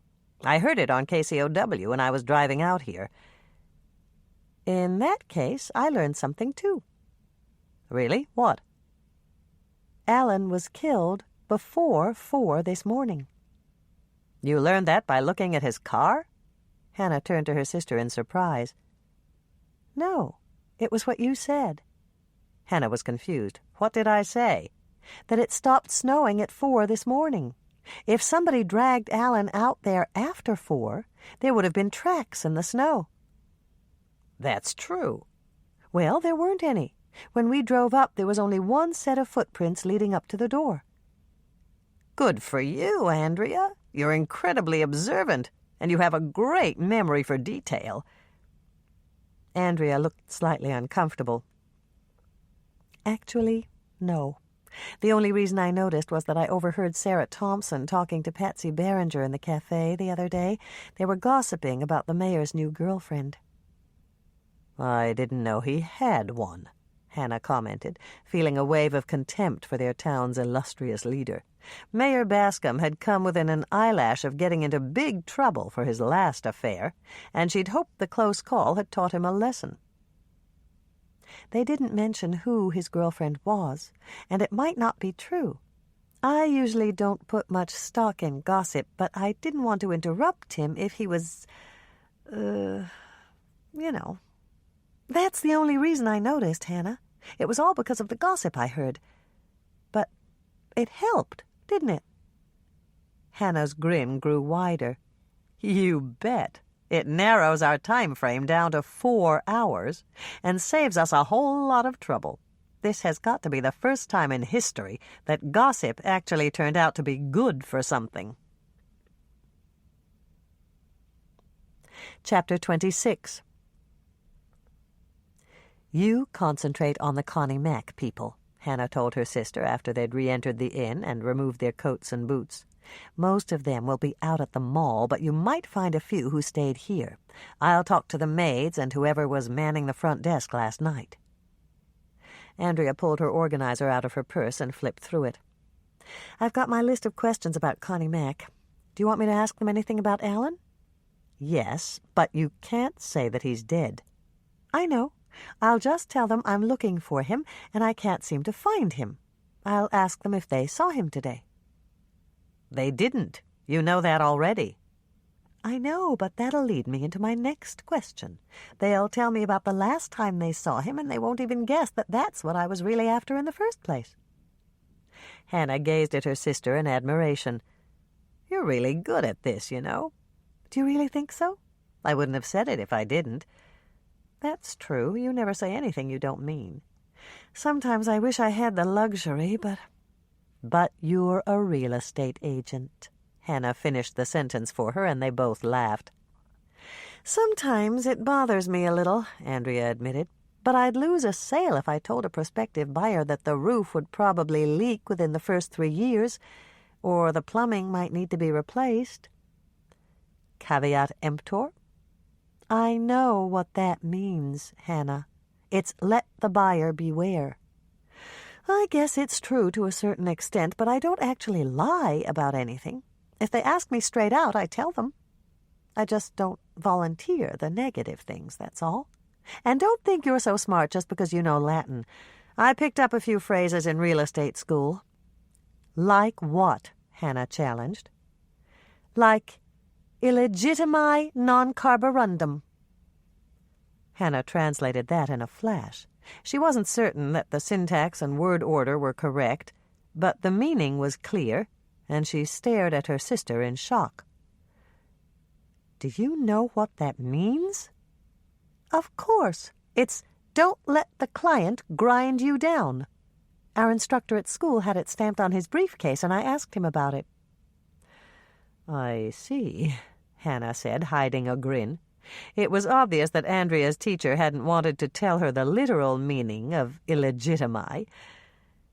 Let's get a move on, Andrea. Bill and Mike could be here any minute, and I don't want them to catch us asking questions. The two sisters parted ways at the bottom of the staircase. Andrea went up, and Hannah headed for Sally's office. When she got there, Alex Matthews was just leaving. I'm glad I caught you, Hannah. Alex gave her a big smile. I cleared it with Sally, and if it's all right with you, I'm going to give Janie a ride to your condo and help her pack up her things. Hannah was puzzled. That's fine with me, but why? Janie's moving back into her room out here. She spoke to Paul on the phone, and he told her that he couldn't get along without her. He even gave her a raise to make up for all the trouble that horrible woman caused her. I'm glad to hear it, but I'm going to miss her. That's exactly what she said. You're one of her favorite friends, Hannah. Thank you so much for helping her. Hannah, Sally hailed her from the open doorway. Come in and shut the door. I've got some news for you. Hannah walked in and took the chair in front of Sally's desk.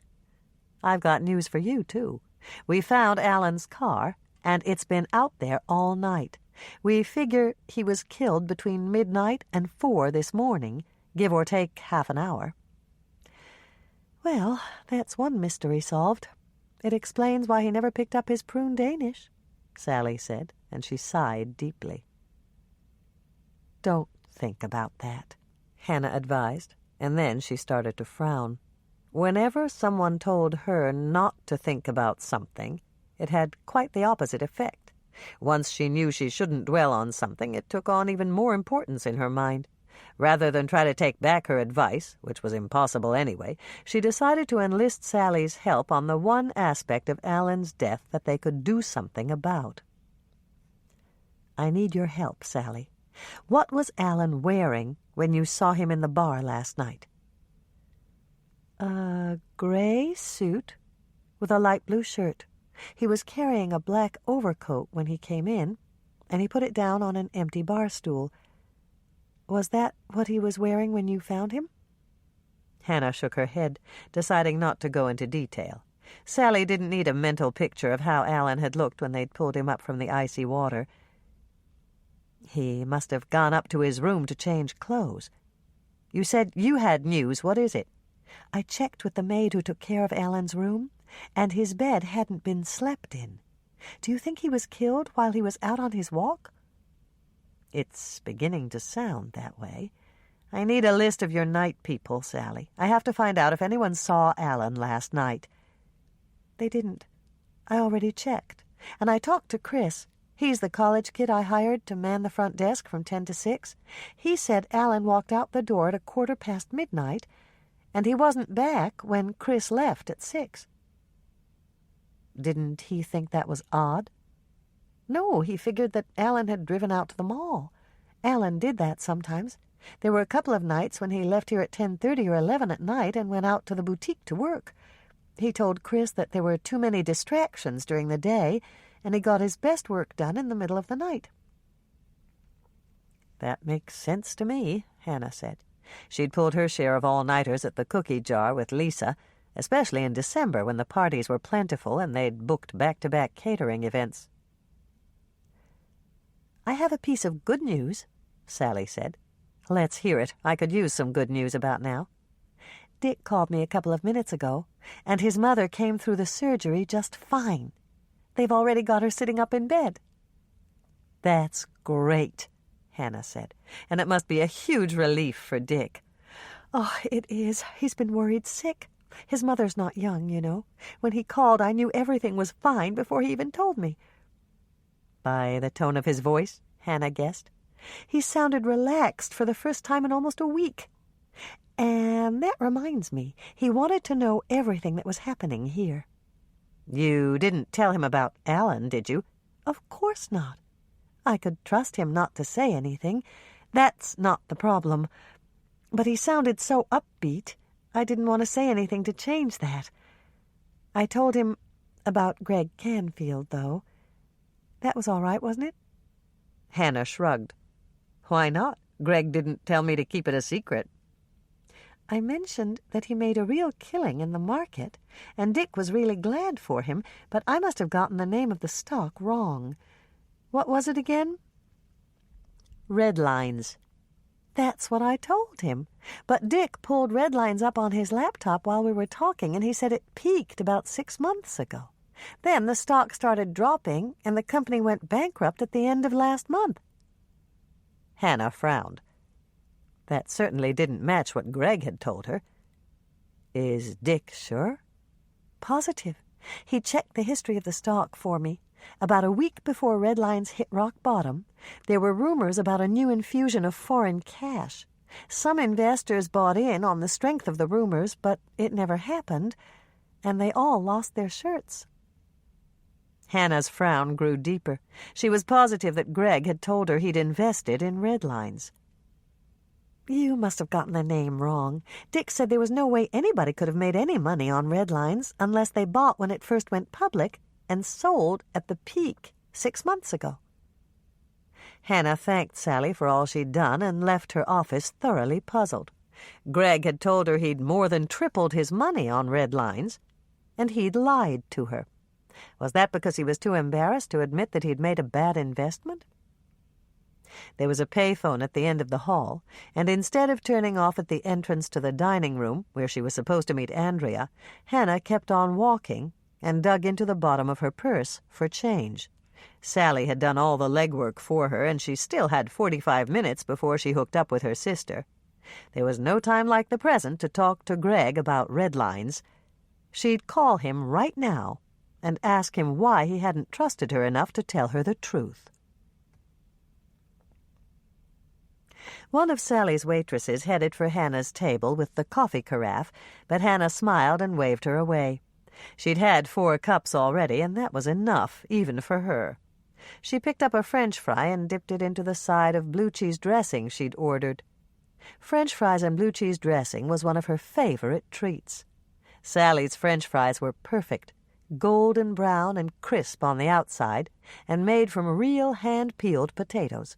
Her blue cheese dressing was also made from scratch, with chunks of tasty Roquefort blended with heavy cream.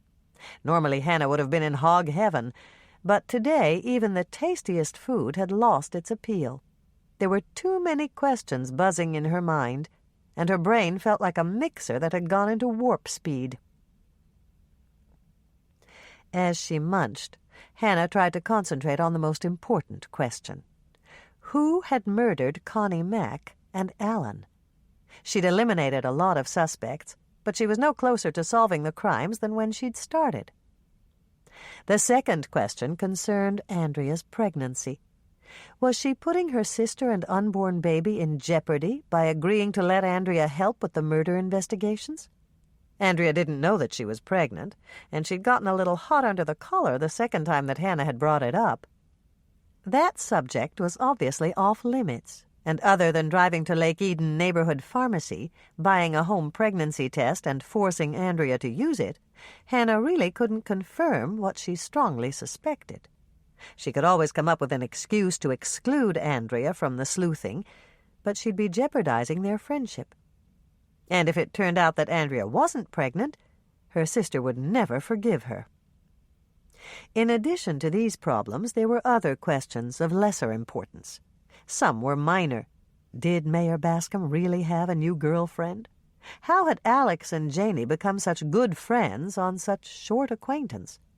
Was Francine going to get Sally and Dick in trouble by dressing up and pretending to be Ezekiel Jordan's ghost? A final question, one that was very important, almost overshadowed Hannah's murder investigation. What was going on with Greg Canfield? Something was very wrong, and Hannah would be a lousy friend if she didn't even try to help him. Greg hadn't been home when she'd called, but she'd spoken to his grandmother. The information that Mrs. Canfield had given her had caused Hannah to worry about Greg even more. Greg had claimed that he was trading stock online, but his computer had been broken for over 2 weeks. He'd said he'd tripled his money on redlines, but the company had gone bankrupt. He'd also said that he'd paid off his creditors, but his former suppliers wouldn't be leaving urgent messages with his grandmother on a Sunday afternoon, if that were true. As if all that weren't enough to handle, Mrs. Canfield was convinced that Annette had left Greg for good. She'd seen the packet of legal papers that had arrived for him last week from a family law firm in Denver. Even though Greg's financial and personal world was crashing down around his ears, Hannah's immediate concern was for his safety. When he'd left the condo this afternoon, he'd told his grandmother that he was going to gas up his car and come right back. That had been almost 3 hours ago, and Hannah could understand why Mrs. Canfield was getting worried. There had been 2 murders in Lake Eden already, and the killer was still out there. Hannah hoped that she was just borrowing trouble, but she was glad she'd told Mrs. Canfield to leave a message for her at the inn the moment that Greg walked in the door.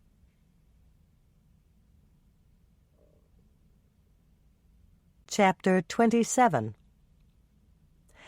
Hannah was staring down at her French fries and wondering if she'd lost the knack of solving mysteries when Alex tapped her on the shoulder. "Hannah?" Alex held out a key. "Janie asked me to find you and give this back. She's getting settled in upstairs." "Thanks, Alex." Hannah dropped the key in her purse. "Do you mind if I join you for a minute?" "Not at all. Sit down."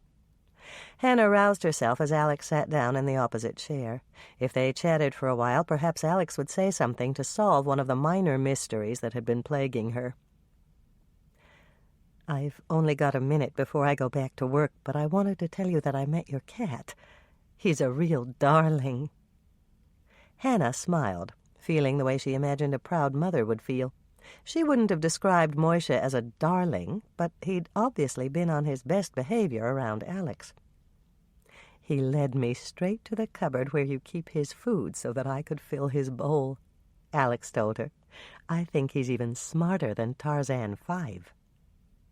Tarzan 5? He was my grandmother's cat. She named all of her male cats Tarzan. I know it's a little strange, but her name was Jane, and she used to get a huge kick out of picking them up and saying, 'You Tarzan, me Jane.'" Hannah laughed. "Sounds like your grandmother had a good sense of humor." "She did. If I had the time, I could tell you stories that would make you roll on the floor. I was 19 when she died. That was over 25 years ago, but I still miss her. And every time I adopt a male cat, I name him Tarzan. I have Tarzan 8 right now, and my tabby is Jane 3. After Alex had left, Hannah went back to staring at her French fries. She hadn't learned anything helpful, and she was at loose ends. Andrea was upstairs talking to the Connie Mack people. Bill and Mike were running their own investigation. Lisa was spending the rest of her day with her father, and Sally and Alex were working. She felt like a single woman at a couples party, with no one to talk to and nothing to do. All she could do was sit here and wait for the information to come to her. And Hannah had never been good at waiting. Just to keep her mind sharp, she pulled out her notebook and paged through it. She found Alex's page and sighed as she retrieved one of the ballpoint pens from the bottom of her purse and wrote down what she'd learned. It wasn't much. Alex's cats were named Tarzan and Jane. Her grandmother had started the tradition, and she'd died when Alex was 19. Nothing interesting there. Perhaps Alex was exactly as she appeared, an outgoing woman who made friends easily. "Hannah?" The sound of her name pulled Hannah out of her thoughts, and she looked up to see that Andrea had taken the opposite chair. "Sorry, Andrea, I didn't even see you come in. Are you through already?" "Yes." And I've got something for you." Hannah perked up immediately. "What is it?" "I couldn't talk to the Connie Mack people. They're all out at the boutique, getting ready for the opening. But I talked to the writer who's doing Connie Mack's biography, and he told me that he saw Alan last night." "Great," Hannah said, and she began to smile. "Good job, Andrea. What time?" 12:30. He didn't talk to Alan. He just saw him out the window, walking down to the lakeshore." "He's sure it was Alan?" "Oh, yes. He recognized him by his hat. Alan always wore one of those Russian fur hats when he went out for a walk." "They're called ushankas, but other people wear them, too." "I know, but—" Andrea stopped and stared at Hannah's plate of French fries. "Are you going to eat those?" Hannah shook her head and pushed the plate to Andrea. "But what?" "But Alan always wore it. Is there any ketchup?" "Yes, here."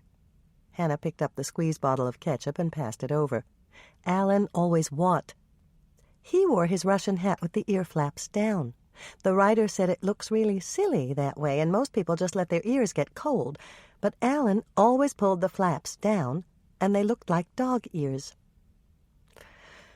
"Okay," Hannah said, picking up her pen to write down what Andrea had told her. She was about to flip to a new page when a name caught her eye. Jane. Alex's grandmother had been named Jane. "Hold on a second. I've got to check something." With rising excitement, Hannah found the section of notes she'd taken on the story that Jack Herman had told her. Janie's birth mother had named her in honor of her grandmother, who had died recently. Alex said her grandmother had died over 25 years ago, and Janie was 25. "What did you find?" Andrea asked, catching her sister's excitement. "I'm not sure." Hannah pushed back her chair and stood up. "I'll be right back. I've got to talk to somebody, and it can't wait." "Do you need me?" "Not this time. It'll only take a second or two, and they might clear the table if both of us leave. Stay here and eat the French fries." Hannah picked up the side of blue cheese dressing and handed it to her sister. "Try dipping them in that. It's a lot better than ketchup."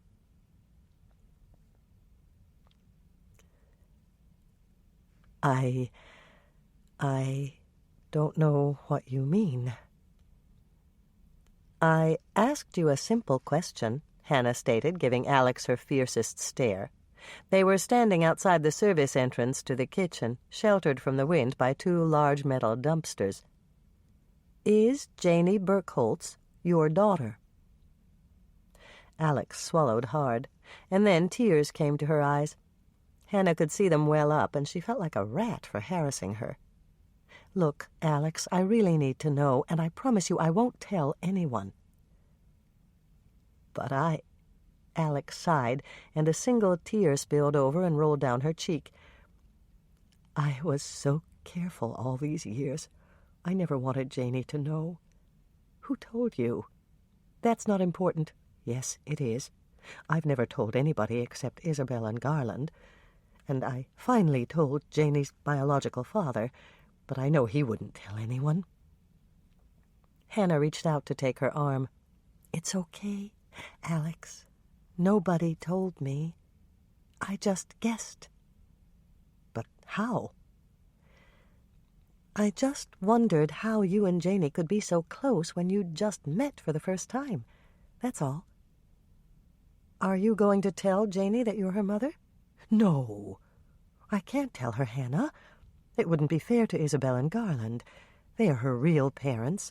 They loved her, and they raised her, and they gave her a wonderful home. It might change the way she thinks of them, and that wouldn't be right. You won't tell her, will you?" "I promise I won't," Hannah assured her. "Is that why you took the job as Sally's assistant, so that you could see her?" "Yes. Isabel called to tell me that Janie would be here. We've kept in touch over the years. She said she had a bad feeling about going away on the cruise. She was afraid that something might happen to Janie while they were away, and she wanted someone here to look after her. She also thought that I should meet Janie. I never have, you know. They've sent me pictures and videotapes, but that's not the same thing." "No, it's not." And then When I finally met Janey, it was just wonderful. She's so bright and pretty and lovely, and she seemed to like me, too. It's been the best week of my life." Hannah smiled. "We love Janey, too. How about her father? Was he angry that you hadn't told him before?" "No. Of course he was shocked, but he's a very nice man, and he said he understood why I did things the way I did. And since he's never had any other children, he promised that he'd look out for Janey anonymously and provide for her in his will. He also promised that he'd never tell her, unless Isabel Garland and I all agreed that it was the right thing to do." "Thank you for telling me," Hannah said, reaching in her pocket to pull out a tissue. She handed it to Alex and waited until the older woman had composed herself. "You don't have to worry, Alex. Your secret is safe with me. Now let's go back in. It's freezing out here." When they re-entered the kitchen, Alex went off to take inventory of the supplies that had been delivered that morning, and Hannah headed toward the swinging doors to the restaurant. As she passed by the bank of deep fryers, where Sally was standing, a thought popped into her mind that chilled her more than the icy wind that had blown across the tops of the dumpsters. Was it possible that Alex had caught a glimpse of Janey when she'd come back to the inn on Saturday night? If she'd noticed Janey's tears and the bruise on her arm, and if she suspected that Connie Mack had caused them, then Alex had possessed the perfect motive for driving to the cookie jar and killing Connie Mack. "Hannah?" Sally pulled up one of the metal baskets filled with golden French fries and hooked it in place to drain.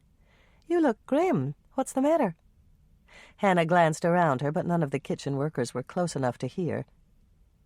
"Where was Alex on Friday night?" "In the bar with me.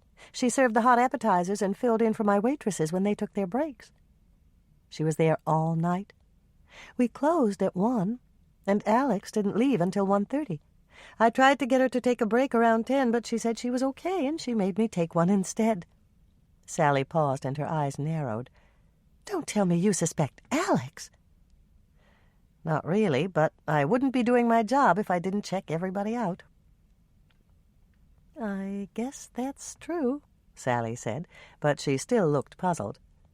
"I don't understand how Alex ended up on your suspect list. What possible reason could she have for killing Connie Mack?" Hannah thought fast. She couldn't tell Sally the real reason, and she had to think of another. "She's mentioned several times that she didn't like Connie Mack." "Who did? And before you ask, I have an alibi, too." Sally tipped the fryer basket and flipped the hot French fries out onto a plate. "You're going back to the restaurant, aren't you?" "Yes, Andrea's waiting for me." "Then take her these." Sally put the plate on a tray, added a dish of blue cheese dressing, and handed it to Hannah. "I made a double order so you could share." Hannah stopped at the counter, sprinkled on salt, and balanced the tray in one hand as she went through the swinging door.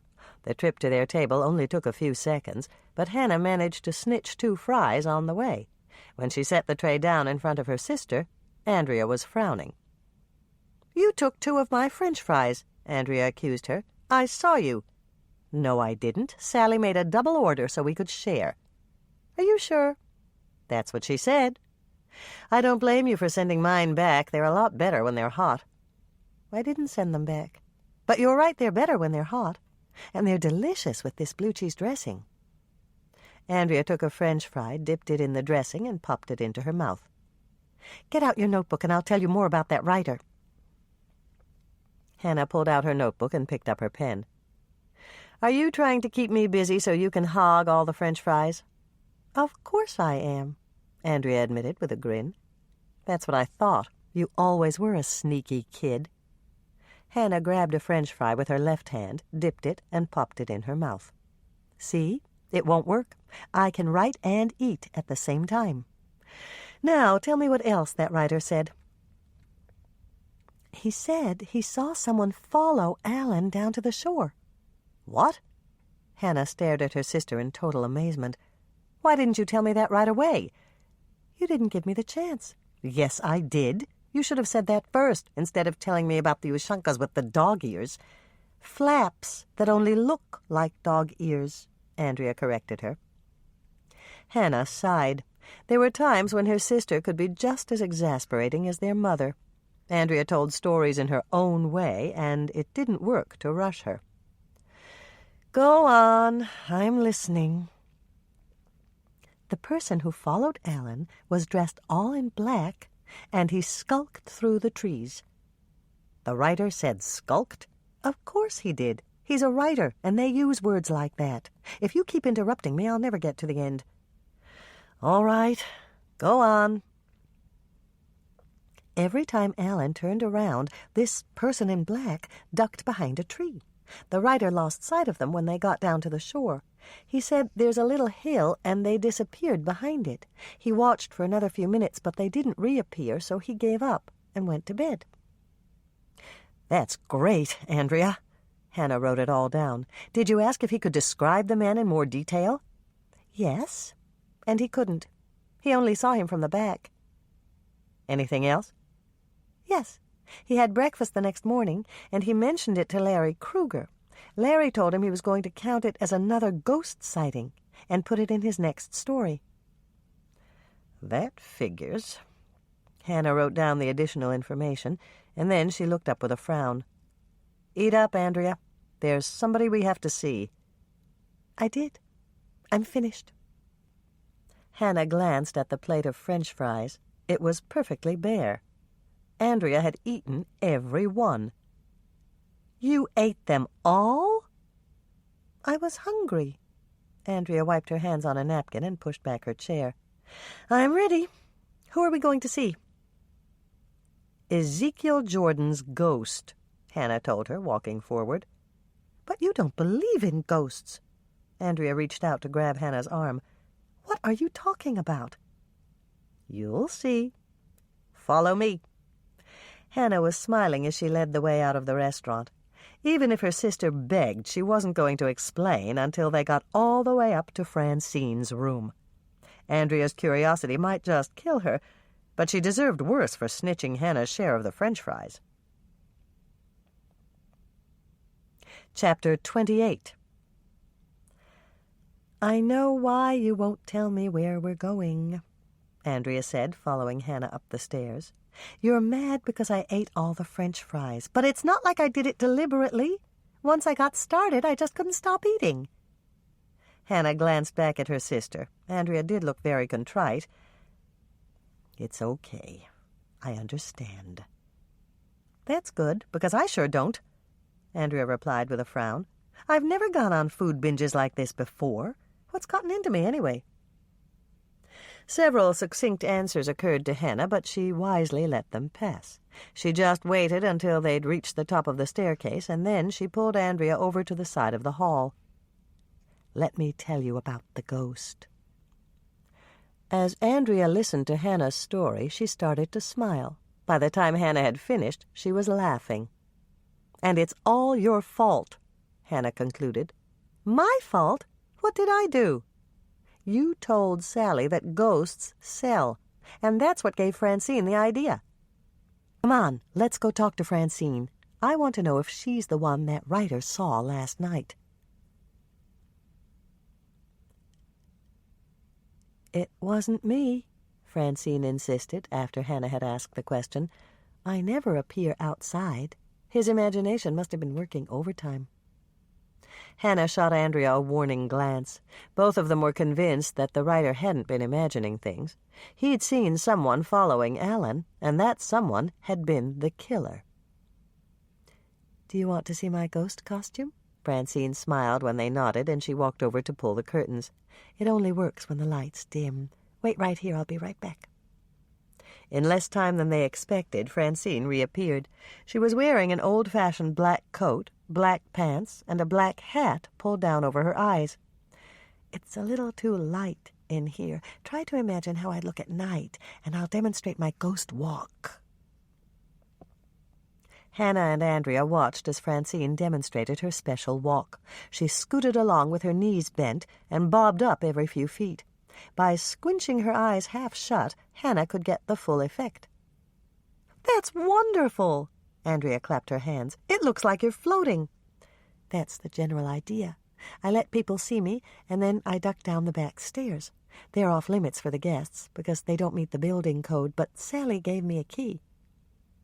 "How do you get back to your room?" Hannah asked. "That's simple. I lock the stairwell door behind me and take off my ghost outfit on the landing.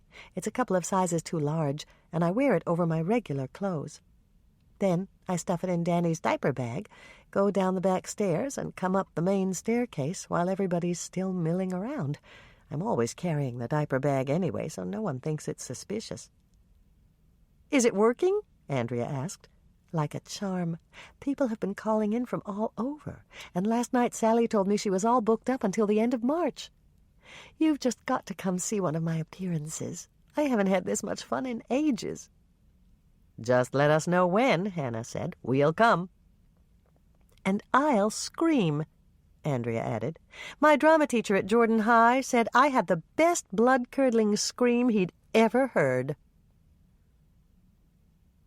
"What's next?" Andrea asked as they left Francine's room. "I'm not sure," Hannah said, glancing at her watch as they walked toward the stairs. "We still have to talk to the rest of the Connie Mack people, but Sally said they never come back for dinner until 8. "We could eat dinner. We probably won't have time later." "You're hungry again?" "Not really, but you have to eat.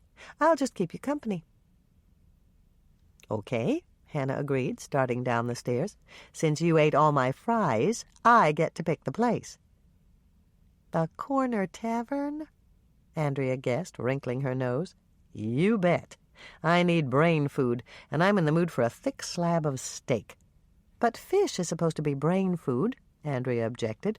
"At least that's what everybody says." "I know, but I'm having a steak, blood rare, with an order of garlic bread. You can have a double order of fish. Then you'll be smart enough for both of us." The Corner Tavern was crowded, but they managed to find a booth in the back. Hannah ordered the thickest porterhouse they had, and Andrea ordered the fish. "You want your steak cooked the usual way?" the waitress asked Hannah. "Slap it on the grill, give it 30 seconds on one side, and flip it over for another 30 seconds. I know, the waitress said with a grin. "If it doesn't moo when you cut into it, it's overdone." When their waitress had left, Hannah plopped her huge shoulder bag on the table and pulled out her steno pad. "We might as well be constructive while we're waiting. Let's go over the notes." "Are you ever going to replace that?" Andrea asked her. "Sure, when it gets full. I've got a whole bag full of new steno pads at home." "Not that. I was talking about your purse. It's really a disgrace, Hannah. You've had it forever, and it's completely out of style. Why don't you let me buy you a new purse for your birthday?" "No way. I love this purse. It's just the right size for everything I need, and it's perfect for me. That's why I've had it so long. This purse is like a friend. You don't ditch a friend because she gets old." Andrea sighed. "If you won't give it up, maybe you should think about having it reconditioned. You could always have the leather dyed a darker color. Then the scratches won't show as much." "Those scratches are like battle scars. They're badges of honor. This purse and I have gone through the wars together." "And it looks like it," Andrea muttered, and then she started to grin. "We're doing it again, Hannah. We're squabbling like kids over your stupid purse." "My purse isn't stupid," Hannah retorted, and then she laughed. "You'd better take that back, or I'll tell Mother." Several patrons at neighboring booths turned to stare at them as they both burst into laughter. One even asked them what was so funny, and that made them laugh even harder. When they finally sobered enough to speak, Andrea leaned closer. "Have you ever wondered why we call her Mother?" "Because she gave birth to us?" "I'm serious, Hannah. We've always called her Mother and never Mom."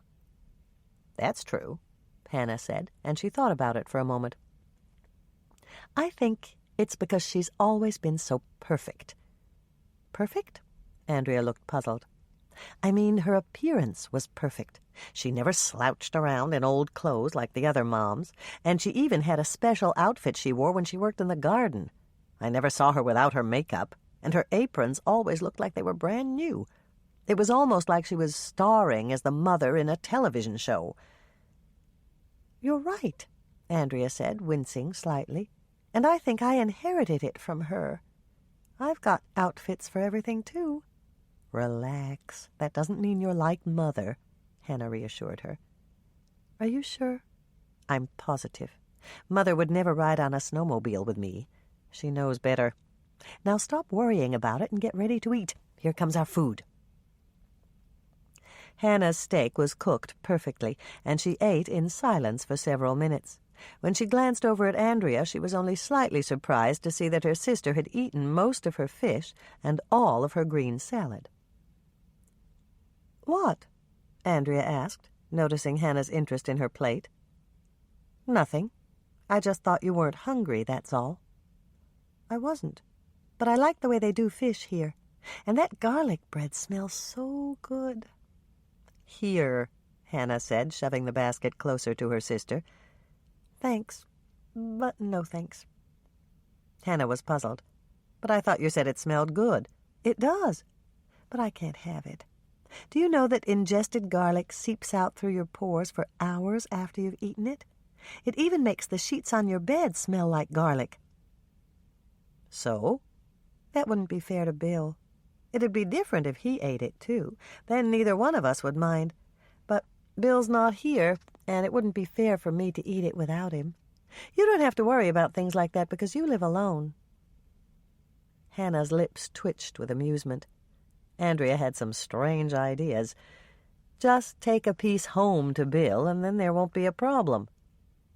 "That's a good idea," Andrea said, reaching for the basket. "Don't let me forget, okay?" "I won't." "Can you talk and eat at the same time?" "Sure. I'm almost through anyway." "Good. I want to go through my list of suspects again and make sure we didn't miss anybody." Hannah flipped through her notebook with her left hand and forked her salad with her right.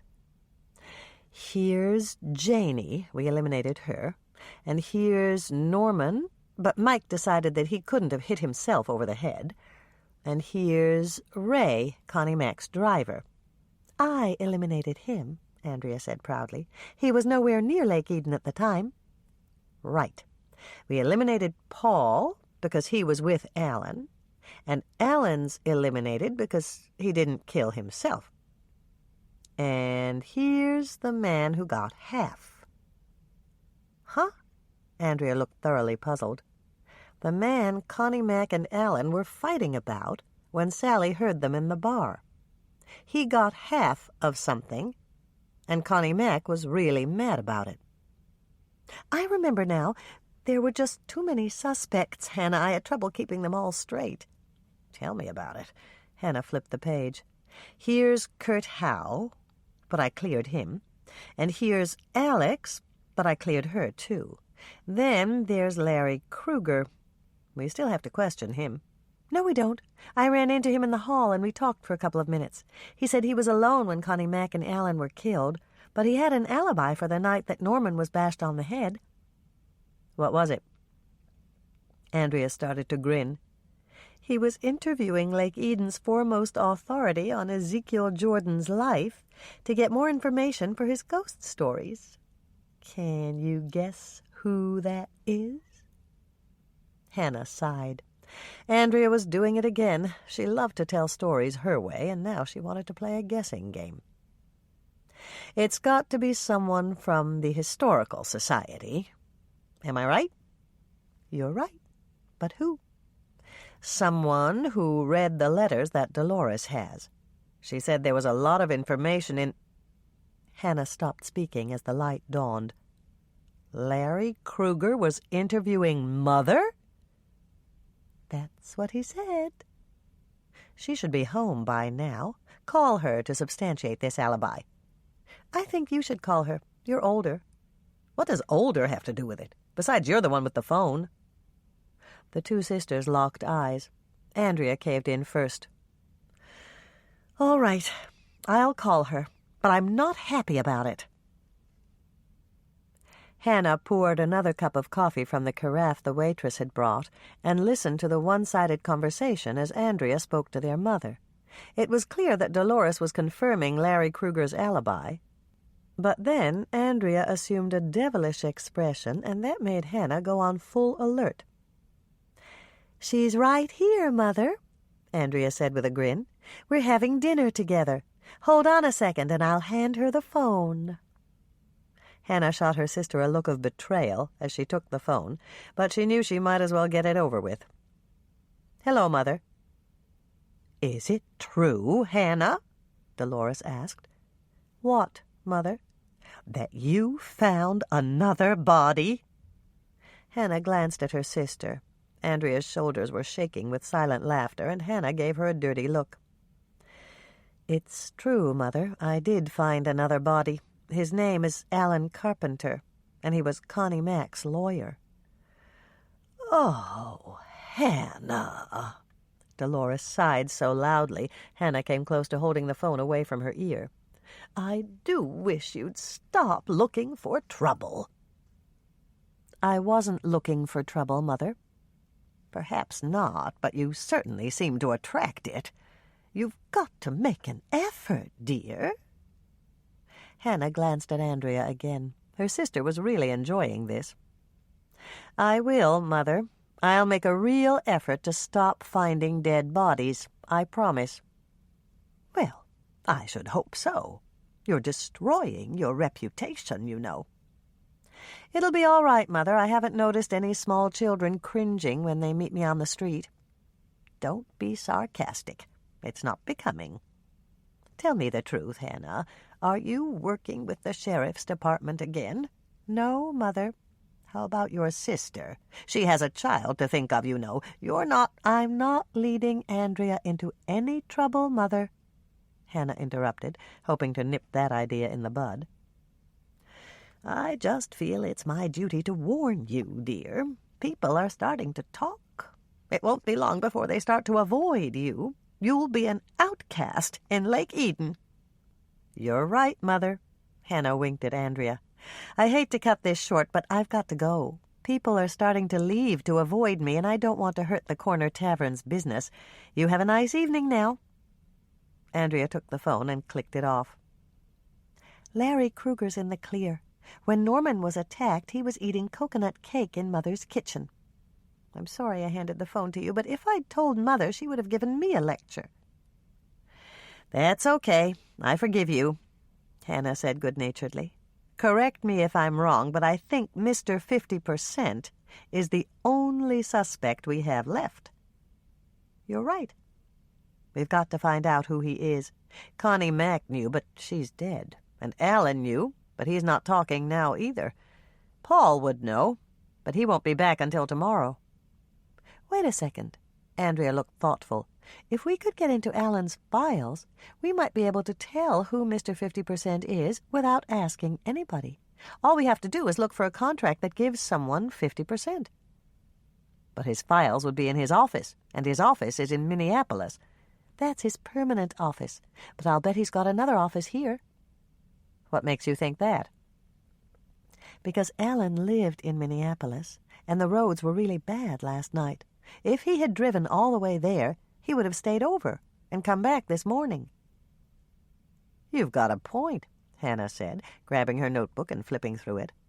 "Alan and Kurt left the banquet at 8:45. We saw them leave, but Sally told me they walked into the bar at the inn at 11. There's no way they could have driven to Minneapolis, held a press conference, and gotten back here by 11. You're right, Andrea. Alan must have a local office." "So, am I a genius or what?" Andrea asked, preening a bit. "Absolutely. It must have been the fish." Chapter 29.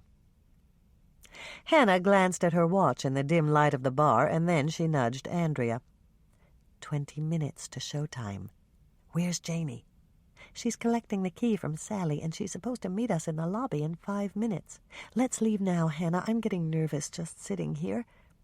What do you have to be nervous about? I'm out of practice. I haven't screamed in years. Hannah almost laughed, assuming that her sister was joking, but Andrea did look very nervous. Don't worry. Screaming is like riding a bicycle. Once you learn how, you never forget. Did you just make that up? Yes, Hannah admitted, but don't forget that you've got Janie to help you. You said she was the second best screamer in your drama class. Hannah left money to pay for their half-finished cokes, and they left the bar for the lobby. She'd used Andrea's cell phone to make 3 calls on their way back to the inn. The first had been to Janie, who'd confirmed that Alan had used a small room in the back of the boutique as his office. He was the only one who'd had a key, but Janie was sure that his key ring was still in his room. Janie had worked with Alan long enough to learn his habits, and she knew he never took all of his keys when he went out on his walks. He just slipped his room key off the ring and carried it in his jacket pocket. Hannah's second call had been to Sally to ask if she could go up to Alan's room to retrieve his keys. Sally had been willing, but she'd told Hannah that Bill and Mike had stationed Rick Murphy outside Alan's door and that no one was allowed inside. This had prompted Hannah's third call to Sally's mother, Francine. They had to create a diversion to lure Rick away from his post so that Hannah could get in. Ezekiel's ghost would do the trick, and Francine had agreed to make a special appearance. I hope this works, Andrea said, entering the lobby and perching on the arm of an overstuffed chair. It will. If you and Janie scream loud enough, Rick will come running. You've got to keep him with you long enough for me to dash in Alan's room, find the keys, and get back out. If I have to, I'll faint, Andrea declared. I used to be the best fake fainter in drama class, too. Whatever it takes. Janie thinks Alan's keys are in his top dresser drawer. She says that's where he usually kept them. How does she know that? He sent her up to get them last week, when he forgot them. He told her they were in his top dresser drawer under his handkerchiefs. I'm here, Janie called out, hurrying across the lobby and thrusting 2 keys into Hannah's hand. The key with the tag is for Alan's room, and the other one is for mine. My room is right next door to his. Hannah nodded, dropping the keys into her pocket. I'd better get up there right now. Bring Andrea to your room when it's over. If I'm lucky, I'll be there with Alan's keys. The waiting was tense, and Hannah paced the floor of Janie's room. It was now 5 minutes to showtime, and for someone who wasn't in the actual performance, she had a bad case of stage fright. The butterflies in her stomach felt as big as buzzards, and she hoped she wouldn't blow it. She was taking a big risk.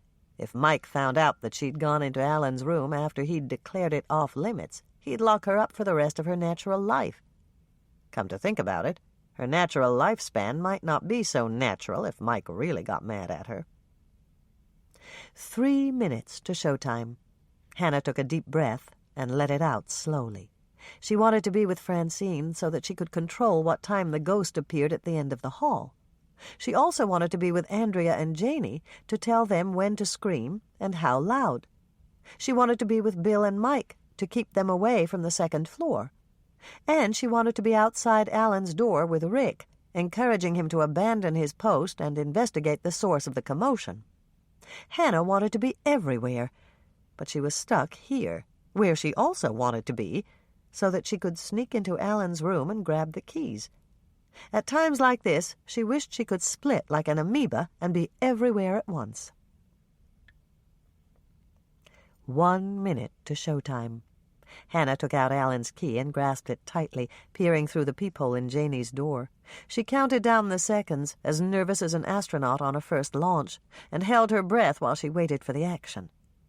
And then she heard the sweetest sound in the world. 2 blood-curdling, high-pitched screams rent the air. A man yelled out, the screaming went on, and Hannah heard footsteps pounding down the hallway.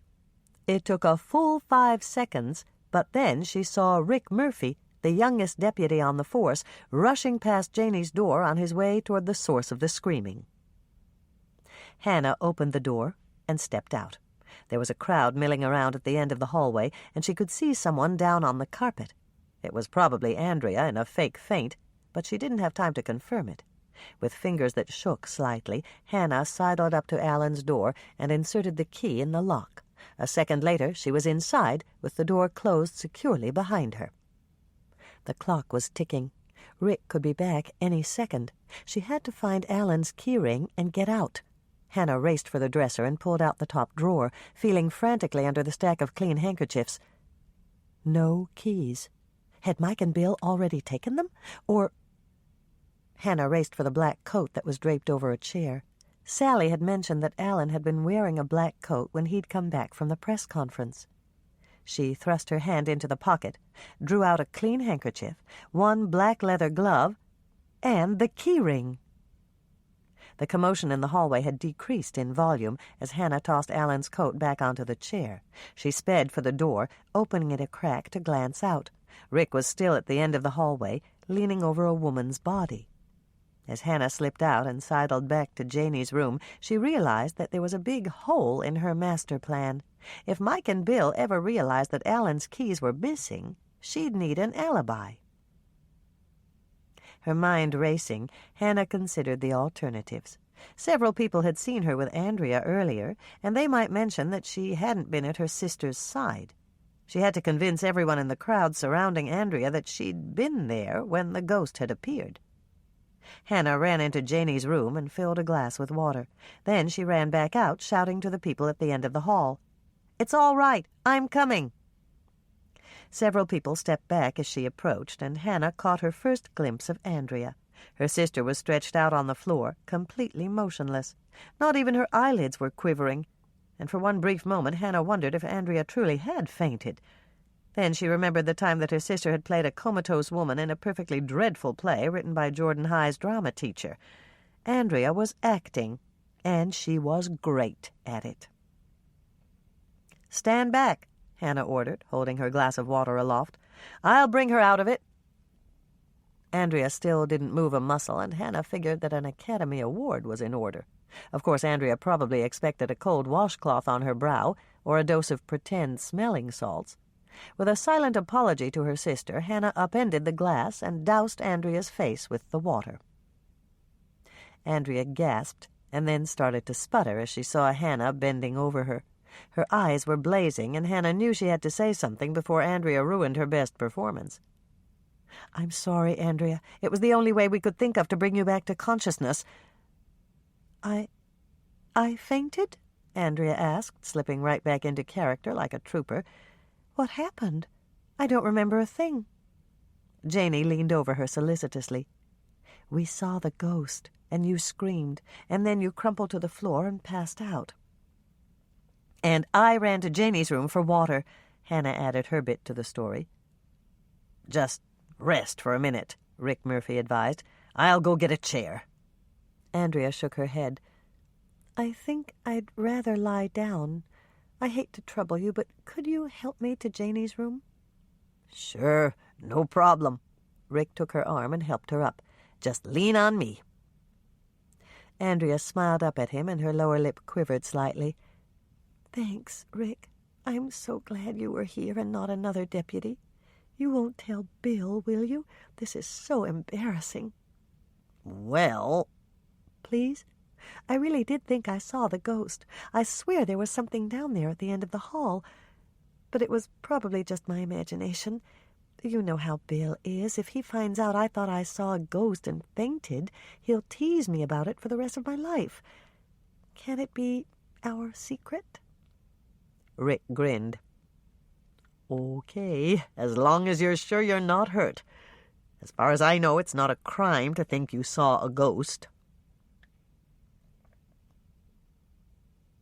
The moment Janie's door had closed behind them, Andrea turned to glare at Hannah. "What got into you, Hannah? You didn't have to actually douse me with water." "Yes, I did. Rick was standing right there. He would have known something was fishy if I hadn't." "Well, maybe, but you didn't have to enjoy it. And don't bother to deny it. I know you did. It's just like the water fights we used to have at the lake. I always got soaked, and half the time you didn't have a drop—" "Here, Andrea," Janie interrupted, tossing her a towel. "You'd better wipe your face. You can wear one of my sweaters." It'll be too big, but at least it'll be dry, and I've got a hairdryer you can use." Andrea did not look in good humor, and Hannah knew it was time to mend fences. "You're an incredible actress, Andrea. I really thought you'd fainted." "You did?" Andrea looked slightly appeased. "You're not just saying that?"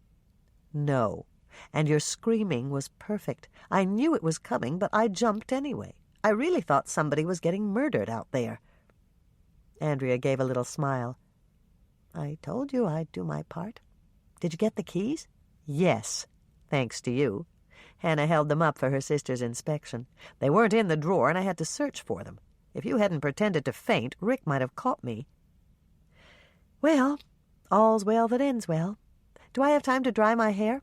"Absolutely. It's cold out there, and I don't want you to go out with a wet head." After Andrea had retreated to the bathroom, the phone rang. Janey answered it and then held it out to Hannah. "It's Sally, for you." "Hello?" Hannah answered. "Hi, Hannah." Sally sounded amused. "I heard it went really well. Did you get the keys?" "Sure did." "Great. I'm filling in on the switchboard, and your neighbor, Mrs. Canfield, is on the line for you.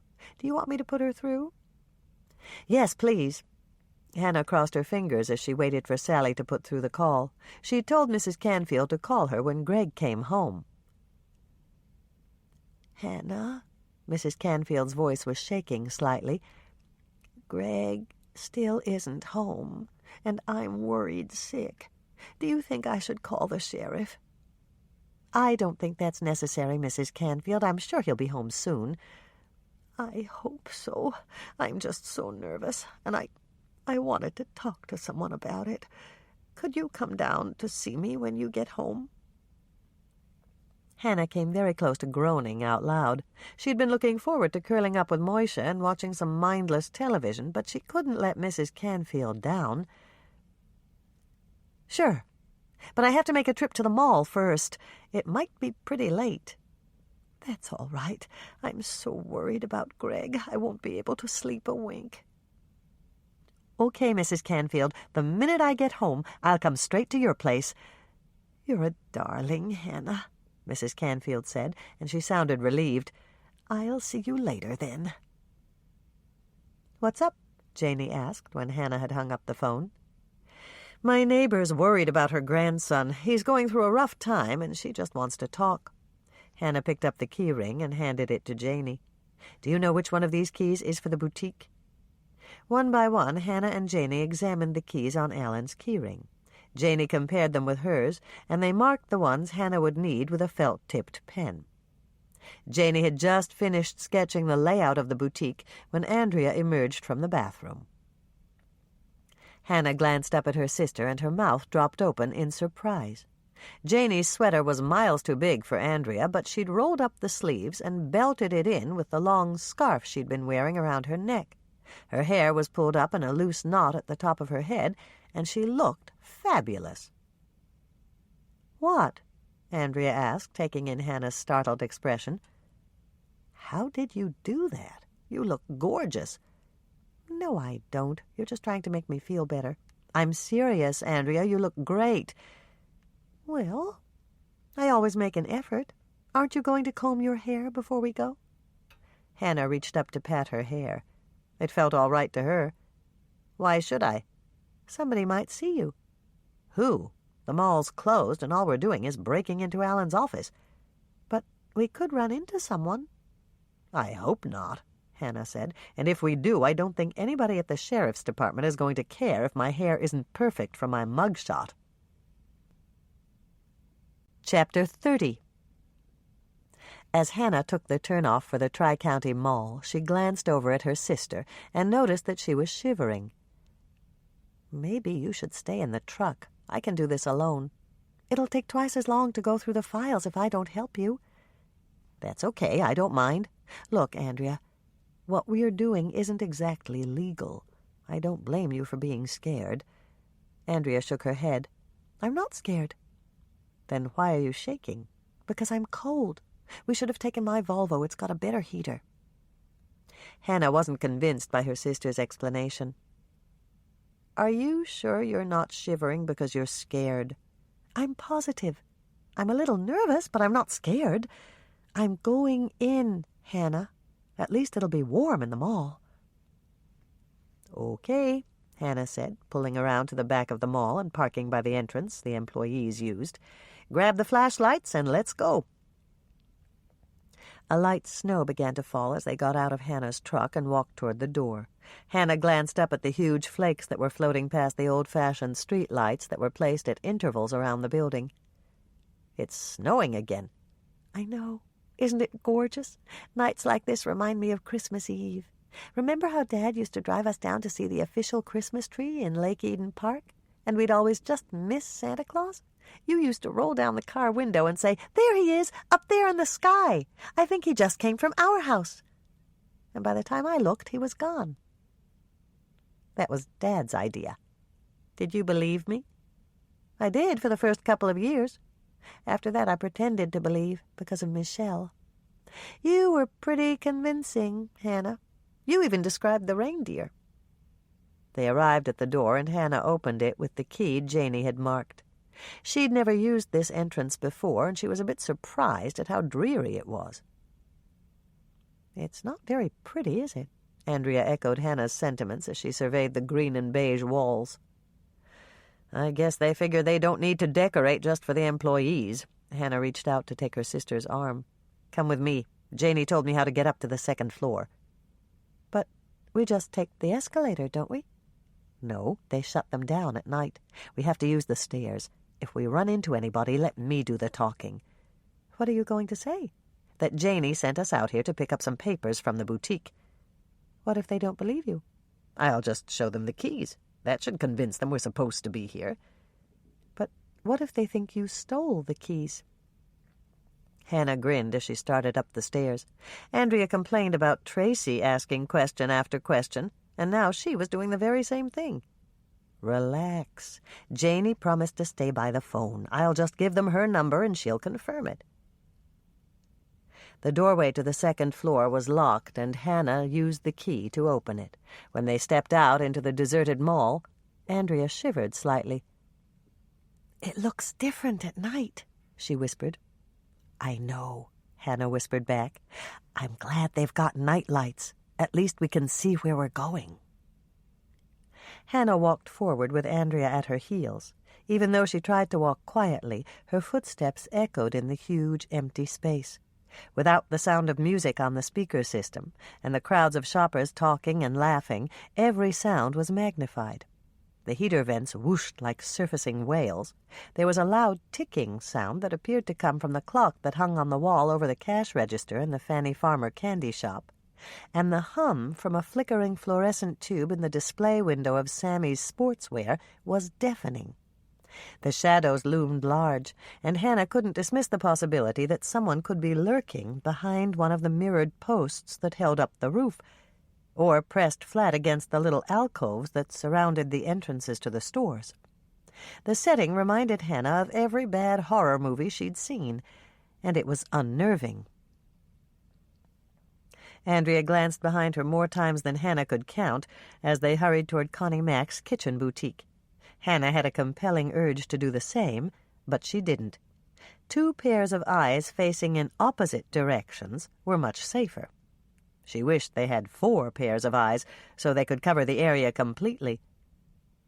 "There's nobody out here except us," she told herself, and she repeated it over and over like a mantra until they arrived at the entrance to the boutique. Hannah's fingers were shaking slightly as she unlocked the glass door to Connie Mack's store, but once they'd stepped inside and relocked the door behind them, she felt much safer. Although the banks of tiny bulbs the store used for nighttime security didn't give much illumination, her eyes were adjusting to the low level of light. At least they wouldn't bump into a display stand and break something expensive. "Can we turn on the lights?" Andrea asked, sounding hopeful. "No. One of the security guards might see them." "But there aren't any security guards at night." Hannah turned to her sister in surprise. "How do you know that?" "Bill told me. One of the guys at the department was looking for a second job right after Christmas. He came out here to apply for night security, and the mall manager told him they didn't have night guards anymore. Well, that's good to know, Hannah said, not sure whether that revelation made her feel better or worse. A night guard could catch them going through Alan's files, but thinking that there was a guard in the building had made her feel a bit safer. So, can we? It took a second for Hannah to remember her sister's initial question. No, we can't turn on the lights. Somebody else could be here working late. But there were no other cars in the parking lot. That's true, but I don't want to take any chances. One of the other store owners could be pulling up outside right now. If he walks past here on the way to his store, he'll wonder why the lights are on. And if he calls the sheriff's department to report it, you could get busted by your own husband. Good point, Andrea said, giving up the argument. The two sisters walked past counters and displays, heading for the back room. They were halfway there when Andrea pointed to a display of cast-iron pans. Look, Hannah, Grandma Ingrid had pans like those. They're spiders, Hannah told her. Where? Andrea jumped back. I hate spiders. I'm talking about the pans. They used to call them spiders. Andrea gave a sigh of relief and stepped back up to the display table. These prices are insane. Look at this little one. It's $69, and it won't hold more than one egg. Cast iron must be popular again. I've got a whole set of Grandma Ingrid's spiders, if you want one. You keep them. I don't cook anyway. Andrea moved forward, but she stopped at a display of cut-glass crystal. This vase is just gorgeous. It's got to be baccarat. Sleuth now, shop later, Hannah ordered, pushing her sister forward. Come on, Andrea. It's almost 10:30, and I don't want to be out here all night. Can we turn on the lights now? Andrea asked once they'd entered the back room and closed the door behind them. Not yet. Hannah pointed to the bank of windows on the outside wall. Those windows overlook the front parking lot, and somebody might see the lights from the highway. Come with me. Alan's office is right over here. When Hannah had opened Alan's office, Andrea gave a disappointed sigh. He's got a window, too. Does that mean we have to go through his files with flashlights? I'm afraid so, Hannah told her, moving to the file cabinet against the wall. At least he's got 2 chairs in here. Sit down behind his desk and I'll bring you some files to go through. Hannah took the files from the top drawer and gave her sister the contents of the bottom drawer. They positioned their flashlights to serve as lamps and worked in silence for about 10 minutes, going through stacks of paperwork. Most of Alan's files contained routine papers relating to the management of Connie Mack's kitchen boutiques. I think I've got it, Hannah. Andrea sounded excited as she pointed to a document she'd been reading. It's Paul McIntyre's will, and it's dated the day before Connie Mack died. It's witnessed and notarized, and it says that Paul leaves 50% of his estate to Connie Mack and 50% to... Janie? Our Janie? Yes, Jane Ellen Burkholtz. It says so right here. But why would Paul do something like that unless... Andrea stopped speaking and began to frown. Do you think that Janie lied to you about having an affair with Paul? I'm almost positive she didn't. There's got to be another explanation. But what? People don't just pick names out of a hat and leave them 50% of their money. No, of course not, Hannah said. And then the light dawned. Alex had told her that Janie's biological father was going to leave her something in his will. What is it, Hannah? Andrea leaned forward to stare at her sister in the glow of the flashlight. Do you know something I don't know?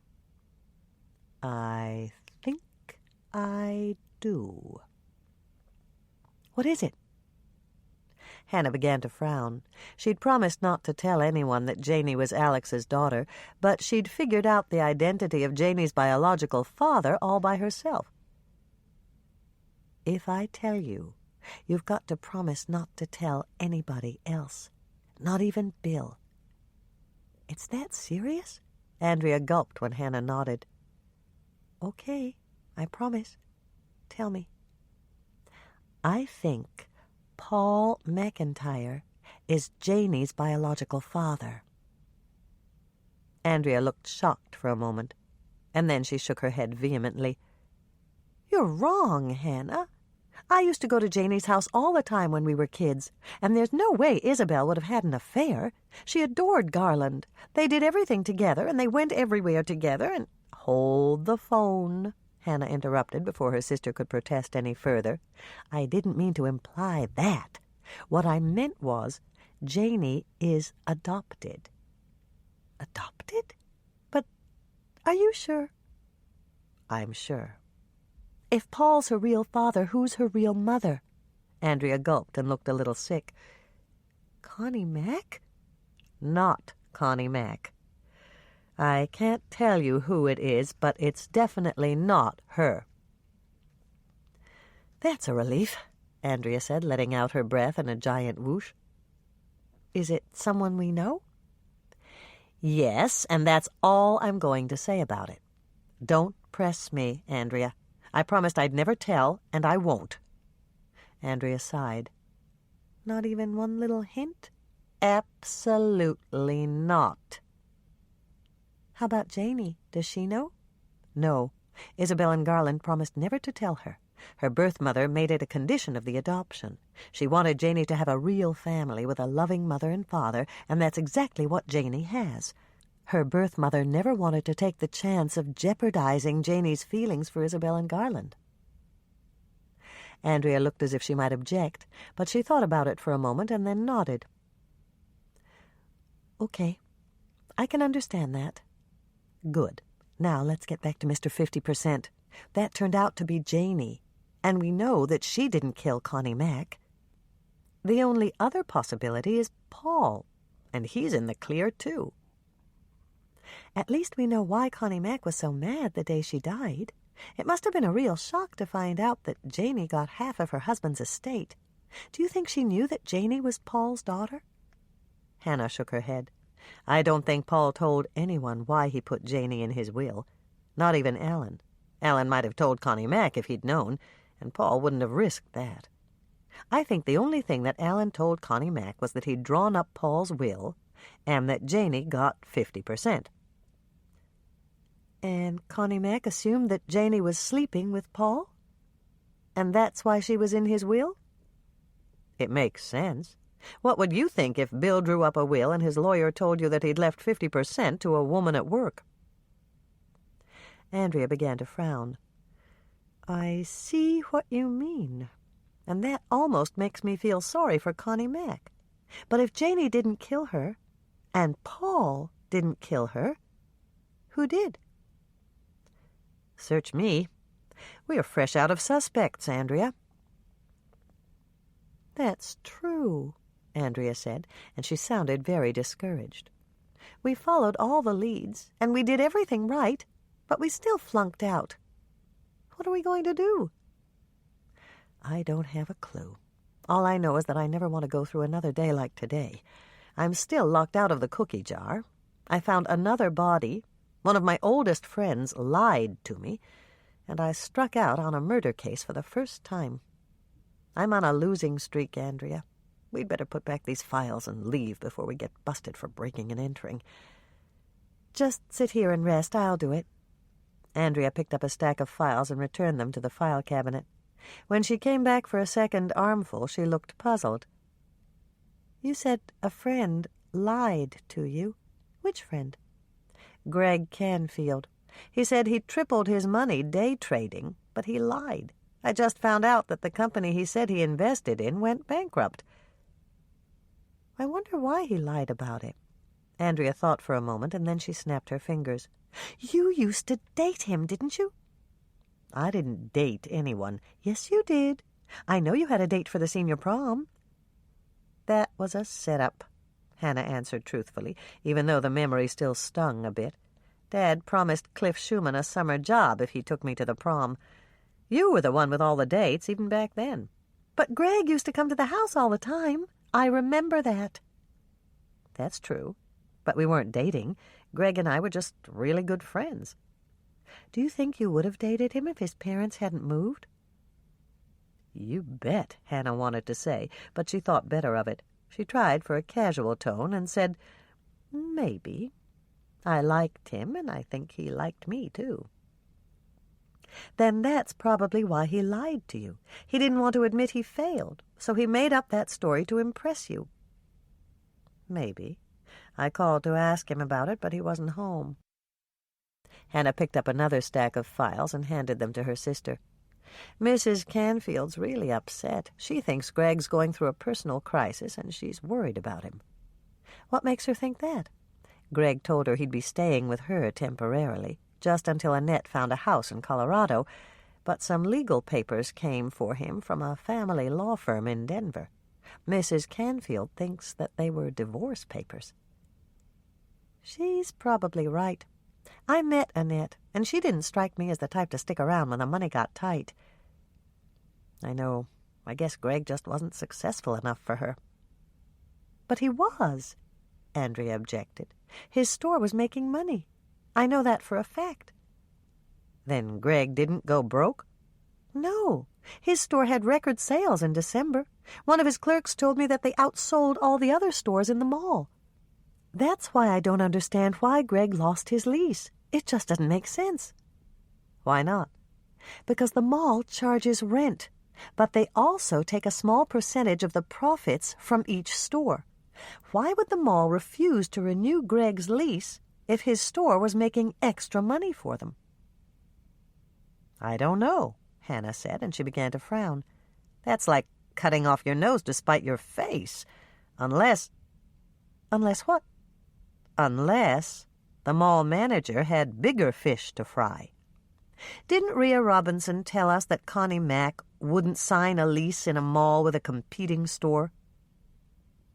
"Yes, but Greg's store was an import business." "Didn't you tell me that you bought a cookie jar at Greg's closeout sale?" "I bought 2. They were half price. And I bought a set of everyday dishes, too. They're really cute, Hannah. They've got blue cornflowers around the border." "So Greg carried a lot of kitchen things?" "Yes, he did. He had glassware and flatware and—" Andrea stopped speaking, and she drew in her breath sharply. "I see where you're going, and I think you're right. I'm going to look for the lease that Connie Mack signed." It took a few moments, but Andrea found the right file folder. She handed it to Hannah, and they flipped through it together. "I'll take the lease," Andrea offered, pulling the legal document out of the file. "I'm more familiar with leases than you are. You look at the correspondence." They worked in silence for several minutes. The only sound was the rustle of pages turning. Finally, Andrea handed the lease back to Hannah. "There's nothing about competing stores in here. It's all standard boilerplate." "But this isn't," Hannah said, holding up a sheaf of papers that were stapled together at the corner. "Here's a letter that Alan wrote to the mall manager. It says that Connie Mack agrees to open one of her kitchen boutiques at the mall, but there's a condition. She wants the mall manager to cancel Greg's lease when it comes up for renewal and give his space to her kitchen boutique." "And the mall manager agreed?" "Oh, yes. Alan drew up a 4-page contract. The mall manager signed it, and so did Connie Mack and Alan." "So Connie Mack and Alan put Greg out of business?" "I'm no lawyer, but it sure looks that way to me." Andrea thought about that for a moment, and then she reached for Hannah's notebook. "Do you want me to add Greg to our suspect list and write down what we've learned?" "Definitely. People have killed for less. I don't believe Greg would murder anybody, but I have to check it out. I promised Mrs. Canfield that I'd come down for coffee when I got home, and I'm going to take this letter with me. If Greg's there, I'll ask him about—" Hannah stopped speaking abruptly, and Andrea glanced up at her. "What?" "I heard something. Douse your flashlight, quick!" Andrea clicked off her flashlight, and so did Hannah. The room was plunged into near darkness. The only illumination came from a distant street light that glowed faintly through the window. "What did you hear?" Andrea asked. "A car. I think it drove around the building and parked in back." Both sisters listened intently. All was quiet for almost a minute, and then they heard the faint sound of a door clanging closed. "The stairwell door," Hannah said, reaching in her pocket for the keys to her truck and dropping them into Andrea's purse. "I just put my keys in your purse. Take it and crawl under the desk." "Why?" "Because it could be someone from the sheriff's department. I'll stick with my original story about how Janey sent me out here to pick up something. Maybe I can convince them to call her to confirm it, but they might haul me into the station for questioning anyway. If that happens, just wait until they're gone and drive my truck back to the inn." "But I can back up your story. It's probably someone I know, and they'll believe me." Hannah grabbed her sister's arm. "No, Andrea, get under the desk, please." "But why?" "Because maybe it's not a deputy." "Oh," Andrea said, and she sounded a little sick. "Do you think it could be the killer?" "If it is, there's no way he's going to get you. Get under there, Andrea, now." "But with two of us, we'll have him outnumbered. I won't let you face him alone." "Get under there now and don't make a sound," Hannah ordered, pulling her sister around the desk. "But I can help you. Why should I hide under the desk like a coward?" "Because I won't let you jeopardize the life of my new niece or nephew," Hannah declared, shoving her sister under the desk and rolling the desk chair back into place. "But I'm not—" "Just shut up and do what I say," Hannah hissed, interrupting her sister's denial. "Believe me, Andrea, if I say you're pregnant, you're pregnant." Chapter 31. Hannah's heart was racing as she slipped out of the back room.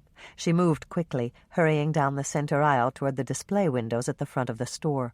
The lighting inside the boutique was dim, but someone passing by the windows could still glance in and spot her. Rather than take that risk, she ducked down behind a display of fine china. The mall was so quiet she could hear the faint sound of approaching footsteps. Hannah hoped that it was just another store owner intending to restock his shelves before the doors opened on Monday, but she didn't hold out much hope.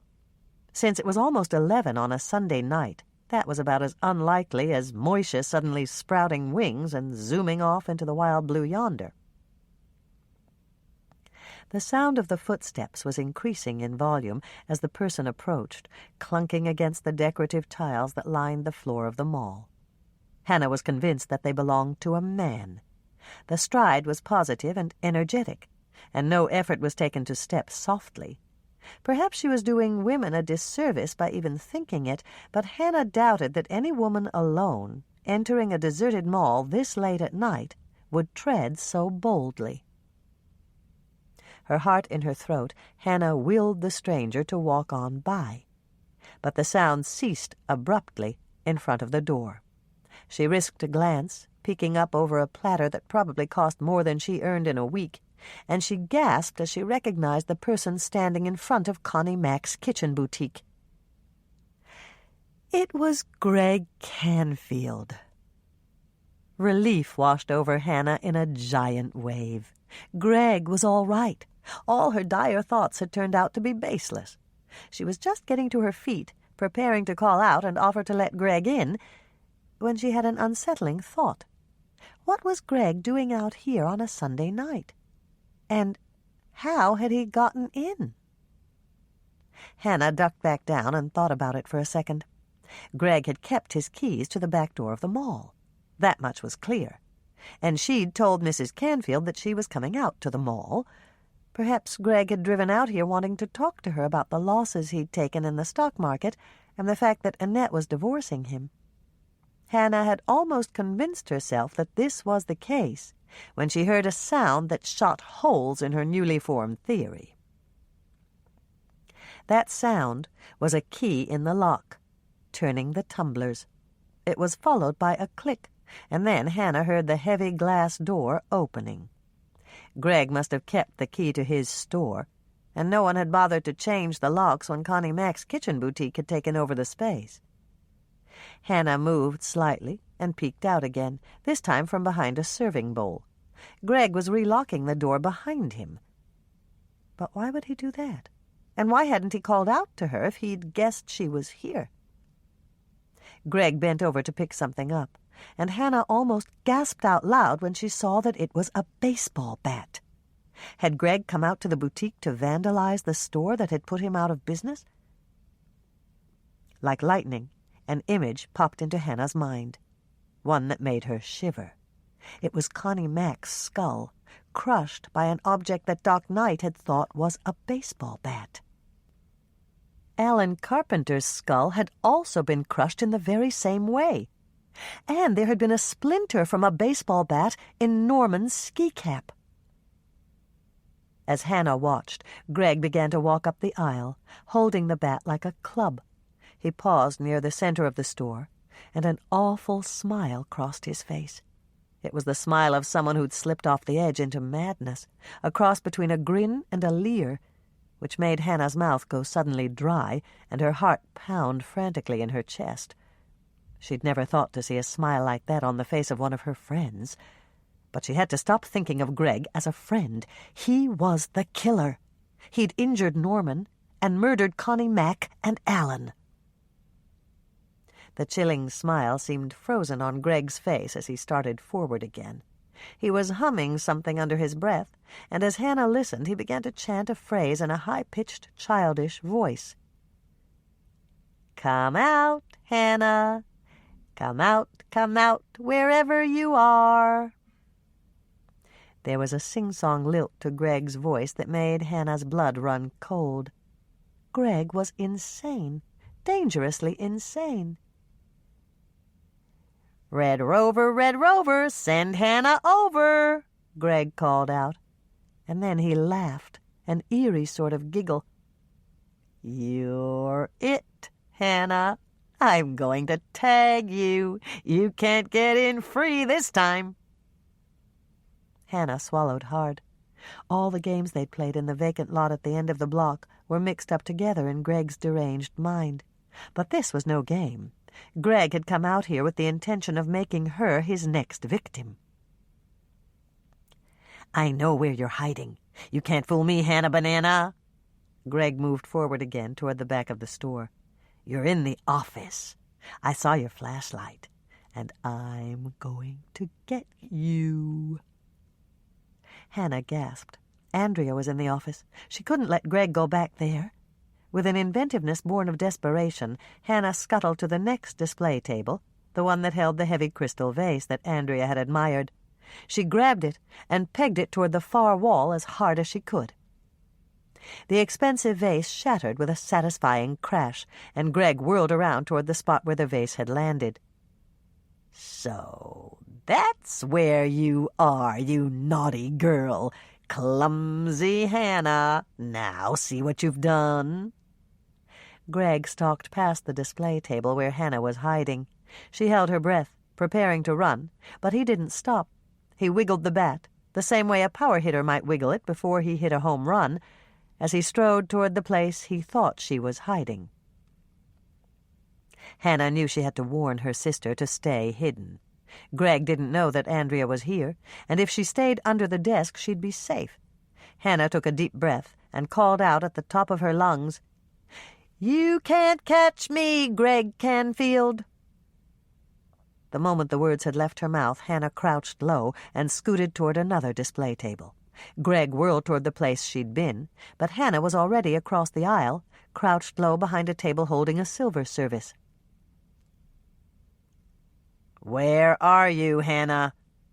Come out, come out." Greg stalked forward, his bat at the ready. "Why did you murder them, Greg?" Hannah asked. Greg turned again toward the sound of her voice, but Hannah had moved behind another display table. She had to keep calling out and moving, leading Greg away from Andrea. "They took everything." Greg surprised Hannah by answering her. "Annette left me when she found out about red lines, and it was all Connie Mack and Alan's fault." "Did they deserve to die?" Hannah asked, scooting to another position the moment the question had left her mouth. "They did a bad thing. I had to punish them." Greg's voice had grown softer, and Hannah wasn't sure whether that made him more dangerous or less dangerous. "You understand, don't you, Hannah? They deserved the ultimate punishment." Do I deserve to die? Hannah asked, moving crab fashion to another counter. I'm sorry I have to kill you, Hannah, but I don't have a choice. The minute Grandma told me you'd gone to the mall, I knew you were going to find out. And I can't let you tell anyone what I did. They'll find out. Hannah moved again, crouching low. No, they won't. They'll think it's the ghost. They're so stupid they believe in ghosts. Greg laughed again as he moved in Hannah's direction, and then he started to chant. Starlight, moonlight, hope to see the ghost tonight. Starlight, moonlight. Greg stopped and gave another chilling laugh. Remember that, Hannah? Remember the game we used to play? You were always the ghost. Now, I'm the ghost, and I get to scare you. Greg's back was turned, and this was her chance. Hannah inched her way to the display of cast-iron skillets. She reached up and grabbed the biggest one, the same size Grandma Ingrid had used to fry chicken, and ducked back down again. And then she called out again to the madman who'd once been her friend. I never thought you'd hurt me, Greg. I won't hurt you, Greg responded, moving toward the display of cast-iron cookware. You deserve it for sticking your nose in where it didn't belong, but you won't feel a thing. Remember how good I am with a bat? I never miss the ball. I didn't hurt them either. I made sure of that. I'm not a bad person. As Greg lunged for the spot where he thought she was hiding, Hannah darted to the counter directly behind him and stood up. But before she could swing the heavy spider, Andrea popped up from the counter directly in front of Greg. She was holding a fire extinguisher in her hand, and as Hannah watched in total shock, her sister pulled the handle and foam spewed out directly into Greg's face. The next few seconds passed with what seemed like the speed of lightning. Greg hollered and dropped the bat, reaching up instinctively to cover his eyes. And while he was momentarily incapacitated, Hannah swung the frying pan, connecting solidly with his head. Greg didn't even whimper. He just crashed to the floor like a bale of hay that had been thrown down from the back of a truck. On his way down, he took out a Thanksgiving serving platter and several champagne glasses with silver rims, but Hannah didn't give a second thought to the damage. She just stepped over her former friend to hug her sister tightly. I did good, huh? Andrea asked, looking a bit shocked at her own bravery. You were great, Hannah said, not about to spoil the moment by correcting her sister's grammar. I think he's out cold, but I'll sit on him to make sure he doesn't try to get up again. You'd better call the sheriff's station. They're already on the way, and they've got Greg's whole confession on tape. I held up my cell phone so the dispatcher could hear, and she patched the call through to Mike and Bill. Good for you, Hannah declared, plunking herself down on Greg's back. She was careful to keep the frying pan at the ready, just in case. Flip on the lights and see if you can find something we can use to tie him up. After Andrea had raced off to the front counter, Hannah reached down and took Greg's wrist. His pulse felt steady, and now that the lights were on, she could see no sign of blood. She'd swung the frying pan as hard as she could, but she'd been a lot gentler on Greg than he'd been on Connie Mack and Alan. Andrea came back at a run and handed Hannah a roll of red satin gift ribbon. The words, Connie Mack's Kitchen Boutique, were stamped along the length of the roll in gold. How about this? It was all I could find. It'll do, Hannah told her, not missing the irony as she bound Greg's hands and feet with an unending reminder of the store that had replaced his. Then she stood up and stared down at Greg. She thought she'd known him, but she hadn't. People could change a lot in 20 years. And Greg hadn't known her either. He'd assumed that once he called out for her, she'd simply present herself like a lamb to the slaughter. Are you okay? Andrea asked, catching Hannah's pensive mood. Yes, thanks to you. Where did you get that fire extinguisher? It was hanging on the wall in the back room, right next to the door. And you just spotted it hanging there?" Andrea shook her head. "I knew where it was supposed to be. It's a legal requirement for every retail establishment in the county."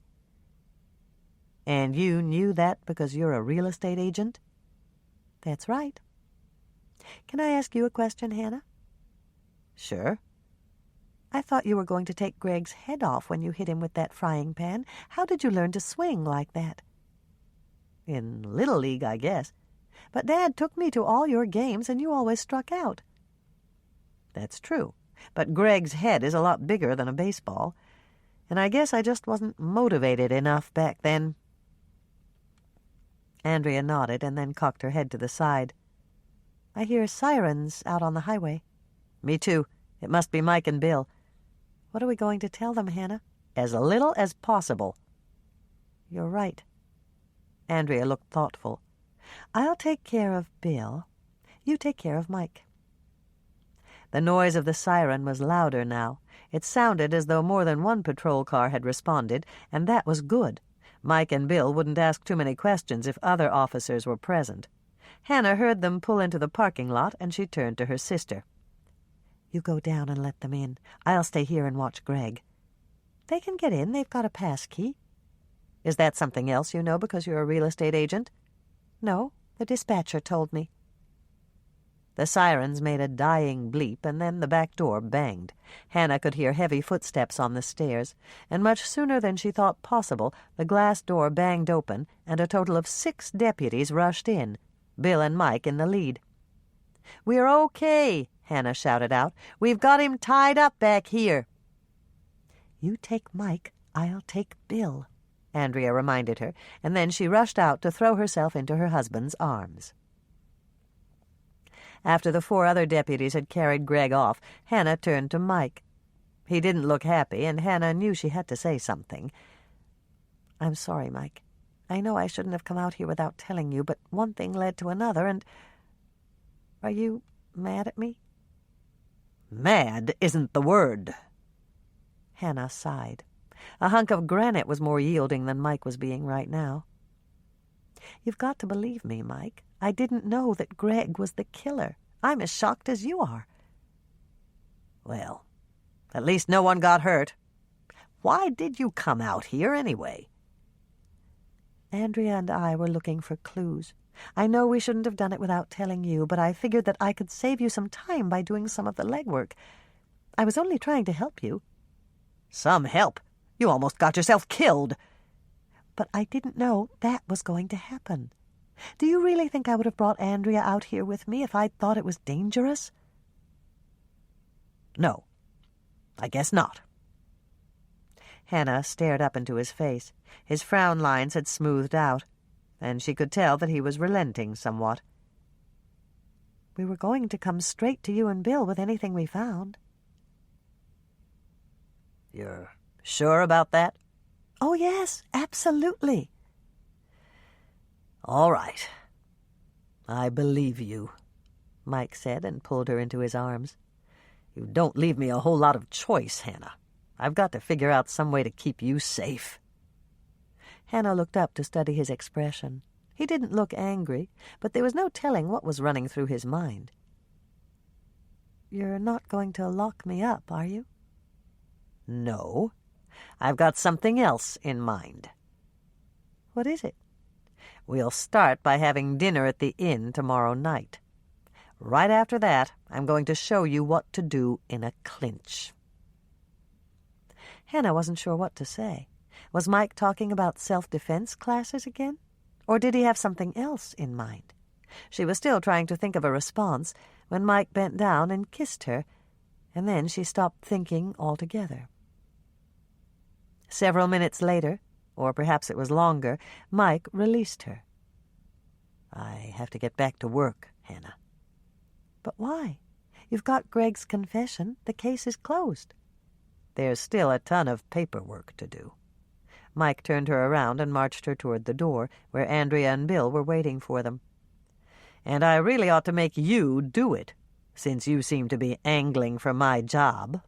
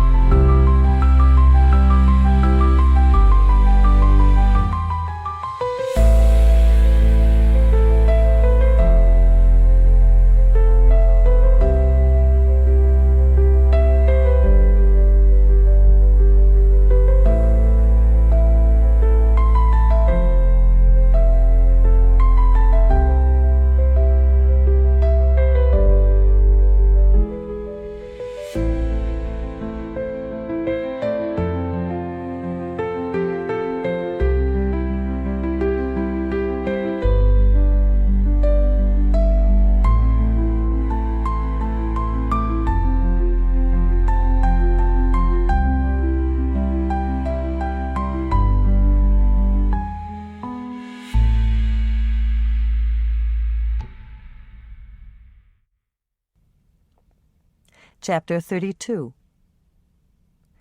Hannah glanced at her reflection in the mirror that hung above the bar at the Lake Eden Inn. Mike had gone off to check on their reservations, and she was feeling very sophisticated tonight.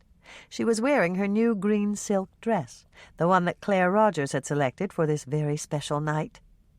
Hannah had dashed next door to Beaumont Fashions on her pre-lunch break, and even though Claire had given her a discount, she'd still spent a small fortune on just the right outfit. The dress really was beautiful, and Hannah knew it looked good on her. The deep green brought out the color of her eyes, and it made her hair look more auburn than red. Since she'd always believed that her hair could double as a beacon to warn sailors away from dangerous rocks, this was a minor miracle. Even Moishe had seemed impressed with Hannah's new look. He'd curled up in the middle of her bed as she'd dressed, and when she was finished, he'd followed her down the hallway, purring and rubbing up against her expensive real silk nylons.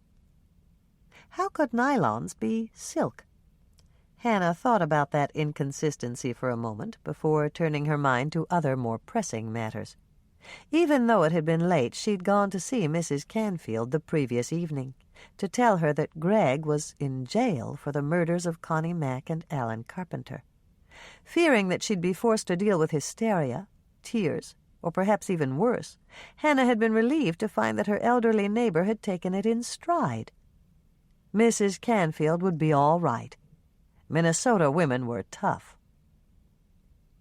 Thinking about Greg had depressed Hannah, and after she had fed Moishe and crawled into bed, she'd turned her thoughts to the clinch that Mike had mentioned. By the time she'd dropped off to sleep, she'd managed to convince herself that Mike had simply chosen a unique way to tell her that he'd planned a romantic evening. Hannah wasn't averse to a bit more romance in her life. There was only one thing that bothered her about the evening that Mike had planned, and that was Norman. And there he was, in the doorway with Carrie and Dolores. Hannah sighed, and a wave of guilt washed over her. Why hadn't Norman taken their mothers to the corner tavern? "Hi, Hannah. You look really pretty." Norman came over to take her hand. "I didn't know you'd be here tonight. How about joining us?" Well, actually." "Hi, Norman." Mike chose that moment to return. "What are you doing out here?" "I got roped into taking the mothers out to dinner. They're celebrating tonight, but they won't tell me why." "Really?" Hannah's curiosity was aroused. "I spoke to Mother this morning, and she didn't mention anything about a celebration. It's not Carrie's birthday, is it?" "No, that's in June. How about your mother?" "Not until September 15th. I wonder what—" "Hi, Mike. Are we late?" Bill interrupted Hannah's speculations as he rushed up with Andrea. "You're fine. Sally's setting up for us right now," Mike answered, and then he turned to Hannah to explain. "Bill told me that he was taking Andrea out for dinner tonight, and I thought we'd make it a foursome. That's all right with you, isn't it?" "Of course," Hannah said. What else could she say when Bill and Andrea were standing right next to her? "Hey, Norman," Mike said, reaching out to pat him on the shoulder. "There's no reason why you should be stuck with the mothers alone. Do you think they'd like it if we all sat together?" "You got to be kidding," Hannah thought with a sigh, her dreams of a romantic candlelight dinner with Mike vanishing into thin air. "They'd love it, but are you sure we won't be intruding?" Norman looked a little worried. "Not at all." Mike thumped Norman on the back again. "We're practically all family anyway." "Okay, I'll go tell them, and I'll find Sally and say that we need a table for 7. Hannah struggled to keep the pleasant smile on her face. At least Mike had said that he considered himself a part of her family, but he'd also implied that he considered Norman and Carrie a part of his family. Since Norman was supposed to be his rival, Mike was obviously unclear on the concept. Once Norman had left, Bill and Mike began to chat about police business, and Andrea hoisted herself up on the stool next to Hannah. "How did you know?" she hissed. "Know what?" "That I was pregnant.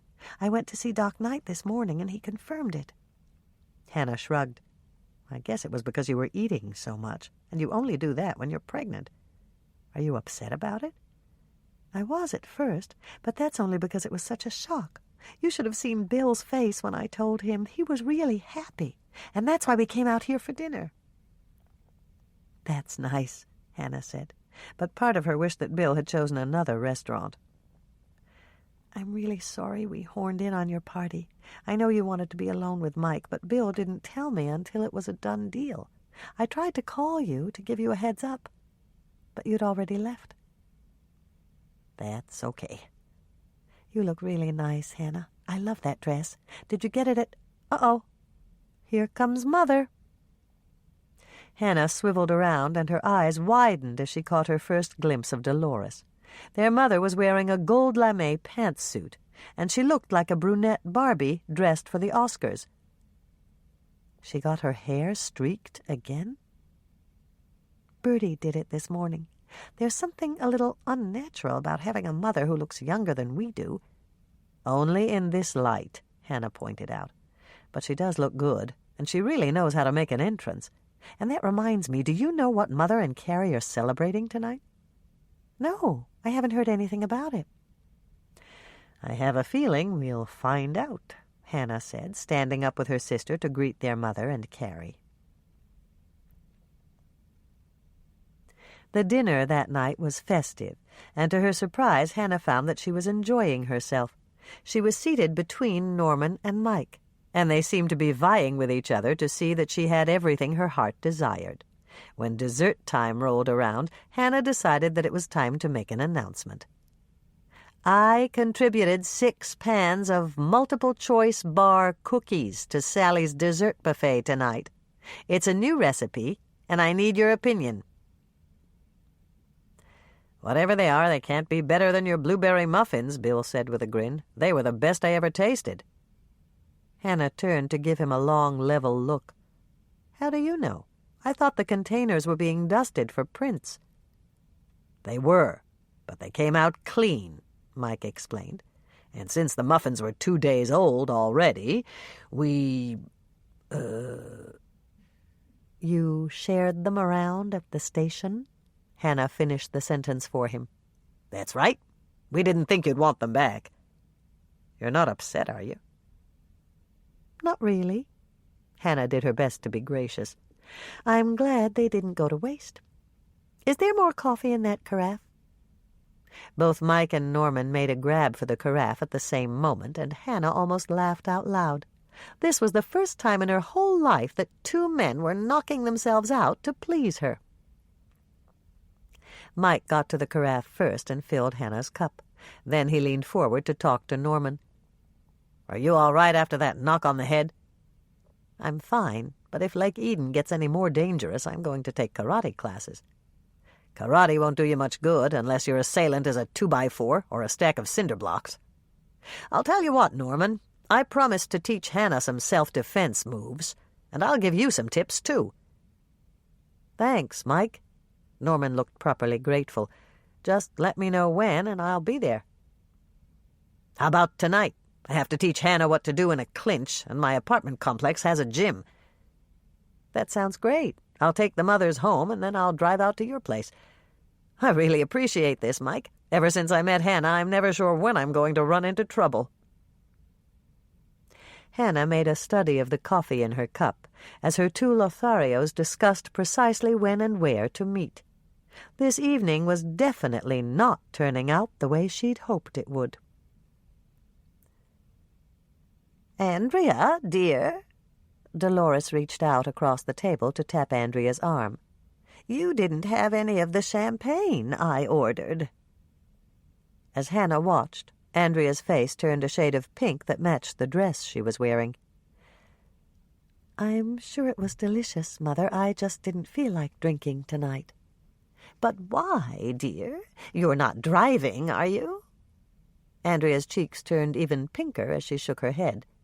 "Then why don't you have a glass?" "No, Mother, thank you, but I'm "Pregnant." Hannah supplied the word that appeared to be frozen on her sister's lips. "Really?" Dolores looked stunned for a moment, and then she rushed around the table to hug Andrea. "That's wonderful, dear. When did you find out?" today. But Hannah knew it yesterday." Dolores turned to give Hannah a sharp look. Hannah just shrugged. "Call me psychic." For a few moments everyone spoke at once, congratulating Andrea and Bill. Hannah sat back with a smile on her face and enjoyed her sister's time in the spotlight. Andrea looked happy, and that was what counted, and Bill seemed absolutely delighted. "Hannah has some good news, too," Dolores said when the commotion had died down a bit. "Tell them, dear." "Tell them what?" Hannah asked, staring at her mother in total consternation. "About the book. You're going to write it, aren't you?" "Oh, that book." Hannah sighed deeply. Her mother had obviously spoken to Kurt Howe, who'd spilled the beans. Now she had to explain it to the rest of her extended family, and every one of them was staring at her curiously. "Kurt Howe came into the cookie shop this morning and asked me to write a cookbook. I told him I'd think about it." "But you have to do it," Dolores insisted. "Only if I can work in some of our old family recipes and stories about Lake Eden," Hannah stipulated. "As Andrea would say, it's not a done deal yet." Another round of congratulations followed Hannah's unplanned announcement, and then Dolores clinked her spoon against the side of her champagne flute. When she was sure that all eyes were on her, she said, "Carrie and I have an announcement, too." Hannah took a deep breath and held it. If Dolores and Carrie had cooked up something together, it couldn't be good. "I'm going into the antique business with Carrie," Dolores declared. "Everyone who toured the Ezekiel Jordan house urged us to open an antique shop. And since Luann Hanks has shown such an interest, we are hiring her to help us buy stock and run the store." "That's great, Mother." Andrea reached out to pat her mother's hand. "It certainly is," Hannah added, giving a big sigh of relief. Opening an antique store would keep her mother busy and out of her hair.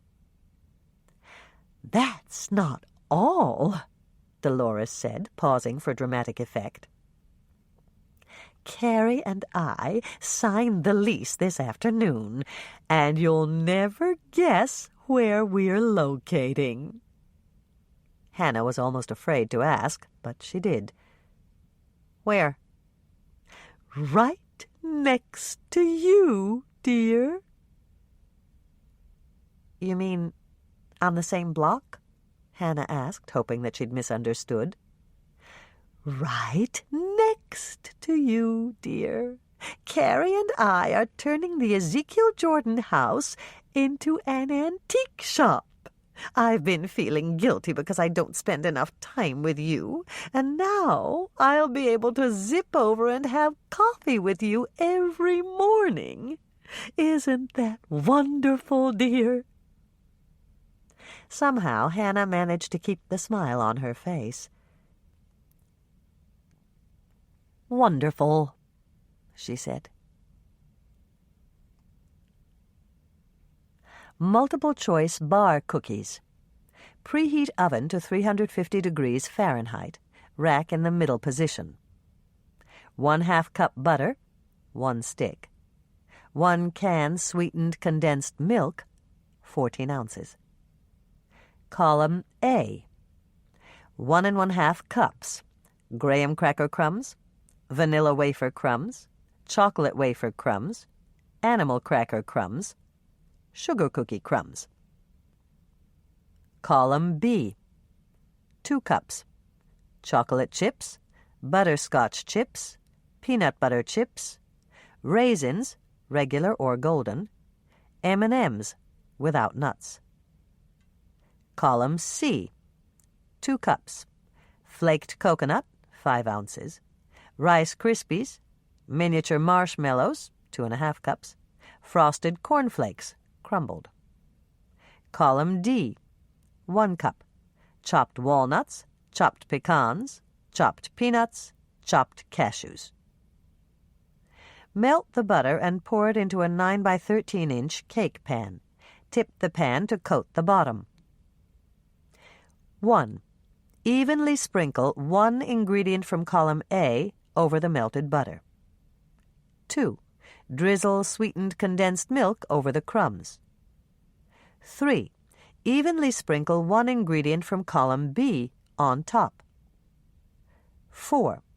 Evenly sprinkle one ingredient from column C on top of that. 5. Evenly sprinkle one ingredient from column D over the very top. Press everything down with the palms of your hands. Bake at 350 degrees Fahrenheit for 30 minutes. Cool thoroughly on a wire rack and cut into brownie-sized bars. Tracy loves to help me bake these. She gets to choose the ingredients. The end.